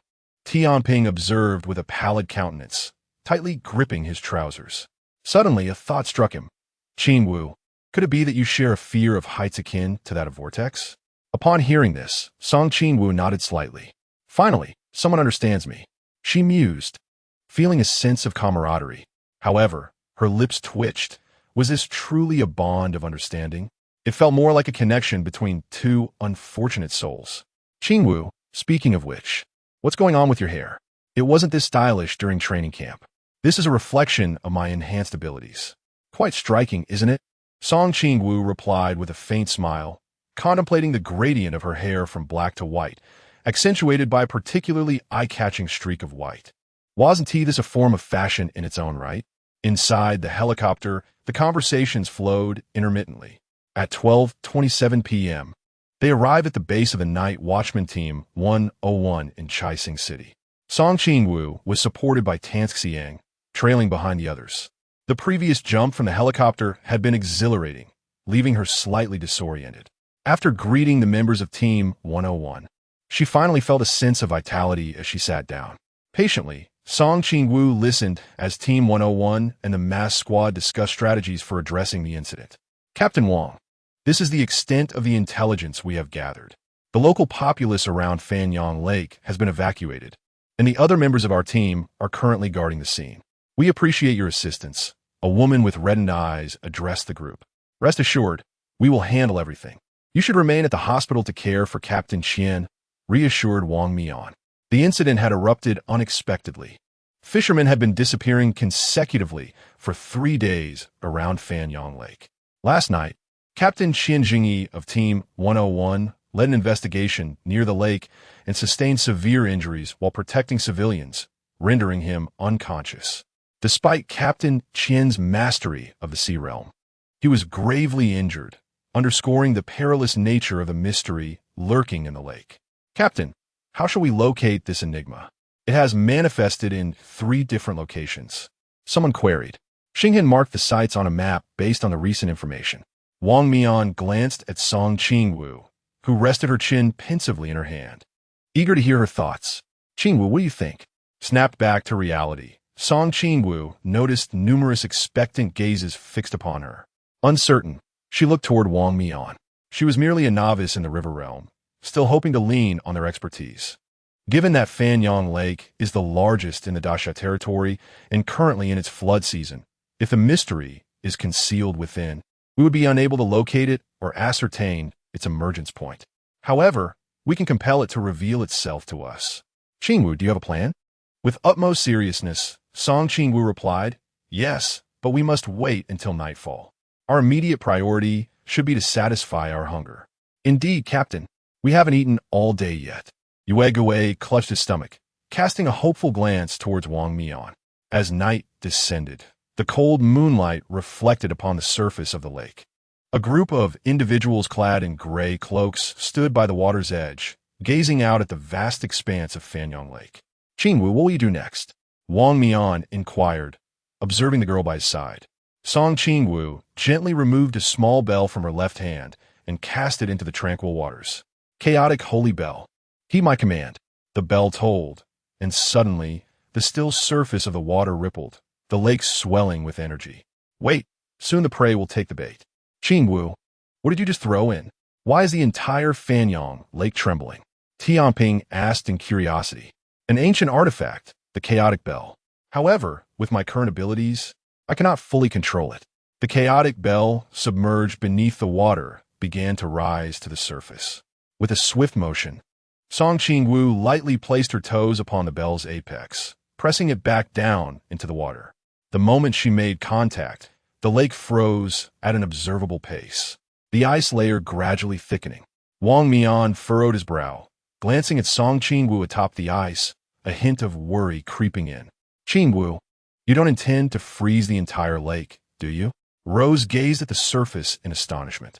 Song Qingwu's right eye shimmered with an ethereal blue light as she slowly leaned forward, resting her hand upon the ice. With her current realm, she was incapable of freezing Fanyang Lake. She merely sought to attract the mysterious entity, informing it that the source of its torment, the chaotic bell, was right here. Prepare yourselves. The toll of the chaotic bell will affect the entity's mind, causing it immense suffering, hence its current agitation. No sooner had she spoken than a monstrous creature with enormous fish fins burst forth from the ice. Dark scales adorned its neck, and its vertical pupils glimmered with a bloodthirsty coldness. Its gnarled claws dripped with slime, while a robust fish tail swept across the ice. Vortex! Wang Mian shouted. A deep purple whirlpool manifested before Song Qingwu, shielding her from the incoming tail strike. In an instant, Wang Mian appeared by her side, wrapping his arm around her waist and pulling her back. Qingwu, stay close to Xiangxiang, he instructed. In the next moment, he was on the ice, his left hand deftly flicking his wrist. As he Yuan unsheathed, time seemed to come to a standstill. A terrifying blade aura coalesced in the air, slicing towards the entity. The whirlpool and Yue Gui swiftly dodged, avoiding the lethal wave of energy. With a single stroke, the fish tail was severed in two. With a blade aura passed, it cleaved a fissure upon the water's surface. Gurgling, the severed tail rolled onto the ice, crimson blood gushing forth. A howl echoed across the lake as the entity screeched, attempting to leap back into the water. Tianping quickly formed a seal, shifting the force field. The entity was flung back onto the ice, and Rose's pink hammer struck fiercely towards the creature's head. Its sharp claws scraped deep grooves into the ice, only to fall into the purple whirlpool behind it, descending from the air. In the fleeting moment before the impact upon the icy surface, a pink hammer swung down, striking the mysterious figure into the muddy bank. Song Qingwu stood in stunned silence, gazing at this scene before him. Is this the prowess of the special squad? Why does it seem as though this enigmatic entity is so easily vanquished? The sandalwood scent lingered, and before any attack was made, a figure emerged under the moonlight. the moon ghost wielding a short sword. With a swift motion, the sword descended, separating the mysterious figure's head from its body. Song Qingwu's young heart was profoundly shaken. From Wang Mian's strike to the moon ghost's decisive blow, had this confrontation lasted a mere 3 minutes? It was an overwhelming display of dominance throughout. Chapter 54. The coming storm. According to Wang Mian's earlier remarks, this enigmatic realm should be at the pinnacle of the sea realm. Yet it has not transcended into the boundless realm. The mysterious corpses will be addressed by a dedicated retrieval department. Song Qingwu understood. No wonder confronting the mysterious was as effortless as slicing a watermelon. She deftly retracted the chaos bell onto her wrist and accompanied her team to bid farewell to Squad 101. As she sat in the helicopter heading back, Song Qingwu found her eyelids uncontrollably drooping. She could not care less about the world around her. All she desired was a good night's sleep. Wang Mian had originally been resting his eyes, weary from a day of relentless activity. Suddenly, he felt an additional weight on his shoulder, a faint scent of strawberries wafting into his nostrils. Opening his eyes, he turned to see the girl, peacefully asleep against him, and warmth filled his gaze. In that moment, he realized that his Ah Wu had finally returned. When Song Qingwu awoke, drowsily blinking her eyes, she noticed that the sky outside the helicopter had brightened considerably. "We're almost at our destination," Wang Mian's voice resonated beside her. It dawned on her that he had served as her human pillow throughout the night. She quickly straightened up, a hint of embarrassment coloring her cheeks. "Captain, next time you can just wake me up. You must have found it quite taxing to be my pillow for the entire night." Wang Mian smiled gently. "It's nothing." Song Qingwu silently applauded him in her heart. Truly, the captain was both kind and considerate. Then, a thought crossed her mind, prompting her to inquire, "What was the destination you mentioned earlier?" "A small city in the northwest has reported a mysterious occurrence in the sea realm. We received the mission in the early hours of last night and came straight here." Song Qingwu was taken aback. "Is this what it means to be in a special task force? It's only the second day, and we're already inundated with one task after another." She forced a smile and replied, "All right." For nearly a month thereafter, Song Qingwu accompanied the mass team, traversing much of the Greater Xia, nearly changing locations every day. She could only console herself with a smile, considering it a military-style vacation. When she finally secured a day of rest, she yearned to collapse in the villa, realizing she was not quite cut out for the special task force. Remaining stationed in the city as an ordinary night watchman suited her far better. Seated on the sofa, she fiddled with the dried flowers from the bouquet she had received last time. It was undeniable that gifting lavender was a splendid idea, not only visually appealing, but also effective in repelling mosquitoes. "Sister Weiwei, I forgot to ask last time, who among you selected these flowers? They exhibit such exquisite taste, and the arrangement is beautiful." Rosa paused, holding the dried flowers, and reminisced. "This was chosen by the captain when he went out. He bought these out-of-season blooms, only to be ridiculed by that fellow Li Xian." Song Qingwu chuckled at the thought. "Did he get a good beating from the captain right after?" "Of course, he deserved it," chimed in Xiang, who had lifted her head from a game in agreement. Aku, practicing in the underground training room, sneezed dramatically and muttered, "Who-s thinking of me?" Opposite him, Xinghen rolled his eyes conspicuously, likely cursing him under his breath. Song Qingwu arranged the dried flowers in her hands and rose to head towards the kitchen. Wang Mian was preparing lunch there, with Tian Ping assisting him. Since Song Qingwu felt rather idle, she decided to see if she could lend a hand in the kitchen. However, as soon as she entered, Wang Mian promptly ushered her back out, producing a piece of fruit candy from seemingly nowhere to coax her into sitting on the sofa. Claiming it was a make-up for the welcome banquet she owed her. Time swiftly passed to October, the sweltering heat of summer gradually giving way to the refreshing chill brought by autumn rains. Xuan was stood at the doorway, brushing off the raindrops from his clothing as he stepped inside, remarking on how quickly the weather had changed just a couple of days prior. The sun had been shining brightly. The television in the living room was broadcasting the latest news, the female presenter's voice clear and resonant. According to the meteorological station, a powerful typhoon has made landfall along the eastern coastal regions of our country, devastating numerous public facilities and homes overnight. Experts predict Song Qingwu's hand trembled slightly around the remote control. Was the disaster approaching so soon? It seemed she was not quite prepared to face it. Qingwu. Tian Ping, sitting on the opposite end of the sofa, gently shook her shoulder. What are you thinking? You seem so lost in thought. The captain has called your name 3 times, and you didn't respond. Snapping back to reality, Song Qingwu looked at Wang Mian, bewildered. What's wrong? It's not what's wrong with me, but rather what's wrong with you? Wang Mian approached, bending down to regard her with his captivating eyes. Until just moments ago, his gaze had not strayed from her, and he had certainly not missed her reaction to the news broadcast. Perhaps even Song Qingwu herself was unaware of it, but her face was pale, exuding a sense of helplessness, anxiety, and fear. I'm fine. Perhaps I just haven't fully woken up.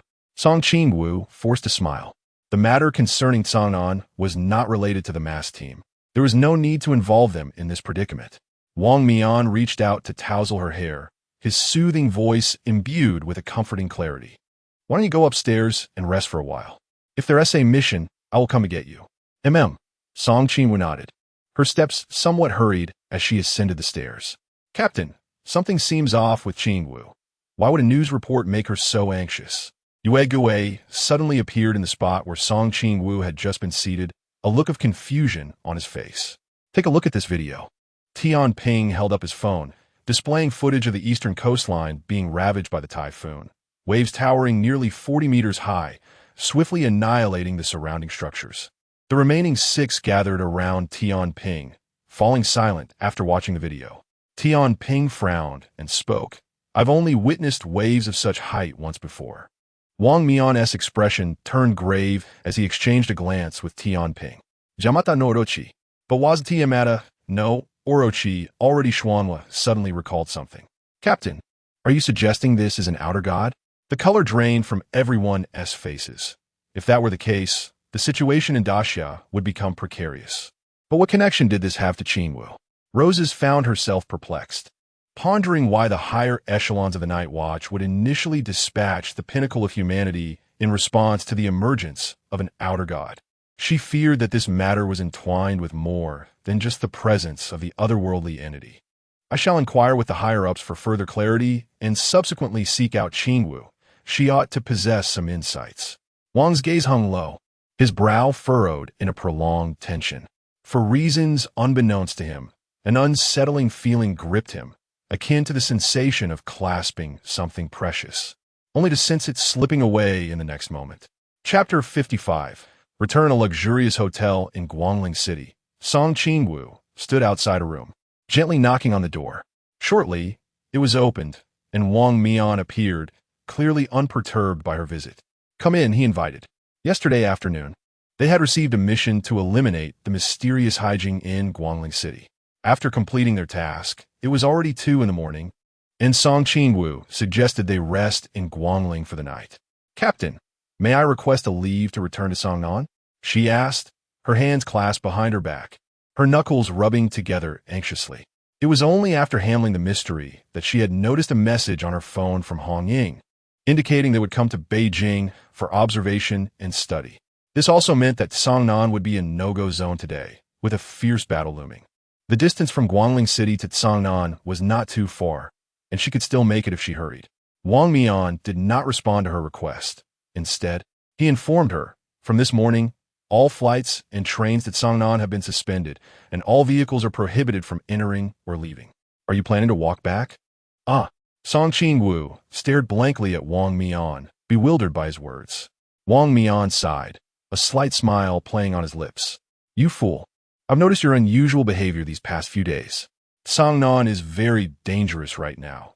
If you must return, we will go together. There was a knock on the door, and a voice came through the crack. Captain, are you ready? The helicopter is almost here.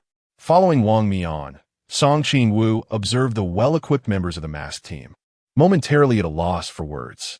You all, Qingwu, as a member of the masked team, you cannot abandon us and go off on your own. We face challenges together, said Yu Gui, leaning against the wall, feigning seriousness. Song Qingwu's gaze swept across the faces of those present, warmth flooding her heart. During this time, the members of the masked team had treated her like family, quietly caring for and supporting her. It was a comforting environment. Because of this, she was even more reluctant to put them in danger. Qingwu, relax a little, Tan Xiang said, playfully pulling a smile across Song Qingwu's face. Cangnan has now identified a high-risk mystery, and as a special team, it is only natural for us to address it. Wang Mian decisively rejected any further objections from her. But now the entire Cangnan is under lockdown. How can we get there? She asked. With a smile, Yu Gue responded, leave that to us. On the helicopter, Song Qingwu's complexion was pale as she hesitated, pointing at Tianping and Yu Gue in the pilot's seats. Is this really your plan? Have you two even obtained a pilot's license? Not officially, but we have experience, they replied. Dangerous behavior, do not attempt. Song Qingwu let out a dry laugh, choosing to remain silent. Truly, as a special team, their audacity was remarkable. Wang Mian's gaze unintentionally fell upon the hand of the girl, clutching his sleeve, and a faint smile appeared in his eyes. In Cangnan City, the entire city was under martial law.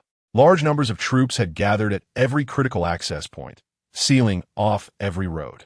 On a distant hill, Loki surveyed the small town below, his eyes filled with disdain. Did he believe this could thwart us? With a dismissive wave of his hand, shadows of giants began to materialize from the rifts in space. Beneath the somber sky, the thunder of cannon fire reverberated through the air as colossal frost giants approached from afar, their path cloaked in snow and ice. Lightning struck from the clouds, the roiling dark mass above crackling ominously, while the tempest raged, causing the helicopter to sway perilously. Song Qingwu clutched her seat, her complexion pale, while the vortex of fear confronting her companion was no better, as they fought to suppress their queasy stomachs. Wang Mian's expression turned grave as he gazed into the distance. Suspended in the air was a tall, bronze-skinned man, bare from the waist up, coldly looking down upon the city beneath him, surrounded by crackling lightning. Below him, a carriage hovered, and where it landed, life began to stir anew. On the ground, a throng of frost giants had breached the military defenses, advancing toward the city, only to collapse at a toll booth. Indra, the Indian god of thunder and rain. No wonder the higher-ups sought to seal off Cangnan. Wang Mian calmly assessed the battlefield, instructing Yu Gue to advance 200 meters. In 1 minute, everyone was to prepare to jump from the aircraft. Amidst the swirling snow, a figure cloaked in dark red drifted among the giants of frost, dual blades in hand, a spectral image of the underworld trailing behind. With death strikes, the frost giants fell one by one. Beneath the layer of frost, ice shards erupted from the ground, hurtling toward Chunmai's back, while several frost giants brandished their icy axes in his direction. Before Chun Mai could turn, a frost sword sliced through the air, shattering the ice shards behind him with precision. Seizing the opportunity, he unleashed a flurry of sharp blade winds, dispatching the frost giants. Turning to look back, he saw the young man cloaked in dark red approaching him. Qingyu? How did you return? Chun Mai stood frozen, disbelief etched on his face. Captain, is this your reason for luring us to the capital? And Qingyu's gaze fell upon the brain of a frost giant, a shadow of gray light flickering in her eyes. You, Chun Mai began, but before he could finish, a long spear wreathed in rose-colored flames shot down from the sky, piercing the body of a frost giant. The flames immediately engulfing it and melting the surrounding frost. Captain, how ungracious of you. Luckily, we returned just in time.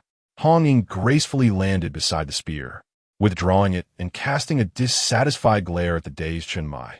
He turned to see Wu Xiangnan, Lung Xian, Si Xiaonan, and Wen Qima gathered by his side.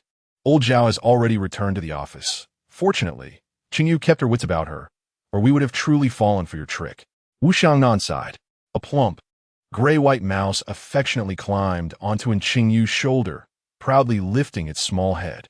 How did you all get back? Upon hearing this statement, the crowd exchanged glances and ultimately, Wen Qima grinned and said, Captain, it was Qingyu who piloted the plane to bring us back.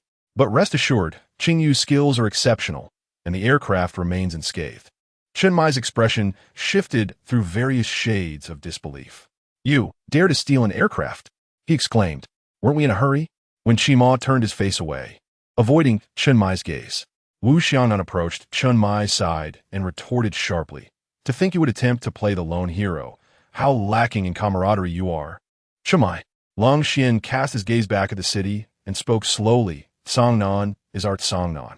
Captain, Cangnan is our shared home, and Qingwu said, her eyes fixed intently on Chen Mai. In just this brief year, due to that girl, Team 136 had, for him, already come to embody the essence of home. Chapter 56. Support at the eastern coast of the Great Xia. Dark clouds loomed ominously as the Black Sea surged like a roaring beast, wildly crashing against the shore. The tumultuous waves recklessly flooded the streets of the city. In the distance, a colossal wave, towering hundreds of feet, rose skyward, obscuring the sun as it thundered towards the city. Clang! A clear, melodious sound of a sword echoed, and the world seemed to descend into a serene stillness. The monstrous waves were abruptly cleaved in half.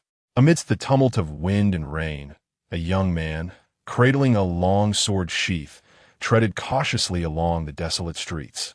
His head bowed as he made his way to the shore. Clang! The sound of the sword rang out once more, shattering the towering waves upon the surface of the sea. The young man, still with his head lowered, caressed the sword sheath, whispering softly, ahead lies the Great Xia. Where divine beings are forbidden to tread in the northern border of the Great Xia, a shroud of darkness gradually spread, leaving lifelessness in its wake. As the dead awakened and the bones buried deep in the earth emerged to the surface, on the snowy ground, a man cloaked in dark crimson sat resolutely, emanating a golden Buddhist radiance that formed a formidable wall against the encroaching darkness. The man gazed into the abyss, sighed deeply. I am Yi Fan, the supreme commander of the Night Watch of the Great Xia. Yi Fan, who had his body shattered by Gaia a decade ago, had somehow survived. From the darkness, a shadow began to take shape. Yi Fan calmly met the gaze of his adversary, stating, to survive is my fate. Gaia perished within the Great Xia, which was also her destiny. Yet you, after all these years, still cling to the wrath of Shiva. That artifact is only worthy of being safeguarded by Olympus. Yi Fan smirked coldly. To preserve your own existence, you would even sacrifice your own citizens, showing no mercy to your divine beings. How many of Nyx's children remain? You are unworthy of being called deities. Oh, by the way, half a year ago, the night goddess Nyx appeared within the Great Xia. I wonder when she fully returns. Without Gaia, how do you intend to withstand her wrath? Above the sky, 8 figures descended directly into the midst of the frost giants. Wang Mian lightly flicked his fingers, and Yi Yuan emerged, enveloping the frost giants in a temporal divine mist. The moment the giants halted, sharp blades cleaved through, scattering their shattered forms across the ground. Chen Mai, witnessing the arrival of the massed squad within the frost giants, felt a wave of relief wash over him. But upon seeing Qingwu at the forefront, his heart leapt again. Captain, after more than a month apart, the joy of reuniting with Chen Mai and the others was indescribable for Qingwu. Wang Mian, observing the endless emergence of frost giants, turned to Qingwu and said, Qingwu, you stay here with Captain Chun and the others to hold back the frost giants, while we destroy the summoning array. Understood, be careful. Chen Mai glanced at Wang Mian and the squad as they rushed towards a portal, then turned to Qingwu and asked, what brings you back? Of course, I returned to protect our home. Qingwu replied, reaching behind her to pat the black box on her back, drawing forth a long blade that she gripped firmly in her hand. Her left eye shimmered with a golden light, and flames erupted from the blade in an instant. Qingwu tilted her head with a smile and issued a challenge to Qingyu. Let us compete to see who can slay more. After speaking, Qingwu cleaved forward, unleashing a streak of golden light from her sword. The moment the flames made contact with the body of the frost giant, its massive form was instantly reduced to ashes. Qingwu charged into the throng of enemies, striking down foes with each swing, as effortlessly as slicing fruit. This fellow has made remarkable progress, when Qima observed with surprise. Watching Qingwu wreak havoc ahead, Chen Mai looked on with a sense of pride at the figure before them, and then declared, Team 136, we must not fall behind. Everyone to arms. With their seamless coordination and formidable combat prowess, the group managed to hold the frost giant at bay before the toll station. In the distance, Loki watched the masked team rushing towards the portal, a disdainful smile curling on his lips as he mockingly remarked, "What are they but oversized insects? Even if they destroy the teleportation array, what difference will it make?" Loki then turned his gaze to the man battling amidst the frost giants, a confident smile spreading across his face as he realized he had found his mark. He stepped forward, ready to join the fray. Beep, beep, beep, the sharp, clear sound of a horn announced the arrival of a familiar figure clad in a yellow uniform, riding a small electric scooter. After executing a perfect drift, he positioned himself firmly in front of Loki. He reached into his insulated box and said, "Greetings, Mr. Loki, your delivery has arrived." Loki scrutinized him with a glint of amusement in his eyes. "What is your name?" "Lu Wuwei, an unremarkable delivery rider," he replied. Loki shrugged. "You alone cannot stop me.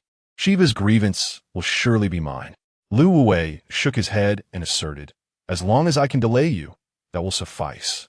Loki couldn't help but chuckle, mocking, "It seems you are utterly oblivious to the power of the divine."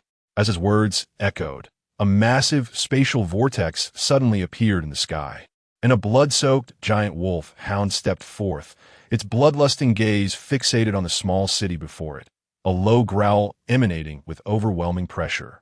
Following that, several blood-red tendrils emerged from the vortex, and a colossal squid crawled out. Meanwhile, at the entrance of the portal, Wang Mian swung his sword, shattering the gateway. Rose waved her hand, and a pink giant hammer transformed in size, returning to her grip. With their combined efforts, the portal was swiftly destroyed. Wang Mian gazed gravely at the monstrous beasts in the distance. This was a predicament. Even their small team could only hope to hold back one beast, leaving the other. The frost giants had all been vanquished, and Qingwu surveyed the surroundings, noting the bloodstains on everyone. Ahead loomed two colossal beasts, resembling small mountains.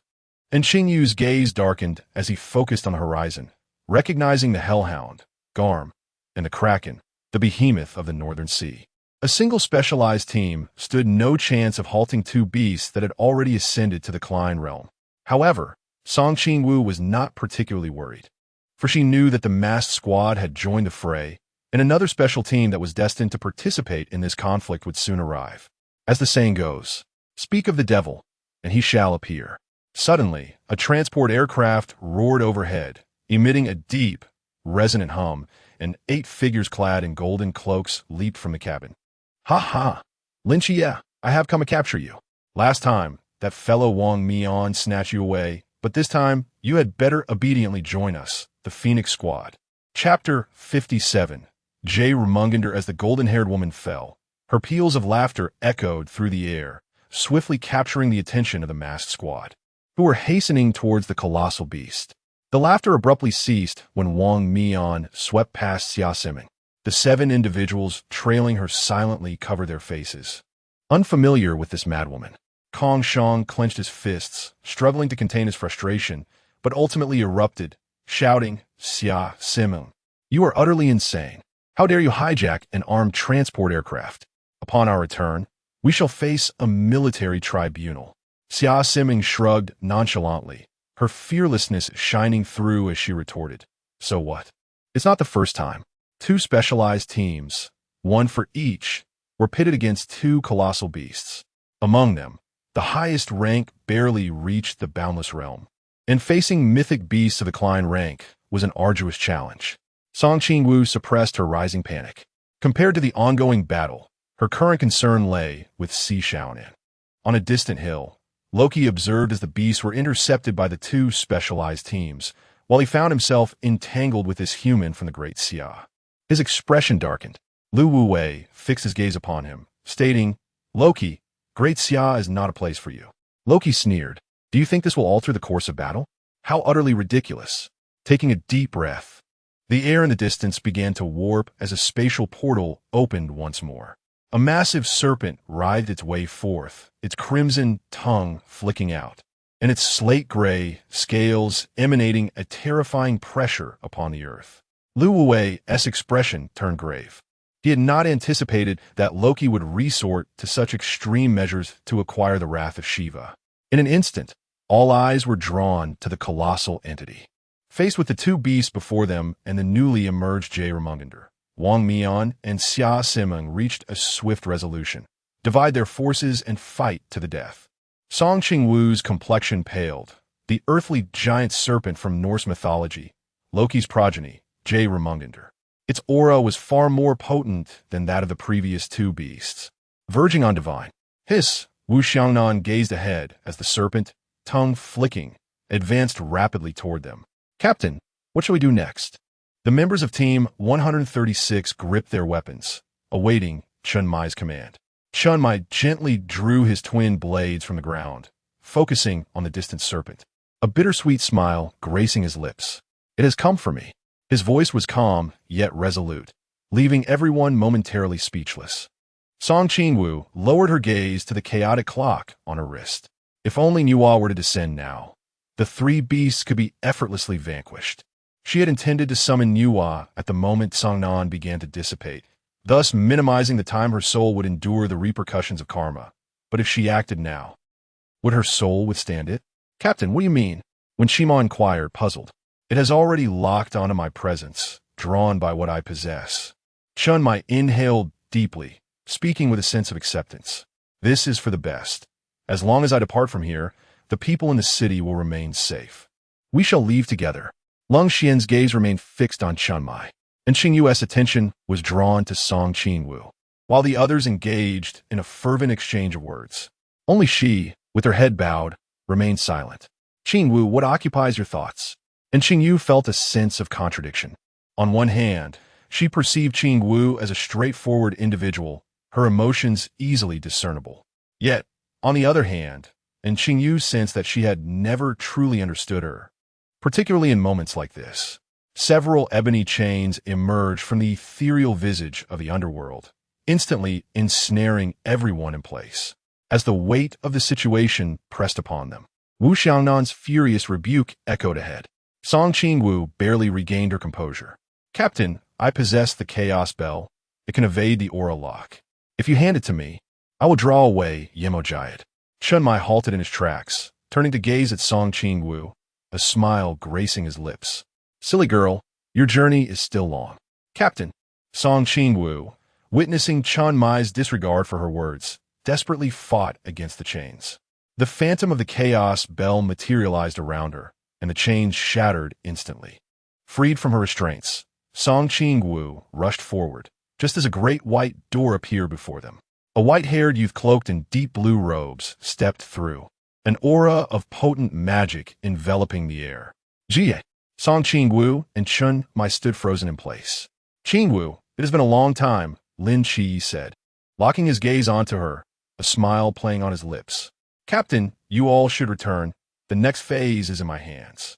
With a flick of his finger, a magical seal swiftly bound the two, and with another subtle gesture in the void, a white teleportation array unfolded beneath their feet. In a flash of white light, all their figures vanished, reappearing in the Peace Affairs office. Zhao Kongqing's eyes widened in astonishment as he beheld the sudden arrival of the group in the basement. Captain, Ongying, how did you all return so suddenly? Song Qingwu stared blankly at the familiar underground space, a bittersweet smile gracing her lips. Thus, after all the twists and turns, everything had returned to its origin, perhaps even worse than before. Dark clouds loomed ominously, lightning crackling across the sky as Lin Qi Yi hovered in midair, calmly observing Yemojayed, three magical arrays of light swirling behind him. Taking a deep breath, Lin Qi concentrated light at his fingertips, summoning a gigantic magical array above Yemojayed. Yemojayed's crimson tongue flicked over its fangs, and the surrounding dark clouds began to collapse, coalescing into a deluge of inky, venomous rain. With a flick of his finger, Lin Qi traced a silver arc in the air, and as the torrential rain touched the hem of his garment, it refracted into a myriad of radiance. Suddenly, Yemojayed reared back and roared, its massive tail sweeping through the air, fracturing the space inch by inch. Lin Qi retreated a step, his right hand clenching tightly, causing the floating array to contract abruptly, chains of light ensnaring the serpent from 12 angles. It was not enough. Lin Shi gazed at the struggling behemoth entwined in chains, his palm radiating an icy blue glow as he extended his hand toward Giant. Frost began to descend from the heavens, each flake embodying a miniature magical array. As the first frost graced the serpent's scales, the vertical pupils of Jormungandr suddenly constricted. The crimson markings upon the great python's brow flared with an intense brilliance, while the scales, worn by the chains, oozed a dark, viscous blood. Rather than falling, these droplets lingered in the air, coalescing into a protective barrier. The chains of light woven by Lin Xia began to corrode, and the magical formation emitted a cacophony of cracking sounds, burdened beyond its capacity. Beneath Lin Xia's feet, the magic circle abruptly unfurled, with the threefold formation seamlessly merging into a hexagram totem. Chapter 58. The Oath of Cause and Effect. Lin Qi softly intoned, and a radiant ice-blue light emerged at the center of the hexagram formation. The ice-type, superlative magic, eternal frost, instantaneously transformed immense energy into the absolute zero of frost. Jormungandr emitted a deafening roar as countless frosty energies surged through the chain's gaps, radiating a ghostly blue light through the scale's crevices. By the time Lin Shi completed the final incantation of the sealing spell, the earthly giant serpent had already been transformed into a 100-meter ice sculpture, firmly bound by 12 chains of profound ice. Not far away, Wang Mian gazed at the frozen giant ice sculpture, pondering for a moment. Lin Qi? Captain, are you certain that individual is Lin Qi? How could he possess the aura of a deity? Vortex looked at the figure suspended in the air, uncertainty flickering in his eyes. Wang Mian shook his head. I do not know, nor can I afford to dwell on it. The immediate priority is to deal with this individual before us. Beneath the icy surface, intricate webs gradually spread, their area expanding incrementally while emitting faint sounds. Loki and Lu Wuwei faced each other, seemingly aware, and turned to gaze into the distance. Upon seeing the boy floating in the air, a glimmer of confusion passed through Loki's eyes, which then transformed into laughter as he suddenly conceived a delightful game. Turning to Lu Wuwei, Loki teased, I would love to witness it if the miracle were to be shattered. Such a scene would undoubtedly be exquisite. Lu Wuwei frowned and slowly replied, I will not allow you to escape.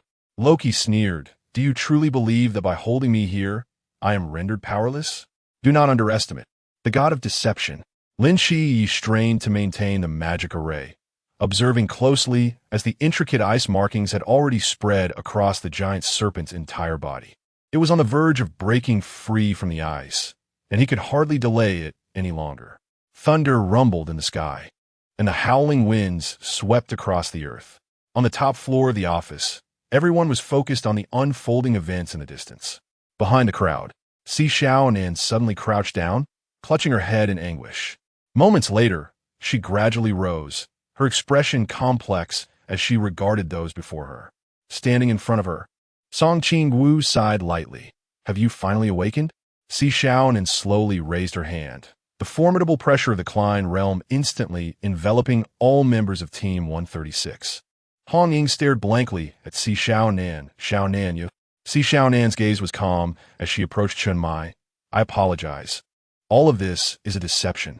I am the agent of the god of deception. The wrath of Shiva. I must take it away. With that, a cold light erupted in Xiaonan's eyes, and under the mental shock, everyone instantaneously lost consciousness.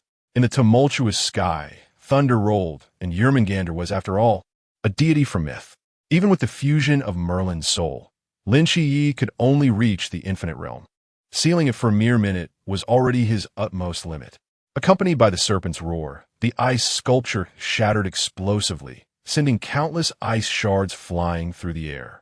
Suddenly, a spatial doorway appeared in midair, and a tall, slender Western man stepped through.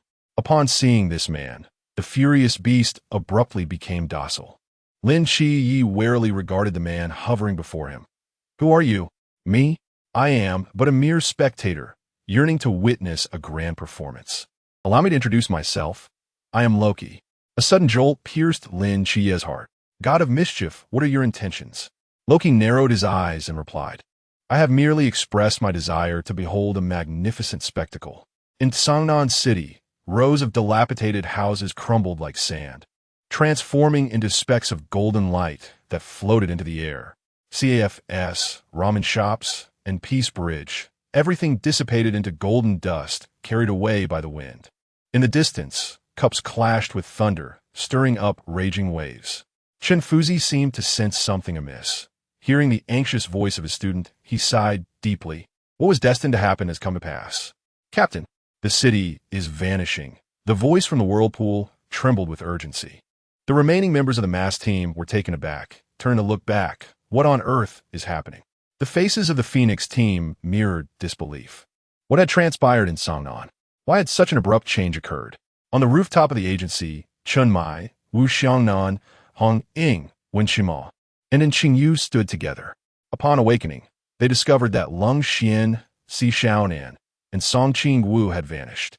They were still engulfed in confusion until they beheld the scene before them, leaving them frozen in place. A multitude of golden light points ascended from the city, while everything surrounding them began to disappear, including the pedestrians standing amidst the buildings. What is happening? When Qima gazed at his unscathed body, Chun Mai, perched on the edge of the rooftop, observing the city gradually fading, spoke calmly. Only those who appeared within this city a decade ago would vanish. Wu Xiangnan nodded in acknowledgement. If that is the case, I arrived in Cangnan 5 years ago. Hong Ying came a year later, Qima after her, and old Zhao too. Qingwu. A decade ago, I was in elementary school in Huaihai City. And Qingwu turned, only to see Chun Mai's body shimmering with golden light. His pupils constricted. Captain, your body. Indeed, I have been in this city for 10 years. Chun Mai smiled gently. It is all right. I have awaited this day for a long time. In the heart of Cangnan City, Song Qingwu stood quietly upon the street, as if the chaos surrounding her bore no relevance. The chaos bell floated before her, radiating a deep yellow glow. Qingwu, have you made your decision? The voice of Nuwa echoed softly in her mind. Song Qingwu gazed at the golden light points cascading from the heavens, the corners of her lips lifting slightly. Mother Nuwa, a soul for a city, this transaction is indeed worthwhile. The pain she would endure was trivial compared to the disintegration of a once happy family. The cries of children echoed in her ears, lingering long after. Witnessing her loved ones dissipate was exceedingly cruel to those children. Song Qingwu pressed her bloodied fingers against the chaos bell. Blood contract as a guide, swearing by cause and effect, we welcome the holy arrival. Ding! The bloodstains on the surface of the chaotic clock suddenly vanished, and the resounding, grand chimes reverberated throughout the vast expanse of Cangnan. While the golden specks drifting in the air came to a standstill, Yang Jin approached the window, intending to capture the golden torrent above the city within his soul-collecting pouch. However, beneath the sound of the bell, the pouch in his hand remained devoid of contents. Master, this chime sounds so familiar, croaked the little black creature. This voice. Yang Jin felt a stirring within him as he stepped outside, encountering a child of 6 or 7 dressed in a fiery red hoodie, staring back at him. Neza, what brings you here? The young boy shrugged. I intended to fight alongside you, but then I heard the bell. Yang Jin pondered. Is this the Eastern Emperor bell that little black mentioned? That sound surely cannot be mistaken. Shaking his head, Yang Jin admitted, the sound does resemble that of the Eastern Emperor bell, but the boy pouted and turned to dash onto the street. Neza, where are you going? The emergence of the Eastern Emperor bell must herald the return of a great deity. I must go to witness it. Wait, let's go together. Chapter 59. The Divine Descent. Xia Siming unleashed a powerful punch upon the colossal beast, her brow furrowed in confusion as she scanned her surroundings. Where did that chime come from? Wang Mian observed the beast, now frozen in place, its eyes betraying a flicker of fear upon hearing the tolling. Captain, do you not find that sound eerily familiar? The balance hung suspended in the air, directed towards the city of Cangnan. A moment of shared apprehension passed between Wang Mian and the balance. It was the chaotic bell. On the outskirts of Cangnan, Lin Xia stood in a daze. The once vibrant city now lay in ruins. The old district's buildings vanished without a trace. In a fleeting moment, he glimpsed the seraphim standing guard upon the moon. As Cangnan's premature demise unfolded, The residual divine power of the seraphim surged into Lin Qia's being. Golden divine energy pulsated within him, and in an instant, he tore through the fabric of space, returning to the heart of the city. He gazed blankly at his surroundings, his home, his aunt, Ajin gone, all gone. Everything had vanished. The world had lost its meaning. In the entirety of Cangnan, he could find not a single soul. An overwhelming sorrow and fury consumed him, tears cascading like a spring, unstoppable. There was but one thing left for him to do. Loki. In the next moment, space itself tore asunder. Golden light surged within his eyes, and fueled by boundless rage, he stepped forth into the borders of Cangnan. Beneath the heavens, two beams of light cleaved through the clouds. The Xianyuan chaos bell floated between heaven and earth, its body adorned with ancient runes. Within the golden light, rippling patterns emerged like waves. Delicate, alabaster fingers pierced the void, the ethereal visage of Nuwa, shrouded in a hazy, divine glow. Gazed down upon the myriad beings with ancient compassion reflected in her beautiful eyes. Prayers as guides, clay as form, with a gentle touch upon the void. Nuwa's fingertips set golden motes cascading back towards Cangnan. Amidst the remnants of the city, countless ethereal figures rose, coalescing into translucent humanoid forms upon contact with the golden light. Yet, within the white beam, another scene unfolded. Qingwu seemed affixed in the void, myriad threads of causation piercing her body, converging into a tumultuous flow that ravaged her insides. She bit down hard on her lip, crimson blood tracing a path down her cheek, clinging to her last vestige of clarity, to bear the grand aspirations of millennia, to create all living beings. As Nuwa's second incantation resonated, the translucent form gradually solidified, her once stiff visage now tinged with a shade of crimson. As the golden light rained upon the streets, when the final silhouette coalesced amidst the ruins, Qingwu hung limply in the air, as though a marionette deprived of its strings. Her white hair cascaded like a snowy waterfall. The sensation of her soul being torn apart became increasingly vivid, as if countless thin blades were mercilessly flaying her. Cangnan echoed with a chorus of gasps. The ethereal form of Nuwa suddenly turned her gaze towards this direction, her divine, compassionate eyes piercing through the golden light. In the throes of agony, Qingwu managed to tug at the corners of her mouth, fragmented syllables escaping her throat. "Your Majesty, my friend, and those outer gods, I implore you." Indra's eyes glimmered with disdain, a group of mortals, truly unaware of their limitations, who granted you the audacity to challenge the divine. The robust thunder descended, largely dissipated by the ruler in Master Chen's hand, while the remaining fragments lingered within his heart, eliciting a muffled groan from him. His white attire had long been charred by the lightning. Master Chen straightened his back and scoffed. "You dare to call yourselves deities?" Indra, with a cold sneer, gathered terrifying thunder in his grasp. "Warning, old man, you seek death." At that moment, a gentle golden halo spread from a distant beam of light, casting resplendent hues across the sky, ushering in a season of renewal. Master Chun felt his weariness dissolve, and the wounds on his body began to heal gradually. Indra looked up, sensing a dreadful presence that immobilized him entirely. "Harm the people of Great Xia, and your soul shall be obliterated." The goddess's compassionate voice resonated with a chilling finality throughout the realm of Great Xia. Master Chen looked up in astonishment as a hand, ethereal and untraceable, ensnared Indra. Indra's face turned pale with terror. He found himself powerless. In mere moments, his body and soul transformed into flecks of white light, dissipating into the cosmos. Not far away, three figures stood side by side, their eyes filled with bewilderment. "Yang Jin, who is this divine being? I have no recollection of them," one inquired. Yang Jin shook his head in confusion. "I have never encountered this deity either." In the midst of the radiant beam, Nuwa seemed to sense something. Turning her gaze towards the trio with a gentle smile, "The cause has been set. In due time, the god shall descend upon this realm to safeguard you." The two men and one beast stood there in a daze, and as the goddess's words faded, they suddenly found themselves imbued with memories that had never existed. In Great Xia, Along the eastern coastline, a young man clad in a black shirt wielded a long sword and swept it gently. The overwhelming sword energy shattered the oncoming tsunami into fragments. As the seawater scattered, Zhou Ping spoke slowly, "I will not allow you to pass." Poseidon, with a slightly displeased expression, acknowledged the young man's formidable strength. Just as he prepared to speak, the compassionate yet lethal voice echoed from afar. "Harm the people of Great Xia, and your soul shall be obliterated." Upon hearing this, Poseidon froze, while Zhou Ping's face lit up with a joyful smile. "Who says Great Xia has no gods?" Sensing Indra's complete disappearance from the world, leaving no trace behind, Poseidon wasted no time retreating into the deep sea.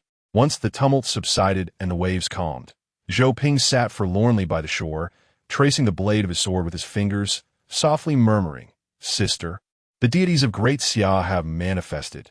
It is time for your return." In the northern territories of Great Xia, a shadow in the darkness suddenly receded a few steps. Yifan narrowed his eyes, sneering, "What is the matter? Are you afraid?" Hades remained silent for a moment, his gaze fixated on Yifan, warning, "Do not rejoice too soon. Soon you shall become the target of all." With that, the darkness enveloping the mountains receded like a tide. Yifan turned to gaze towards Cangnan City, his expression complex, recalling that the voice just now was identical to that from a decade ago. Loki narrowed his eyes at the crimson-eyed Lin Xia, gently patting the head of Jormungandr. "Good child, eliminate him." Lin Xia murmured softly as glimmers of light emerged from his palm. Beneath his feet, a pitch-black magic circle unfurled. Suddenly, a spectral figure of a goddess appeared behind him, her gentle and compassionate voice resonating in his ear. "Entrusted by others, I shall indeed lend my aid." As Nuwa lightly placed her delicate hand upon Lin Xia's crown, a flash of white light swept through the air. Both Lin Xia and Loki were captivated by this unexpected spectacle. Loki squinted at the goddess's apparition. Her aura seemed somewhat familiar, and Nuwa, however, paid Loki no heed, vanquishing the monsters for that little fellow, leaving the remainder to him alone. Chapter 60. Dissipation in an instant. The ethereal figure of Nuwa appeared beside Umoja. Simultaneously, two invisible hands descended upon the heads of the other two colossal beasts. Under divine authority, the three giants were instantaneously reduced to mere dust, scattered by the wind. Nuwa glanced back and noticed the two beams of light diminishing. Time is running out. There remains one final task yet undone. On the top floor of the office, Hong Ying's eyes were bloodshot, tears streaming down her cheeks as she stared in shock at the reformed figure of Chun Mai. "Captain, you have returned to life." Chun Mai looked at his hands, incredulity washing over him as he pinched his own face. The slight sting filled him with overwhelming joy. He truly was alive once more. The rest of Team 136, witnessing this miraculous scene, were equally astonished. Indeed, this was a miracle.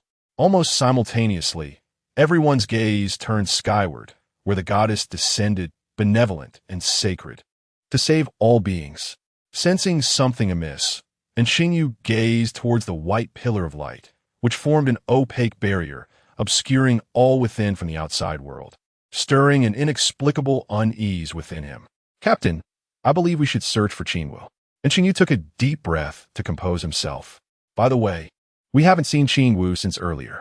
Zhao Kongchang scratched his head, looking around the streets in confusion. Could she be with the members of the masked team?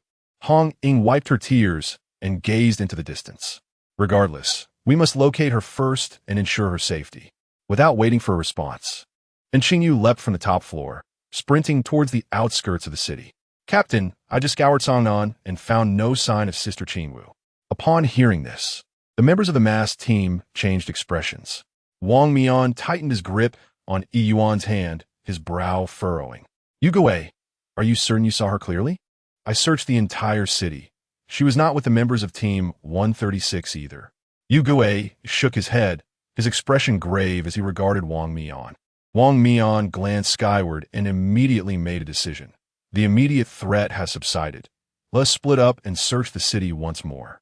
With the three beasts defeated, Lin Xia now needed to focus solely on vanquishing Loki. Bolstered by the surging divine power within him, the effects of the mortal realm's domain reached their zenith. No matter how Loki attempted to evade, Lin Xie could pinpoint his location with precision. Utilizing miracle, he transformed impossibility into reality, ensuring that every strike against Loki landed true.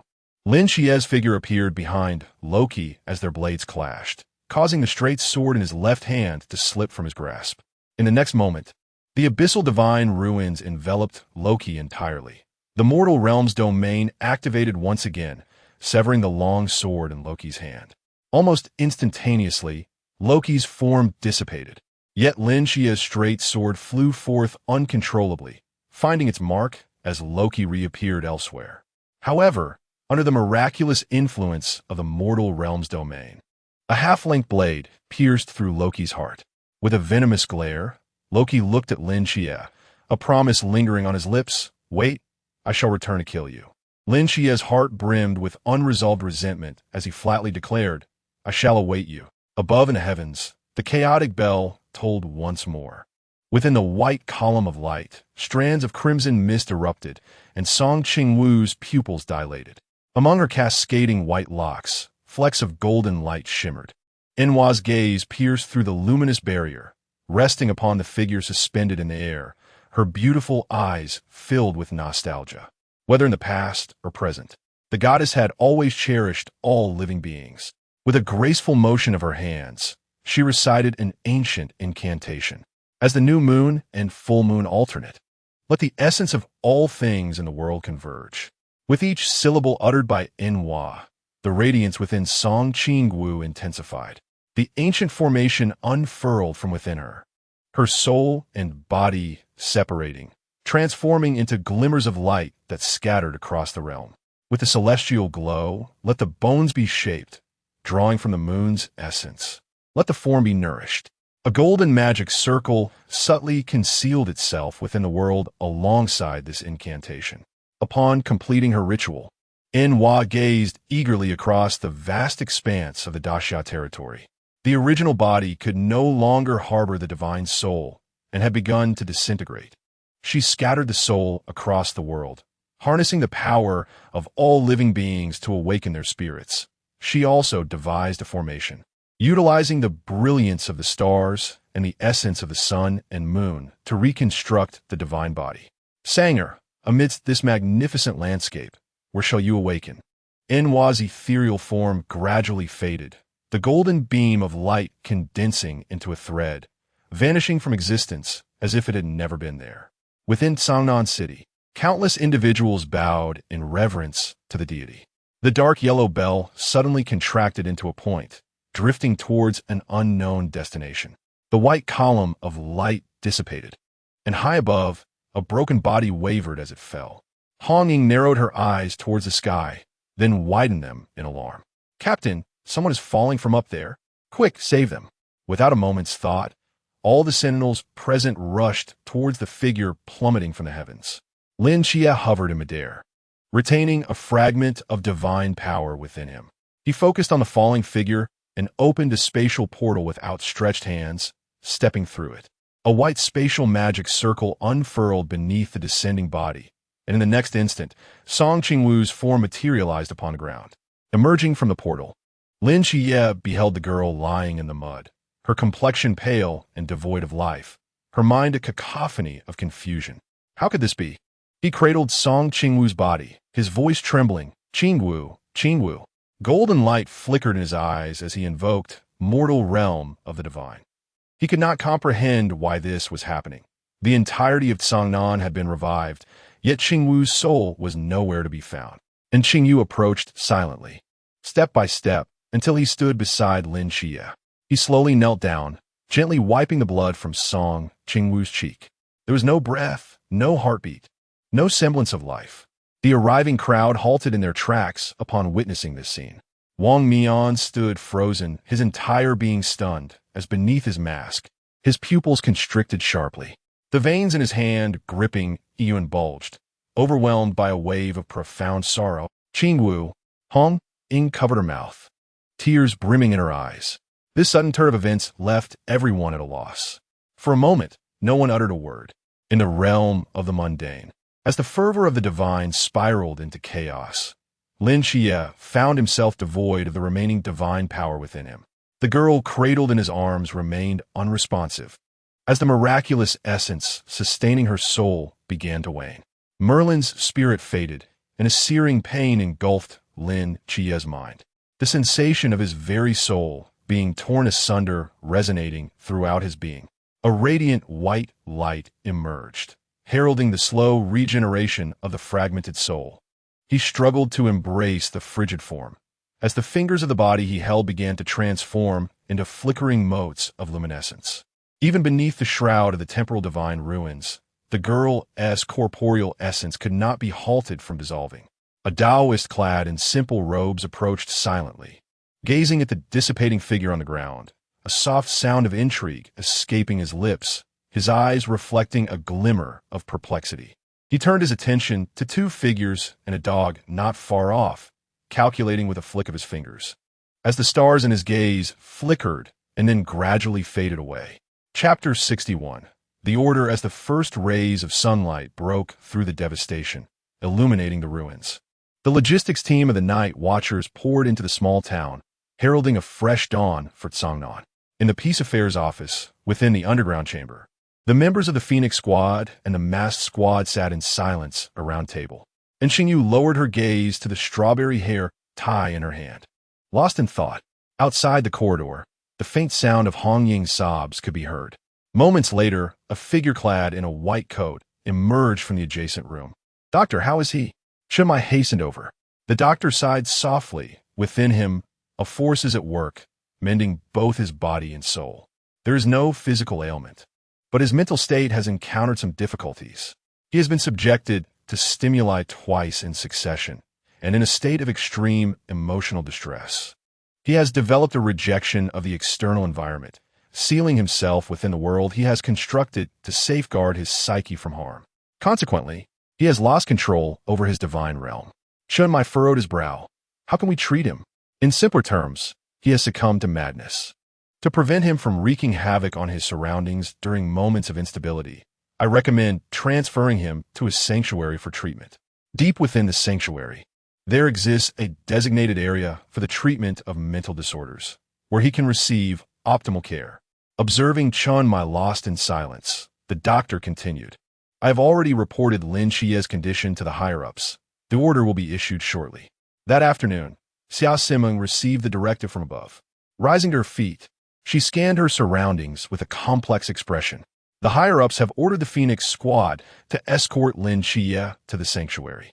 The masked squad will return to the capital immediately with the belongings of team member Song Qingwu, team leader Chun Mai, deputy leader Wu Xiangnan, and member and Qingyu are to return to the capital alongside the masked squad. And Qingyu listened expressionlessly, her fingers tightening around the strawberry hair tie. Following the divine battle, the lingering aura of terror would ensure no supernatural activities would manifest in Cangnan for at least 3 years. She had returned to Cangnan for the sake of training. Thus, her reassignment was a natural occurrence. Wu Xiangnan gazed at the fading scar on his hand, finally grasping the opportunity to avenge his comrades. Yet a bitter smile crossed his lips. Chen Mai's eyes reflected a hint of sorrow. This outcome was not unexpected. He had been resurrected, and the higher-ups would undoubtedly reassign him. Yet his life, the new dawn of this city, had been purchased with Qingwu's life. Team leader, you may depart with peace of mind. I will safeguard this home for you. For Qingwu, Hong Ying said, her eyes swollen with tears. Though her heart ached with reluctance, she understood that the team leaders had far more pressing matters to attend to. Rose held 2 black boxes delicately in her hands, placing them gently on the table. Team leader, here are the cloak, badge, and star blade belonging to Sister Qingwu. Time passed inconspicuously, and Wang Mian's hoarse voice broke the silence. All right, he declared, rising to his feet, shouldering the starry blade that belonged to Song Qingwu, cradling the black box. Captain Shun, we must take our leave. Chun Mai gazed at the figures of Hong Ying, Wen Qimao, and Zhao Kongcheng standing before him, bowing deeply. I entrust Team 136 to your care from now on. In the depths of night, in the outskirts of Cangnan City, The aftermath of the great battle had transformed the once desolate mountains and woods under the influence of the divine miracle. A gentle breeze caressed the lush landscape, causing the scattered wildflowers to sway gracefully. This was the miracle brought forth by Qingwu. Before the scattered tombs, a weathered middle-aged man sat in contemplation, meticulously carving something into the stone. Han Ying and Wen Chima stood silently on either side, not uttering a word. Zhao Kongcheng set down the carving knife, his fingers brushing over the gravestone, his eyes clouded with emotion. My life, Zhao Kongcheng, is truly fortunate. I remember when Qingwu first joined our team. She saved my life. Now, she has departed, leaving me a gift. The inscription read, Forbidden Ruins, Sequence 083, Eclipse of Life. Qingwu often remarked that if I were to possess the Forbidden Ruins, she would be eager to see what it entailed. By day, the golden rain of light fell upon him, and he felt a surge of power break through his shackles. This golden rain not only transformed his body, but also healed the wounds on his form. Zhao Kongcheng rose, grasping the starry blade embedded in the earth, and called out into the night, Qingwu, behold, this strike will be magnificent. 1,000 miles away, in a realm where black crows circled beneath a shroud of ominous clouds, within an ancient and mysterious cathedral, 3 statues loomed majestically at the front. Before them were 3 thrones, exuding a sacred and formidable aura that incited an instinctual urge to kneel. Seated upon one throne was a man clad in a tailcoat with a beguiling countenance. Before him stood 3 figures cloaked in shadow. The voice from the throne, filled with irritation, scolded, "You 2 imbeciles. Your incompetence nearly led to failure this time. If it weren't for Shun Qingzhu, we would have faltered again." The 2 men on the right exchanged glances, steeling themselves to speak. "My lord, this issue was not solely our fault. Silence." The voice interrupted impatiently. "I do not wish to hear any more about this. Now, allow me to present the next task, capture the jellyfish." A sharp clap echoed throughout the cathedral. The 3 figures below looked up in confusion, and a profound silence enveloped the space. The voice from the throne, teeth clenched and neck flushed with anger, spoke stiffly. "What I meant was the crab roe burger." One of the 3 tentatively inquired, "My lord, are we capturing jellyfish or pursuing the crab roe burger?" "Fools!" The voice erupted as it sprang from the throne, chest heaving with fury. "Get out of my sight." The 3, daunted, hurriedly exited, their steps quickening as they left the cathedral behind. Outside the church, Shun Qingzhu glanced back at the empty building, his striking brows arching in amusement. Indeed, he was a madman. A figure approached from the distance, long hair concealed beneath a dark cloak. Shun Qingzhu raised an eyebrow. "Are you here to find that fellow? He was just raving mad moments ago." "I am here to seek you." The man's voice was calm and detached. "To seek me?" A flicker of confusion crossed Shun Qingzhu's eyes. As fellow undercover agents, their overt interactions were typically minimal to avoid drawing suspicion. What could this man possibly want now? "Come with me to a certain place." Shun Qingzhu nodded, following the cloaked figure as they departed. Chapter 62. The spirit of all things in a certain underground parking lot. Shun Qingzhu gazed vacantly at the man standing beside her. "Han Sheiyun, where are we headed now?" she inquired. "I need you to accompany me on an errand," he replied. "No, we cannot leave at random. What if the commander of the murmurs cannot locate us?" Without a moment's hesitation, Shun Qingzhu declined his request. Han Xiaoyun's gaze shifted, and a smile graced his lips. "What if it concerns Song Qingwu?" A shadow crossed Shun Qingzhu's face. "What has happened to her?" Han Xiaoyun opened the car door. "Please get in first. I will explain in due time." As Shun Qingzhu settled into the passenger seat and fastened her seatbelt, her curiosity bubbled over. "So what is going on with Qingwu?" Noticing her growing anxiety, Han Xiaoyun sighed. "For the past few days, a voice has been echoing in my mind, urging me to seek her at Jiutai Mountain. At first, I thought it was a mere hallucination, but this morning, the voice became increasingly insistent. Is that why you intend to go to Jiutai Mountain? What does this have to do with Qingwu?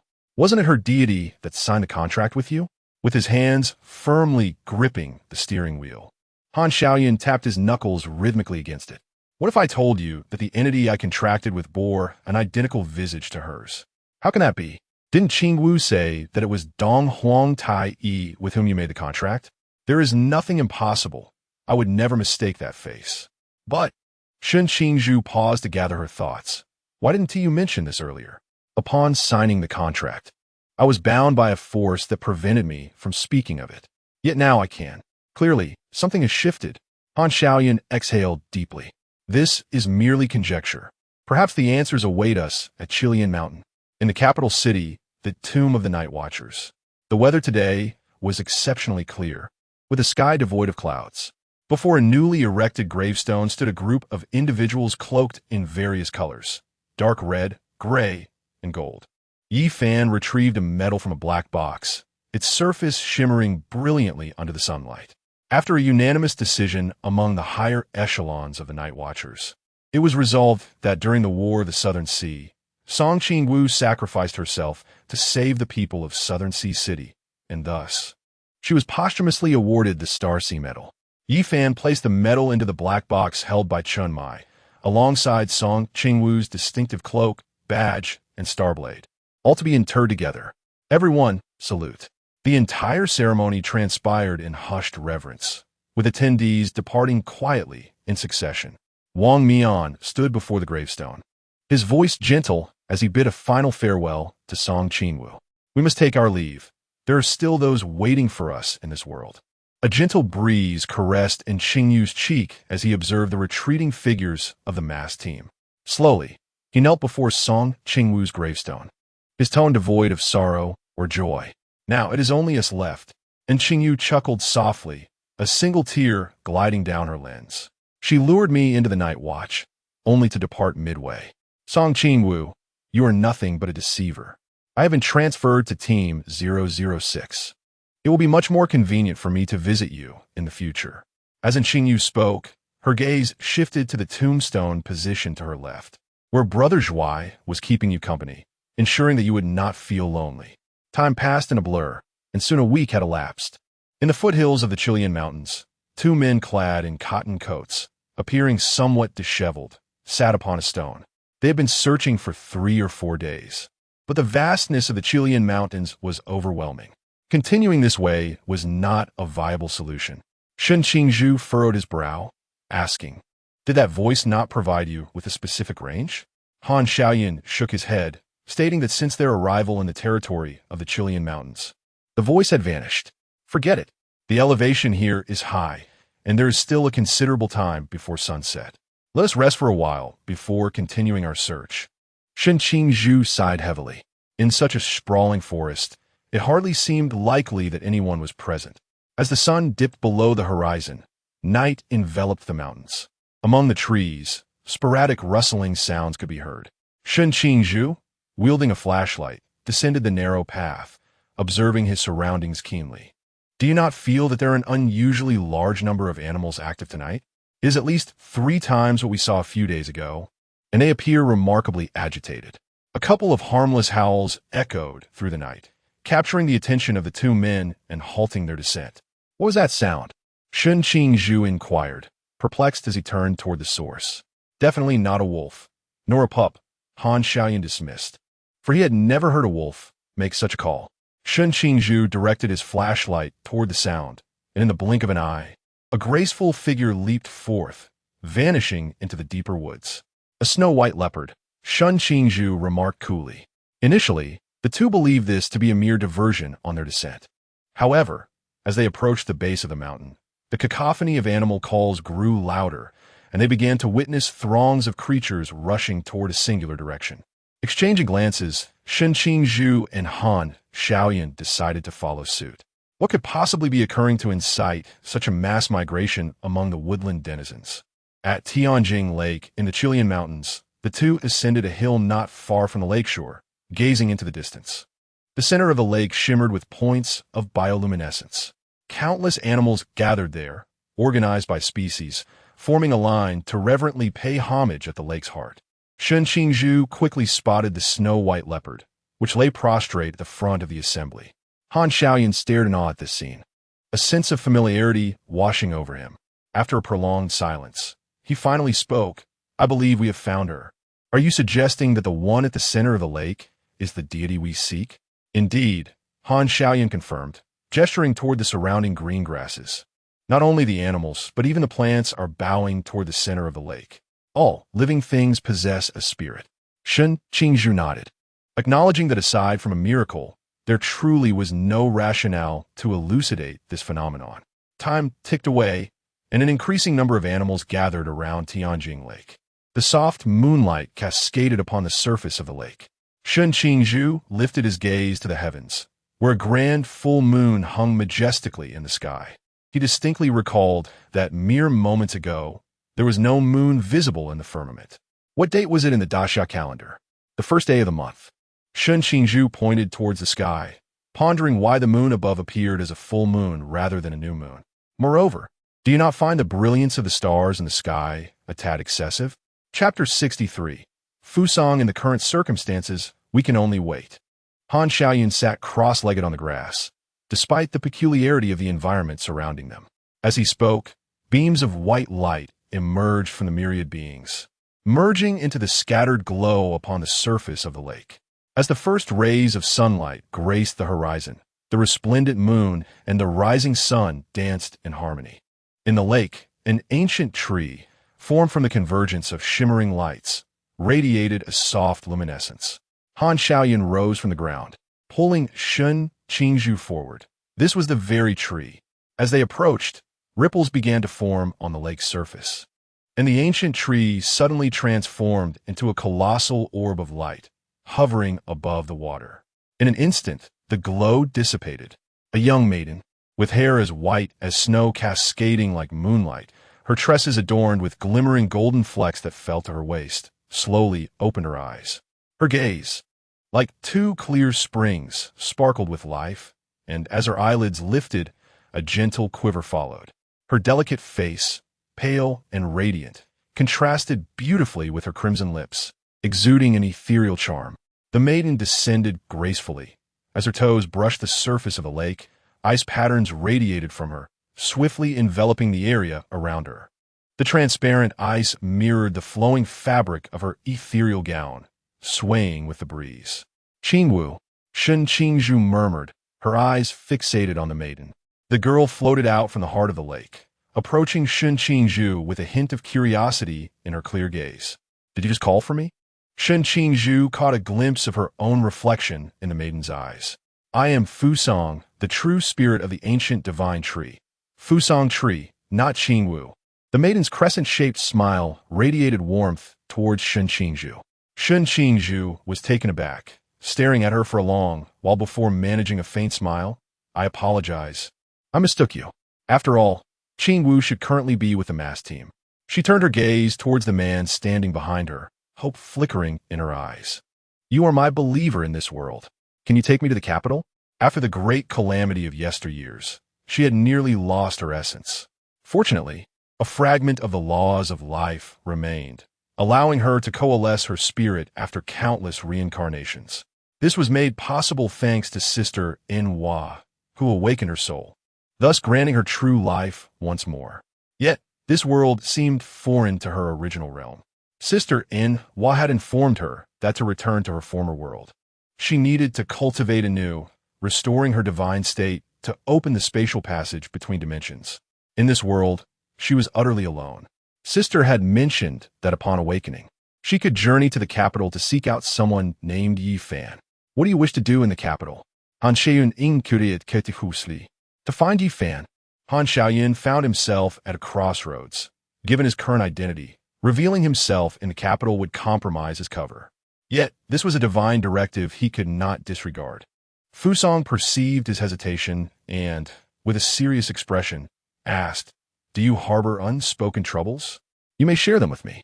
As a deity, it is my duty to alleviate the concerns of my believers. Although she felt somewhat powerless to fulfill this promise at that moment. Shun Qingzhu gazed intently at this goddess before her. She was remarkably approachable. Could this truly be mere coincidence? Possessing a visage strikingly similar to that of Qingwu, her demeanor seemed to echo his as well. The Yi Fan you seek is the commander of the Night Watch of the Great Xia. I have been tasked with infiltrating a malevolent organization known as the Ancient God Society. Accompanying you to the capital now would pose a risk of exposure. Fusang nodded regretfully. Since it was a matter of duty, she could not impose. Sister Nuwa had once said that even deities must abide by the customs of the mortal realm. Is that true for you as well? Fusang inquired, tilting her head, her sparkling eyes fixed intently on Shun Qingzhu. Yes. Shun Qingzhu averted his gaze, unable to meet her eyes. Very well, Fusang sighed, disappointment evident in her tone. He is not an undercover agent. Shun Qingzhu furrowed his brow and turned to look at Han Xiaoyan, his eyes laden with inquiry. Upon hearing Han Xiaoyan's rebuttal, Fusang's gaze darted between the two, puzzled by their conflicting statements. Receiving Shun Qingzhu's look, Han Xiaoyan merely smiled gently and continued, "If you do not mind, he could escort you to the capital. This child is indeed a member of the Night Watch, originally destined for the Night Watch team in the capital. However, during a rescue mission, the team was ambushed by the Ancient God Society, and he sacrificed himself to save his friends, perishing alongside his foes. Later, the whispers of the Ancient God Society found him, seeking to convert him into a believer.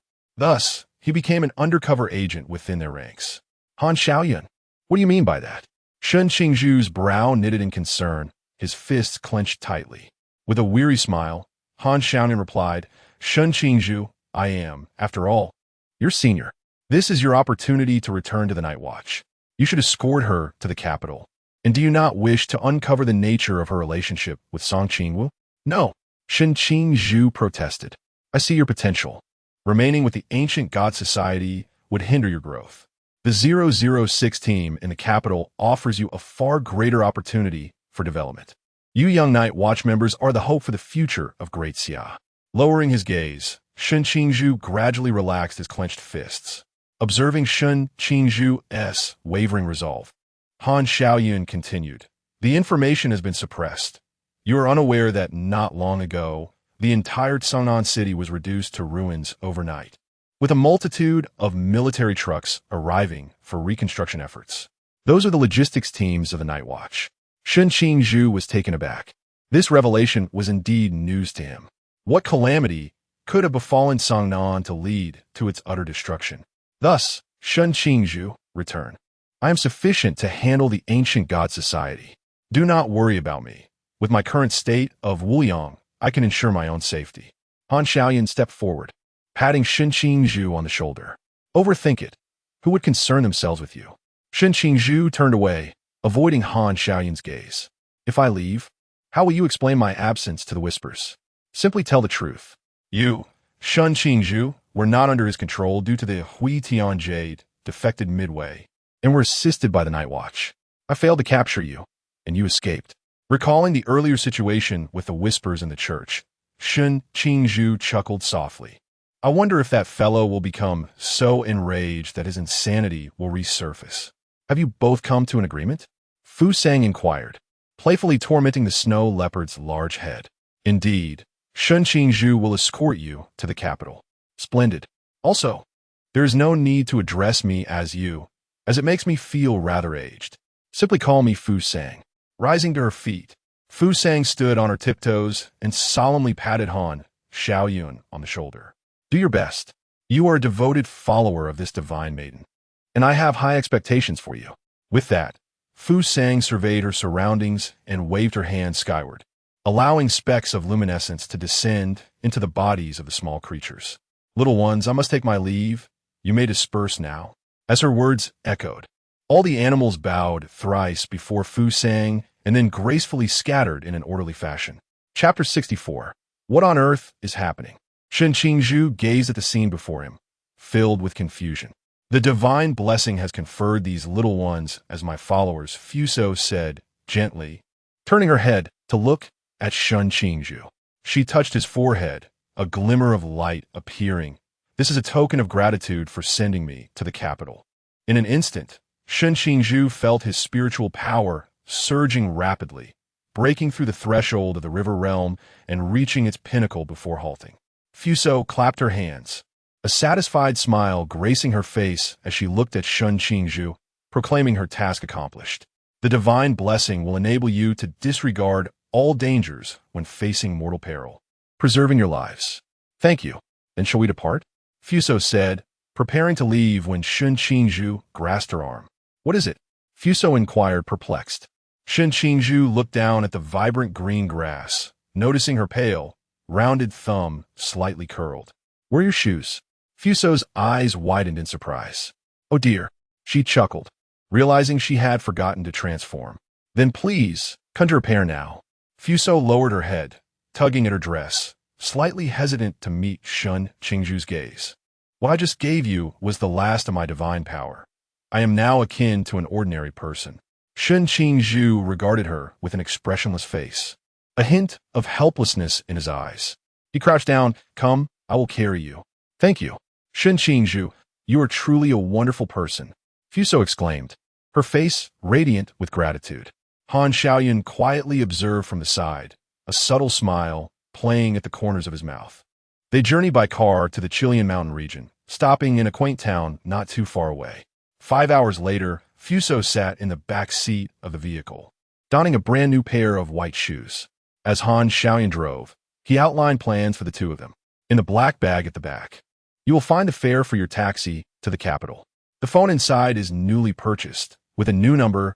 It contains Yuan Gang's contact information. Fuso picked up the small black bag on her right, unzipping it, her eyes widening at the thick stack inside. Naturally, she retrieved the phone and skillfully navigated the interface. Suddenly, her hand froze as she pondered. How did I learn to use a phone so adeptly? Am I truly this clever? In the capital city, at the night watchman team 006 base, Yuan Gang leaned idly against a sturdy water cedar tree. Ding dong. He picked up his phone, noticing an unfamiliar number. Instructor Yuan. It's me, Shun Qingzhu. Immediately, a photograph popped up on the screen. Crash. The phone fell to the ground as Yuan Gang clutched his chest, muttering to himself. It can't be that I'm seeing ghosts in broad daylight. Bending stiffly, he retrieved the phone, his eyes fixating on the image. A boy dressed in a black shirt with a stern expression and a girl in a white dress, smiling with an unsettling sweetness. Truly, it is a ghost. His hoarse voice echoed above the courtyard. Yuan Gang dashed into the center of the courtyard, bursting into the room. Captain, we have a ghost sighting. Bang! The door swung open, revealing Xiao Pinggu, who was holding a teacup, his face a mask of astonishment. What is happening? Why such sudden excitement? Old Yuan, what are you doing? Captain, look. Yuan Gang held his phone up in front of Xiao Pinggu. Puffed. Upon seeing the message on the screen, Xiao Pinggu spat out his tea. Just a minute ago, weren't they dead? Indeed, this fellow was reduced to ashes, and many witnessed the girl dissipating. Yuan Gang glanced at the latest address message on his phone and suggested, shall we go and investigate? Let us see what kind of shenanigans are afoot. Xiao Pinggu firmly set down the stainless steel teacup, rising to his feet. If this is true, it's serious. We need to leave now and send a message for them to wait. All right. In a hotel room in Beijing, Shun Qingzhu glanced at the message on her screen before slipping her phone into her pocket. Instructor Yuan said they would arrive shortly. Yes. Fusong sat on the sofa, her cheeks stuffed. Shun Qingzhu looked down at this scene, noting how much she resembled Qingwu, almost as if they were one and the same. Do gods feel hunger? Hearing this, Fusong lifted her head, swallowing the fruit in her mouth, and spoke earnestly. Gods do not. There are 3 distinctions between deities and humans: body and soul, divine status, and the power of laws. As for me, I have lost my divine status and can no longer be considered a true god. When humans cultivate to a certain level, they can attain powers akin to those of deities. If they can break through their limitations, they may comprehend the power of laws. Just as you mentioned yesterday, the ceiling of humanity in your world can contend with gods when they possess the power of laws, thus gaining the ability to slay divine beings. However, ordinary human bodies and souls cannot withstand the power of laws. They will ultimately dissolve into the cosmos, a phenomenon commonly referred to as transcendence, let alone refining a divine status that encapsulates the essence of divinity. Listening to Fusong's explanation, Shun Qingzhu curiously inquired, is there a way to address the issue of transcendence? Certainly. Knock, knock, knock. Within 20 minutes, a rhythmic knocking echoed from the door. Shen Qingzhu hurried to open it. As the door swung open, their eyes met. Shen Qingzhu looked quizzically at Yuan Gang, who leaned against the opposite door. Instructor Yuan? Why are you standing so far away? Shen Qingzhu, you're really still alive? Ahem, this is a long story. Please come inside. Yuan Gang nodded and gestured toward the corner of the corridor. Fusong stood by the sofa, glancing at the two middle-aged men, following Shen Qingzhu into the room. Yuan Gang, spotting the familiar face by the sofa, exclaimed, Song Qingwu, you're alive too? Instructor. She is not Qingwu. She is the goddess Fusong. Shen Qingzhu clarified before suddenly realizing, her eyes filled with confusion. Instructor, what did you mean by that? He meant to say, how can two individuals presumed dead suddenly appear here? Xiaopinga, trailing behind Yuan Gang, spoke slowly, greeting, hello, I am Xiaopinga, captain of Team 006. What do you mean by the two of us? What has happened to Qingwu? Shen Qingzhu pressed her lips tightly together, her breathing becoming labored. Xiaopingu stepped before Shen Qingzhu and calmly asked, perhaps you could first elucidate how you managed to survive? Shen Qingzhu took a deep breath, steadying her emotions, and began to recount her recent experiences. But why didn't Han Xiaoyan inform us in advance that you were still alive? I can attest to that. Fuza, who had been quietly sitting on the sofa, interjected softly. She discerned the underlying doubts harbored by the two individuals towards Shen Qingzhu. It was Han Xiaoyan who entrusted me to bring her to the capital. Han Xiaoyan is my devotee. Chapter 65. Is she Fusong or Song Qingwu? Though this explanation may appear insipid, its credibility remains remarkably high. After all, there are few who are aware that Han Xiaoyan is an undercover agent. Yuan Gang and Xiaopinga exchanged glances, confirming that Shen Qingzhu was indeed genuine, and proceeded to recount the general circumstances surrounding the Cangnan Divine War to her. Thus, it was revealed that Qingwu dissipated in the embrace of the Seven Knights, a fact witnessed by all members of Team 136, the masked team, and the Phoenix team. After concluding his account, Yuan Gang paused briefly before shifting his gaze to the young lady seated beside him. Who'd you say this girl is? I am Fusong, the true spirit of the ancient divine tree, Fusong replied, smiling gracefully as she introduced herself to the two. Shen Qingzhu stood in stunned silence, having believed until Yuan Gang's narration that Qingwu was still with the masked team. Now, however, he was being told that Qingwu had perished. It was Qingwu who initially forged the contract with Han Xiaoyan, and the deity specified that the visage of Qingwu was identical to hers. Following Qingwu's disappearance, Han Xiaoyan received the so-called divine oracle, heralding the emergence of Fusong. Such coincidences seemed almost too extraordinary to be mere happenstance. Shen Qingzhu found himself convinced that this young lady before him was indeed Song Qingwu. Are you truly not Song Qingwu? Yuan Gang inquired, his persistence unwavering. No. Fusong replied with a hint of exasperation. Why does everyone believe I am Song Qingwu? Do I resemble her that closely? Not just closely. You are her exact replica? Yuan Gang asserted with unyielding certainty. Is it possible for someone else in this world to share my likeness? Fusong countered, not out of vanity, but rather because she believed that each being's appearance is unique, rendering the notion of identicality exceedingly absolute. Yet, the Qingwu you speak of is human, whereas I am a deity, albeit one stripped of divine status and powers, Fusong patiently elucidated. Yuan Gang and Xiaopinga turned their gazes toward Shen Qingzhu, seemingly seeking final confirmation. Noticing Shen Qingzhu's slight nod, they reluctantly accepted this peculiar truth. Perhaps you could lead me to Yi Fan? I came to the capital expressly to meet him. This esteemed goddess. Our commander Yi will not return to the capital until this afternoon. You may accompany us to the Night Watch headquarters to await his arrival. Xiaopinga replied in a gentle tone, adorned with a standard smile. Very well. I appreciate your assistance. Due to the unusual circumstances, not only Fusong, but even Shen Qingzhu was brought to the waiting room at the Night Watch headquarters. Xiaopinga certainly could not present two living individuals to Yi Fan without prior discussion regarding the matter. However, to Xiaopinga's surprise, when Yi Fan learned that the two were still alive, his initial astonishment was followed by a rather muted response. Upon understanding Shun Qingju's situation, Yi Fan suggested assigning him to Team 006, reasoning that since he had returned from the dead, it would be most fitting for him to rejoin the team he had originally been allocated to upon graduating from the training camp. In the Commander-in-Chief's office, Fusong sat in a leather chair, locking eyes with Yi Fan.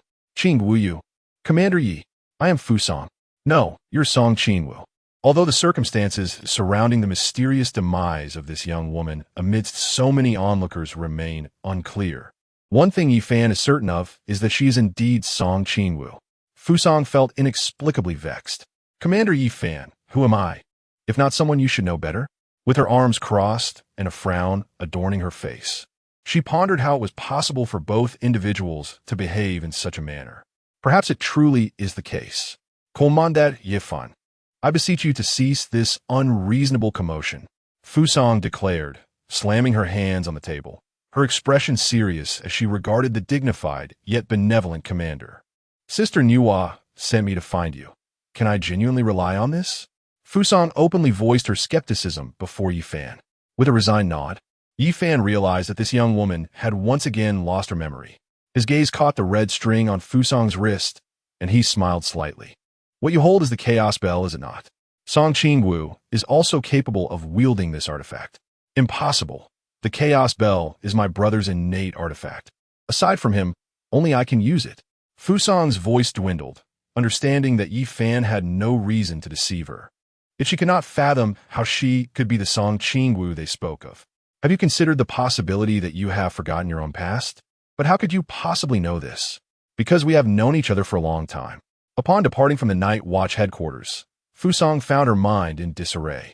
Initially, she struggled to accept that she was Song Qingwu, until the other party presented a photograph. In the image, a girl who bore an uncanny resemblance to her stood centrally, her left hand raised, adorned with a shimmering chaos bell, surrounded by a group of individuals clad in gray cloaks. Lacking any memories of this world, Yi Fan had taken the time to impart essential knowledge to her. Ultimately, he suggested she temporarily reside with Team 006, asserting that engaging with familiar people and objects would aid in the recovery of her memories. Fusong, accompanied by Shun Qingju, followed Xiaopinggu and Yuan Gang back to Team 006. Upon stepping through the courtyard gates, they were greeted by a gathering of individuals, each face beaming with joy. At the forefront stood a girl of approximately 12 or 13 years, whose presence exuded a divine aura. She was likely the divine agent spoken of by Commander Yi. Captain, Deputy Team Leader Uncle Xiao, Uncle Yuan. The members of Team 006 also took notice of the four newcomers, their curious gazes fixed on the young couple behind the captain. Allow me to introduce, this is Shun Qingju, who from today onward will be a member of our Team 006. Shun Qingju, the gallant hero who sacrificed himself? No way. A living miracle? A cacophony of voices erupted in the courtyard. Silence. Xiaopinggu looked on helplessly. This is Fusong, also known as Song Qingwu. Song Qingwu offered a gentle smile to Xiaopinggu. In an instant, everyone was astonished, fixating their gaze upon the girl with flowing white hair. This name was not unfamiliar to them. Just recently, they had attended her funeral. Shun Qingju's expression was intricate, even though she had confirmed that this was indeed Qingwu. Hearing her voice utter, it was a different matter entirely. What had Commander Yi said to her to make her relinquish her identity as Fusong? Xiaopinggu nodded and continued, stating that from this day forth, she would reside with our team for a period of time. After a brief silence, a fervent chorus of welcomes resonated throughout the courtyard. Welcome, welcome. We are delighted to have you both join our family. Zhang Jingtian approached with a smile, embracing Shun Qingju's shoulders. Meanwhile, the little girl moved to stand beside Song Qingwu, taking her hand and exclaiming, "Sister, you are so beautiful. We warmly welcome your presence." Chapter 66. The dual deity proxy Song Qingwu lowered her head and gently pinched the little girl's cheek, a smile gracing her lips. "You are quite beautiful as well. What is your name?" "I am Li Zhenjin," the little girl replied obediently. "Zhenjin, would you be so kind as to show this sister around?" A girl approached and affectionately patted Li Zhenjin's small head. "Hello, my name is Song Qingwu. but you may also call me Fu Song. Although she had come to accept that she was indeed Song Qingwu, being addressed as Fu Song felt somewhat peculiar. Nevertheless, it seemed that everyone preferred to call her Song Qingwu. She shrugged it off, reasoning that one grows accustomed to it over time. Hello, Qingwu, I am Lin Wan. Greetings. Will you accompany Jinjin on a tour of our Squad S base? Song Qingwu nodded, and Li Jinjin took her hand, leading her inside. Let us go, Sister Fu Song. Song Qingwu sighed softly. They had diverted her attention, likely to learn more about the situation. She understood, for anyone encountering a resurrected being would find it utterly bizarre. However, Commander Yi had already prepared an explanation for her. Another dual deity proxy? The members of Team 006 sprang to their feet in astonishment. Yuan Gang rubbed the back of his neck, a forced smile on his face. Commander Yi had commanded that the matter of Song Qingwu being a deity must remain confidential. Apart from him, Lao Xiao, Commander Yi, and Shun Qingzhu, no one else was to be informed, as a deity stripped of their powers could potentially invite peril. Indeed, the Fu Song goddess saved her during the battle in Cangnan and chose her as the deity proxy. However, she is currently suffering from amnesia. The goddess bestowed upon her the name Fu Song, along with her own title. The crowd nodded in a semblance of understanding. So, Commander Yi arranged for her to be with us to aid in the restoration of her memory? Precisely. It is said that in Qingwu and Shun Qingzhu share a good rapport with her, and having acquaintances certainly facilitates the process. Hey, I must admit, I am quite curious to see how Qingwu reacts upon meeting that girl. Li Hong leaned back in his chair, his face alight with curiosity. Why haven't we seen him this afternoon? Lin Wan shrugged helplessly. He has gone to the cemetery again. As the sun set and night began to envelop the surroundings, Song Qingwu prepared to descend to the front hall. At the corner of the dormitory building, a faint scent of disinfectant wafted towards her. Before she could react, she collided with an approaching figure. Song Qingwu instinctively pushed the person away, ready to voice her annoyance, but upon meeting the gaze of the youth, she froze. His striking fox-like eyes glimmered with tears, evoking a sense of pity, and her reprimanding words were stifled in her throat. Just as Song Qingwu opened her mouth to speak, the youth pulled her into an embrace, leaving her momentarily stiff and bewildered. What is happening? Who is he? Could it be that she had accidentally hurt him in their collision? Tentatively, Song Qingwu spoke. Are you all right? The youth did not respond. Instead, he held her even tighter. The youth buried his face in her shoulder, feeling the warmth emanating from it. Song Qingwu sighed quietly, reaching out to embrace him in return, her right hand gently stroking his slender back. It's all right, don't be sad. If I caused you pain, I sincerely apologize. Please stop crying. Song Qingwu, this is all real, isn't it? The boy's muffled voice emerged from her shoulder. Song Qingwu blinked, realizing he was an acquaintance. Yes, it is real. So, can you let go of me now? After a long moment, just as Song Qingwu was struggling to breathe, he gradually released his grip and gazed intently at the girl before him. I apologize for my earlier excitement, he said. Song Qingwu shook her head. It's fine. Remarkably, he seemed like a different person now that he had calmed down. If it weren't for the redness at the corners of his eyes, she might have thought he was suffering from a split personality. What is your name? Have you lost your memory? A hint of confusion flickered in Qingyu's eyes. Yes, Song Qingwu nodded awkwardly, feeling embarrassed for forgetting. And Qingyu's gaze was fixed on her face, and after nearly a minute of silence, she suddenly heard him chuckle softly before clearly enunciating, Qing, you, and Qingyu, little fish, I will remember. Song Qingwu anxiously fiddled with her fingers, worried. Is he angry? What did you call me? Little fish and Qingyu. A glimmer of mischief sparkled in Qingyu's eyes. Then can I still call you Qing or Ao as I did before? Of course, you can call me whatever you like. Song Qingwu gazed blankly at the warm-hearted youth, sensing that they must have shared a close relationship in the past, or else they would not address each other so intimately. And Qingyu's lips curled into a triumphant smile. What were you about to do just now? I was going to the dining hall to eat. It's time for a meal. I will go with you. No, that's unnecessary. I know the way. You were heading back to the dormitory, right? You should go ahead.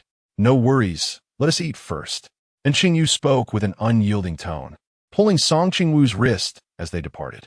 At the corner of the second-floor corridor, a rebellious-looking youth observed the direction in which they left, a complex expression flickering in his eyes. When Qingwu spotted Shun Qingzhu arriving at the dining hall, he was taken aback. Listening to Yuan Gang recount once more the miraculous story of Shun Qingzhu and Song Qingwu's survival, his gaze lingered on them before finally settling on Yuan Gang. The situation with the brooding youth was indeed true, but regarding Qingwu, Yuan's words were false. When one is guilty, their eyes instinctively dart to the upper left. Yuan Gong. However, Qingwu did not press further. When Yuan Gang spoke, he subconsciously glanced towards Captain Xiao. Captain Xiao's attitude effectively mirrored that of the higher-ups among the Night Watch, indicating a deliberate intent to conceal the truth. Yet, their lies were riddled with inconsistencies. Could deities truly bestow their titles upon their agents, regardless of how dearly the agents were favored? Qingwu deftly peeled several shrimp for Song Qingwu and placed them in her bowl. Given this, he refrained from further inquiries, choosing to wait until Au regained her memories to ask her anything. "Thank you, Xiaoyu." Song Qingwu lifted her head and flashed a smile. Brother Qingwu is biased. Li Zunzhen, seated beside Yuan Gang, pouted playfully. Qingwu paused momentarily, and upon glancing at him, Song Qingwu chuckled softly. "Sister will peel them for you." As she spoke, she deftly added a few large shrimp to the empty bowl and began to peel them with ease. The young Jinjin, after receiving the small bowl from Qingwu, proudly shook her head in Qingwu's direction. While Song Qingwu was engaged in peeling shrimp, Shun Qingzhu, seated to her left, pushed the peeled shrimp from his bowl towards her. Song Qingwu glanced at the bowl and leaned in slowly to whisper in Shun Qingzhu's ear, "Thank you, Azuzu." The warm breath caused Shun Qingzhu to stiffen, his ears turning as red as ripened fruit. After expressing her gratitude, Song Qingwu immersed herself in savoring the shrimp. She recalled that Shun Qingzhu had mentioned yesterday that they had previously enjoyed a good relationship, thus addressing him in this manner seemed appropriate. Chapter 67. Embrace. Song Qingwu initially believed that her return would simply fade into the past. However, the following day, she found the front yard, already modest in size, teeming with people. She hesitated, retracting her foot just as she was about to step into the courtyard. Including some members of Team 006, the yard was brimming with individuals. She recognized the figure in the gray cloak. She had seen them in a group photo in Commander Ye's office, who had also introduced the commander in the golden cloak. These were members of two special teams from the Great Xia Night Watch. Yet, who were the two older men appearing alongside them? "Qingqing, are you not coming over?" Turning around, Song Qingwu discovered Qingwu standing behind her, beaming with joy. With a resigned sigh, she admitted, "I can hardly recall my past with them." "It's all right," and Qingwu reassured, taking her hand. "They are all familiar faces and even family." Led by Qingwu, Song Qingwu stepped forward, her gaze filled with confusion. Family? In an instant, all eyes in the courtyard turned towards her. Prior to their arrival, Commander Yi had already briefed them. Now, Qingwu had forgotten everything. She could perceive the emotions etched on each face, sorrow, excitement, and joy. And Qingwu guided her to the two men, gently greeting them, "Captain, Vice Captain." "Captain?" Song Qingwu glanced at Qingwu, puzzled. "Wasn't Little Yu a member of Team 006? Sensing her bewilderment, and Qingwu patiently clarified. "These are the captain and vice captain of our original team, 136. They are family." Realization dawned upon Song Qingwu as she nodded, echoing in Qingwu, "Captain, Vice Captain, good child. It's just wonderful that you've returned," Chun Mai said, tears welling in his eyes as he placed a hand on Song Qingwu's shoulder. Wu Xiangnan remained silent, yet the redness in his eyes spoke volumes to Song Qingwu. "All right, my return is a joyous occasion, so Captain and Vice Captain, please don't be sorrowful. Let us be happy," she consoled with a radiant smile. Chun Mai glanced at the others standing off to the side and patted Song Qingwu's shoulder, saying, "We came to see Xiaoping Gu about something, so you catch up with them." Song Qingwu obediently nodded, watching the two depart the front yard. Just as she took a few steps, the woman in the golden cloak embraced her shoulders, laughing heartily. "Qingwu, it's truly wonderful to see you alive." I heard you've become a dual deity agent. Would you consider joining our Phoenix team? Song Qingwu stared at the golden-haired woman, captivated by her beauty, confidence, and charm. Can I join now? She asked, recalling that Yifan had mentioned she was originally a member of the mask team. Oh, no. Xuanhua interjected, seizing Song Qingwu's wrist. She is a member of my mask team. And Qingyu, who had quietly stepped aside, observed the hand gripping the slender wrist, her expression darkening. Xia Siming disregarded Xuanhua. Speaking confidently, the Song Qingwu of the mask team has long been buried. What stands before us now is an entirely new Song Qingwu. Captain Xia, your team is already at full capacity, Tianping remarked calmly. Xia Simeng sighed, realizing the situation. Kong Shang helplessly rubbed his forehead, stating that the captain was eager to see how Song Qingwu was so enthusiastic, only to realize it was another attempt to recruit someone. They had just emerged from the military tribunal due to the incident involving Lin Jie hijacking a plane. Suddenly, a figure materialized before Song Qingwu, a captivating face occupying her line of sight. Qingwu, how about joining our mask team? Yuegui winked at her, stunned by the face before her. Song Qingwu was about to nod instinctively, but quickly shook her head, gently explaining. Commander, you mentioned that I need to stay with Team 006 for the next 6 months. At this, Xia Simeng and Xuanhua, who had been sizing each other up, exchanged irritated glances. Meanwhile, Qingyu crouched beside Li Jinjin, whispering something in her ear. The young girl rushed over, grasping Song Qingwu's hand with a proud expression, declaring, Sister Qingwu is now one of us. Xuanhua narrowed his eyes playfully at the girl, replying, in 6 months, she won TB. Song Qingwu chuckled at the scene, noticing Jinjin's pout, and quickly added, don't mind him. He*s just being childish. She then turned to the smug Xuanhua, pursing her lips. You're just as immature. After this little commotion, the atmosphere lightened significantly. Xia Siming intended to stay longer, but alas. Team Phoenix received a mission and had to depart immediately. Before leaving, she reluctantly held Song Qingwu's hand, repeatedly urging her to wait and considered joining Team Phoenix. Once Team Phoenix left, Song Qingwu thought she could finally catch her breath, only to be surrounded by members of Team Mask. 2 girls clung to her weeping, and Song Qingwu resignedly embraced them, realizing this was what it felt like to be surrounded by affection. Xuanhua, witnessing this scene, looked at Song Qingwu with hopeful eyes. Qingwu, after you finish with them, can it be my turn? I, too, wish for a comforting embrace. As he spoke, several pairs of eyes fixated intently on him. Rosa and Sandalwood detached from Song Qingwu's soft embrace, coldly dragging the wailing Xuanhua away. Does that mean it's my turn? Yuegui smiled, opening his arms as he approached Song Qingwu.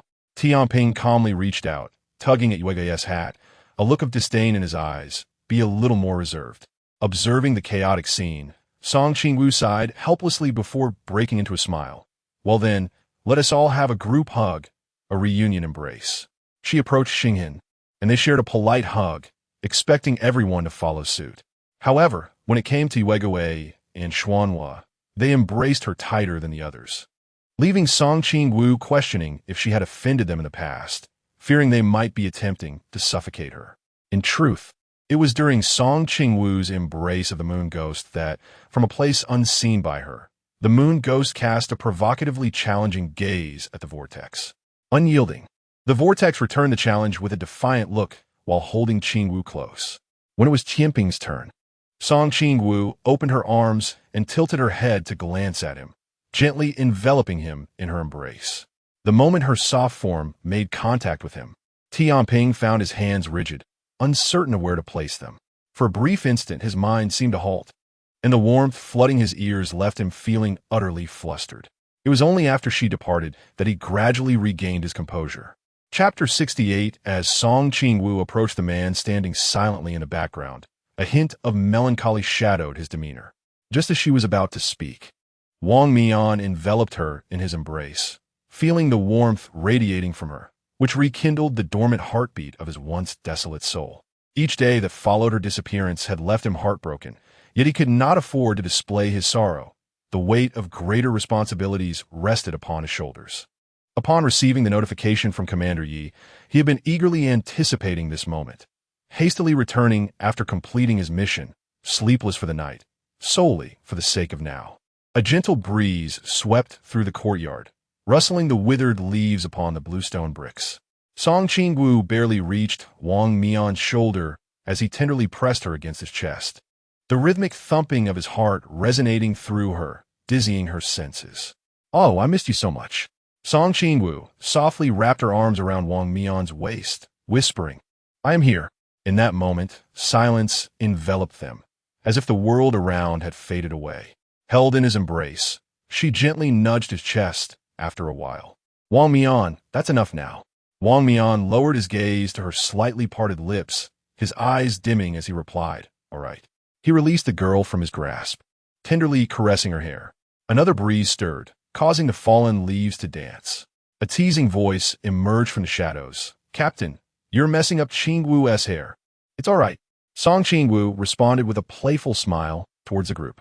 In a corner, Shun Qingzhu remained silent, his eyes scanning the faces of those around, noticing the peculiar regard they held for Qingwu. The special squad was indeed busy. Shortly after the departure of Team Phoenix, Team Mask bid their farewells as well. Once everyone had been seen off, Song Qingwu slumped into a chair, deflated like a punctured balloon. Socializing had proven to be exceedingly exhausting, and she found herself resenting her inability to swiftly recall the forgotten memories. "Tired?" And Qingyu approached her gently, his expression warm. "Yes, but Qingqing, weren't you just joyfully surrounded by admirers?" Admitting the truth, she conceded, "Well, I must confess I did feel a bit of happiness, especially since Team Mask is filled with handsome and beautiful faces." Lifting her gaze, she innocently inquired, "Shall I hug you too?" As 3 months swiftly passed, Song Qingwu's days could only be described as monotonous and dull. She had traversed every shopping mall and tourist spot in Jing capital, free from training and the demands of accompanying Team 006 on missions. She watched as Shun Qingzhu and Qingyu were subjected to rigorous training daily. Due to Song Qingwu's presence, Team Mask frequently visited Team 006, fostering familiarity between the two groups. Thus, this year's New Year's Eve was particularly lively, with Team 006, Team Mask, Commander Yi, Director Zhua, and Captain Chen alongside Deputy Wu all gathered together. The courtyard buzzed with joy, filled with the aroma of festivities. While nearby, Song Qingwu and Little Zhenzhen had constructed a snowman together. On the rooftop, Song Qingwu sat alone, the dark canvas of the sky already adorned with vivid colors. A solitary figure sits upon the rooftop, lost in contemplation. Shun Qingzhu strides steadily along the ridge before taking a seat beside Song Qingwu. He ponders when he might attain the zenith of human potential, transcend into divinity, and reclaim his celestial powers. Song Qingwu accepts the candied hawthorn skewers he offers, her eyes reflecting confusion and helplessness. "Do you not feel that our interactions are somewhat disjointed? Is it Qingwu or Fusong?" "Ah Wu, this sense of disconnection stems from your forgotten past. The moment I encountered you by the Tianjing Lake, I recognized you as Song Qingwu, even as you insisted you were Fusong. Later, I discovered your character mirrored Qingwu's. Yet you stubbornly maintained you were not Qingwu until you met Commander Yi." Shun Qingzhu's warm hands envelop her cheeks, reddened by the biting wind. His defiant brows softened with tenderness. "In truth, to all of us, you have not changed. You have always been Qingwu." In the courtyard, Song Qingwu clutches in Qingyu's sleeve, awaiting Chan Mai to connect the video call. "Relax, Sister Hongying and the others are delighted to know you're alive. They haven't been informed of your amnesia, fearing it would worry them." And Qingyu gently squeezes her hand. As the video call connects, Hongying gazes at the familiar visage on the screen, her eyes immediately welling with tears. "Qingwu, Sister Hongying, Brother Qima, Uncle Zhao, it has been a long time. After the new year, life for Song Qingwu continues as usual. However, her encounters with Qingyu have become infrequent, as she is reportedly engaged in some new research. As for Shun Qingzhu, he is relentlessly trained by Captain Xiao and Chun, enduring numerous bruises and injuries. Fortunately, the pain has not been in vain. In just a month, Shun Qingzhu's combat skills have seen remarkable improvement. In the Qingwu uses a cotton swab dipped in iodine to disinfect the wounds on Shun Qingzhu's back. Her voice laced with irritation. Don't you usually practice with wooden swords? How'd you end up with real cuts today? I requested Captain Shun to train with real blades. Only a lethal threat can expedite my growth. Qingwu leans against his back, peering closely at him, her long, white hair cascading onto his arm, her expression earnest. Why push yourself so hard? Warm breaths brush against Shun Qingzhu's ear, sending shivers down his spine. He stammers, "BB because." A sweet fragrance envelopes him. The girl leans closer, her clear eyes fixed upon him, her soft lips parting and closing. Why? Because I want to protect those who matter. Shun Qingzhu closes his eyes, his throat tightening, his ears burning with embarrassment. I see. Qingwu straightens, nodding thoughtfully. However, one cannot rush the path of cultivation. It is best approached gradually, with steady and deliberate progress. How about I become your sparring partner starting tomorrow? Would you be able to manage that? Shun Qingzhu turns to look at Qingwu, recalling that she seemed somewhat unskilled with cold weapons during their training camp. Yes. Qingwu replies earnestly, nodding her head. The following day, the two engaged in practice at the training grounds. Chunmai nodded in satisfaction. Indeed, he had nurtured an exceptional student. Although he seemed to have forgotten himself, the mastery of swordsmanship was firmly ingrained. Qingwu remarked, "Was my previous training in vain? Raise your hand higher and strike with greater speed." Chunmai, standing nearby, offered his encouragement, noting that Shun Qingzhu was also impressive, demonstrating rapid progress and considerable talent with the blade. Chunmai shook his head, wishing that the young lad, Qi, were present as well. Chapter 69. The Battle for Innocence at the Sanctuary. In the entirely silver-white metallic room, Lin Xia sat motionless on the edge of his bed, his eyes vacant. Remaining there for an entire day, the heavy metal door creaked open, and Dr. Li entered, only to find a still figure clad in blue and white stripes. Shaking his head in resignation. "Xia, Xia," Dr. Li attempted to call out, seeking a response, yet Lin Xia remained unresponsive, as if he were impervious to the world around him. In truth, Lin Xia's mental state had stabilized long before the new year, but each time he regained consciousness, he instinctively recalled the tormenting memories of Cangnan. Lin Xia was consciously evading reality. He was aware that Cangnan had returned, yet every time he awoke, overwhelming sorrow would engulf him, causing him to spiral out of control. It seemed that only under the influence of the mortal realm could his anguish dissipate, and Qingwu still lingered by his side. He could hear Dr. Li's calls, yet he was reluctant to leave the beautiful world crafted by the mortal realm. "Doctor," Li sighed softly. Regardless of Lin Xia's indifference, he continued, "I have come today to bring you good news, which you might wish to know. It concerns Qingwu. She is still alive." In the expansive ward, Dr. Li's voice rang clear and resolute, striking blow after blow to shatter Lin Xia's secluded existence. "Qingwu is still alive." Lin Xia's hoarse voice emerged, and Dr. Li's expression brightened. It was the first time in a long while that Lin Xia had spoken voluntarily. "Indeed, she is currently in Beijing." Dr. Li approached Lin Xia, presenting his phone. On the screen, a girl in a white down jacket squatted beside a plump snowman, her face adorned with a radiant smile, her long white hair seeming to blend with the snow, while the background depicted a traditional courtyard.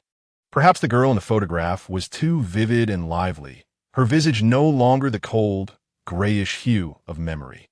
Lin Xia involuntarily tugged at the corners of his mouth, revealing a strained semblance of a smile. "This is news from Commander Yi. It cannot be mistaken." "Doctor." Li observed Lin Xia's reaction with satisfaction, sliding his finger across the phone screen. "Take a look at this photo as well." Lin Xia stared blankly. In the picture, his aunt was hanging red lanterns at the entrance of a brand new home alongside his cousin. After a brief moment, the screen darkened, and Dr. Li retrieved his phone, locking eyes with Lin Xia. This time, Lin Xia's gaze was no longer shrouded in silence.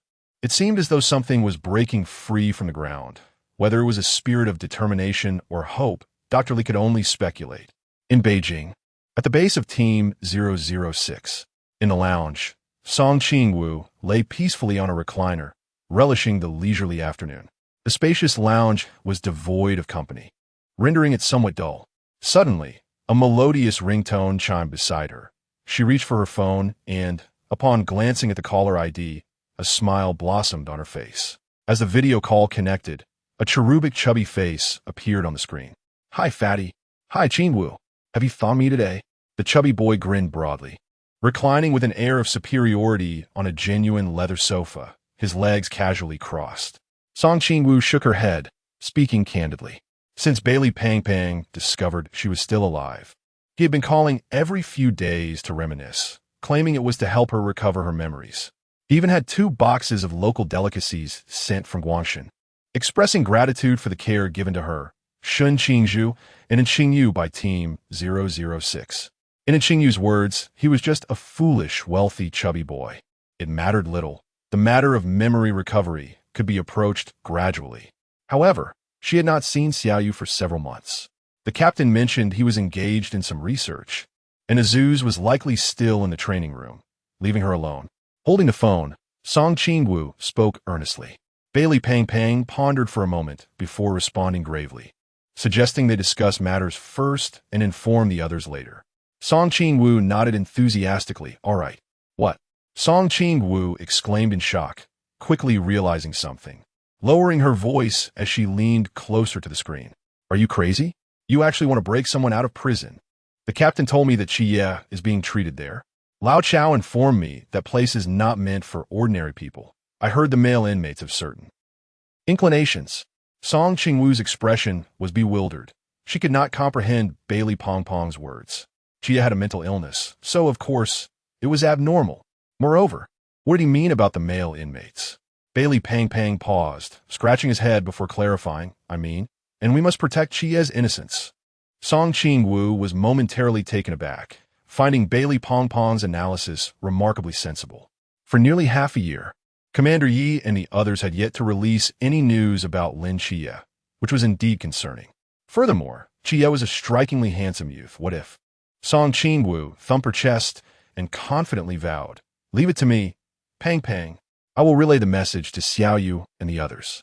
Participating in the defense of Qia's innocence is my duty."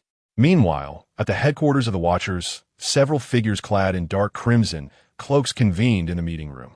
"What are your thoughts on the selection of a leader for the reconstruction of the 5th team?" Yi Fan inquired, his hands clasped as he leaned on the conference table, his sharp gaze surveying the room. Zui Qing, catching Yi Fan's glance, contemplated for a moment, perhaps Lin Xia and Song Qingwu. "I don't think that's feasible." An elder interjected suddenly. "One has a mental illness, and the other is still suffering from amnesia. Neither is dependable at the moment. Moreover, didn't Song Qingwu initially get assigned to the mass team? Indeed, and considering how recently they both joined the Watchers, Song Qingwu has at least dealt with dozens of mysterious incidents alongside the mass team, while Lin Xia's experience is even more limited." A senior member nodded in agreement, adding, "Besides, neither has reached the sea realm yet." Yi Fan sighed softly. Song Qingwu's situation is rather unique. Given her abilities, no matter which team she joins, she would be an immense asset. As for Lin Xia, his prowess is evident to all. Recently, I have received word that Lin Xia's mental state has returned to normal. He is now in the observation phase at the hospital. Given the unique functions of Team 005, no one wishes for a recurrence of the tragedy that befell Team Blue Rain. Thus, the selection of the team leader must be approached with utmost caution. Within the conference room, heated debates ensue, yet at the heart of the discord lies one individual, languishing on a hospital bed, frustrated, as he incessantly switches television channels with a remote control. Another reclines on a cold bamboo chair, eyes closed in a brief respite. Chapter 70, Chaos in Fusong. In the headquarters of the Night Watchman, within a certain laboratory, a sudden loud crash reverberated through the air. Amidst an array of sophisticated experimental instruments lay a meticulously crafted container resembling a coffin. A chilling white mist ascended from within the vessel, and a pale arm gracefully grasped its edge, revealing a slender limb defined by taut muscle. Emerging from the container in a state of undress, his gray eyes flickered momentarily as he stepped out, casually donning the garments that lay on a chair. After meticulously reviewing various documents and experimental data, he exhaled deeply and activated his long-dormant mobile phone. As the device powered on, a multitude of notifications flooded the screen. He accessed the message interface, and in the pinned section, he found a barrage of inquiries from Qingwu, asking almost daily when he would return. The most recent message, timestamped at 14:12 this afternoon, read, "Little fish, will you be back today? If so, please come to my room at 9 o'clock tonight." And Qingwu lowered his gaze, a complex expression crossing his features. Was she asking him to come to her room? With a swift motion, he exited the interface. The current time was 2018, and there was still time. At 9 o'clock that evening, knock, knock, knock. Song Qingwu's door was promptly rapped upon, and she excitedly rushed to answer it. With a click, the door swung open to reveal Song Qingwu in a white nightgown, exclaiming, "Little fish, you have finally returned." After months apart, there was an almost surreal sensation, and she felt that little fish was somehow different. "When did you come back?" "Just returned not long ago," and Qingwu replied, his gaze profound, a discernible smile gracing his lips. Song Qingwu inhaled deeply, the fragrance lingering in her nostrils, and curiously remarked, "That scent, it's the jasmine shower gel I bought for you." "Yes, I came over after freshening up." Song Qingwu nodded, eagerly pulling in Qingwu's arm. "Come in quickly. I've been waiting for you." And Qingwu's ears flushed slightly. "All right." He followed her into the room, momentarily taken aback by the sight of Shun Qingzhu on the sofa. "Bro? Qingwu?" The two exchanged puzzled glances before simultaneously turning their attention to Song Qingwu, who was holding a cup of water. "Ah Wu, did you call us both here for something important?" And Qingwu squinted, his gaze lingering on Song Qingwu's fair face. "Just a moment. Let me have a sip of water," Song Qingwu said, gulping down a generous amount before placing the cup down. "Now, I have something significant to discuss." She stepped between the two, saying, "The 7 Nights Clean defense battle." Song Qingwu meticulously recounted the analysis she had conducted with by Li Pangpang. "So, you called us here tonight for this matter?" And Qingwu arched an eyebrow, his expression revealing little emotion. "Yes, I have no objections." Shun Qingzhu's eyes lowered, appearing particularly gentle under the warm yellow light. "Overall, there are no major issues with the arrangements. We can revisit some details with Pang Pang tomorrow," and Qingwu remarked, his gaze softening as he looked at the girl cradling her toy. As the time approached, Shun Qingzhu and Qingwu rose to depart, exchanging good nights. Song Qingwu collapsed weakly onto the soft bed, reflecting on the comforts of Team 006, where she had cultivated the habit of retiring early and rising with the dawn. Among the mundane days, one particularly remarkable morning, she awoke to find a forgotten past vividly resurfacing in her mind. She suddenly recalled her first encounter with Donghuang Taiyi, finally grasping the meaning behind his words of long time no see. She was a goddess birthed from the sacred Fusang tree, which, during the primordial chaos, was formed from the flesh and blood of the great demon god, combined with the essence of the first innate fire, absorbing the essence of the sun and moon. Donghuang Taiyi, born from chaos, emerged alongside her from the Fusang tree, sharing a lineage with the 3-legged golden crow. It was no wonder they regarded each other as siblings. The Fusang tree, a symbol of life and light, bridges the 3 realms and safeguards all beings.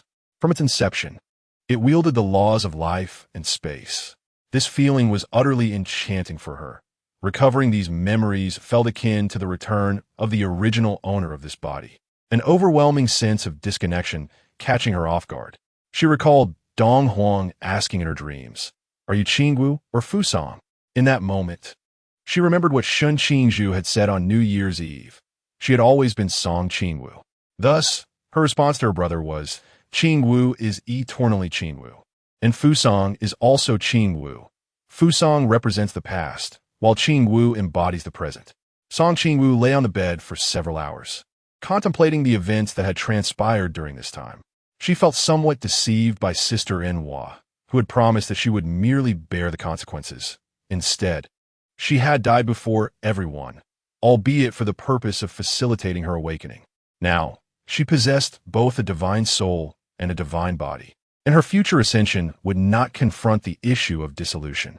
However, at her current level, She was unable to harness the powers of the laws contained within her divine soul.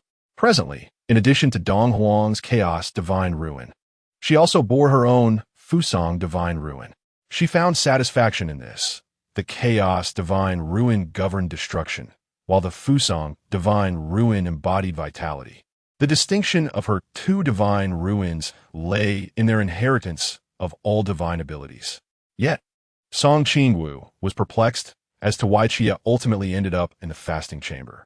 Logically, with Sangnan's revival and sister Nuwa's seal upon him, his fragmented soul should have been restored. So why did he succumb to madness?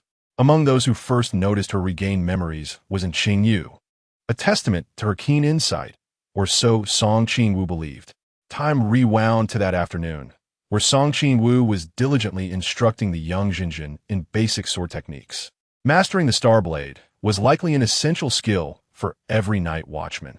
As the representative of the love deity, little Jinjin would soon enter the new recruits training camp, with the Nightfall squad serving as the chief instructors for their cohort. As Song Qingwu beheld Li Junjin vigorously wielding each strike, her eyes began to ache with unshed tears. Having spent so much time together, the young girl, as affectionate calls a sister, had led her to regard Li Junjin as a half-sibling. Yet, the chilling words Demon Squad, all members deceased, loomed over her like a glistening blade, oppressive and heart-wrenching.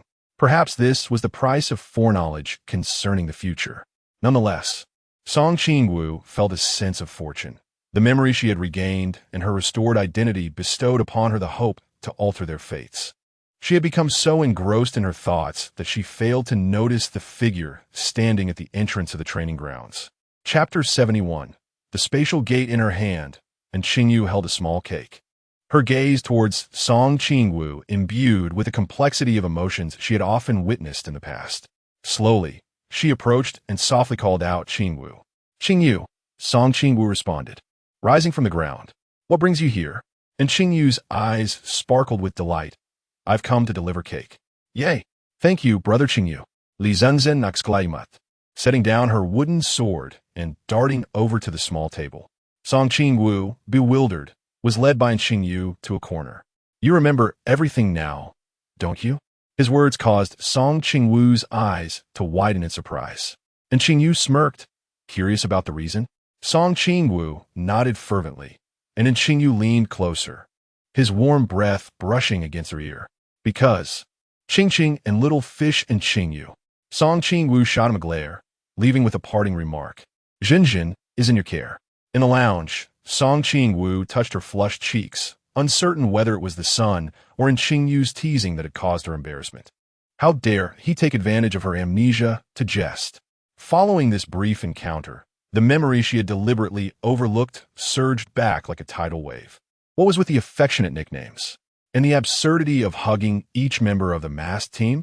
Did she truly leave her wits behind when she lost her memory? Alas, beauty can lead one astray. Thousands of miles away, in a desolate desert, a man clad in a tailcoat, yet covered in dust and sand, stood in disarray. Approximately 100 meters from him, 7 towering silver pillars pierced the sandy ground. Atop these pillars, 7 figures draped in black cloaks stood silently. "Whisper kill." The 3 succinct words from beneath the black cloaks caused a change in Whisper's expression. "For 2 whole years, you have refused to let me go." With that thought, Whisper fixed his gaze upon the 7 figures atop the pillars. "Then allow me to present you with a grand gift." No sooner had he spoken than several grotesque, thick tentacles emerged from thin air, lashing toward the pillars. The collision of lightning and tentacles stirred up a tempest of yellow sand. In the next moment, Whisper's figure vanished without a trace. Beneath the black cloak, a voice devoid of warmth intoned, "He has gone to the southeastern sea region." In the fasting facility, Lin Xia seized the opportunity during his free time to set his grand plan into motion, first and foremost familiarizing himself with the terrain. Over this period, he had sketched a route map of the fasting facility and now awaited the opportune moment. Having lingered here long enough, if what Dr. Li claimed was true and he was to remain for a year, he must escape. As Lin Xia plotted his escape, Song Qingwu and her companions had already begun preparations for the Innocence Defense Plan. Time was of the essence. and Song Qingwu could not afford to share the joyous news of her regained memories.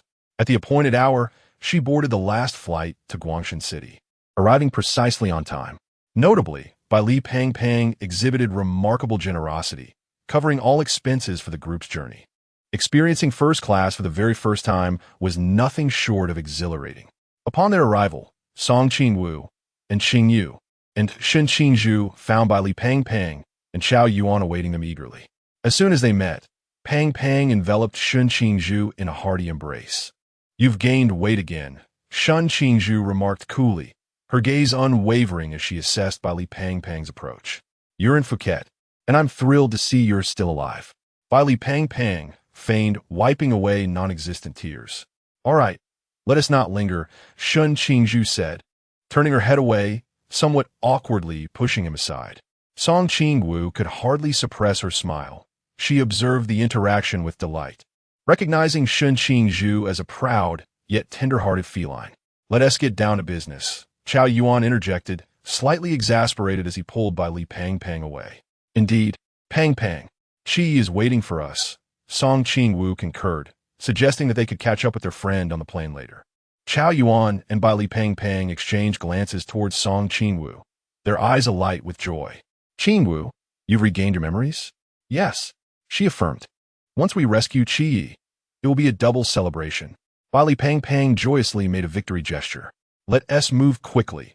The private jet is already prepared." Having a wealthy companion certainly had its advantages, as their private aircraft would take them directly to the southeastern coastal region. The group successfully descended via zipline. Gazing out at the vast ebony sea, Song Qingwu let out a quiet sigh. She raised her left hand, igniting a flicker of flame at her fingertips, casting a warm glow that formed a translucent barrier against the chilling sea breeze. Qiao Yuan's expression turned serious. The waters within a 300-meter radius of the island are under the influence of the town ruins monument. Approaching it would render our protective barriers ineffective, exposing us to sniper fire. The sea also featured specially designed sonar detection from the monastery. Any intruders near the island would be eliminated. Considering the 300-meter zone, do we really need to paddle over? Song Qingwu pointed towards the equipment Bai Li Pang had retrieved from his spatial pocket, and Qingyu raised an eyebrow. "At this distance, even if we rowed tirelessly, it would take us all night. Shall we consider an alternative? Perhaps we could use a spatial gate?" Bai Li Pang looked around in confusion. "But we don't have anyone who can. The Fuso Divine Ruins can facilitate this," and Qingyu interjected. Her curiosity piqued. "Isn't it said that the Fuso Divine Ruins primarily possess life-giving abilities? Isn't it merely a restorative power? I never claimed it had only one capability." Song Qingwu replied with a hint of pride in her gaze. "Within the Fuso Divine Ruins, we could traverse through a spatial gate to any location. With my current prowess in the Chuan realm, the ruins coverage extends for 10 miles. A glimmer of amusement danced in Qingyu's eyes. "From our current position to the monastery island, we would require nearly 10 spatial gates. Then let us not delay. We must board the vessel." Bai Li Pang, brimming with excitement, pushed the large kayak into the water. The humble vessel gradually began to drift towards the sea, while Song Qingwu sat at the bow, her fingertips glowing with a radiant white light. With a gentle sweep of her hand, a spatial vortex materialized ahead. 5 kilometers away, another spatial vortex emerged on the surface of the ocean. As the small boat slowly sailed forward, the bow had already manifested on the distant waters. Bai Li Pang widened his eyes in astonishment at the scene before him. "Qingwu, this is simply extraordinary." Just as the group stepped through the spatial gateway, Song Qingwu traced her finger through the air once more, conjuring a new portal. In a matter of mere minutes, they found themselves at the edge of the 300-meter maritime expanse outside the fasting sanctuary. Chapter 72. Coming ashore after conducting a final inspection of their diving suits. "We are ready to descend," and Qingyu announced to the group. 3 minutes later, 5 figures gracefully slipped into the sea. Among them, for adeptly steered clear of the floundering figure in the center, for Bai Li Pang's splashes were rather considerable.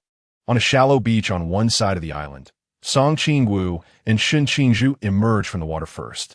Behind them, Chao Yuan and Qingwu each grasped one of Bai Li Piang's hands, pulling him onto the shore.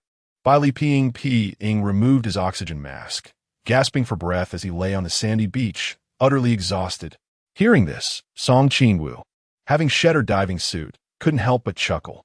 Piang, it was actually Chao Yuan and Xiao Yu who helped you swim the last 100 meters. They didn't complain at all.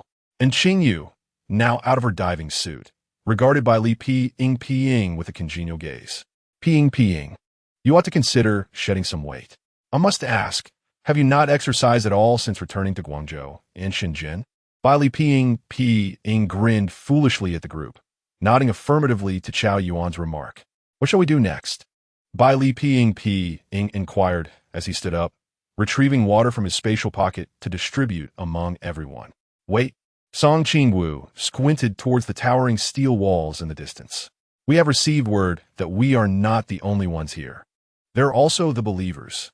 Since they dare to come, they must be fully prepared, having starved their internal supporters. We should seize this opportunity to infiltrate and create some chaos for the ancient God Church. Shen Qingzhu paused, contemplating whether the message from Han Xiaoyan implied his involvement in this operation. Song Qingwu shook her head, explaining that the ancient God Church had sent 2 believers, one of whom was known to be of the 5th seat. She relayed Han Xiaoyan's message verbatim. Ever since her recovery, she discovered that she could communicate with Han Xiaoyan through dreams, significantly reducing the risks associated with exchanging information. The group retreated to a more concealed thicket. As Song Qingwu accepted the snacks offered by Li Piang, she munched thoughtfully, recalling that during this very occasion, most of the prominent believers under the Whispering Sea had perished here. Gazing out at the distant horizon, she noted the dark expanse of the sea. If all went as anticipated, meteor showers would commence at dawn. After a day of exertion, she felt a wave of fatigue wash over her. The biting sea breeze was indeed chilling, and soon she found herself resting her head on her knees, succumbing to slumber.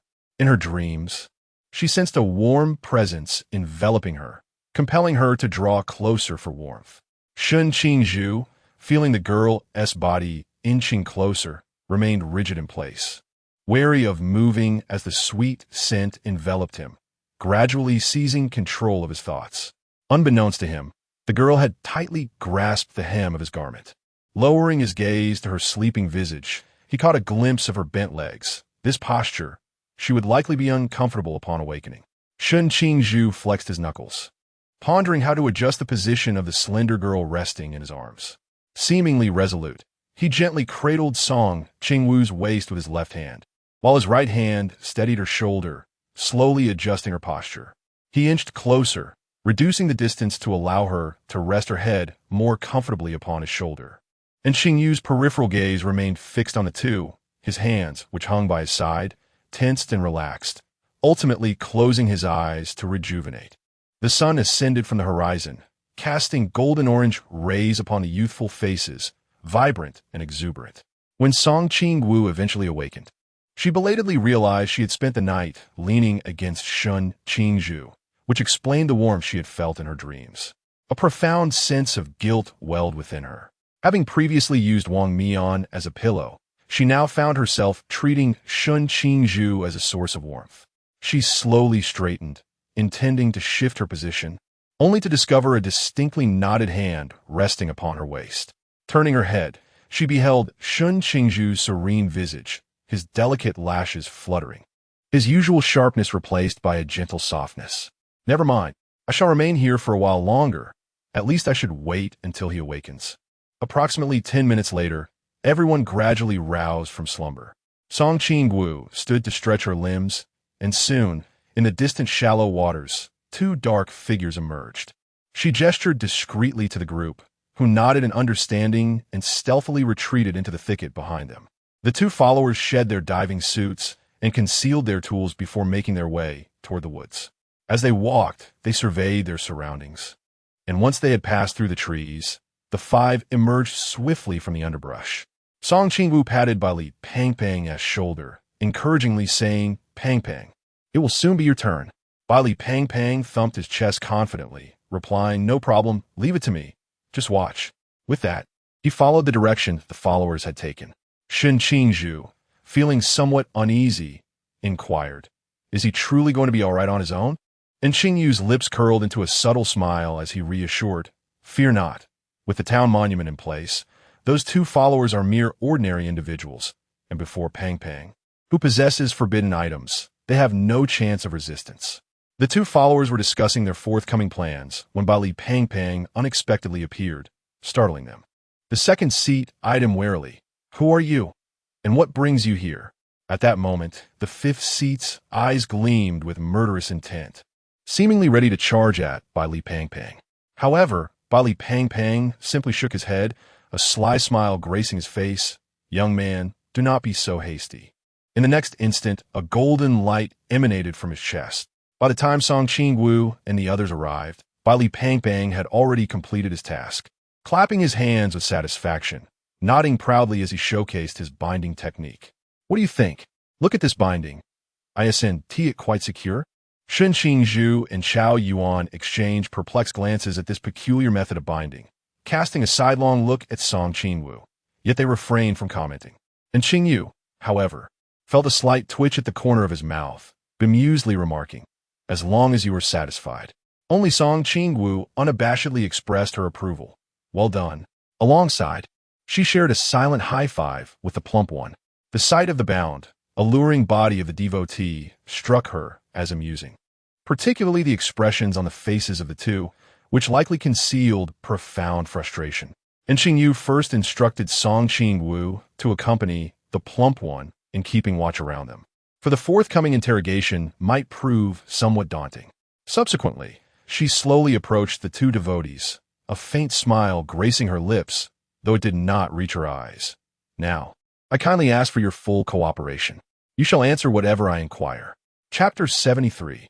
Did they confess? Approximately half an hour later, Bali Pang Pang and Song Qingwu returned from the distant woods. Their timing was impeccable, as the three had just concluded the interrogation. Bali Pang Pang cast a puzzled glance behind them. What happened to those two followers? Shen Qingzhu and Chao Yuan exchanged peculiar looks at Qingyu, recalling the scene from the interrogation, and instinctively took a step back. What was going on? Song Qingwu felt somewhat bewildered. What sort of expressions were they wearing? Surely, they hadn't revealed nothing at all. A glance at Qingyu, however, revealed her serene demeanor, adorned with a humble smile. Chao Yuan pointed toward the thicket behind them, about to speak, when Bali Pang Pang eagerly strode forward. "I must see what has become of those two followers," his voice abruptly cut off, followed by a low exclamation. "What the?" "Keep your voice down," Shen Qingzhu cautioned in a whisper. Bali Pang Pang swiftly turned, his eyes wide with shock. Who did this? Bali Pong Pong's reaction successfully ignited Song Qingwu's curiosity, prompting her to quickly approach. One glance left her astounded, her mouth agape. Did they confess? The once formidable followers of the ancient god church now lay prostrate on the ground like lost dogs, their arms limply hanging, swollen and bruised, their mouths sewn shut with thread. The other lay unresponsive on the ground, appearing as if he had merely succumbed to slumber, disregarding his wounds. Taking a deep breath, Song Qingwu turned to inquire, "Can someone explain this to me?" And Qingyu slowly approached her, pulling her away from the thicket, her expression innocent as she elaborated. "I merely wish to comprehend the specific operational plans of the ancient god church. When they refused to cooperate, I had to employ certain methods. So, did they confess? If not, I would commend them as true men," she mused, a hint of playful pride in her tone. "What is their current condition?" Bali Pang Pang cast a dismal glance at the two, stepping closer to Chao Yuan. "One is dead, the other is nearing death," Chao Yuan stated calmly. Upon hearing this, Qingyu and Shen Qingzhu instinctively looked at Song Qingwu. They had expected her to react, as she did with Han Xiaoyan, yet her expression remained unperturbed, merely responding with a soft "oh," devoid of any visible emotion. Song Qingwu felt little concern. These two followers had committed numerous heinous acts and were destined for demise. Even if Qingyu and the others refrained from taking action, she would have seized the opportunity to eliminate them before they regained their strength. After all, even under the suppression of the town's steel, both possessed formidable power at the limitless level. She recalled that the ancient god church's objective was to eliminate Wu Tongxian, Resolving the issue of these two would at least ensure that her predecessor was not placed in undue peril. Initially sparing their lives was merely a means to extract further intelligence, considering that Han Xiaoyan was not part of this mission and possessed limited knowledge. As time elapsed, with a few contemplating how to dispose of the corpses of two devotees, a sudden explosion echoed in the sky. Bai Li, plump and wide-mouthed, exclaimed, "A meteorite? How could there be a meteorite in this place?" And Qingwu gazed at the rapidly descending celestial body, calmly stating, "This must be the signal of the murmurs." Shen Qingzhu nodded in agreement, acknowledging it indeed bore the hallmark of the murmurs. "How can you be so certain?" Chao Yuan, arms crossed, shook his head, remarking, "A meteorite appearing out of nowhere, and its target precisely the fasting house. This is clearly no natural phenomenon. It's still too early. Let us continue to wait." Song Qingwu sat down heavily on the ground, asserting that the dark, windy night was the perfect opportunity for action. As twilight descended, the evening curtain was drawn. Song Qingwu and Qingyu and Chao Yuan stood behind a massive stone. Song Qingwu, on tiptoe atop a slightly larger pebble, pressed against the boulder, cautiously peeking to observe Shen Qingzhu and Bai Li's situation. According to their plan, the two were to infiltrate the fasting house, masquerading as devotees to deceive the undercover agents. With Shen Qingzhu, a former devotee, in their midst, possessing more detailed intelligence. Once they navigated this immediate challenge, the subsequent steps should unfold with greater ease. Within the scope of the sighting scope, two solemn faces, resolute as they faced death, gradually came into view. All soldiers stationed at the checkpoint instantly focused their attention on them, one chubby fellow brandishing a makeshift white flag. Perhaps due to the sincerity of their demeanor and the depth of their expressions, after a brief moment, they were successfully escorted into the fasting house. Song Qingwu exhaled silently in relief. She had already prepared for the worst-case scenario of gunfire, having entrusted the chaos bell to Shen Qingzhu, which would automatically envelop them in safety during perilous situations. Lost in thought, she nearly lost her footing on the precarious stone she stood upon. Feeling a supportive pressure at her waist, Song Qingwu turned to find Qingyu behind her, his palm resting gently on her lower back. "Be careful, don't fall." "All right. Thank you, Xiao Yu," she replied, smiling as she playfully poked the tuft of hair atop his head. In the dim corridor, the two youths, under the escort of several armed guards, slowly proceeded inward. Bai Li, clad in silver shackles, turned to Shen Qingzhu, his eyes gleaming with triumph. The first step of their plan was a success. Moments later, they arrived before a door, where a guard gently knocked. After a brief wait, the door creaked open, revealing a man dressed in black. "Deputy Warden, the two prisoners have arrived." Xiaoyu nodded, ushering the pair into the office and promptly dismissing the guards. The two exchanged puzzled glances as the door closed, and Xiaoyu approached them. It was then that he suddenly spoke. "You have been rather careless." Bai Li and Shen Qingzhu's previously lowered gazes brightened with realization. "It is him." Shen Qingzhu lifted his head, detecting trust and concern in the other's eyes. The two exchanged a glance, excitement evident in their eyes. Shen Qingzhu's lips curved slightly as she inquired, "You are the insider arranged by the adult?"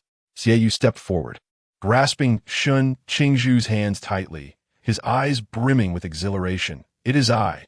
Bai Li Pang observed this scene and exclaimed, "Wow, this atmosphere resembles a reunion of long-lost brothers." Shen Qingzhu sighed softly. "The guards outside are too numerous, and with the suppression of the town's tablet, we have no choice but to resort to this desperate measure." Xiaoyu, filled with guilt, spoke up, "I failed to consider your circumstances and inadvertently caused you trouble." Bai Li Pang and Shen Qingzhu exchanged a glance, inadvertently shaking the shackles in their hands. Xiaoyu hastily produced a key and unlocked their restraints, apologizing profusely. "I am truly sorry. My subordinates have been inept, causing inconvenience to you both." After saying a great deal, he returned the belongings collected from Bai Li Pang and Shen Qingzhu. Shen Qingzhu looked at Xiaoyu, urgency etched on her face. "Time is of the essence. We must complete our tasks swiftly." Xiaoyu replied earnestly, "I understand the weight of your mission, but currently, the entire fasting hall is under surveillance, save for my office. I kindly ask you both to remain patient. Once I finish my task, you may proceed. Shun Qingzhu, feeling a bit restless, queried, "How much longer must we wait?" "At most half an hour," Xie assured them. He offered a few more words of comfort before departing the room. Left behind, Bali Pangbang plopped down in Xieyu's chair, marveling, "Brother Zhuang, you truly excel in portraying a follower after your time in the ancient god church." Shun Qingzhu moved to the window, gazing down at the desolate fasting hall.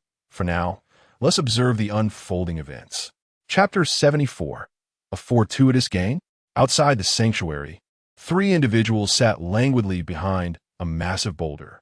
In the next moment, Song Qingwu slowly opened her eyes. The Forbidden Realm could now be utilized. Rising to her feet, she cast a distant gaze toward the towering steel walls, her expression grave, for the criminals were soon to be unleashed. The diminishing suppression of the town monument signified that the inmates within the sanctuary possessed the capacity for escape. Their intent was to rescue Xia, yet they could not allow that horde of felons to break free. This grand gate served as the sole exit from the sanctuary, guarded by the military forces of the Great Xia, most of whom were ordinary soldiers lacking the Forbidden Realm. Song Qingwu exhaled deeply, setting aside her divine past. She was, in her previous life, a product of the Red Banner, nurtured in the spring breeze of a new era, raised under the influence of red culture. She could not bear to witness those soldiers confront such perilous criminals, especially with the Watchers among them. She recalled her words during her training camp. Suddenly, she turned her gaze toward Qingwu, remembering that in the original narrative, little fish seemed to be in a state of drifting along the currents. Initially, his intention appeared to be to charge out alongside the criminals, yet later he joined forces with Xia to thwart their escape. However, the present little fish seemed altered. What had caused this change? "What is it?" And Qingwu noticed that Au had been staring at him for quite some time and inquired, puzzled. "I was merely contemplating whether those escaping criminals should be killed," she replied. And Qingwu raised an eyebrow. Most among them were heinous criminals, and if they were obstinately determined to forcibly leave the sanctuary, it might indeed be appropriate to eliminate them. By the window, Shun Qingzhu observed the criminals surging forth from the sanctuary, took a deep breath, and turned to Baili Fatty, stating, "It is time for us to act." "All right." Baili Fatty leaped from his seat. "Where do we find Xia?" Shun Qingzhu pointed toward a distant expanse outside the window. "The battle over there seems rather unusual." Beside the town monument, the dream shattered. The 6th seat looked arrogantly at Wu Tongxian. "Now, your Forbidden Realm is suppressed by me. Let us see what capability you possess to resist." "You have indeed prepared thoroughly to slay me," Wu Tongxian replied calmly, his face betraying no emotion.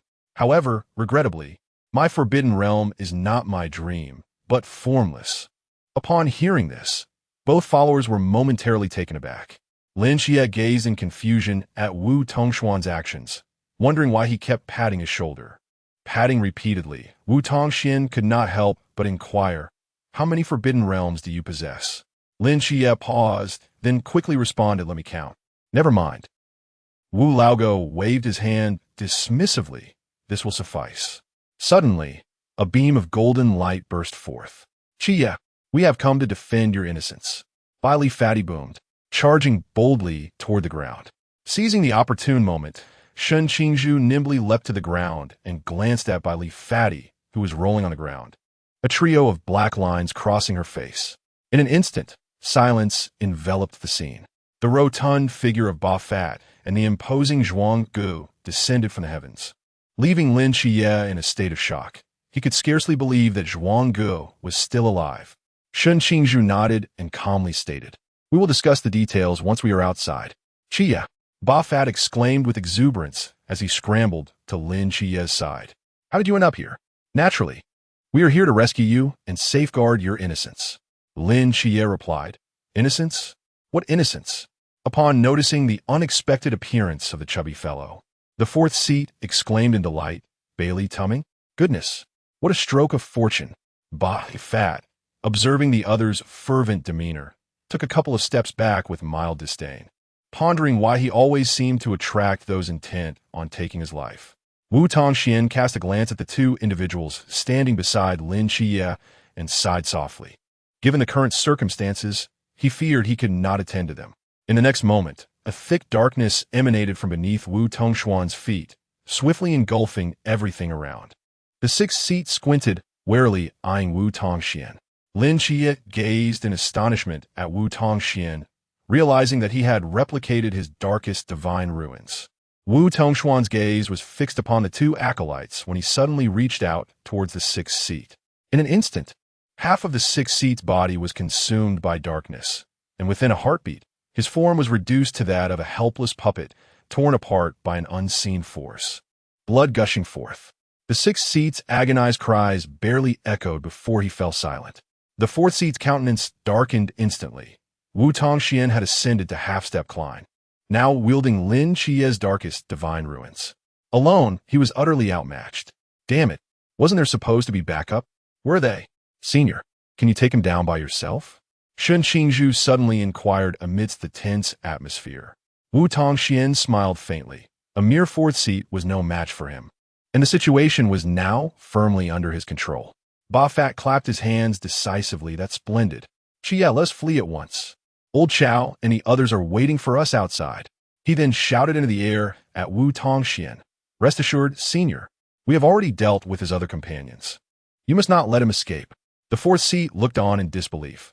How could a prominent acolyte be vanquished by these mere children from the Chuan realm? Before Lin Xia could fully comprehend the situation, he found himself being dragged away by Ba Fat, with Shen Qingwu closely following behind. The three of them, seemingly unperturbed, departed brazenly under the very nose of the fourth seat. Yet, he was far too preoccupied to concern himself with their escape, facing Wu Tongxian. He feared he would not be able to evade his fate. Chapter 75. The Nourishment of Spirit. After Wu Tongxian escorted the three individuals away, the faint smile in his eyes vanished, replaced by an intense murderous intent directed at the fourth seat. Meanwhile, the trio was hastily traversing the corridor of the sanctuary. Shun Qingwu, noticing Ba Li Pang Pang slowing down, urged, "We must hasten our escape. Au and the others are blocking the criminals at the main gate." Upon hearing Shun Qingwu's words, Lin Qia's brows furrowed with urgency. Qingwu, she has also arrived. Moments earlier, outside the sanctuary, amidst the resounding cannon fire, the Fusang Divine Ruins opened. Song Qingwu's focus was fixed on a small clearing beyond the front line of chaos. With a delicate gesture, she conjured a vortex of space before her. She turned to Chao Yuan and in Qingwu, asking, "Are you prepared?" Chao Yuan tightened his grip on his twin blades and nodded solemnly, and Qingwu offered a reassuring smile. Taking a deep breath, Song Qingwu declared, "Let us commence." The military commander froze momentarily at the sudden appearance of a youthful trio, and in an instant, several firearms were aimed at them. "Greetings, we are Night Watchers." And Qingwu spoke gently, while Song Qingwu raised the Night Watcher insignia before the commander. As the commander's wary gaze gradually softened, she released her hold on the stasis control, having feared a sudden gunshot aimed at them. "We have come to prevent their escape. We require the military to cease the bombardment and entrust the battlefield to us." And Qingwu's eyes glimmered with depth, while the involvement of firearms could provide some aid. The current physical state of their bodies may be compromised by such weaponry. Absolutely not. There are over 100 prisoners here. Should we lack sufficient firepower, relying solely on the Night Watchers' defensive squad at the front, the criminals will swiftly breach our lines, the commander firmly refuted. The abrupt emergence of these three youths, despite any proof of their Night Watcher identity, rendered their commands untenable. This was no matter to be trifled with. With a resigned glance at Qingwu, Song Qingwu raised her hand to slice open a portal of space. As she stepped into the vortex, an overwhelming and enigmatic aura descended upon the military line. The white-haired maiden appeared amidst the barrage of fire, a golden phantom of an ancient bell materializing around her, shielding her from the chaotic onslaught. The chaotic bell. As Song Qingwu spoke, the small bell that had adorned Shun Qingwu's wrist vanished in an instant. In the next moment, a colossal ancient bell hovered above the sanctuary.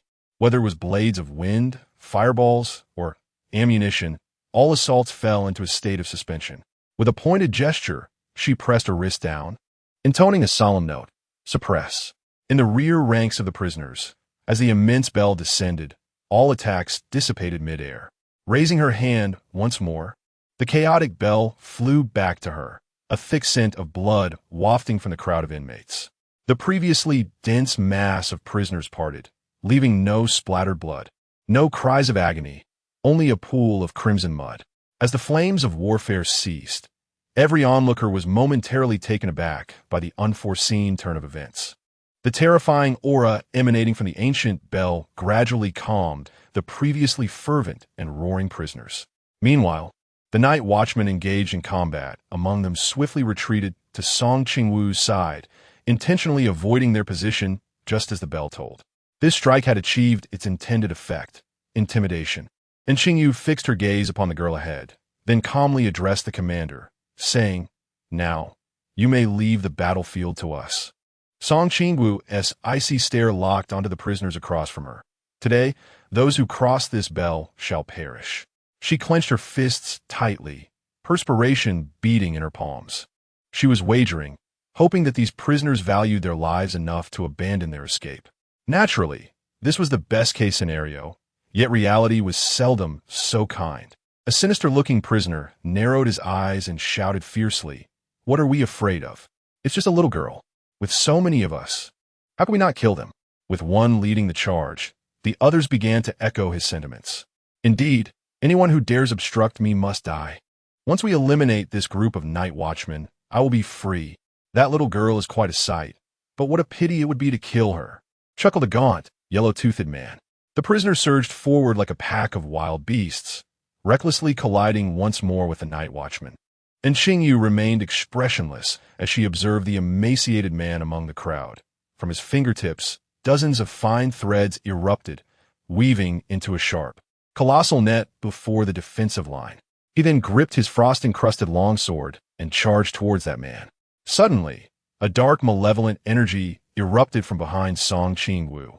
And amidst the flames, Chao Yuan's blood-red eyes glinted with a thirst for blood. Hearing this sound, Song Qingwu instinctively shifted a few steps to her right. Black King Chao Yuan, wielding a straight blade, stomped the ground fiercely and leaped directly into the throng of prisoners like a beast unleashed from its cage. Glancing over the battlefield, Song Qingwu noted there were still 70 or 80 prisoners remaining.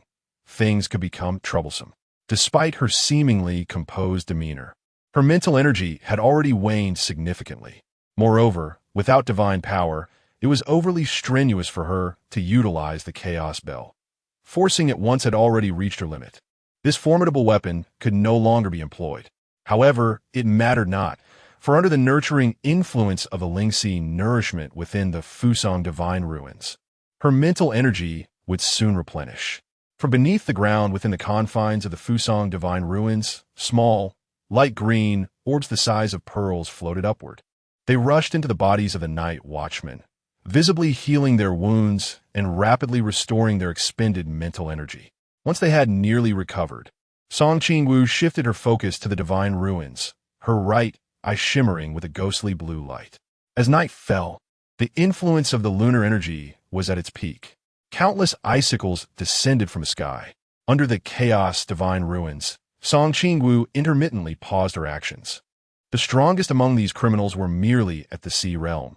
She had no need to worry about her pause failing. 3 seconds were ample time to strike the prisoners multiple times.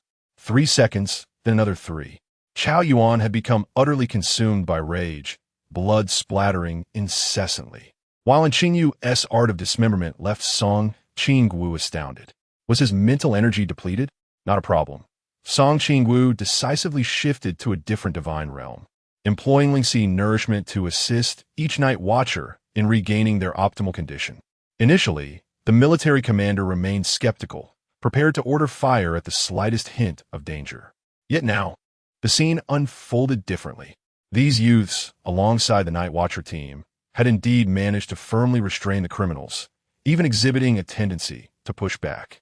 Uncertain, he chose to observe further. Chapter 76. The conclusion. As Song Qingwu restored her mental strength, she pondered when Shun Qingzhu and the others would emerge. Although the scene appeared relatively balanced, in truth, the members on their side were already fatigued, save for that rascal Chao Yuan. She hoped that Shun Qingwu and his companions would arrive swiftly to execute a flanking maneuver. Just as she contemplated this, Qiao Yuan made his entrance. Amidst the chaotic melee ahead, Lin Xia promptly gestured, summoning two arrays that materialized before him. With a firm grip, he unleashed two long-forgotten straight blades, their cold gleam flashing momentarily. Cloaked in darkness, Lin Xia moved like a specter among the throng of prisoners. Following closely behind was Shun Qingwu, who seamlessly blended into the tumult, a black soul-severing blade materializing in his grasp, striking fiercely at the foes' necks. Bailey Pang Pang, seeking a moment to catch his breath, was taken aback by the unfolding scene. Ignoring the newly arrived Lin Xia and Zhuanggu, he could distinctly hear Qiao Yuan's maniacal laughter echoing through the chaos. Blood pooled on the ground, corpses piled high, and there was Qingwu, her face smeared with crimson, smiling as she dismembered the prisoners. In that instant, it was impossible to discern who the true villains were. Bailey Pang Pang's lips twitched slightly, and he steeled himself, stepping onto the Yaoguang and brandishing his sword. Leaping into the fray, the prisoners soon took note of the three newcomers, initially expecting salvation but instead encountering a fresh nightmare. With their arrival, Song Qingwu felt a slight easing of her tension. The outcome remained uncertain. Meanwhile, some prisoners, filled with dread, realized their movements were rapidly slowing. A layer of frost forming on their skin, an insidious growth that could not be wiped away. Soon, they found themselves immobilized, watching helplessly as they were gradually encased in ice. Just as their bodies began to freeze, a blade's aura sliced through, shattering a prisoner's form into fragments. Song Qingwu nodded in satisfaction. Indeed, the support role suited her well. Naturally, as a support, she attracted the attention of some treacherous individuals. As a powerful aid could amplify their allies' combat effectiveness manifold. Unfortunately, she was a control-type support. Any attempt to approach her would result in her mental lock-on, freezing her assailant for 3 seconds, during which sharp threads would emerge, dismembering them. After several encounters, Song Qingwu had anticipated they would abandon their attempts on her life. The ethereal image of the Chaos Bell reappeared, and as she surveyed her surroundings, she finally pinpointed a gnome lurking in a shadowy corner. So a sneak attack, was it? Had it not been for her Chaos Bell's protection, she might have fallen prey. With a flick of her wrist, she stepped into the vortex of space. The gnome, anxious and scanning his surroundings, felt a presence lock onto him the moment the silver-haired girl vanished. The next instant, Song Qingwu appeared silently behind him like a ghost, striking the top of his head with her palm. Who cannot execute a sneak attack? The energy of the Taiyi surged into the gnome's body through the top of his head, and in an instant, he felt as if he had plunged into an icy abyss, his boiling blood within freezing instantly, blossoming into frost flowers from the inside out. As the battle gradually neared its conclusion, the number of standing prisoners dwindled, while the corpses on the ground accumulated in ever-growing heaps, accompanied by scattered, severed limbs. A sinister laughter, reminiscent of a demon, echoed from behind. In the aftermath of the chaos, only a handful of terrified prisoners remained, desperately crawling towards Lin Xia, their cries pleading for mercy. "Please, Big Brother Lin, spare us. We have learned our lesson," they begged. "Indeed, we promise to return to our cells immediately. We shall never venture out again." Song Qingwu cast a glance at the frenzied Qiao Yuan, who had been wreaking havoc behind the prisoners, and exchanged a knowing look with Lin Xia across the distance. Fatty. Upon hearing Lin Xia's call, Bali Fatty understood immediately and tossed the sealing scroll to Lin Xia. With one hand grasping the tape, Lin Xia swiftly darted towards Qiao Yuan. 3 seconds, sufficient time for Lin Xia to bind Qiao Yuan. As Qiao Yuan, entangled in tape, regained his senses, he smoothly peeled away the bindings and offered Lin Xia a slightly apologetic smile. Song Qingwu exhaled in relief, about to speak when her gaze was suddenly drawn to a rift in the sky above the retreat. A man staggered out, his black tailcoat covered in dust. A pitiful sight indeed. Murmurs. Song Qingwu glanced back at Shun Qingwu, who was most familiar with the murmurs among them, perhaps truly infuriated. The murmurer looked down upon the retreat below and muttered in a low, menacing tone, You have forced my hand. His hand slowly rose, a glimmer of light emanating from his palm as reality intertwined with nightmare, causing the surrounding space to ripple. With a gentle, downward motion of his hand, dozens of meteors materialized from thin air, hurtling towards the retreat. The murmurer cackled, "Let destruction reign." Patrick Star. But as the words left his lips, his expression shifted, his body beginning to tremble uncontrollably. He slapped his own mouth, struggling to suppress himself. Song Qingwu's lips twitched. How could his followers not laugh in the face of this? As the meteors approached, she waved her hand skyward, conjuring a massive spatial vortex above the retreat, leading to the ocean beyond the island. If these meteors struck, the entire retreat would surely be reduced to ruins. Simultaneously, Wu Tongxian launched himself towards the high skies above the retreat, enveloped in darkness from the god of darkness. The falling meteors became tainted with ink, and with a powerful tug of his hands, several meteors were torn apart. The remaining fragments plunged into the sea through the spatial gate. Most of the meteors were intercepted by Wu Tongxian, yet his mental energy was nearly depleted, causing him to stagger in midair before he was pulled into a whirlpool of space. In an instant, Wu Tongxian found himself on the ground, where a silver-haired maiden greeted him with a radiant smile. "Hello, senior." Wu Tongxian was taken aback. He recognized this girl from Lin Qia's dreams. "Hello." Lin Qia approached, extending a hand to help him up. As Wu Tongxian surveyed the scene, his pupils constricted in shock. The ground was strewn with corpses and blood, alongside a group of prisoners huddled in the corner, trembling in fear. Coupled with the bloodstains on Lin Qia and his companions, one could not help but ponder, could these prisoners truly be the victims of their hands? Song Qingwu silently observed the man before him, whose appearance could only be described as disheveled, the vice-captain of the spirit medium team, Wu Tongxian. For the sake of the future of the spirit medium team, he had remained in this psychiatric facility for nearly 8 or 9 years. Chapter 77. The medium in the heavens, 7 colossal silver pillars pierced through the clouds, plunging directly into the ground of the fasting site. Lightning surged along the shafts, and atop each silver column stood 7 figures cloaked in black. The oppressive aura of impending doom instantly snapped Song Qingwu's thoughts back to reality. They seemed to be in search of something. She raised her gaze and recognized that only the medium team of the Great Xia's special unit traveled upon the Thunder Pillars. Song Qingwu quickly pulled Lin Xia, who stood dazed beside Wu Tongxian, retreating to a corner with Li Pang Pang and the others. Given the current atmosphere, it appeared that a member of the medium team, its captain, was about to descend to reminisce with Wu Tongxian. Song Qingwu felt it wise to maintain a distance, for it was rare for the members of the medium to reunite. Moreover, if her memory served her correctly, the next time Wu Tongxian would meet the medium would be when he formally assumed the role of captain.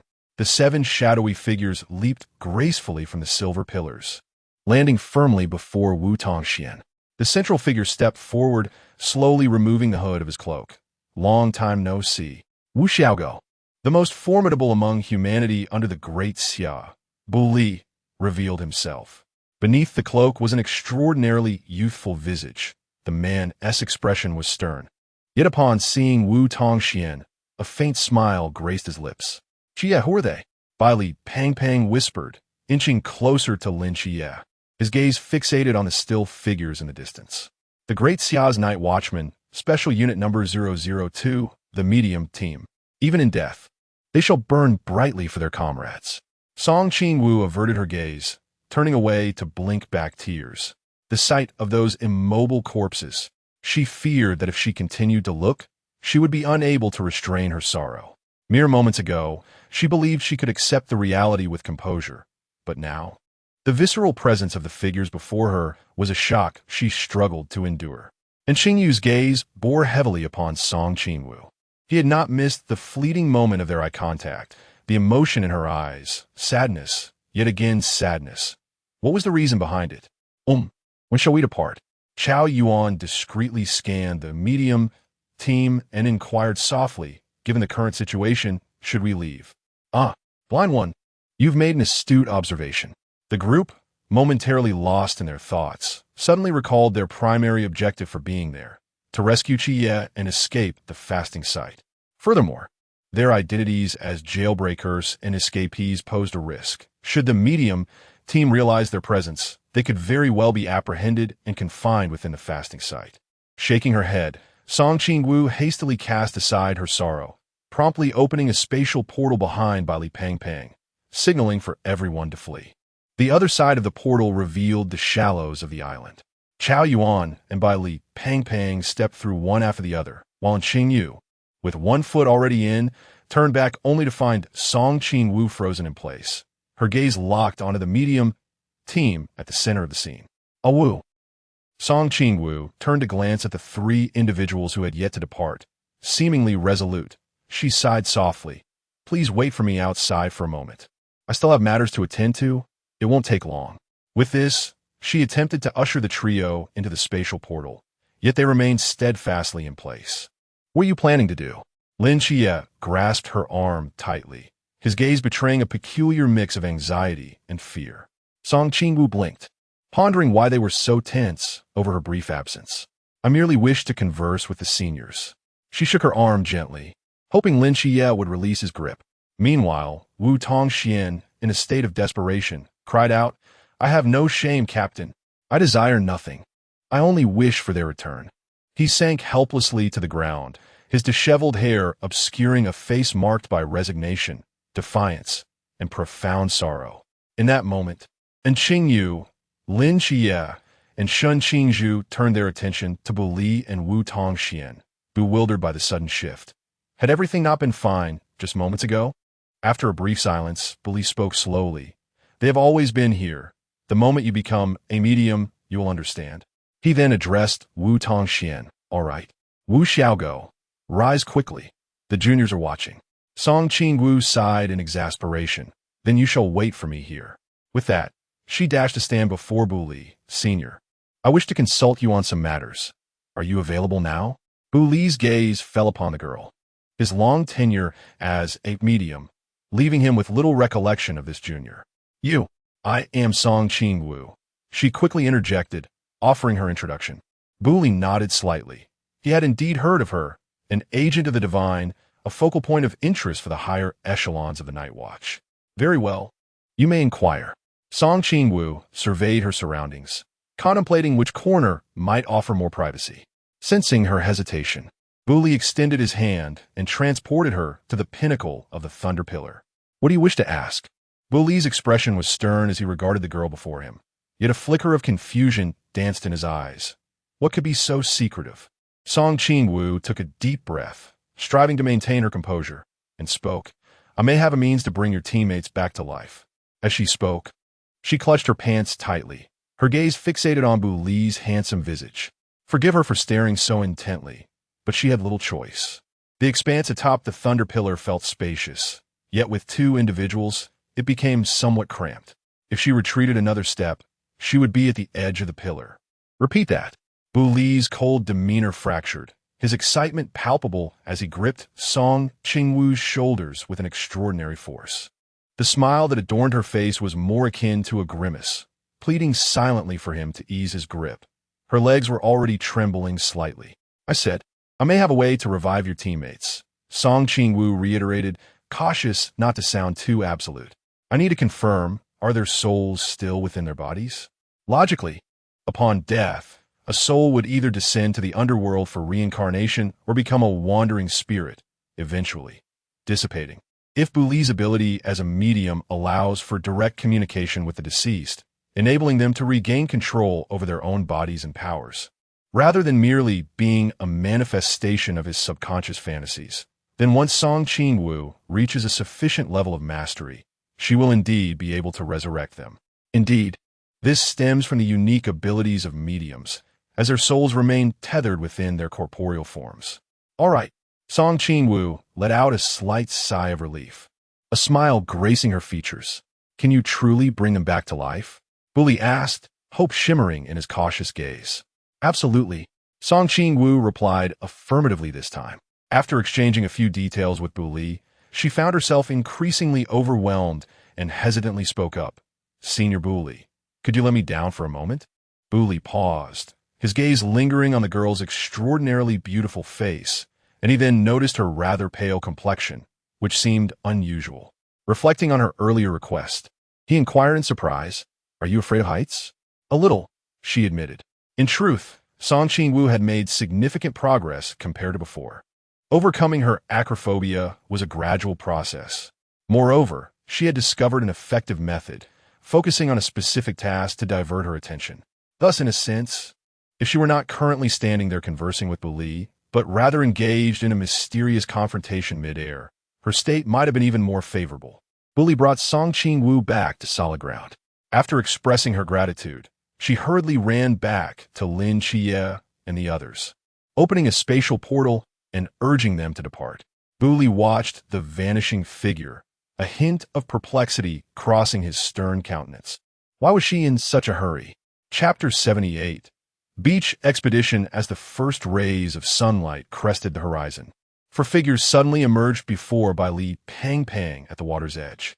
"Qingwu, at long last you have arrived," Bai Li Pang exclaimed joyfully. "We must depart swiftly, otherwise we shall find ourselves unable to leave." Qingwu gazed at Bai Li Pang with hopeful anticipation. Bai Li Pang scratched his head, a silly grin adorning his face as he replied, "Qingwu, why do you look at me so? Quickly produce the kayak. We shall leave as we came." Qingwu felt a twinge of anxiety. She had already delayed for quite some time. If they waited for the military and the night watcher's escort to respond, their escape would become impossible. For a moment, Bai Li Pang and Qingwu exchanged silent glances. Shen Qingzhu smirked and teased. "You haven't forgotten the kayak out at sea, have you?" The silence served as an answer, prompting Qingwu to sigh softly. She turned her gaze to Qingwu, recalling that she could summon a vessel from ice. Under Qingwu's eager watch, Qingwu successfully conjured a remarkably crafted ice boat. The group boarded the vessel, and through the portal's magic, they distanced themselves from the island and reached a safe zone in mere minutes. After a while, Qingwu suddenly awoke to reality. "Wait, why are we fleeing? At this rate, Commander Yi will likely arrive shortly with documents to seek out Lin Xi." Following this incident, the 005 preparation squad was officially established. As Qingwu surveyed her companions, an undeniable truth dawned upon her. Among the 6 of them, she was the sole member not destined to join the future Nightfall team. Thus, she realized that she should be the one to escape. As a former member of the masked squad, harboring memories while remaining silent and participating in a jailbreak, if Commander Yi were to confront her, she could only imagine the reprimand awaiting her. "So, where do you all intend to go now?" Qingwu inquired timidly. "Going with the flow isn't a bad idea," and Qingwu mused, gazing out over the boundless sea. "Qingwu, where do you wish to go?" Lin Yi turned to her. "Me? Perhaps we should first reach the shore. Drifting aimlessly at sea is not a viable plan." "Agreed." Everyone nodded in consensus, especially since Qingwu's spatial portal was quite convenient. Estimating their approximate direction, Qingwu traversed several spatial portals. The surface of the sea shimmered with pale green lights, which flowed into the bodies of those aboard, rejuvenating their energies. It was no wonder that the Fusang Divine Ruins proved effective. The act of spatial travel consumed spiritual energy while simultaneously nurturing it. Just as the group began to reminisce, a clear coastline materialized before their eyes. On the beach, the ice boat ran aground. At this hour, the shore was nearly deserted, alleviating concerns that Lin Xi and the others might frighten ordinary passersby. With a flourish of her right hand, a thick stack of clothes appeared in Qingwu's grasp. Thankfully, she had prepared garments for them prior to the jailbreak. "Qi, little you, a Zhu Pang. Chow Yuan," she called out, distributing the clothing to each of them. She had purchased the garments in larger sizes, ensuring that none would encounter issues with fitting. Bai Li Pang took the clothes and curiously inquired, "Qingwu, do you also possess spatial restrictions on your person?"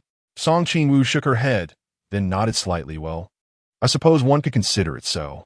The Chaos Bell can indeed create a unique space, and I thought it would be quite suitable for storage." Bai Li Pang nodded, gazing enviously at the small bell in Qingwu's hand. "This little artifact is remarkably versatile. both offensive and defensive, and it can store items. The key is that it recognizes its master. Haha. Song Qingwu chuckled awkwardly and urged the group to find a secluded spot to change their clothes. As they departed, she turned away, letting out a silent sigh. She gently caressed the chaos bell, realizing that, given her current situation, she had inadvertently burdened it. If Donghuang Taiyi were to discover that she was employing the chaos bell as a storage ring, one could only wonder if he would regret allowing it to accompany her. With a casual flick of her wrist, a mobile phone suddenly appeared in her hand. As she activated the screen, a call request promptly emerged. Her gaze sharpened, and the corners of her mouth twitched slightly. Indeed, the more one fears something, the more it manifests. The screen displayed 3 prominent characters. Commander Yi. Resigned. Song Qingwu answered the call. Hello, Commander Yi, good morning. She endeavored to infuse her tone with a cheerful lilt. On the other end, Yi Fan surveyed the disarray of the fasting hall, his grip on the documents tightening. Stop beating around the bush. Where have you slipped off to now? Song Qingwu glanced around and without thinking blurted out, I don't know. This place ISNT marked. All right, I'll send you my location now, and we'll wait for you here. Understood. Yi Fan concluded the call with efficiency, glancing at the latest message on his phone, his fingers zooming in on the screen. He noted the prominent characters non-tone, and his pupils contracted in shock. Were these individuals taking a flight? Song Qingwu stared up at the sky, exhaling a long sigh. What a perplexing situation. In a mere span of seconds, the 4 of them had changed into their garments and emerged. Song Qingwu looked curiously behind them. Where's Pang Pang? Slow to respond. Oh, Lin Xia began to approach, a hint of confusion in his eyes. Qingwu, why were you signed just now? Observing the varying expressions on their faces, Song Qingwu felt a playful urge well up within her. She pressed her lips together and spoke with a serious tone. This matter, the group leaned in attentively, awaiting her continuation. Is that? I'm hungry. The group collectively released a sigh of relief. Lin Xia, gazing at the mischievous smile on the girl before him, chuckled helplessly. What do you wish to eat? Song Qingwu pointed towards the vast ocean ahead. Of course, we shall gather our own provisions. What would it be like to have 5 distinguished individuals scouring the shore for her? 10 minutes later, Song Qingwu surveyed the meager assortment of seafood in their hands and generously encouraged, You've all done splendidly. Let us keep up the good work next time. Chapter 79. The space in an instant. With a thought, the Fusang, divine realm unfolded, filling this expanse of sea with a sacred and vibrant aura. Within just 2 minutes, an array of seafood emerged in perplexing manners, crawling, rolling, or even being carried ashore by the tide, with some hitching rides on other marine creatures. Crabs, clams, and oysters lay scattered just 2 meters from her, while sea cucumbers and sea urchins latched onto small octopuses, all surging towards Song Qingwu in a wave. Bailey Pang Pang, his mouth agape, pointed at several cod leaping on the beach, exclaiming in astonishment, Qingwu, your abilities are truly exceptional. How is it possible that there are deep-sea delicacies? Song Qingwu blinked in surprise. She had approached this with a sense of trial, never expecting her powers to manifest so effectively. Shen Qingzhu cast a profound glance at the girl beside him, recognizing that this scene mirrored a miniature version of the divine homage at Tianjing Lake. Secretly lamenting her past transgressions, Song Qingwu then beckoned everyone to select freely from the bounty. Among those present, aside from Shen Qingzhu, the others appeared somewhat lacking in basic culinary knowledge, or perhaps they simply did not prioritize their diet. Heaven knows her alarm when she saw Bailey Pang Pang grasping a fish and rubbing it against the firewall. In a flurry, she paused time and rushed to snatch the fish from his hands.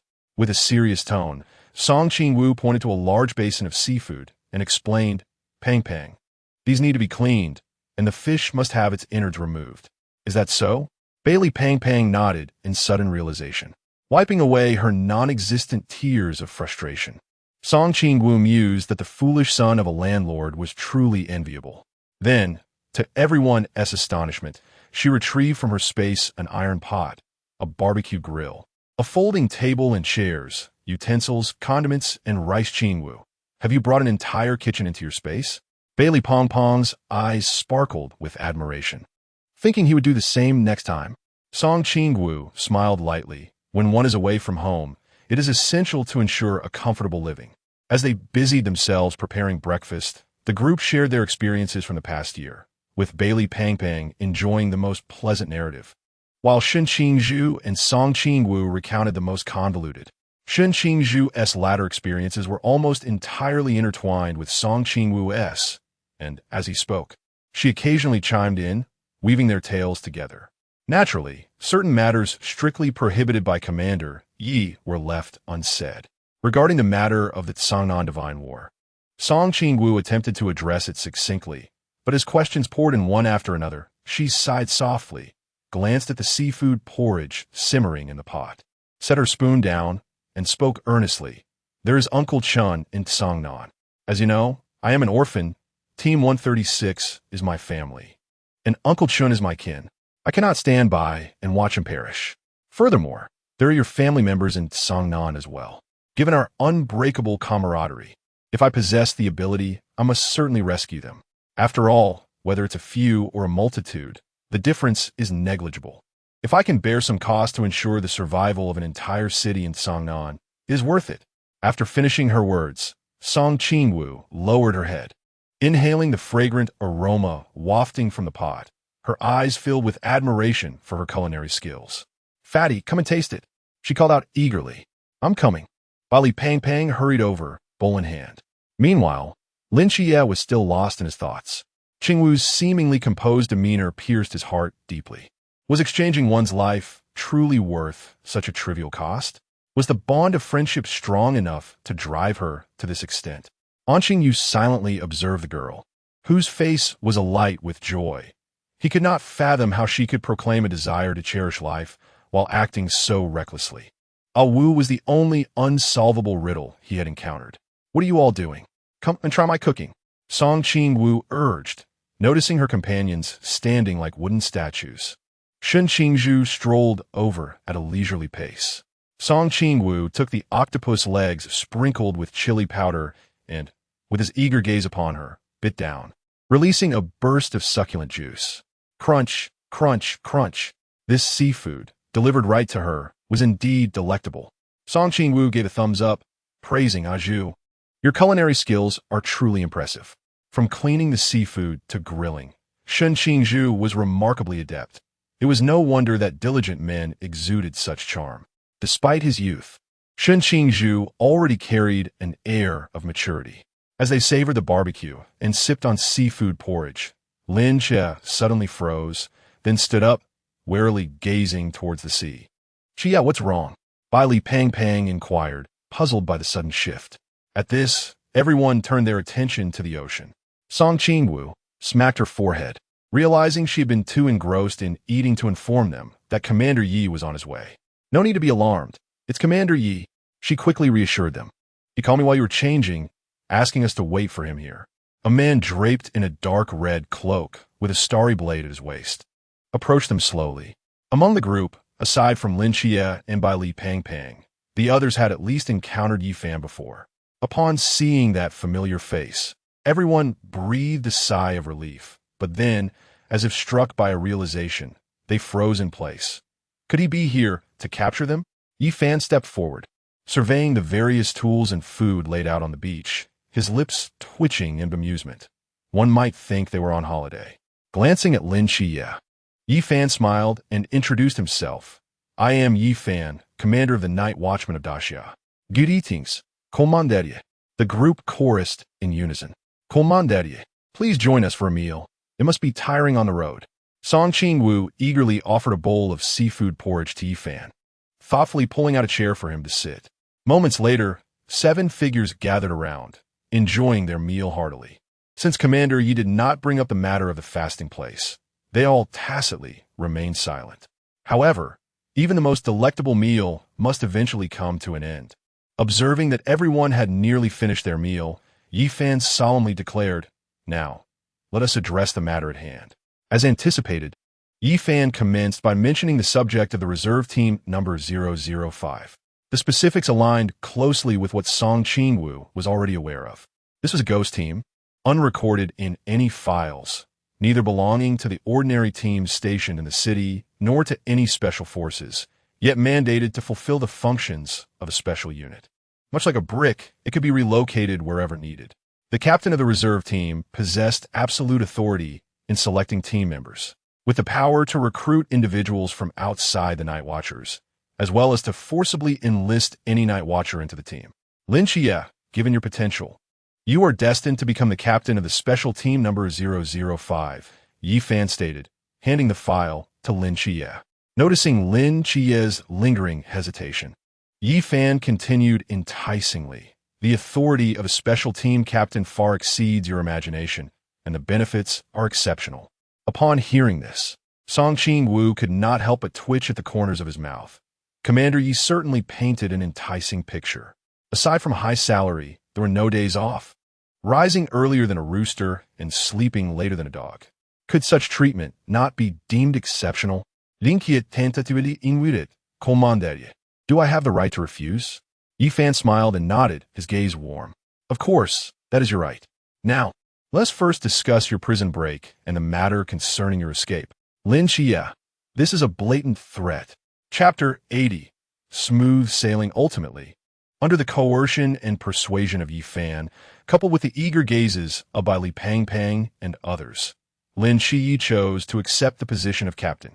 Yi Fan revealed a satisfied smile, then turned his attention to Qingwu, who had been quietly sulking in the corner like a frightened quail. Qingwu bore an expression of utter despondency. It was finally her turn, wasn't it? I was wrong. Commander Yi, I have deeply reflected upon my actions.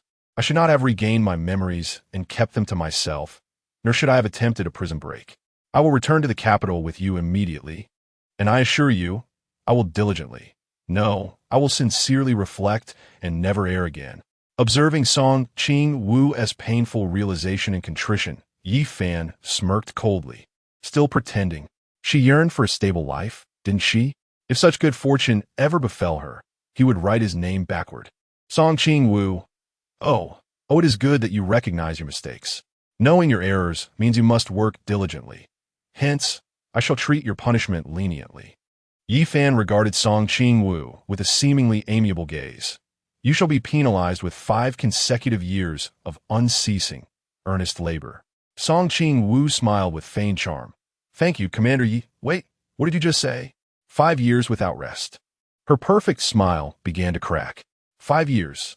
Without respite. She might as well be confined to a reformatory. Here, take this, Yi Fan said, handing a document to Qingwu, his tone earnest. This is a special directive I painstakingly secured for you. Please do not disappoint my expectations. Qingwu, with a forced smile, accepted the document, her fingers stiffly flipping through the pages. Such a favorable opportunity must certainly be read aloud and shared with everyone. Yi Fan patted her shoulder, his eyes sparkling with mirth. Taking a deep breath, Qingwu thought, how had she not realized before how cruel Commander Yi was? Was there any difference between him and those unscrupulous bosses who exploit their workers? Gritting her teeth, she began to read, to all relevant special teams, according to the decisions made by the higher-ups of the Night Watchers, following discussions. The following notifications regarding the role adjustment and task assignments for Night Watcher Qingwu are as follows. 1. Role adjustment from the issuance of this document onward. Night Watcher Qingwu shall retain her membership in the 004 Special Team, while also being newly assigned as an extraneous member of the 002 and 003 Special Teams. Furthermore, as a preparatory member for the future 005 Special Team, her qualification shall remain valid. 2. Task responsibilities. Night Watcher Qingwu must fully cooperate with the 002, 003, 004, and 005 special teams, pending establishment, in executing various tasks.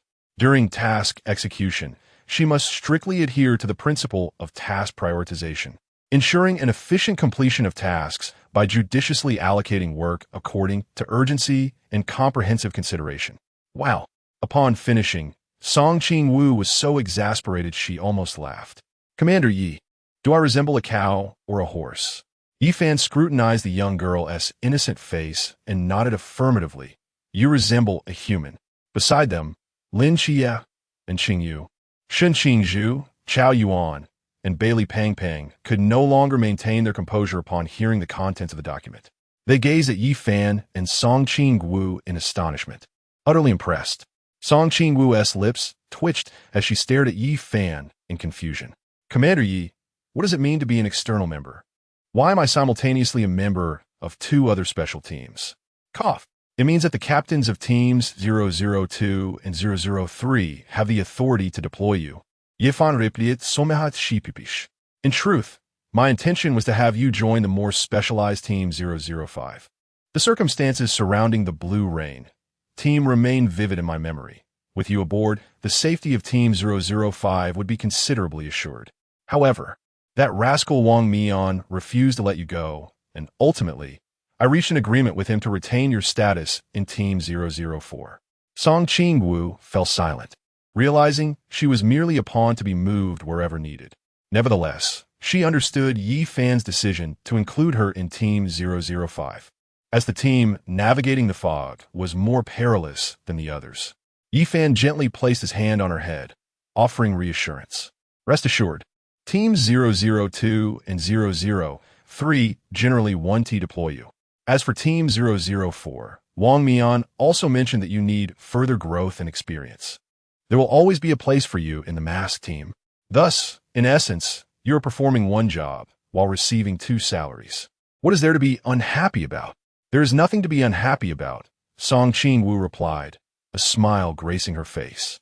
She vowed not to disappoint Wang Mian's expectations and to diligently train, hoping to help Captain Mian maintain his youthful vigor. However, how did you manage to convince the captains of the Medium and Phoenix teams to agree to my status as an external member? You know how much Xia Siming desires for you and Lin Xia to join the Phoenix team. As for Bu Li, I happened to encounter him at the fasting venue and mentioned this matter. He readily agreed. Yi Fan recalled Bu Li's typically stern demeanor, which softened remarkably when he mentioned Song Qingwu's name. And as for you all, leaving your posts is not to be repeated. The individuals under Yi Fan's scrutinizing gaze fell silent, nodding obediently. Afterward, Yi Fan handed Lin Xia a mobile phone encased in a sealed bag. In a while, you all should tidy up and rest. The first mission has been sent to the phone. Remember to head out promptly. Lin Xia accepted the phone and voiced his concern. Since we cannot interact with the local sentinels, how will you ascertain that we have completed the mission? That is simple. You just need to leave your team's unique marker nearby, Yi Fan replied. Rising to his feet, he bid farewell to everyone. If there's nothing else, I shall take my leave, wishing you all smooth sailing. Chapter 81.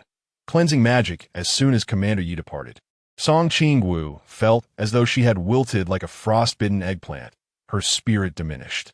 She had initially thought that, as a member of the mask team, she would not be joining Nightfall.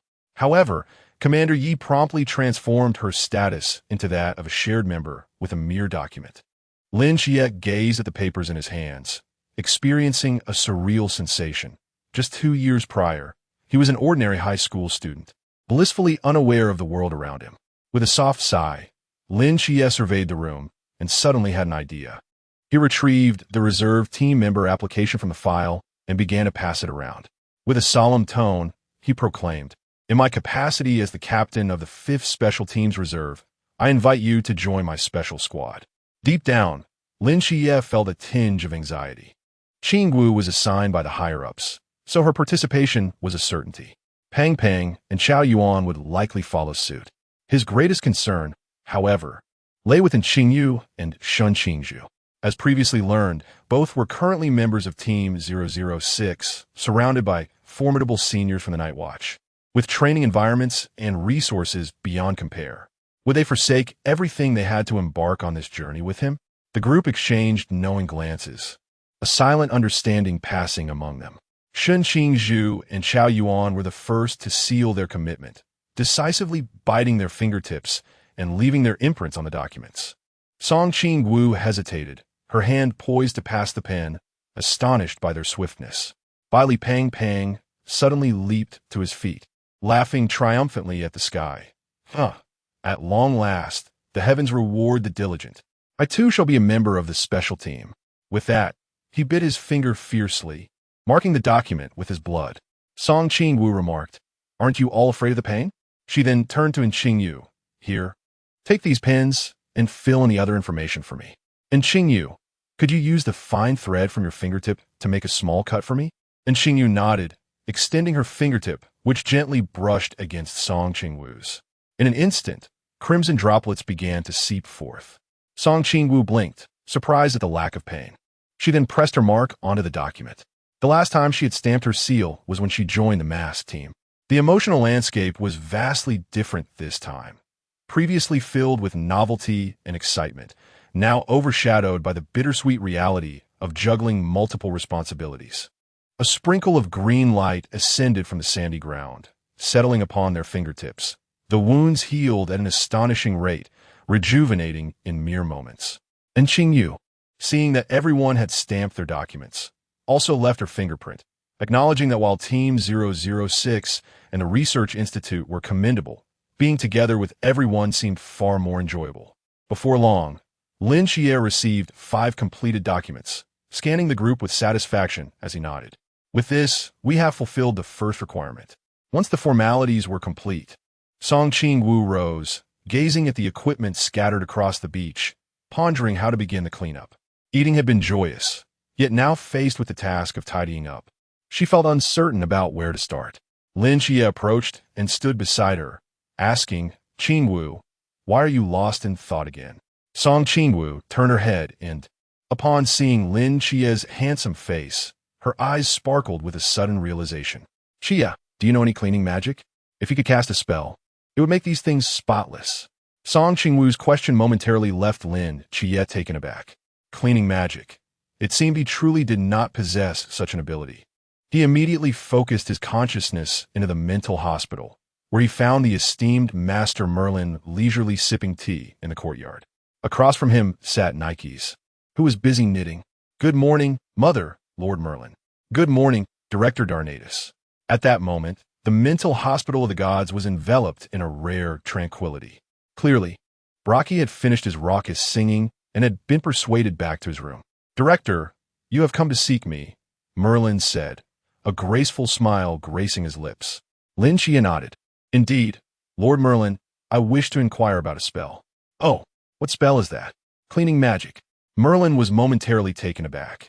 He had not anticipated that Lin Xia would hastily enter the mental hospital of the gods seeking to learn cleaning magic.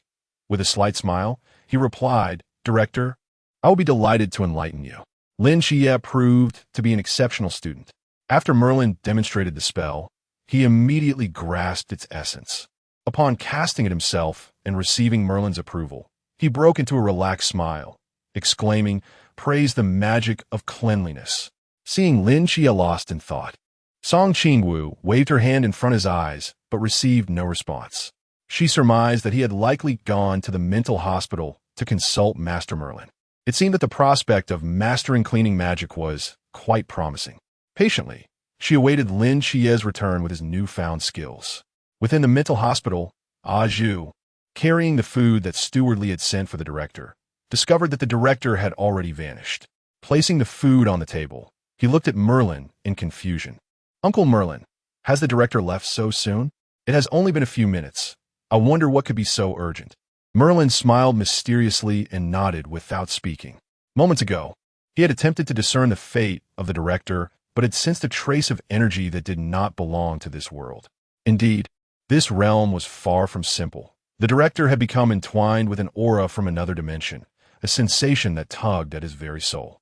On the beach, Lin Xia's consciousness returned, and he found Qingwu gazing at him with eager anticipation, her clear eyes fixed intently upon him. "So how is it? Xia, can you perform cleaning magic?"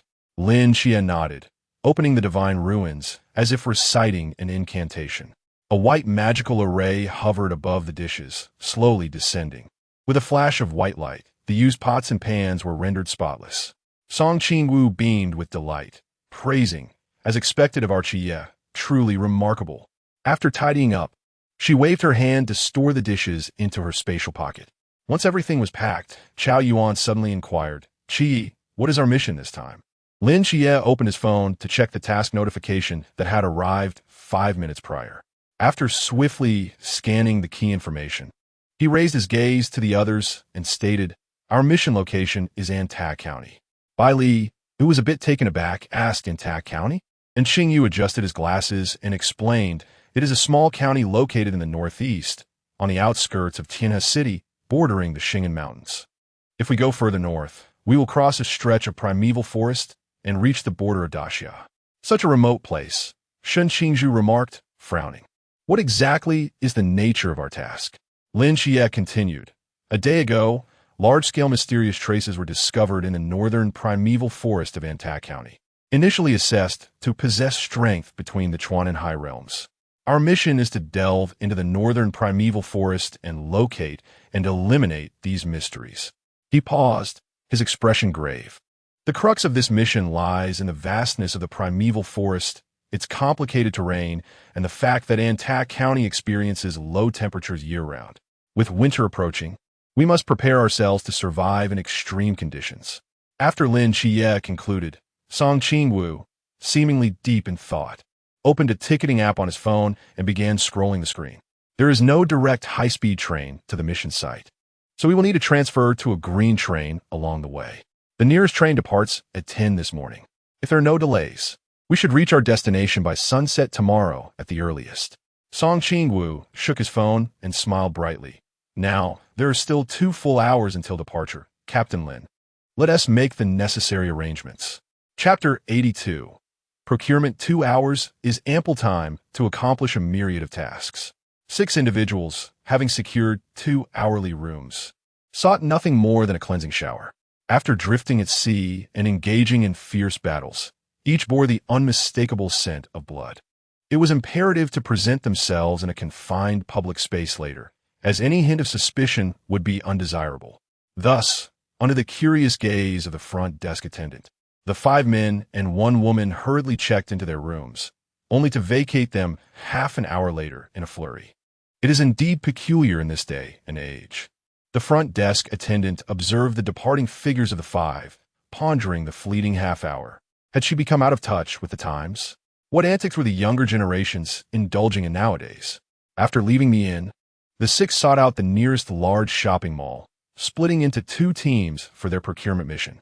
Bai Li, Lin Xie, and Qingyu formed one group to acquire tools, while Song Qingwu, Shen Qingzhu, and Qiao Yuan comprised the other, tasked with purchasing warm clothing. With focused intent, they entered a comprehensive store, renowned for its exceptional cold-resistant apparel, a brand that had garnered Qingyu's commendation 2 years prior. "Excuse me, could you please retrieve those 2 garments for me?" Song Qingwu requested, pointing to a pair of cold-resistant jackets hanging together. Holding the 2 jackets, she approached Qiao Yuan and Shen Qingzhu. "Try these on." "Thank you, Qingwu." Qiao Yuan replied with a faint smile as he accepted the garments and proceeded to try them on in front of the mirror. "I want to try them on." "I'll just buy them," Shen Qingzhu interjected. "How prideful." Song Qingwu mused silently for a moment. "Let me assist you. One must always try on clothing before purchase. I know the sizes for Xie and the others, but yours and Qiao Yuan's remain a mystery to me. It's essential to ensure comfort when venturing outdoors." Without further ado, Song Qingwu raised Shen Qingzhu's arm and slipped one sleeve on him. "I can manage myself." It seemed her words struck a chord, as Shen Qingzhu took the clothes and donned them swiftly.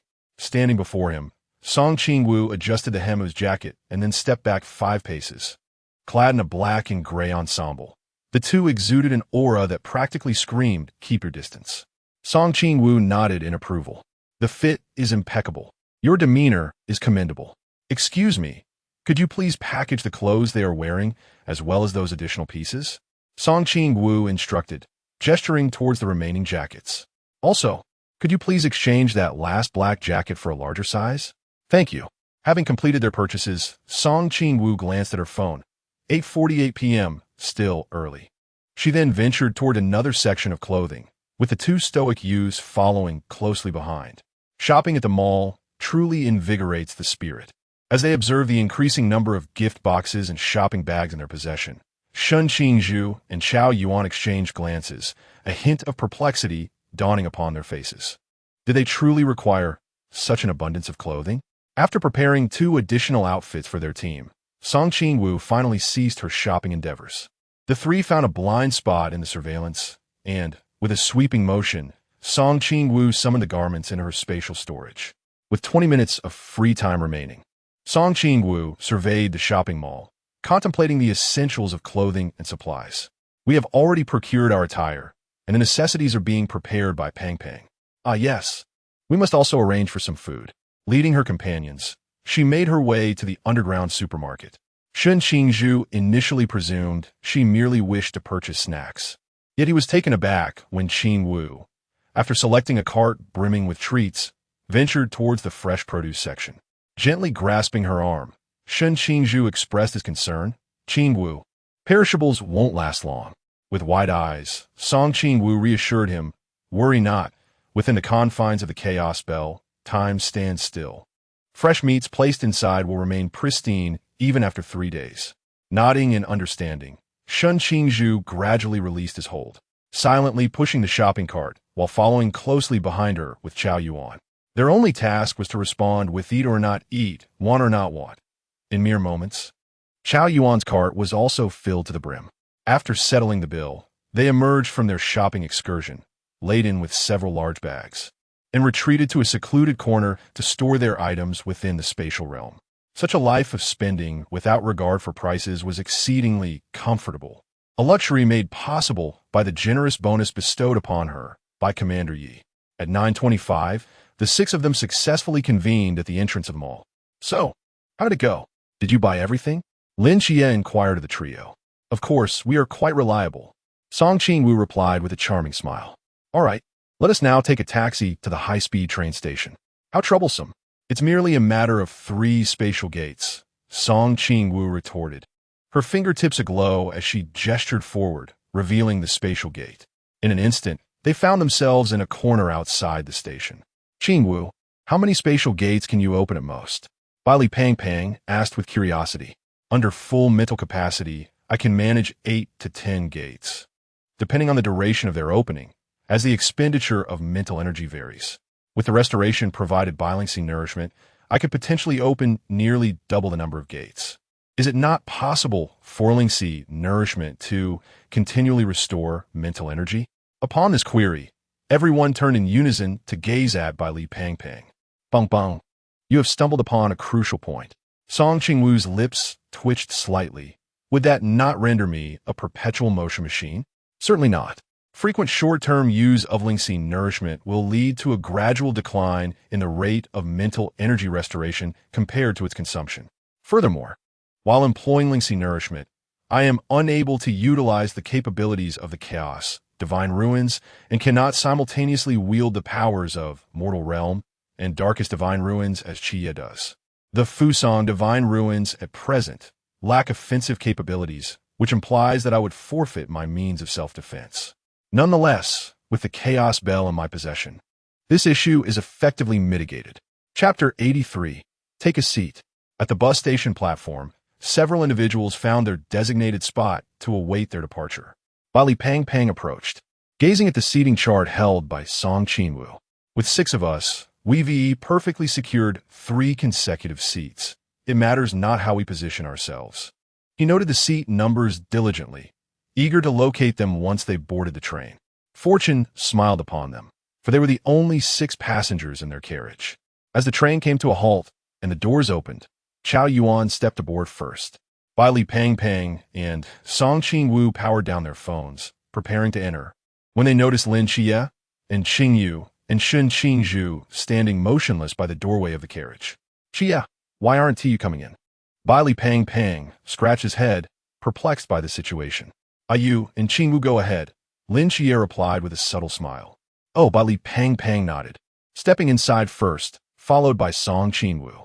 As she passed by the trio, she cast a puzzled glance, wondering what peculiar behavior they were displaying. Was it a gentlemanly gesture? Once inside the carriage, the trio turned to follow, but the entrance only allowed passage for one at a time. Qia, Qingyu, perhaps you should retract your feet, Shun Qingzhu remarked, her lips twitching in amusement. Bro, I can hardly retract my feet from this position. Why don't you? And Xia stepped back. And Qingyu responded with a feigned innocence. Lin Xia glanced down at the floor, noting, I've already placed half a foot inside. Allow me to enter." Not hearing any footsteps behind her, Qingwu turned to see the three still at the threshold, their feet tangled in a comedic display.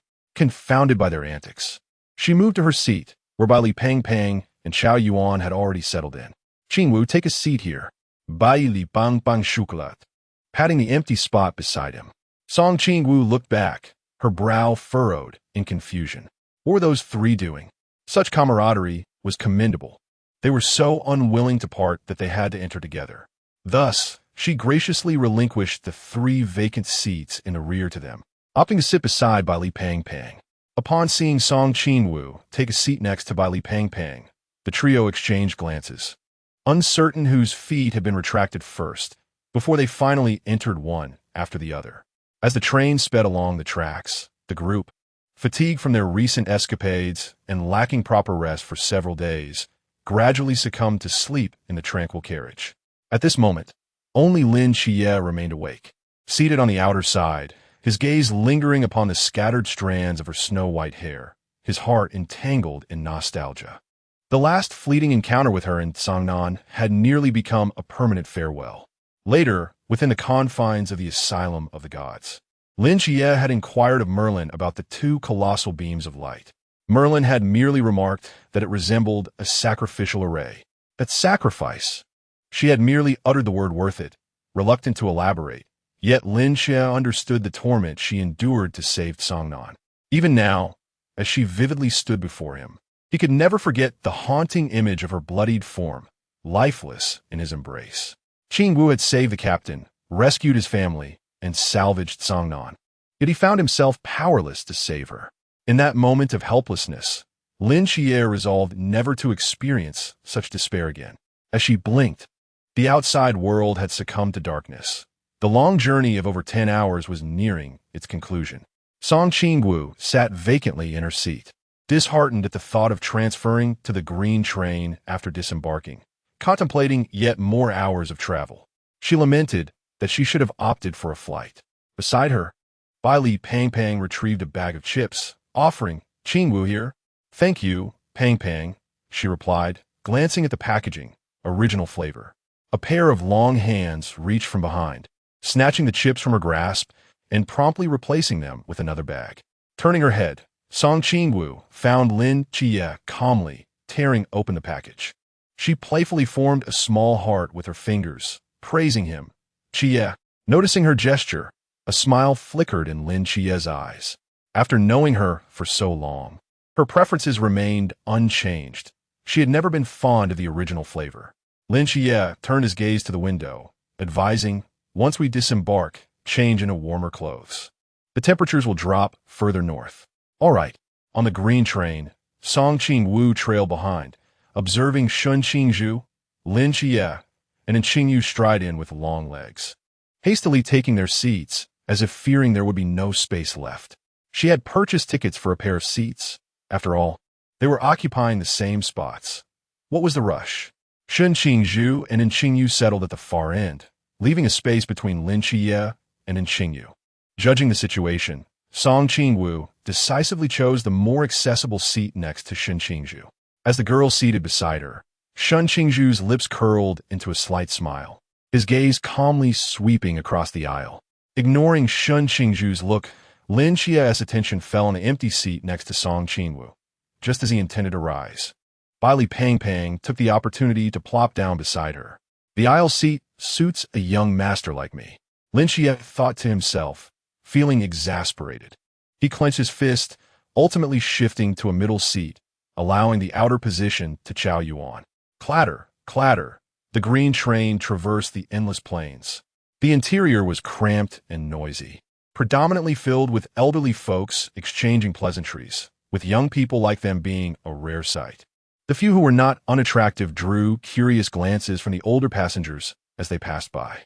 "Grandpa, that beautiful sister has white hair." A little girl with long pigtails and wide, curious eyes gazed at Qingwu. Across the aisle, an elderly man cast an odd look at the group, lifting his granddaughter and solemnly instructing, "Ting, we must study hard to become contributors to society. We must never emulate those who lead a dissolute life, nor adopt their style. Lin Xia and the others exchanged glances, bemused. The little girl's voice was soft, but the old man's words were loud enough for all to hear. Song Qingwu lowered her gaze, twirling a strand of her long hair. To the older generation, her white locks indeed marked her as a wayward girl. Lin Xia and Qingwu's gazes fell upon the strands of hair in her hand, the old man's words reminding them of a time before the Southern Divine War, when her hair was not of this hue. Upon hearing this, Bali Pang cast a sidelong glance at the old man and exclaimed loudly, "Humph! Our Qingwu is beautiful and kind-hearted. Any hair color suits her. Next time we visit Guangzhou and Shenzhen, I shall treat you to the finest stylist, who will dye each strand to perfection." Song Qingwu's lips curled into a smile as she tugged at Bali Pang's sleeve. "All right, Pang." Shen Qingzhu gazed at Song Qingwu's profile and gently remarked, "You are stunning. The white hair complements you beautifully. Indeed, I am aware. Others may wish to dye their hair, but they could never replicate my uniqueness." Song Qingwu replied with a playful blink and a carefree smile. In truth, the old man's comment held little weight.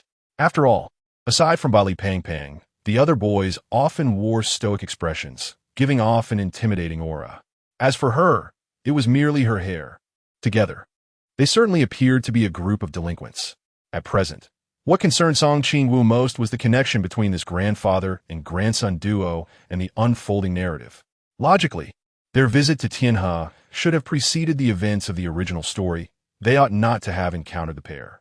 It seems that in this world, certain occurrences are simply inescapable.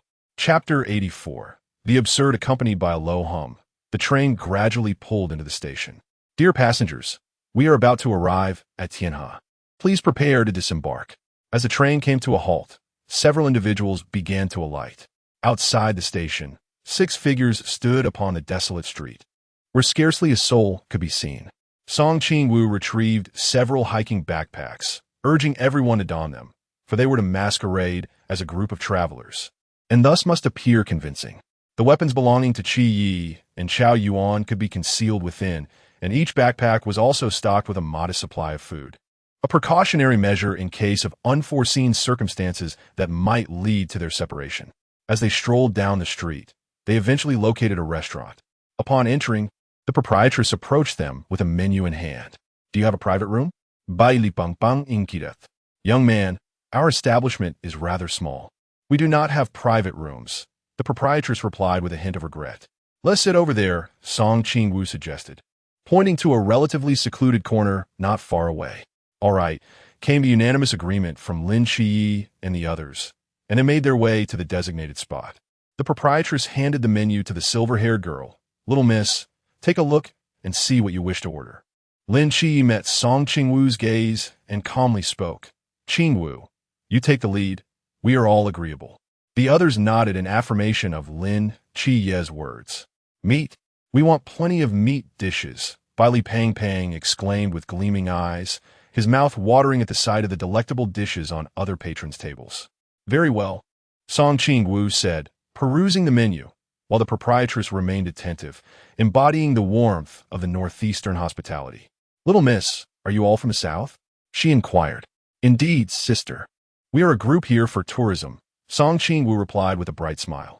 The proprietress beamed back, though this place may be somewhat sparsely populated. "The scenery is genuinely splendid."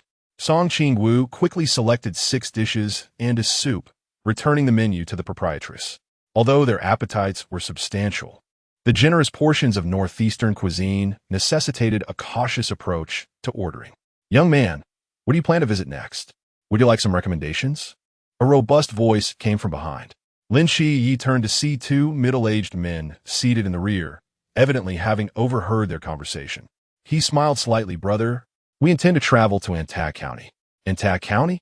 The place is quite remote. If you wish to go, you can only hitch a ride." One of the men suddenly exclaimed, "Ah, I remember old Lu is heading there today. Let me ask him if he can take these young ones along." The eyes of the group brightened. They had been contemplating searching for transportation to Antak County, and serendipitously, they had stumbled upon this opportunity. "Brother, could you kindly inquire about the fare for us? We can negotiate," they requested earnestly. The man waved his hand generously. "Oh, it's a trivial matter. He then picked up his phone and dialed a number. After a brief exchange, the elder brother hung up the phone and addressed the group. The matter is settled. You may enjoy your meal first. When you come here, you must savor our specialties. After you have dined well, in an hour, old Liu will come pick you up. Thank you, elder brother. Before long, the proprietress began to serve the dishes one by one. Upon hearing that they intended to head to Antak County, her expression shifted slightly, and she began to earnestly caution Lin Xia and the others. When you go to Antak County, do not venture into the deep mountains. Her warning piqued the curiosity of Lin Xia and his companions.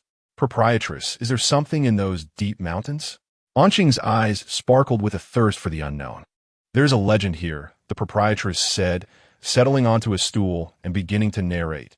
Deep within the primordial forest lies a timber yard. Her initial phrases successfully captivated the diners, who had been engrossed in their meals. It is said that adjacent to this timber yard is a foreboding, ghostly forest. One day, a lumberjack working in the timber yard ventured into the ghostly forest, intending to fell some trees. After he had just cut down the first tree, he caught a glimpse of a shadowy figure deep within the forest. At first, he thought it was merely a wild beast. However, as he approached, he realized that the figure was human-shaped, diminutive in stature, and clad in bright red garments. Most unsettling was the figure's face, its features indistinct, and its complexion as pale as that of corpse. Later, a group of young explorers came to investigate. They wandered through the ghostly forest, but found nothing of note. It was only upon their exit that they discovered one member of their party was missing, their guide. Subsequently, they encountered the lumberjack who had seen the figure. They showed him a photograph of the missing guide, and then everyone ceased their meal, enraptured by the unfolding tale. The lumberjack's expression changed dramatically upon seeing the photograph, for the missing guide bore an uncanny resemblance to the figure he had encountered in the woods. A sound echoed, a pair of chopsticks clattering onto a bowl. The group turned to see Bailey Pang Pang shiver slightly. Why does it feel so chilling?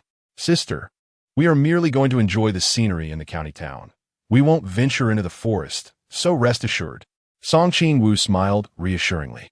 That's right. We'll stick to safe areas, the proprietress said, her face beaming with relief. Lin Xia and the others exchanged glances and returned to their meals. They understood all too well that nothing arises without cause, and their purpose for this journey was indeed to address the mysterious. Perhaps this matter was intertwined with the mystery as well, and they could investigate the ghostly forest. With 6 dishes and a soup, they were perfectly satisfied. When Bailey Pang Pang and Lin Xia went to settle the bill, they also paid for the elder brother's table. Upon stepping outside, they found Master Liu had just parked his vehicle at the entrance. After greeting him, they stowed their backpacks and boarded the car.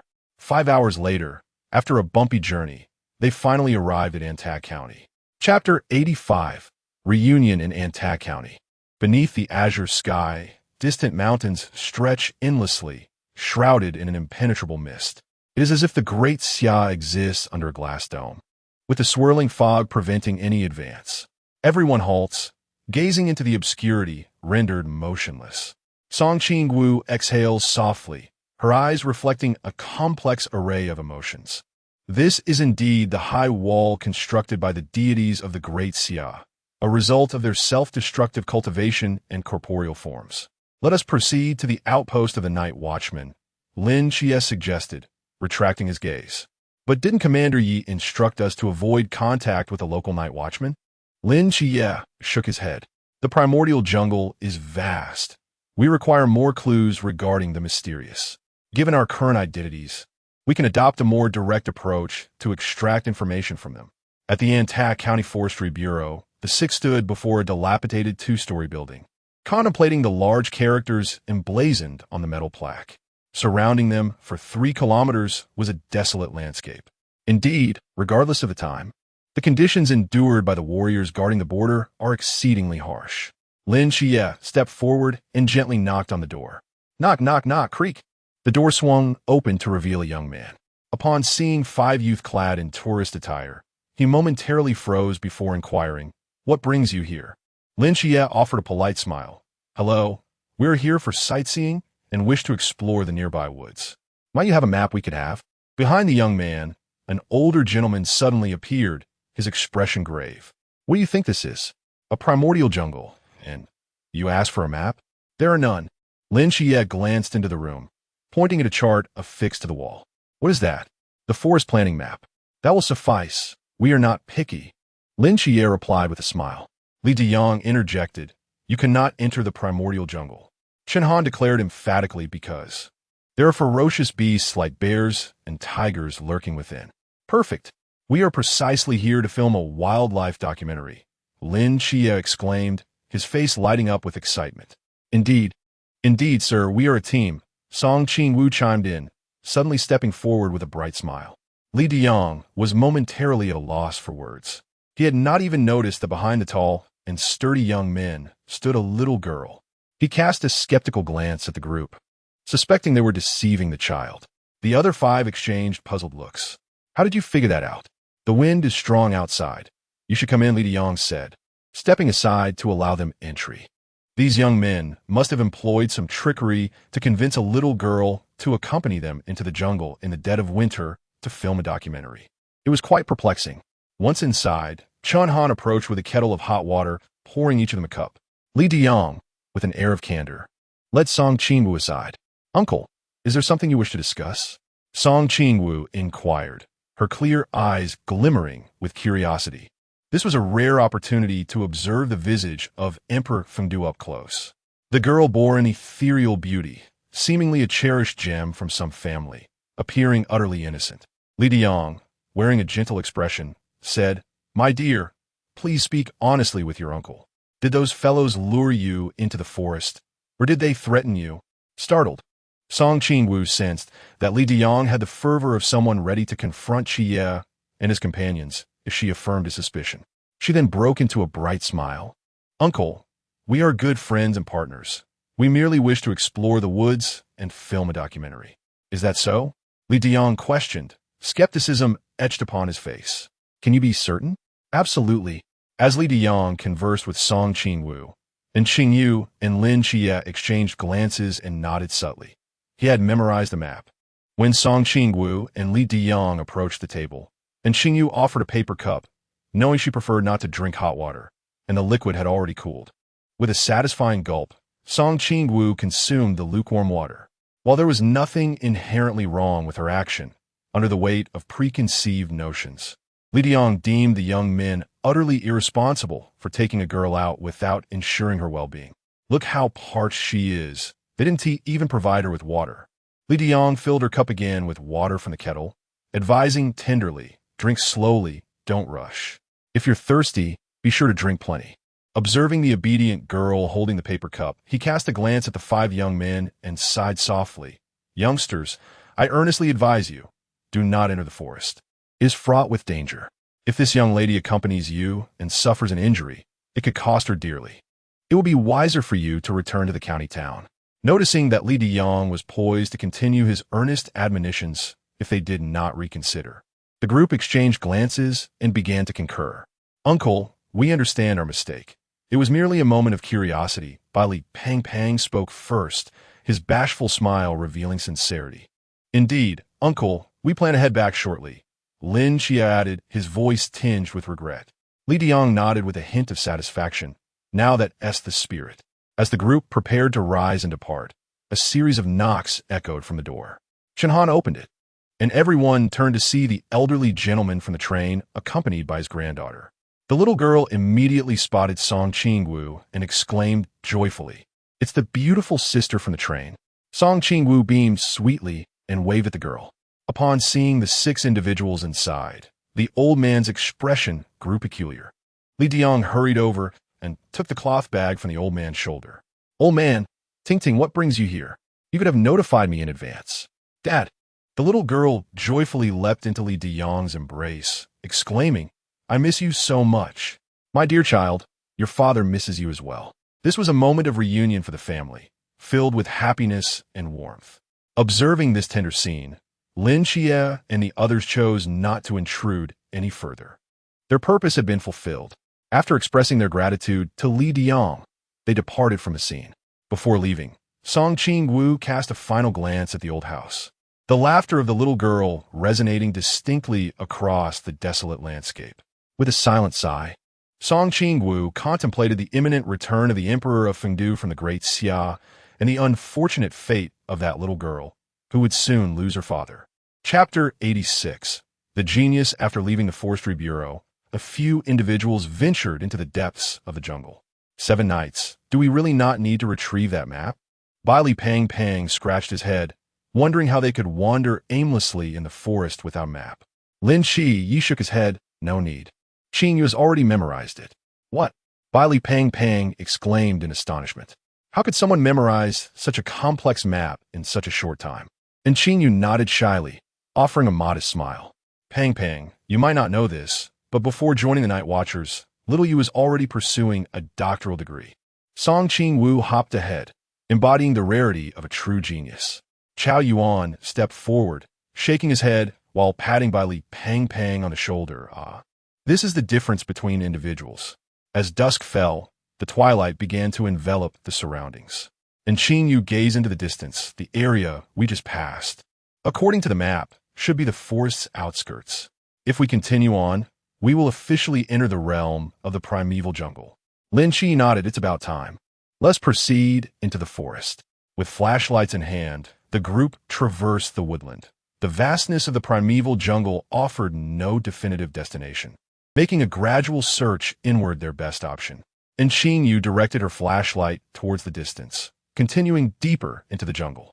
In approximately 3 hours, they would reach the abandoned logging site, the very location where the mystery was first uncovered. Abandoned logging site? Baili Pang's mind involuntarily recalled the tale shared by the restaurant owner during the day. He glanced around the eerie, shadowy forest enveloped in silence, and couldn't help but gulp. Goodness, are we really heading to the logging site in the dead of night? Song Qingwu looked around in confusion, unconsciously clutching the sleeve of the person beside her.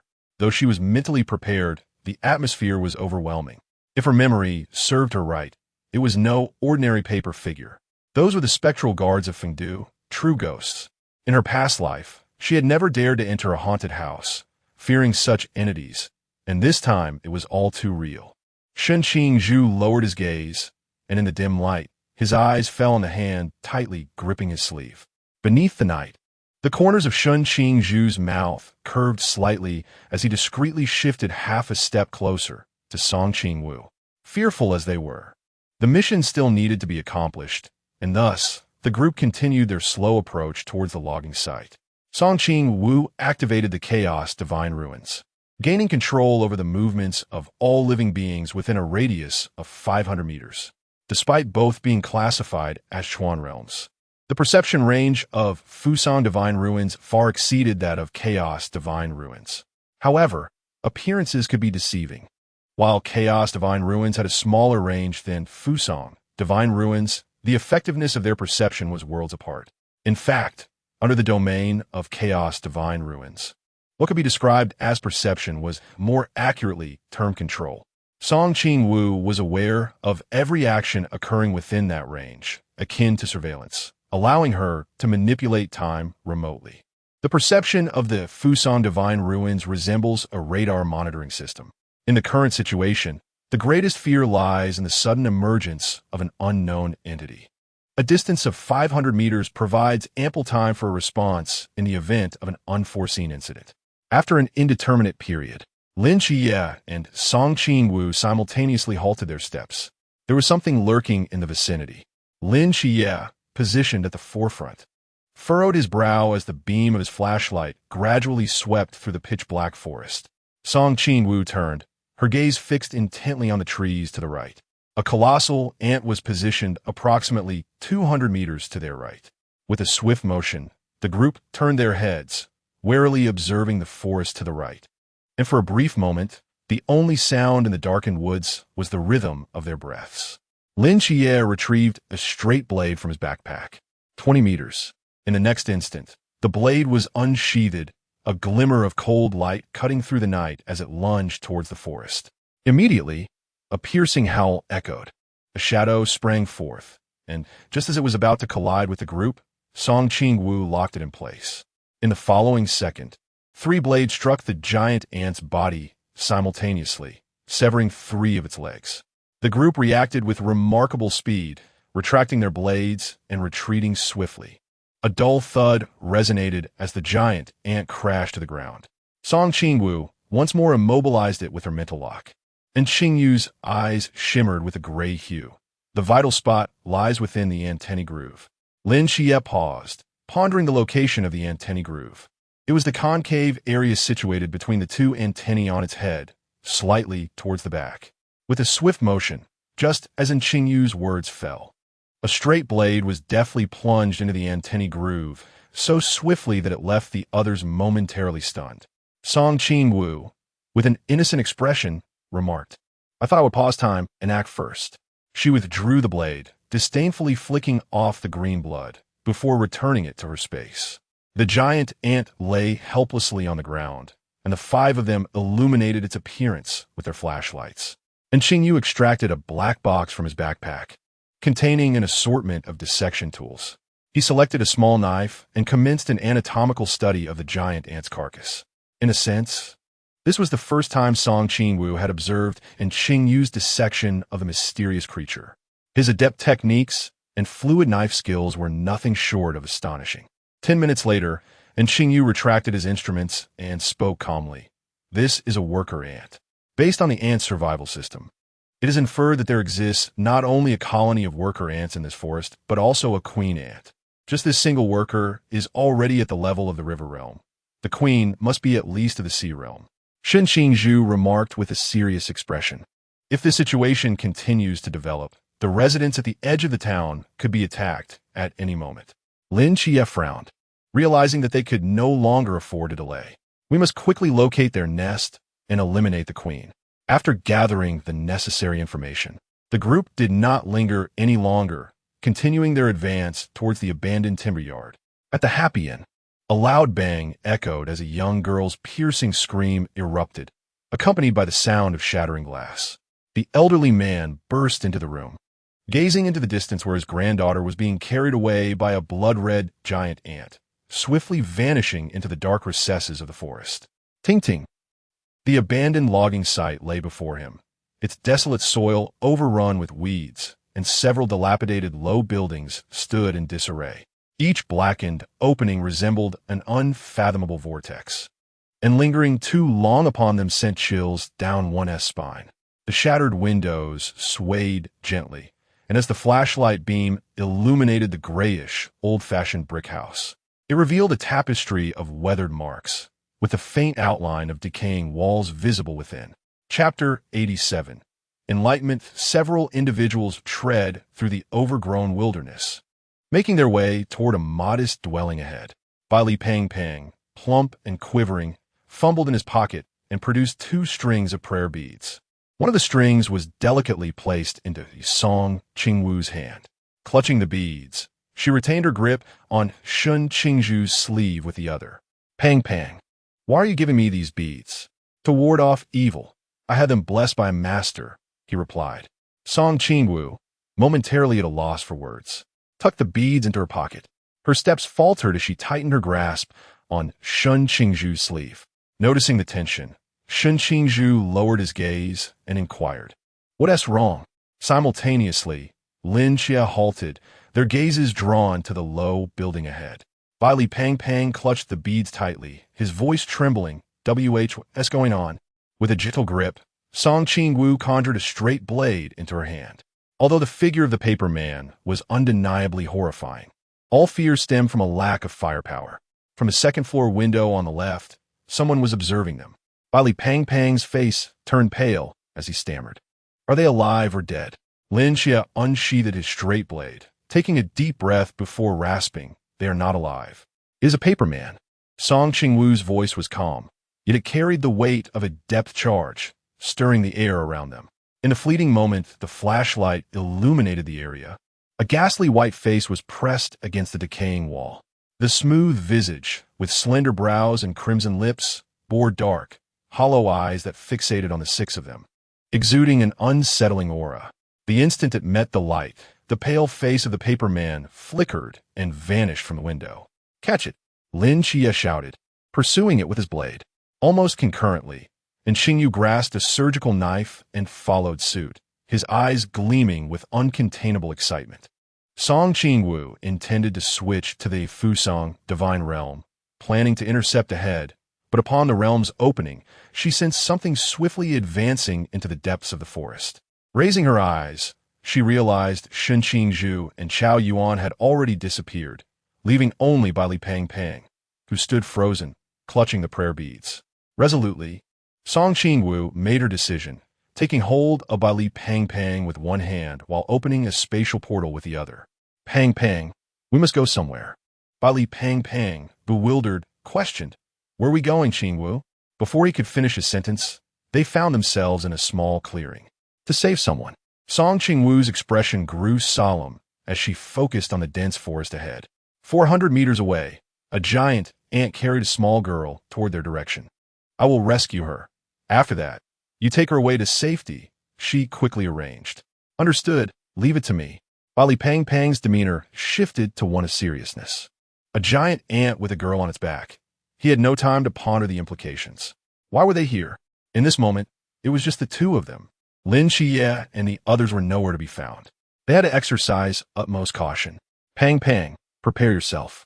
Song Qingwu sliced through the fabric of space, her figure flashing before precisely landing on the back of the colossal ant. After delivering a swift immobilization, she quickly cradled the little girl in her arms and turned to re-enter the portal. Bai Li Pang Pang received the child from Song Qingwu's hands. She was the same girl they had encountered earlier that day. "Pang Pang, take her a bit further and examine her," Song Qingwu instructed, hastily shedding her cold weather gear and draping it over the girl. "Qingwu, can you manage alone?" "Not a problem," Song Qingwu replied, wielding her blade in her right hand while sweeping her left arm to swiftly traverse the portal before her. Meanwhile, the giant ant, 100 meters away, had only just realized that its meal had vanished, casting an irate glance around and emitting a low growl. Song Qingwu landed deftly upon its back once more, plunging her dagger into the creature's body, a piercing shriek echoing above the forest canopy. She recalled what Xia had said about leaving a live specimen. On the opposite side of the forest, Lin Xia pursued the paper figure deeper into the woods, yet found himself unable to close the distance. The figure moved with astonishing speed, leaving him increasingly behind. Lin Xia halted, his brow furrowed. Should he continue running, he risked straying from his team. Half a minute later, Chao Yuan and the others arrived by Lin Xia's side, scanning their surroundings but finding no trace of the paper figure, releasing a collective sigh. "That thing is rather sinister," Shen Qingzhu remarked, glancing back at the trees behind them. "Haven't T.A.U. and the others caught up yet? Perhaps you all recall what Master Lu mentioned. Gao Yuan has Titan in the In the uncharted territories of the primordial forest lies an eternal realm of death." Upon hearing this, everyone fell silent, piecing together the words of Master Lu and the proprietress. The missing guide had accidentally emerged from the land of death. Shen Qingzhu turned her gaze back to the tranquil woods, unease creeping into her voice. "Something feels off.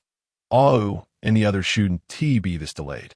With her words, the group realized they had been there for 2 minutes, and under normal circumstances, A.U. and Pang Pang should have arrived by now, especially since A.U. had the portal at her disposal. Just as Lin Xia and the others contemplated retracing their steps, a chilling scream shattered the night. Not good. Upon hearing the cry, the group swiftly darted towards the southwest. In the forest, Lin Xia's silhouette flitted like a specter, a glimmer of urgency in his eyes as he muttered, "The horse runs like the wind, the bow sings like a thunderclap." With the combination of the Sky-S poet and the Starry Night Dancer, Lin Xia's speed had reached a terrifying level. Meanwhile, after eliciting the ant's first howl, Song Qingwu promptly immobilized it once more, drawing her starlight blade to begin transforming the creature beneath her feet into Ant Pig. "Pang Pang, do you have any means to silence it?" Continuously pausing a sustainable solution. "No," Bai Li Pang Pang shook his head, cradling the little girl as he stood at a distance. "Who understands?" With an innocent expression, Qingwu calmly sliced at the giant ant's legs. The blade fell with precision, green liquid spraying forth as severed limbs tumbled away. In front of the small clearing, a profound silence enveloped the scene, broken only by the chilling sound of blade slicing through flesh. The moment Song Qingwu leapt from the ant's back, the massive creature, stripped of all means of attack, thrashed on the ground, its piercing wails echoing relentlessly. Bailey Pang Pang instinctively covered the little girl's ears, fearing that the horrid cries might awaken her. With a dagger in hand, Song Qingwu's gaze wandered aimlessly. She pondered whether disrupting the language center of her brain would silence the creature's cries. With a weary sigh, she acknowledged that the cacophony was causing her considerable distress. Tentatively, she raised her knife, unsure where to strike the giant ant's head, for she was certainly no match for the likes of Qingwu. Fortunately, her companions were soon approaching. Through her heightened perception, she sensed several figures swiftly nearing her vicinity. Chapter 88. The Living Captive Qingwu. Xia. Upon hearing the call, Song Qingwu turned around with a joyful expression. Lin Xia swiftly dashed to her side, his eyes reflecting a palpable anxiety. He glanced at the giant ant writhing on the ground, gripping Song Qingwu's shoulders and looking her over. "Are you all right? Did you sustain any injuries?" Song Qingwu waved her hand dismissively, a relaxed smile gracing her face. "Of course I'm fine. It's just a giant ant. What could possibly happen? My knife skills are quite impressive, aren't they?" As she spoke, she pointed at the neatly severed cut, adding, "I deliberately left you a live specimen to deal with." "Well, your clothing." Lin Xia's gaze shifted to the little girl nestled in by Li's arms, prompting him to begin removing his cold weather gear. Song Qingwu initially appeared taken aback, but quickly grasped Lin Xia's hand, halting his actions. Just then, Qingwu and the others arrived, their tension easing upon seeing Song Qingwu and Bai Li safe and sound beside Lin Xia. However, noticing that Song Qingwu was clad in nothing but a thin, off-white long-sleeve shirt, and Qingwu's brow furrowed, and without further ado, he began to remove his own clothing. Shen Qingzhu looked at him with an odd expression. "We have plenty of clothing prepared. Each of us has a spare." Song Qingwu, observing Qingwu's actions, shifted her gaze between Lin Xia and Qingwu with suspicion. "Did you forget? My constitution, influenced by my mental energy, renders me impervious to the cold. Thanks to the chaos divine ruins, the yin and yang energies flow within me, protecting me from both heat and chill." And Qingwu offered a shy smile, casually zipping up his jacket. "Ahem, cough." Lin Xia silently turned away, focusing on the giant ant on the ground. "Let us first deal with this giant ant." "All right." Song Qingwu cast a disdainful glance at the giant ant before excitedly waving to Qingwu. "Little fish, come here quickly." And Qingwu approached, a fleeting look of exasperation crossing his face as he adjusted his glasses. "What is it? This giant ant has been making a racket. It's quite bothersome." Understanding her intent, Qingwu promptly retrieved a sharp scalpel, a shadow of gray flickering in his eyes. Moments later, he deftly plunged the scalpel into a specific part of the ant's brain, silencing its shrill cries. With the giant ant now in Lin Xia's care, Song Qingwu moved closer to Bai Li, peering at the little girl bundled like a dumpling in his arms. "Is she all right?" "She should merely be faint from fright," Bai Li replied, nodding. Song Qingwu decided to use spiritual breath nourishment as a precaution, also helping to replenish everyone's depleted mental energy. Lin Xia stuffed the dismembered giant ant into a large iron box, and once everything was tidied up, Song Qingwu opened a spatial gate in the direction from which Lin Xia and the others had just arrived. "Let us return to where we came from." The spatial gate revealed a vast open area. Lin Xia sensed the surroundings with his mental energy, confirming that there were currently no anomalies. "Let us rest here for the night." Since their entry into the forest, 6 or 7 hours had already passed, leading to an inevitable mental fatigue. The jungle was fraught with peril, and the deeper they ventured, the more dangerous it became. They needed to maintain their composure and readiness for any unforeseen circumstances. The little girl was entrusted to Shen Qingzhu, who exchanged bewildered glances with Chao Yuan, while Bai Li Pang Pang produced 3 luxurious tents. The material and craftsmanship of these tents suggested a hefty price tag. Shen Qingzhu held the little girl, locking eyes with Lin Xia in silent inquiry about the situation. Lin Xia, with a slight roll of his eyes, shook his head in resignation. He had indeed considered intervening, but was thwarted by Bai Li Pang Pang's invocation of Song Qingwu's words. When venturing out, one must ensure to live comfortably. He wholeheartedly agreed, feeling compelled to purchase the tents regardless. Subsequently, under the watchful gaze of everyone, Bai Li Pang produced 3 mattresses, elegant quilts, a table, and reclining chairs, among other items. Not to be outdone, Song Qingwu retrieved a bounty of freshly cut beef and lamb, vegetables, milk, juice, and even 2 bags of hot pot seasoning. Lin Xia, having momentarily diverted his gaze, met Shun Xingzhu's eyes once more, an expression of mild perplexity evident within. And Qingyu stood by the table, inspecting the dates on the packaging and the fresh meat within, her eyes momentarily flashing with surprise as she murmured, "These are all remarkably fresh." Meanwhile, Song Qingwu, bent over arranging her tools, felt a sudden prick of anxiety. As she turned to meet in Qingyu's gaze, she discreetly took a step back, the air thick with an unsettling curiosity that left her feeling apprehensive. This was one of the abilities of the chaos spell. Before long, an alluring aroma wafted through the air, the savory scent of meat mingling with the sweetness of vegetables. In the chilling depths of the forest, the group found themselves enveloped in the delightful flavors. After a swift meal, Lin Xia cast a cleansing spell, and they proceeded with their previously arranged plan, taking turns to rest and keep watch. Song Qingwu, Shun Xingzhu, and Bai Li Pang regard the first half of the night, while Lin Xia and his companions took the latter half. Fortunately, the tents were sufficiently spacious, allowing Lin Xia to generously offer 1 tent to the little girl, while he shared another with Qingyu. Thankfully, the tents and mattresses purchased by Pang were ample enough to avoid any sense of overcrowding. Beneath the warm and comfortable tent, Lin Xia and Qingyu awoke promptly, donning their garments before parting the tent's curtain to step outside. "Qingwu bro, it's time for the shift change," Lin Xia announced as he approached the stove, addressing the two. Meanwhile, Qingyu went to the adjacent tent to rouse Chao Yuan. Song Qingwu rose, stretching her somewhat stiff legs, and nudged the slumbering Bai Li Pang, who was blissfully unaware of his surroundings. "Bung, wake up.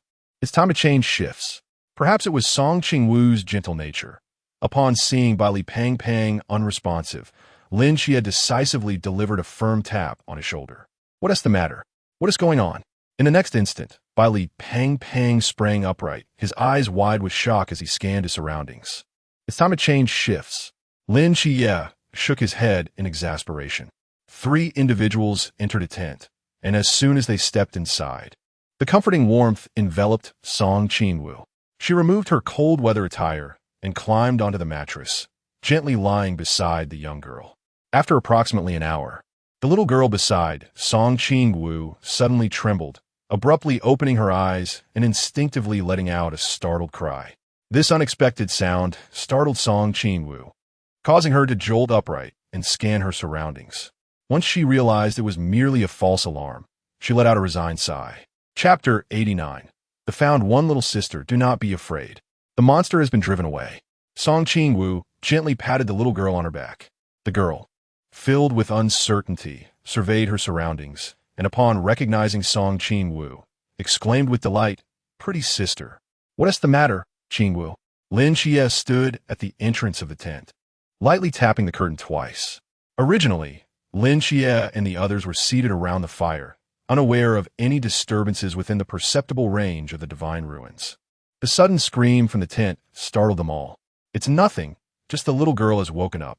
Song Qingwu rose, donned her outer garment, and affectionately tousled the girl's hair. "Sister will go outside to fetch you something to eat, so wait here for a moment." Before long, Song Qingwu returned with a steaming cup of milk, 2 slices of toast filled with ham, and a fried egg, a soft-boiled egg in its shell, and a portion of sliced steak. "Thank you, sister." The little girl sat on a stool, obediently savoring her breakfast. "Sister, when will my daddy come to pick me up?" Song Qingwu pretended to ponder before gently responding, "Ting, eat well first. Your daddy will come to pick you up later." "Really?" "Indeed. Sister would never deceive you." According to the usual course of events, Li Diong would find them within 3 to 4 hours at most. After soothing the little girl, Song Qingwu stepped out of the tent, found an empty chair, and lay down without a second thought. Lin Xia's gaze swept across her somewhat fatigued face. Why don't you go inside to rest? Never mind. We'll be setting off soon anyway. It's too troublesome to change clothes. After speaking, Song Qingwu closed her eyes for a brief rest. Seeing this, the other three said nothing further, merely sitting in silence. About half an hour later, Song Qingwu lazily lifted her eyelids, stood up, and stretched. It's almost breakfast time. So, what do you all want to drink? Milk or coffee? Coffee. 2 milk. Song Qingwu turned her gaze to Qiao Yuan, the only one who had asked for milk, and retrieved a warm bottle of milk from her space, handing it to him. She then looked at Lin Xia and Qingwu, smiling as she said, "If you want coffee, go ask Fatty. I don't have any." Lin Xia and Qingwu exchanged glances, poised to change their orders to milk. Suddenly, sounds emerged from both adjacent tents, and the next moment, Shun Qingzhu and Baili Fatty simultaneously emerged from their tents. "Fatty, Azuzu, you're awake." Song Qingwu greeted cheerfully. "Yes, Qingwu, you're up so early?"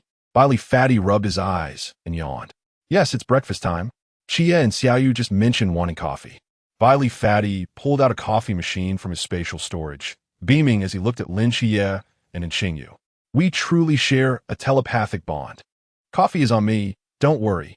Azuzu, what do you want to drink?" Song Qingwu turned her attention to Shun Qingzhu. "What will you have?" Shun Qingzhu countered. "Milk. Then I'll have milk as well." Shun Qingzhu smiled, his eyes softening. Song Qingwu nodded and retrieved another warm bottle of milk, handing it to Shun Qingzhu. Immediately, she approached the table to prepare other dishes. Lin Xia and Qingwu exchanged glances, wondering if it was truly possible. Within moments, Bailey Pang Pang delivered 2 steaming cups of coffee to Lin Xia and Qingwu. Shortly thereafter, the group settled around the table, leisurely enjoying their breakfast. Song Qingwu unfurled the Fusong Divine Ruin, remaining ever vigilant. Sensing something, she glanced at the plates of the others, which were already nearly empty, and calmly announced, 3 kilometers away, something is approaching our direction. The group hurriedly finished their remaining food and began to tidy up. Song Qingwu casually opened a spatial door, intending to investigate the source of the disturbance.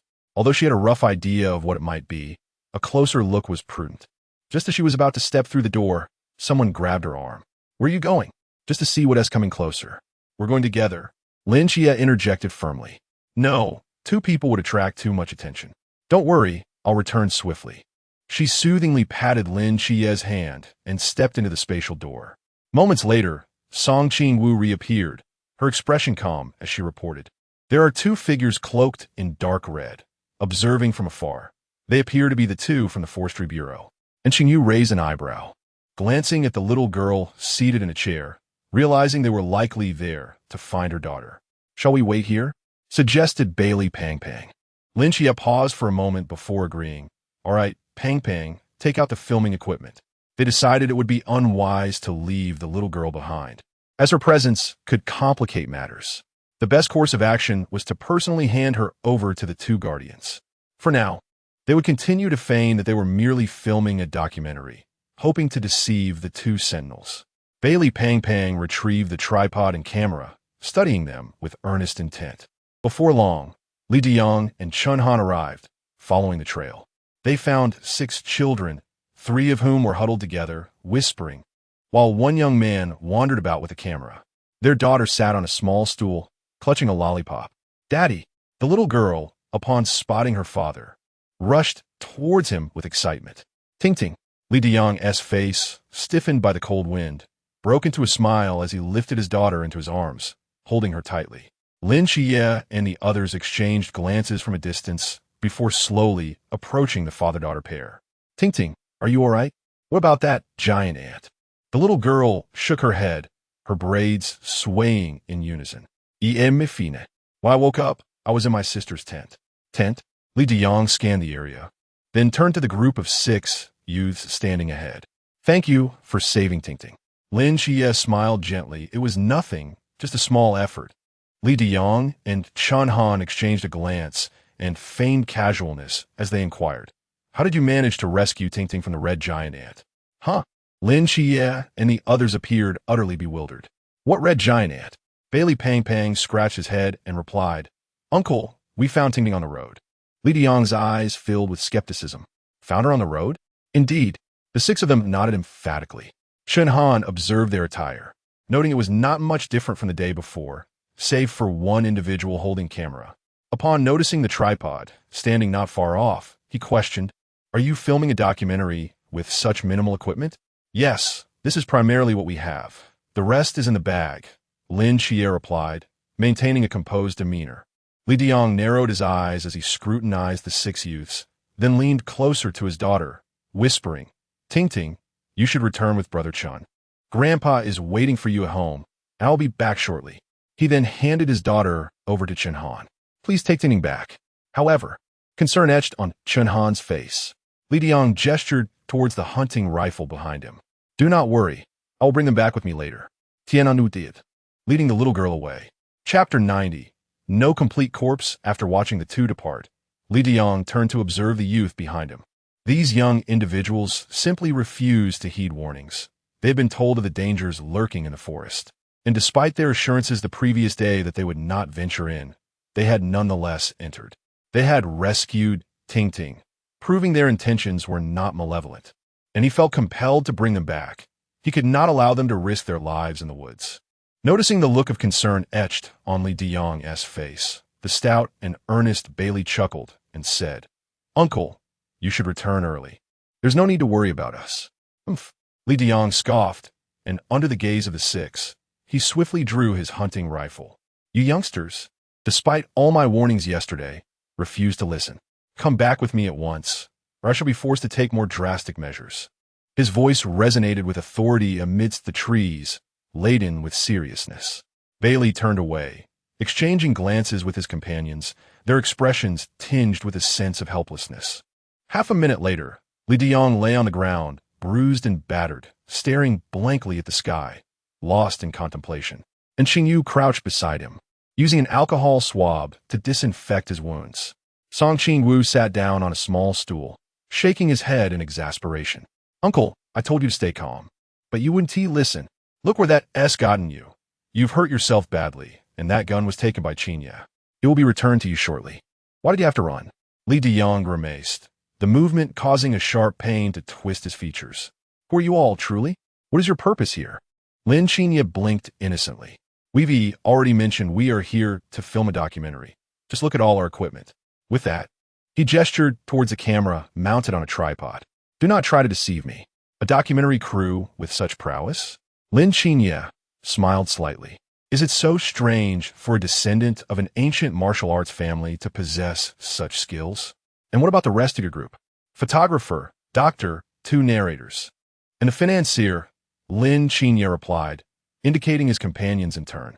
"Does a documentary truly require two narrators?" Li Diang raised an eyebrow, his expression skeptical. "Indeed, uncle. Have you never watched nature documentaries on television? They always feature a male and a female narrator," Qingwu chimed in. After contemplating, Li Diang, having eliminated several possibilities regarding the youth's identities, placed a hand on his waist and slowly rose from the ground. "Let me give you some advice. Do not proceed any further." He attempted to persuade them once more. Lin Qingwu shook his head in resignation. They had already delayed too long and needed to continue their journey. However, they could not simply abandon Li Diang, for the forest was rife with dangers that could easily claim his life. He exchanged glances with Chao Yuan and Qingwu, who understood and moved to support Li Diang, assisting him forward. Thus, they traversed the forest for several hours, during which Qingwu even offered Li Diang some food. They had intended to take a break, but inexplicably, the previously quiet iron box suddenly erupted with a violent banging sound. Lin Xia struck down with a palm. Yet the colossal ants did not quiet. Instead, they intensified their assault against the iron cage.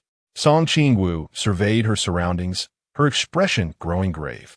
The incessant rustling filled the air as trees succumbed to the chaos, and one by one, the giant ants gradually revealed themselves, encircling them.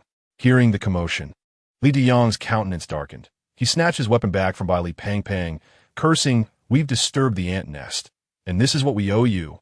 You refused to heed my warning to go back, and now look where we are. We can never return."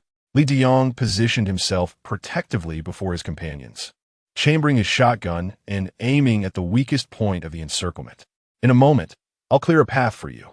Run with all your might and do not look back. As he spoke, he retrieved a badge from the folds of his clothing, preparing to advance.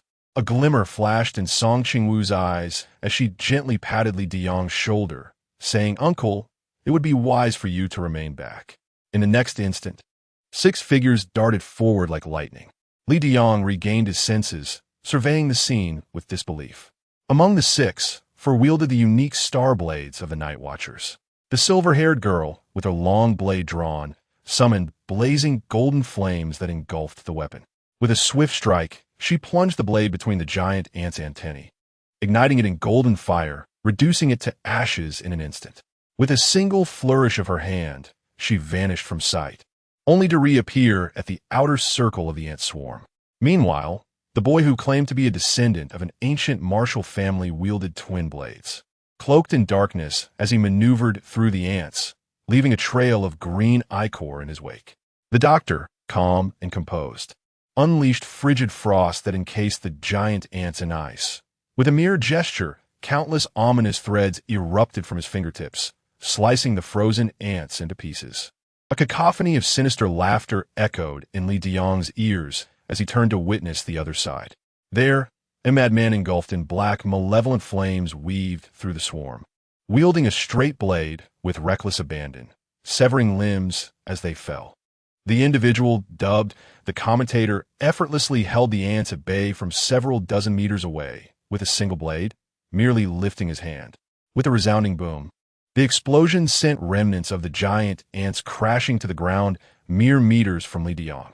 The small, plump figure among them appeared the most ordinary, wielding a broom as he navigated the outer circle, occasionally summoning winds and thunder to hurl the ants aside. Li Diyang silently retreated, grateful he had prepared himself for sacrifice. These young individuals, save for the plump one, each demonstrated a ruthless ferocity, leaving no ant hole in their wake. Confusion gnawed at Li Diyang. Though they were Night Watchers, why conceal their identities? Their numbers seemed to align with that of a specialized team. Within the encirclement, Li Diyang was lost in thought. Outside, after incinerating 2 ants,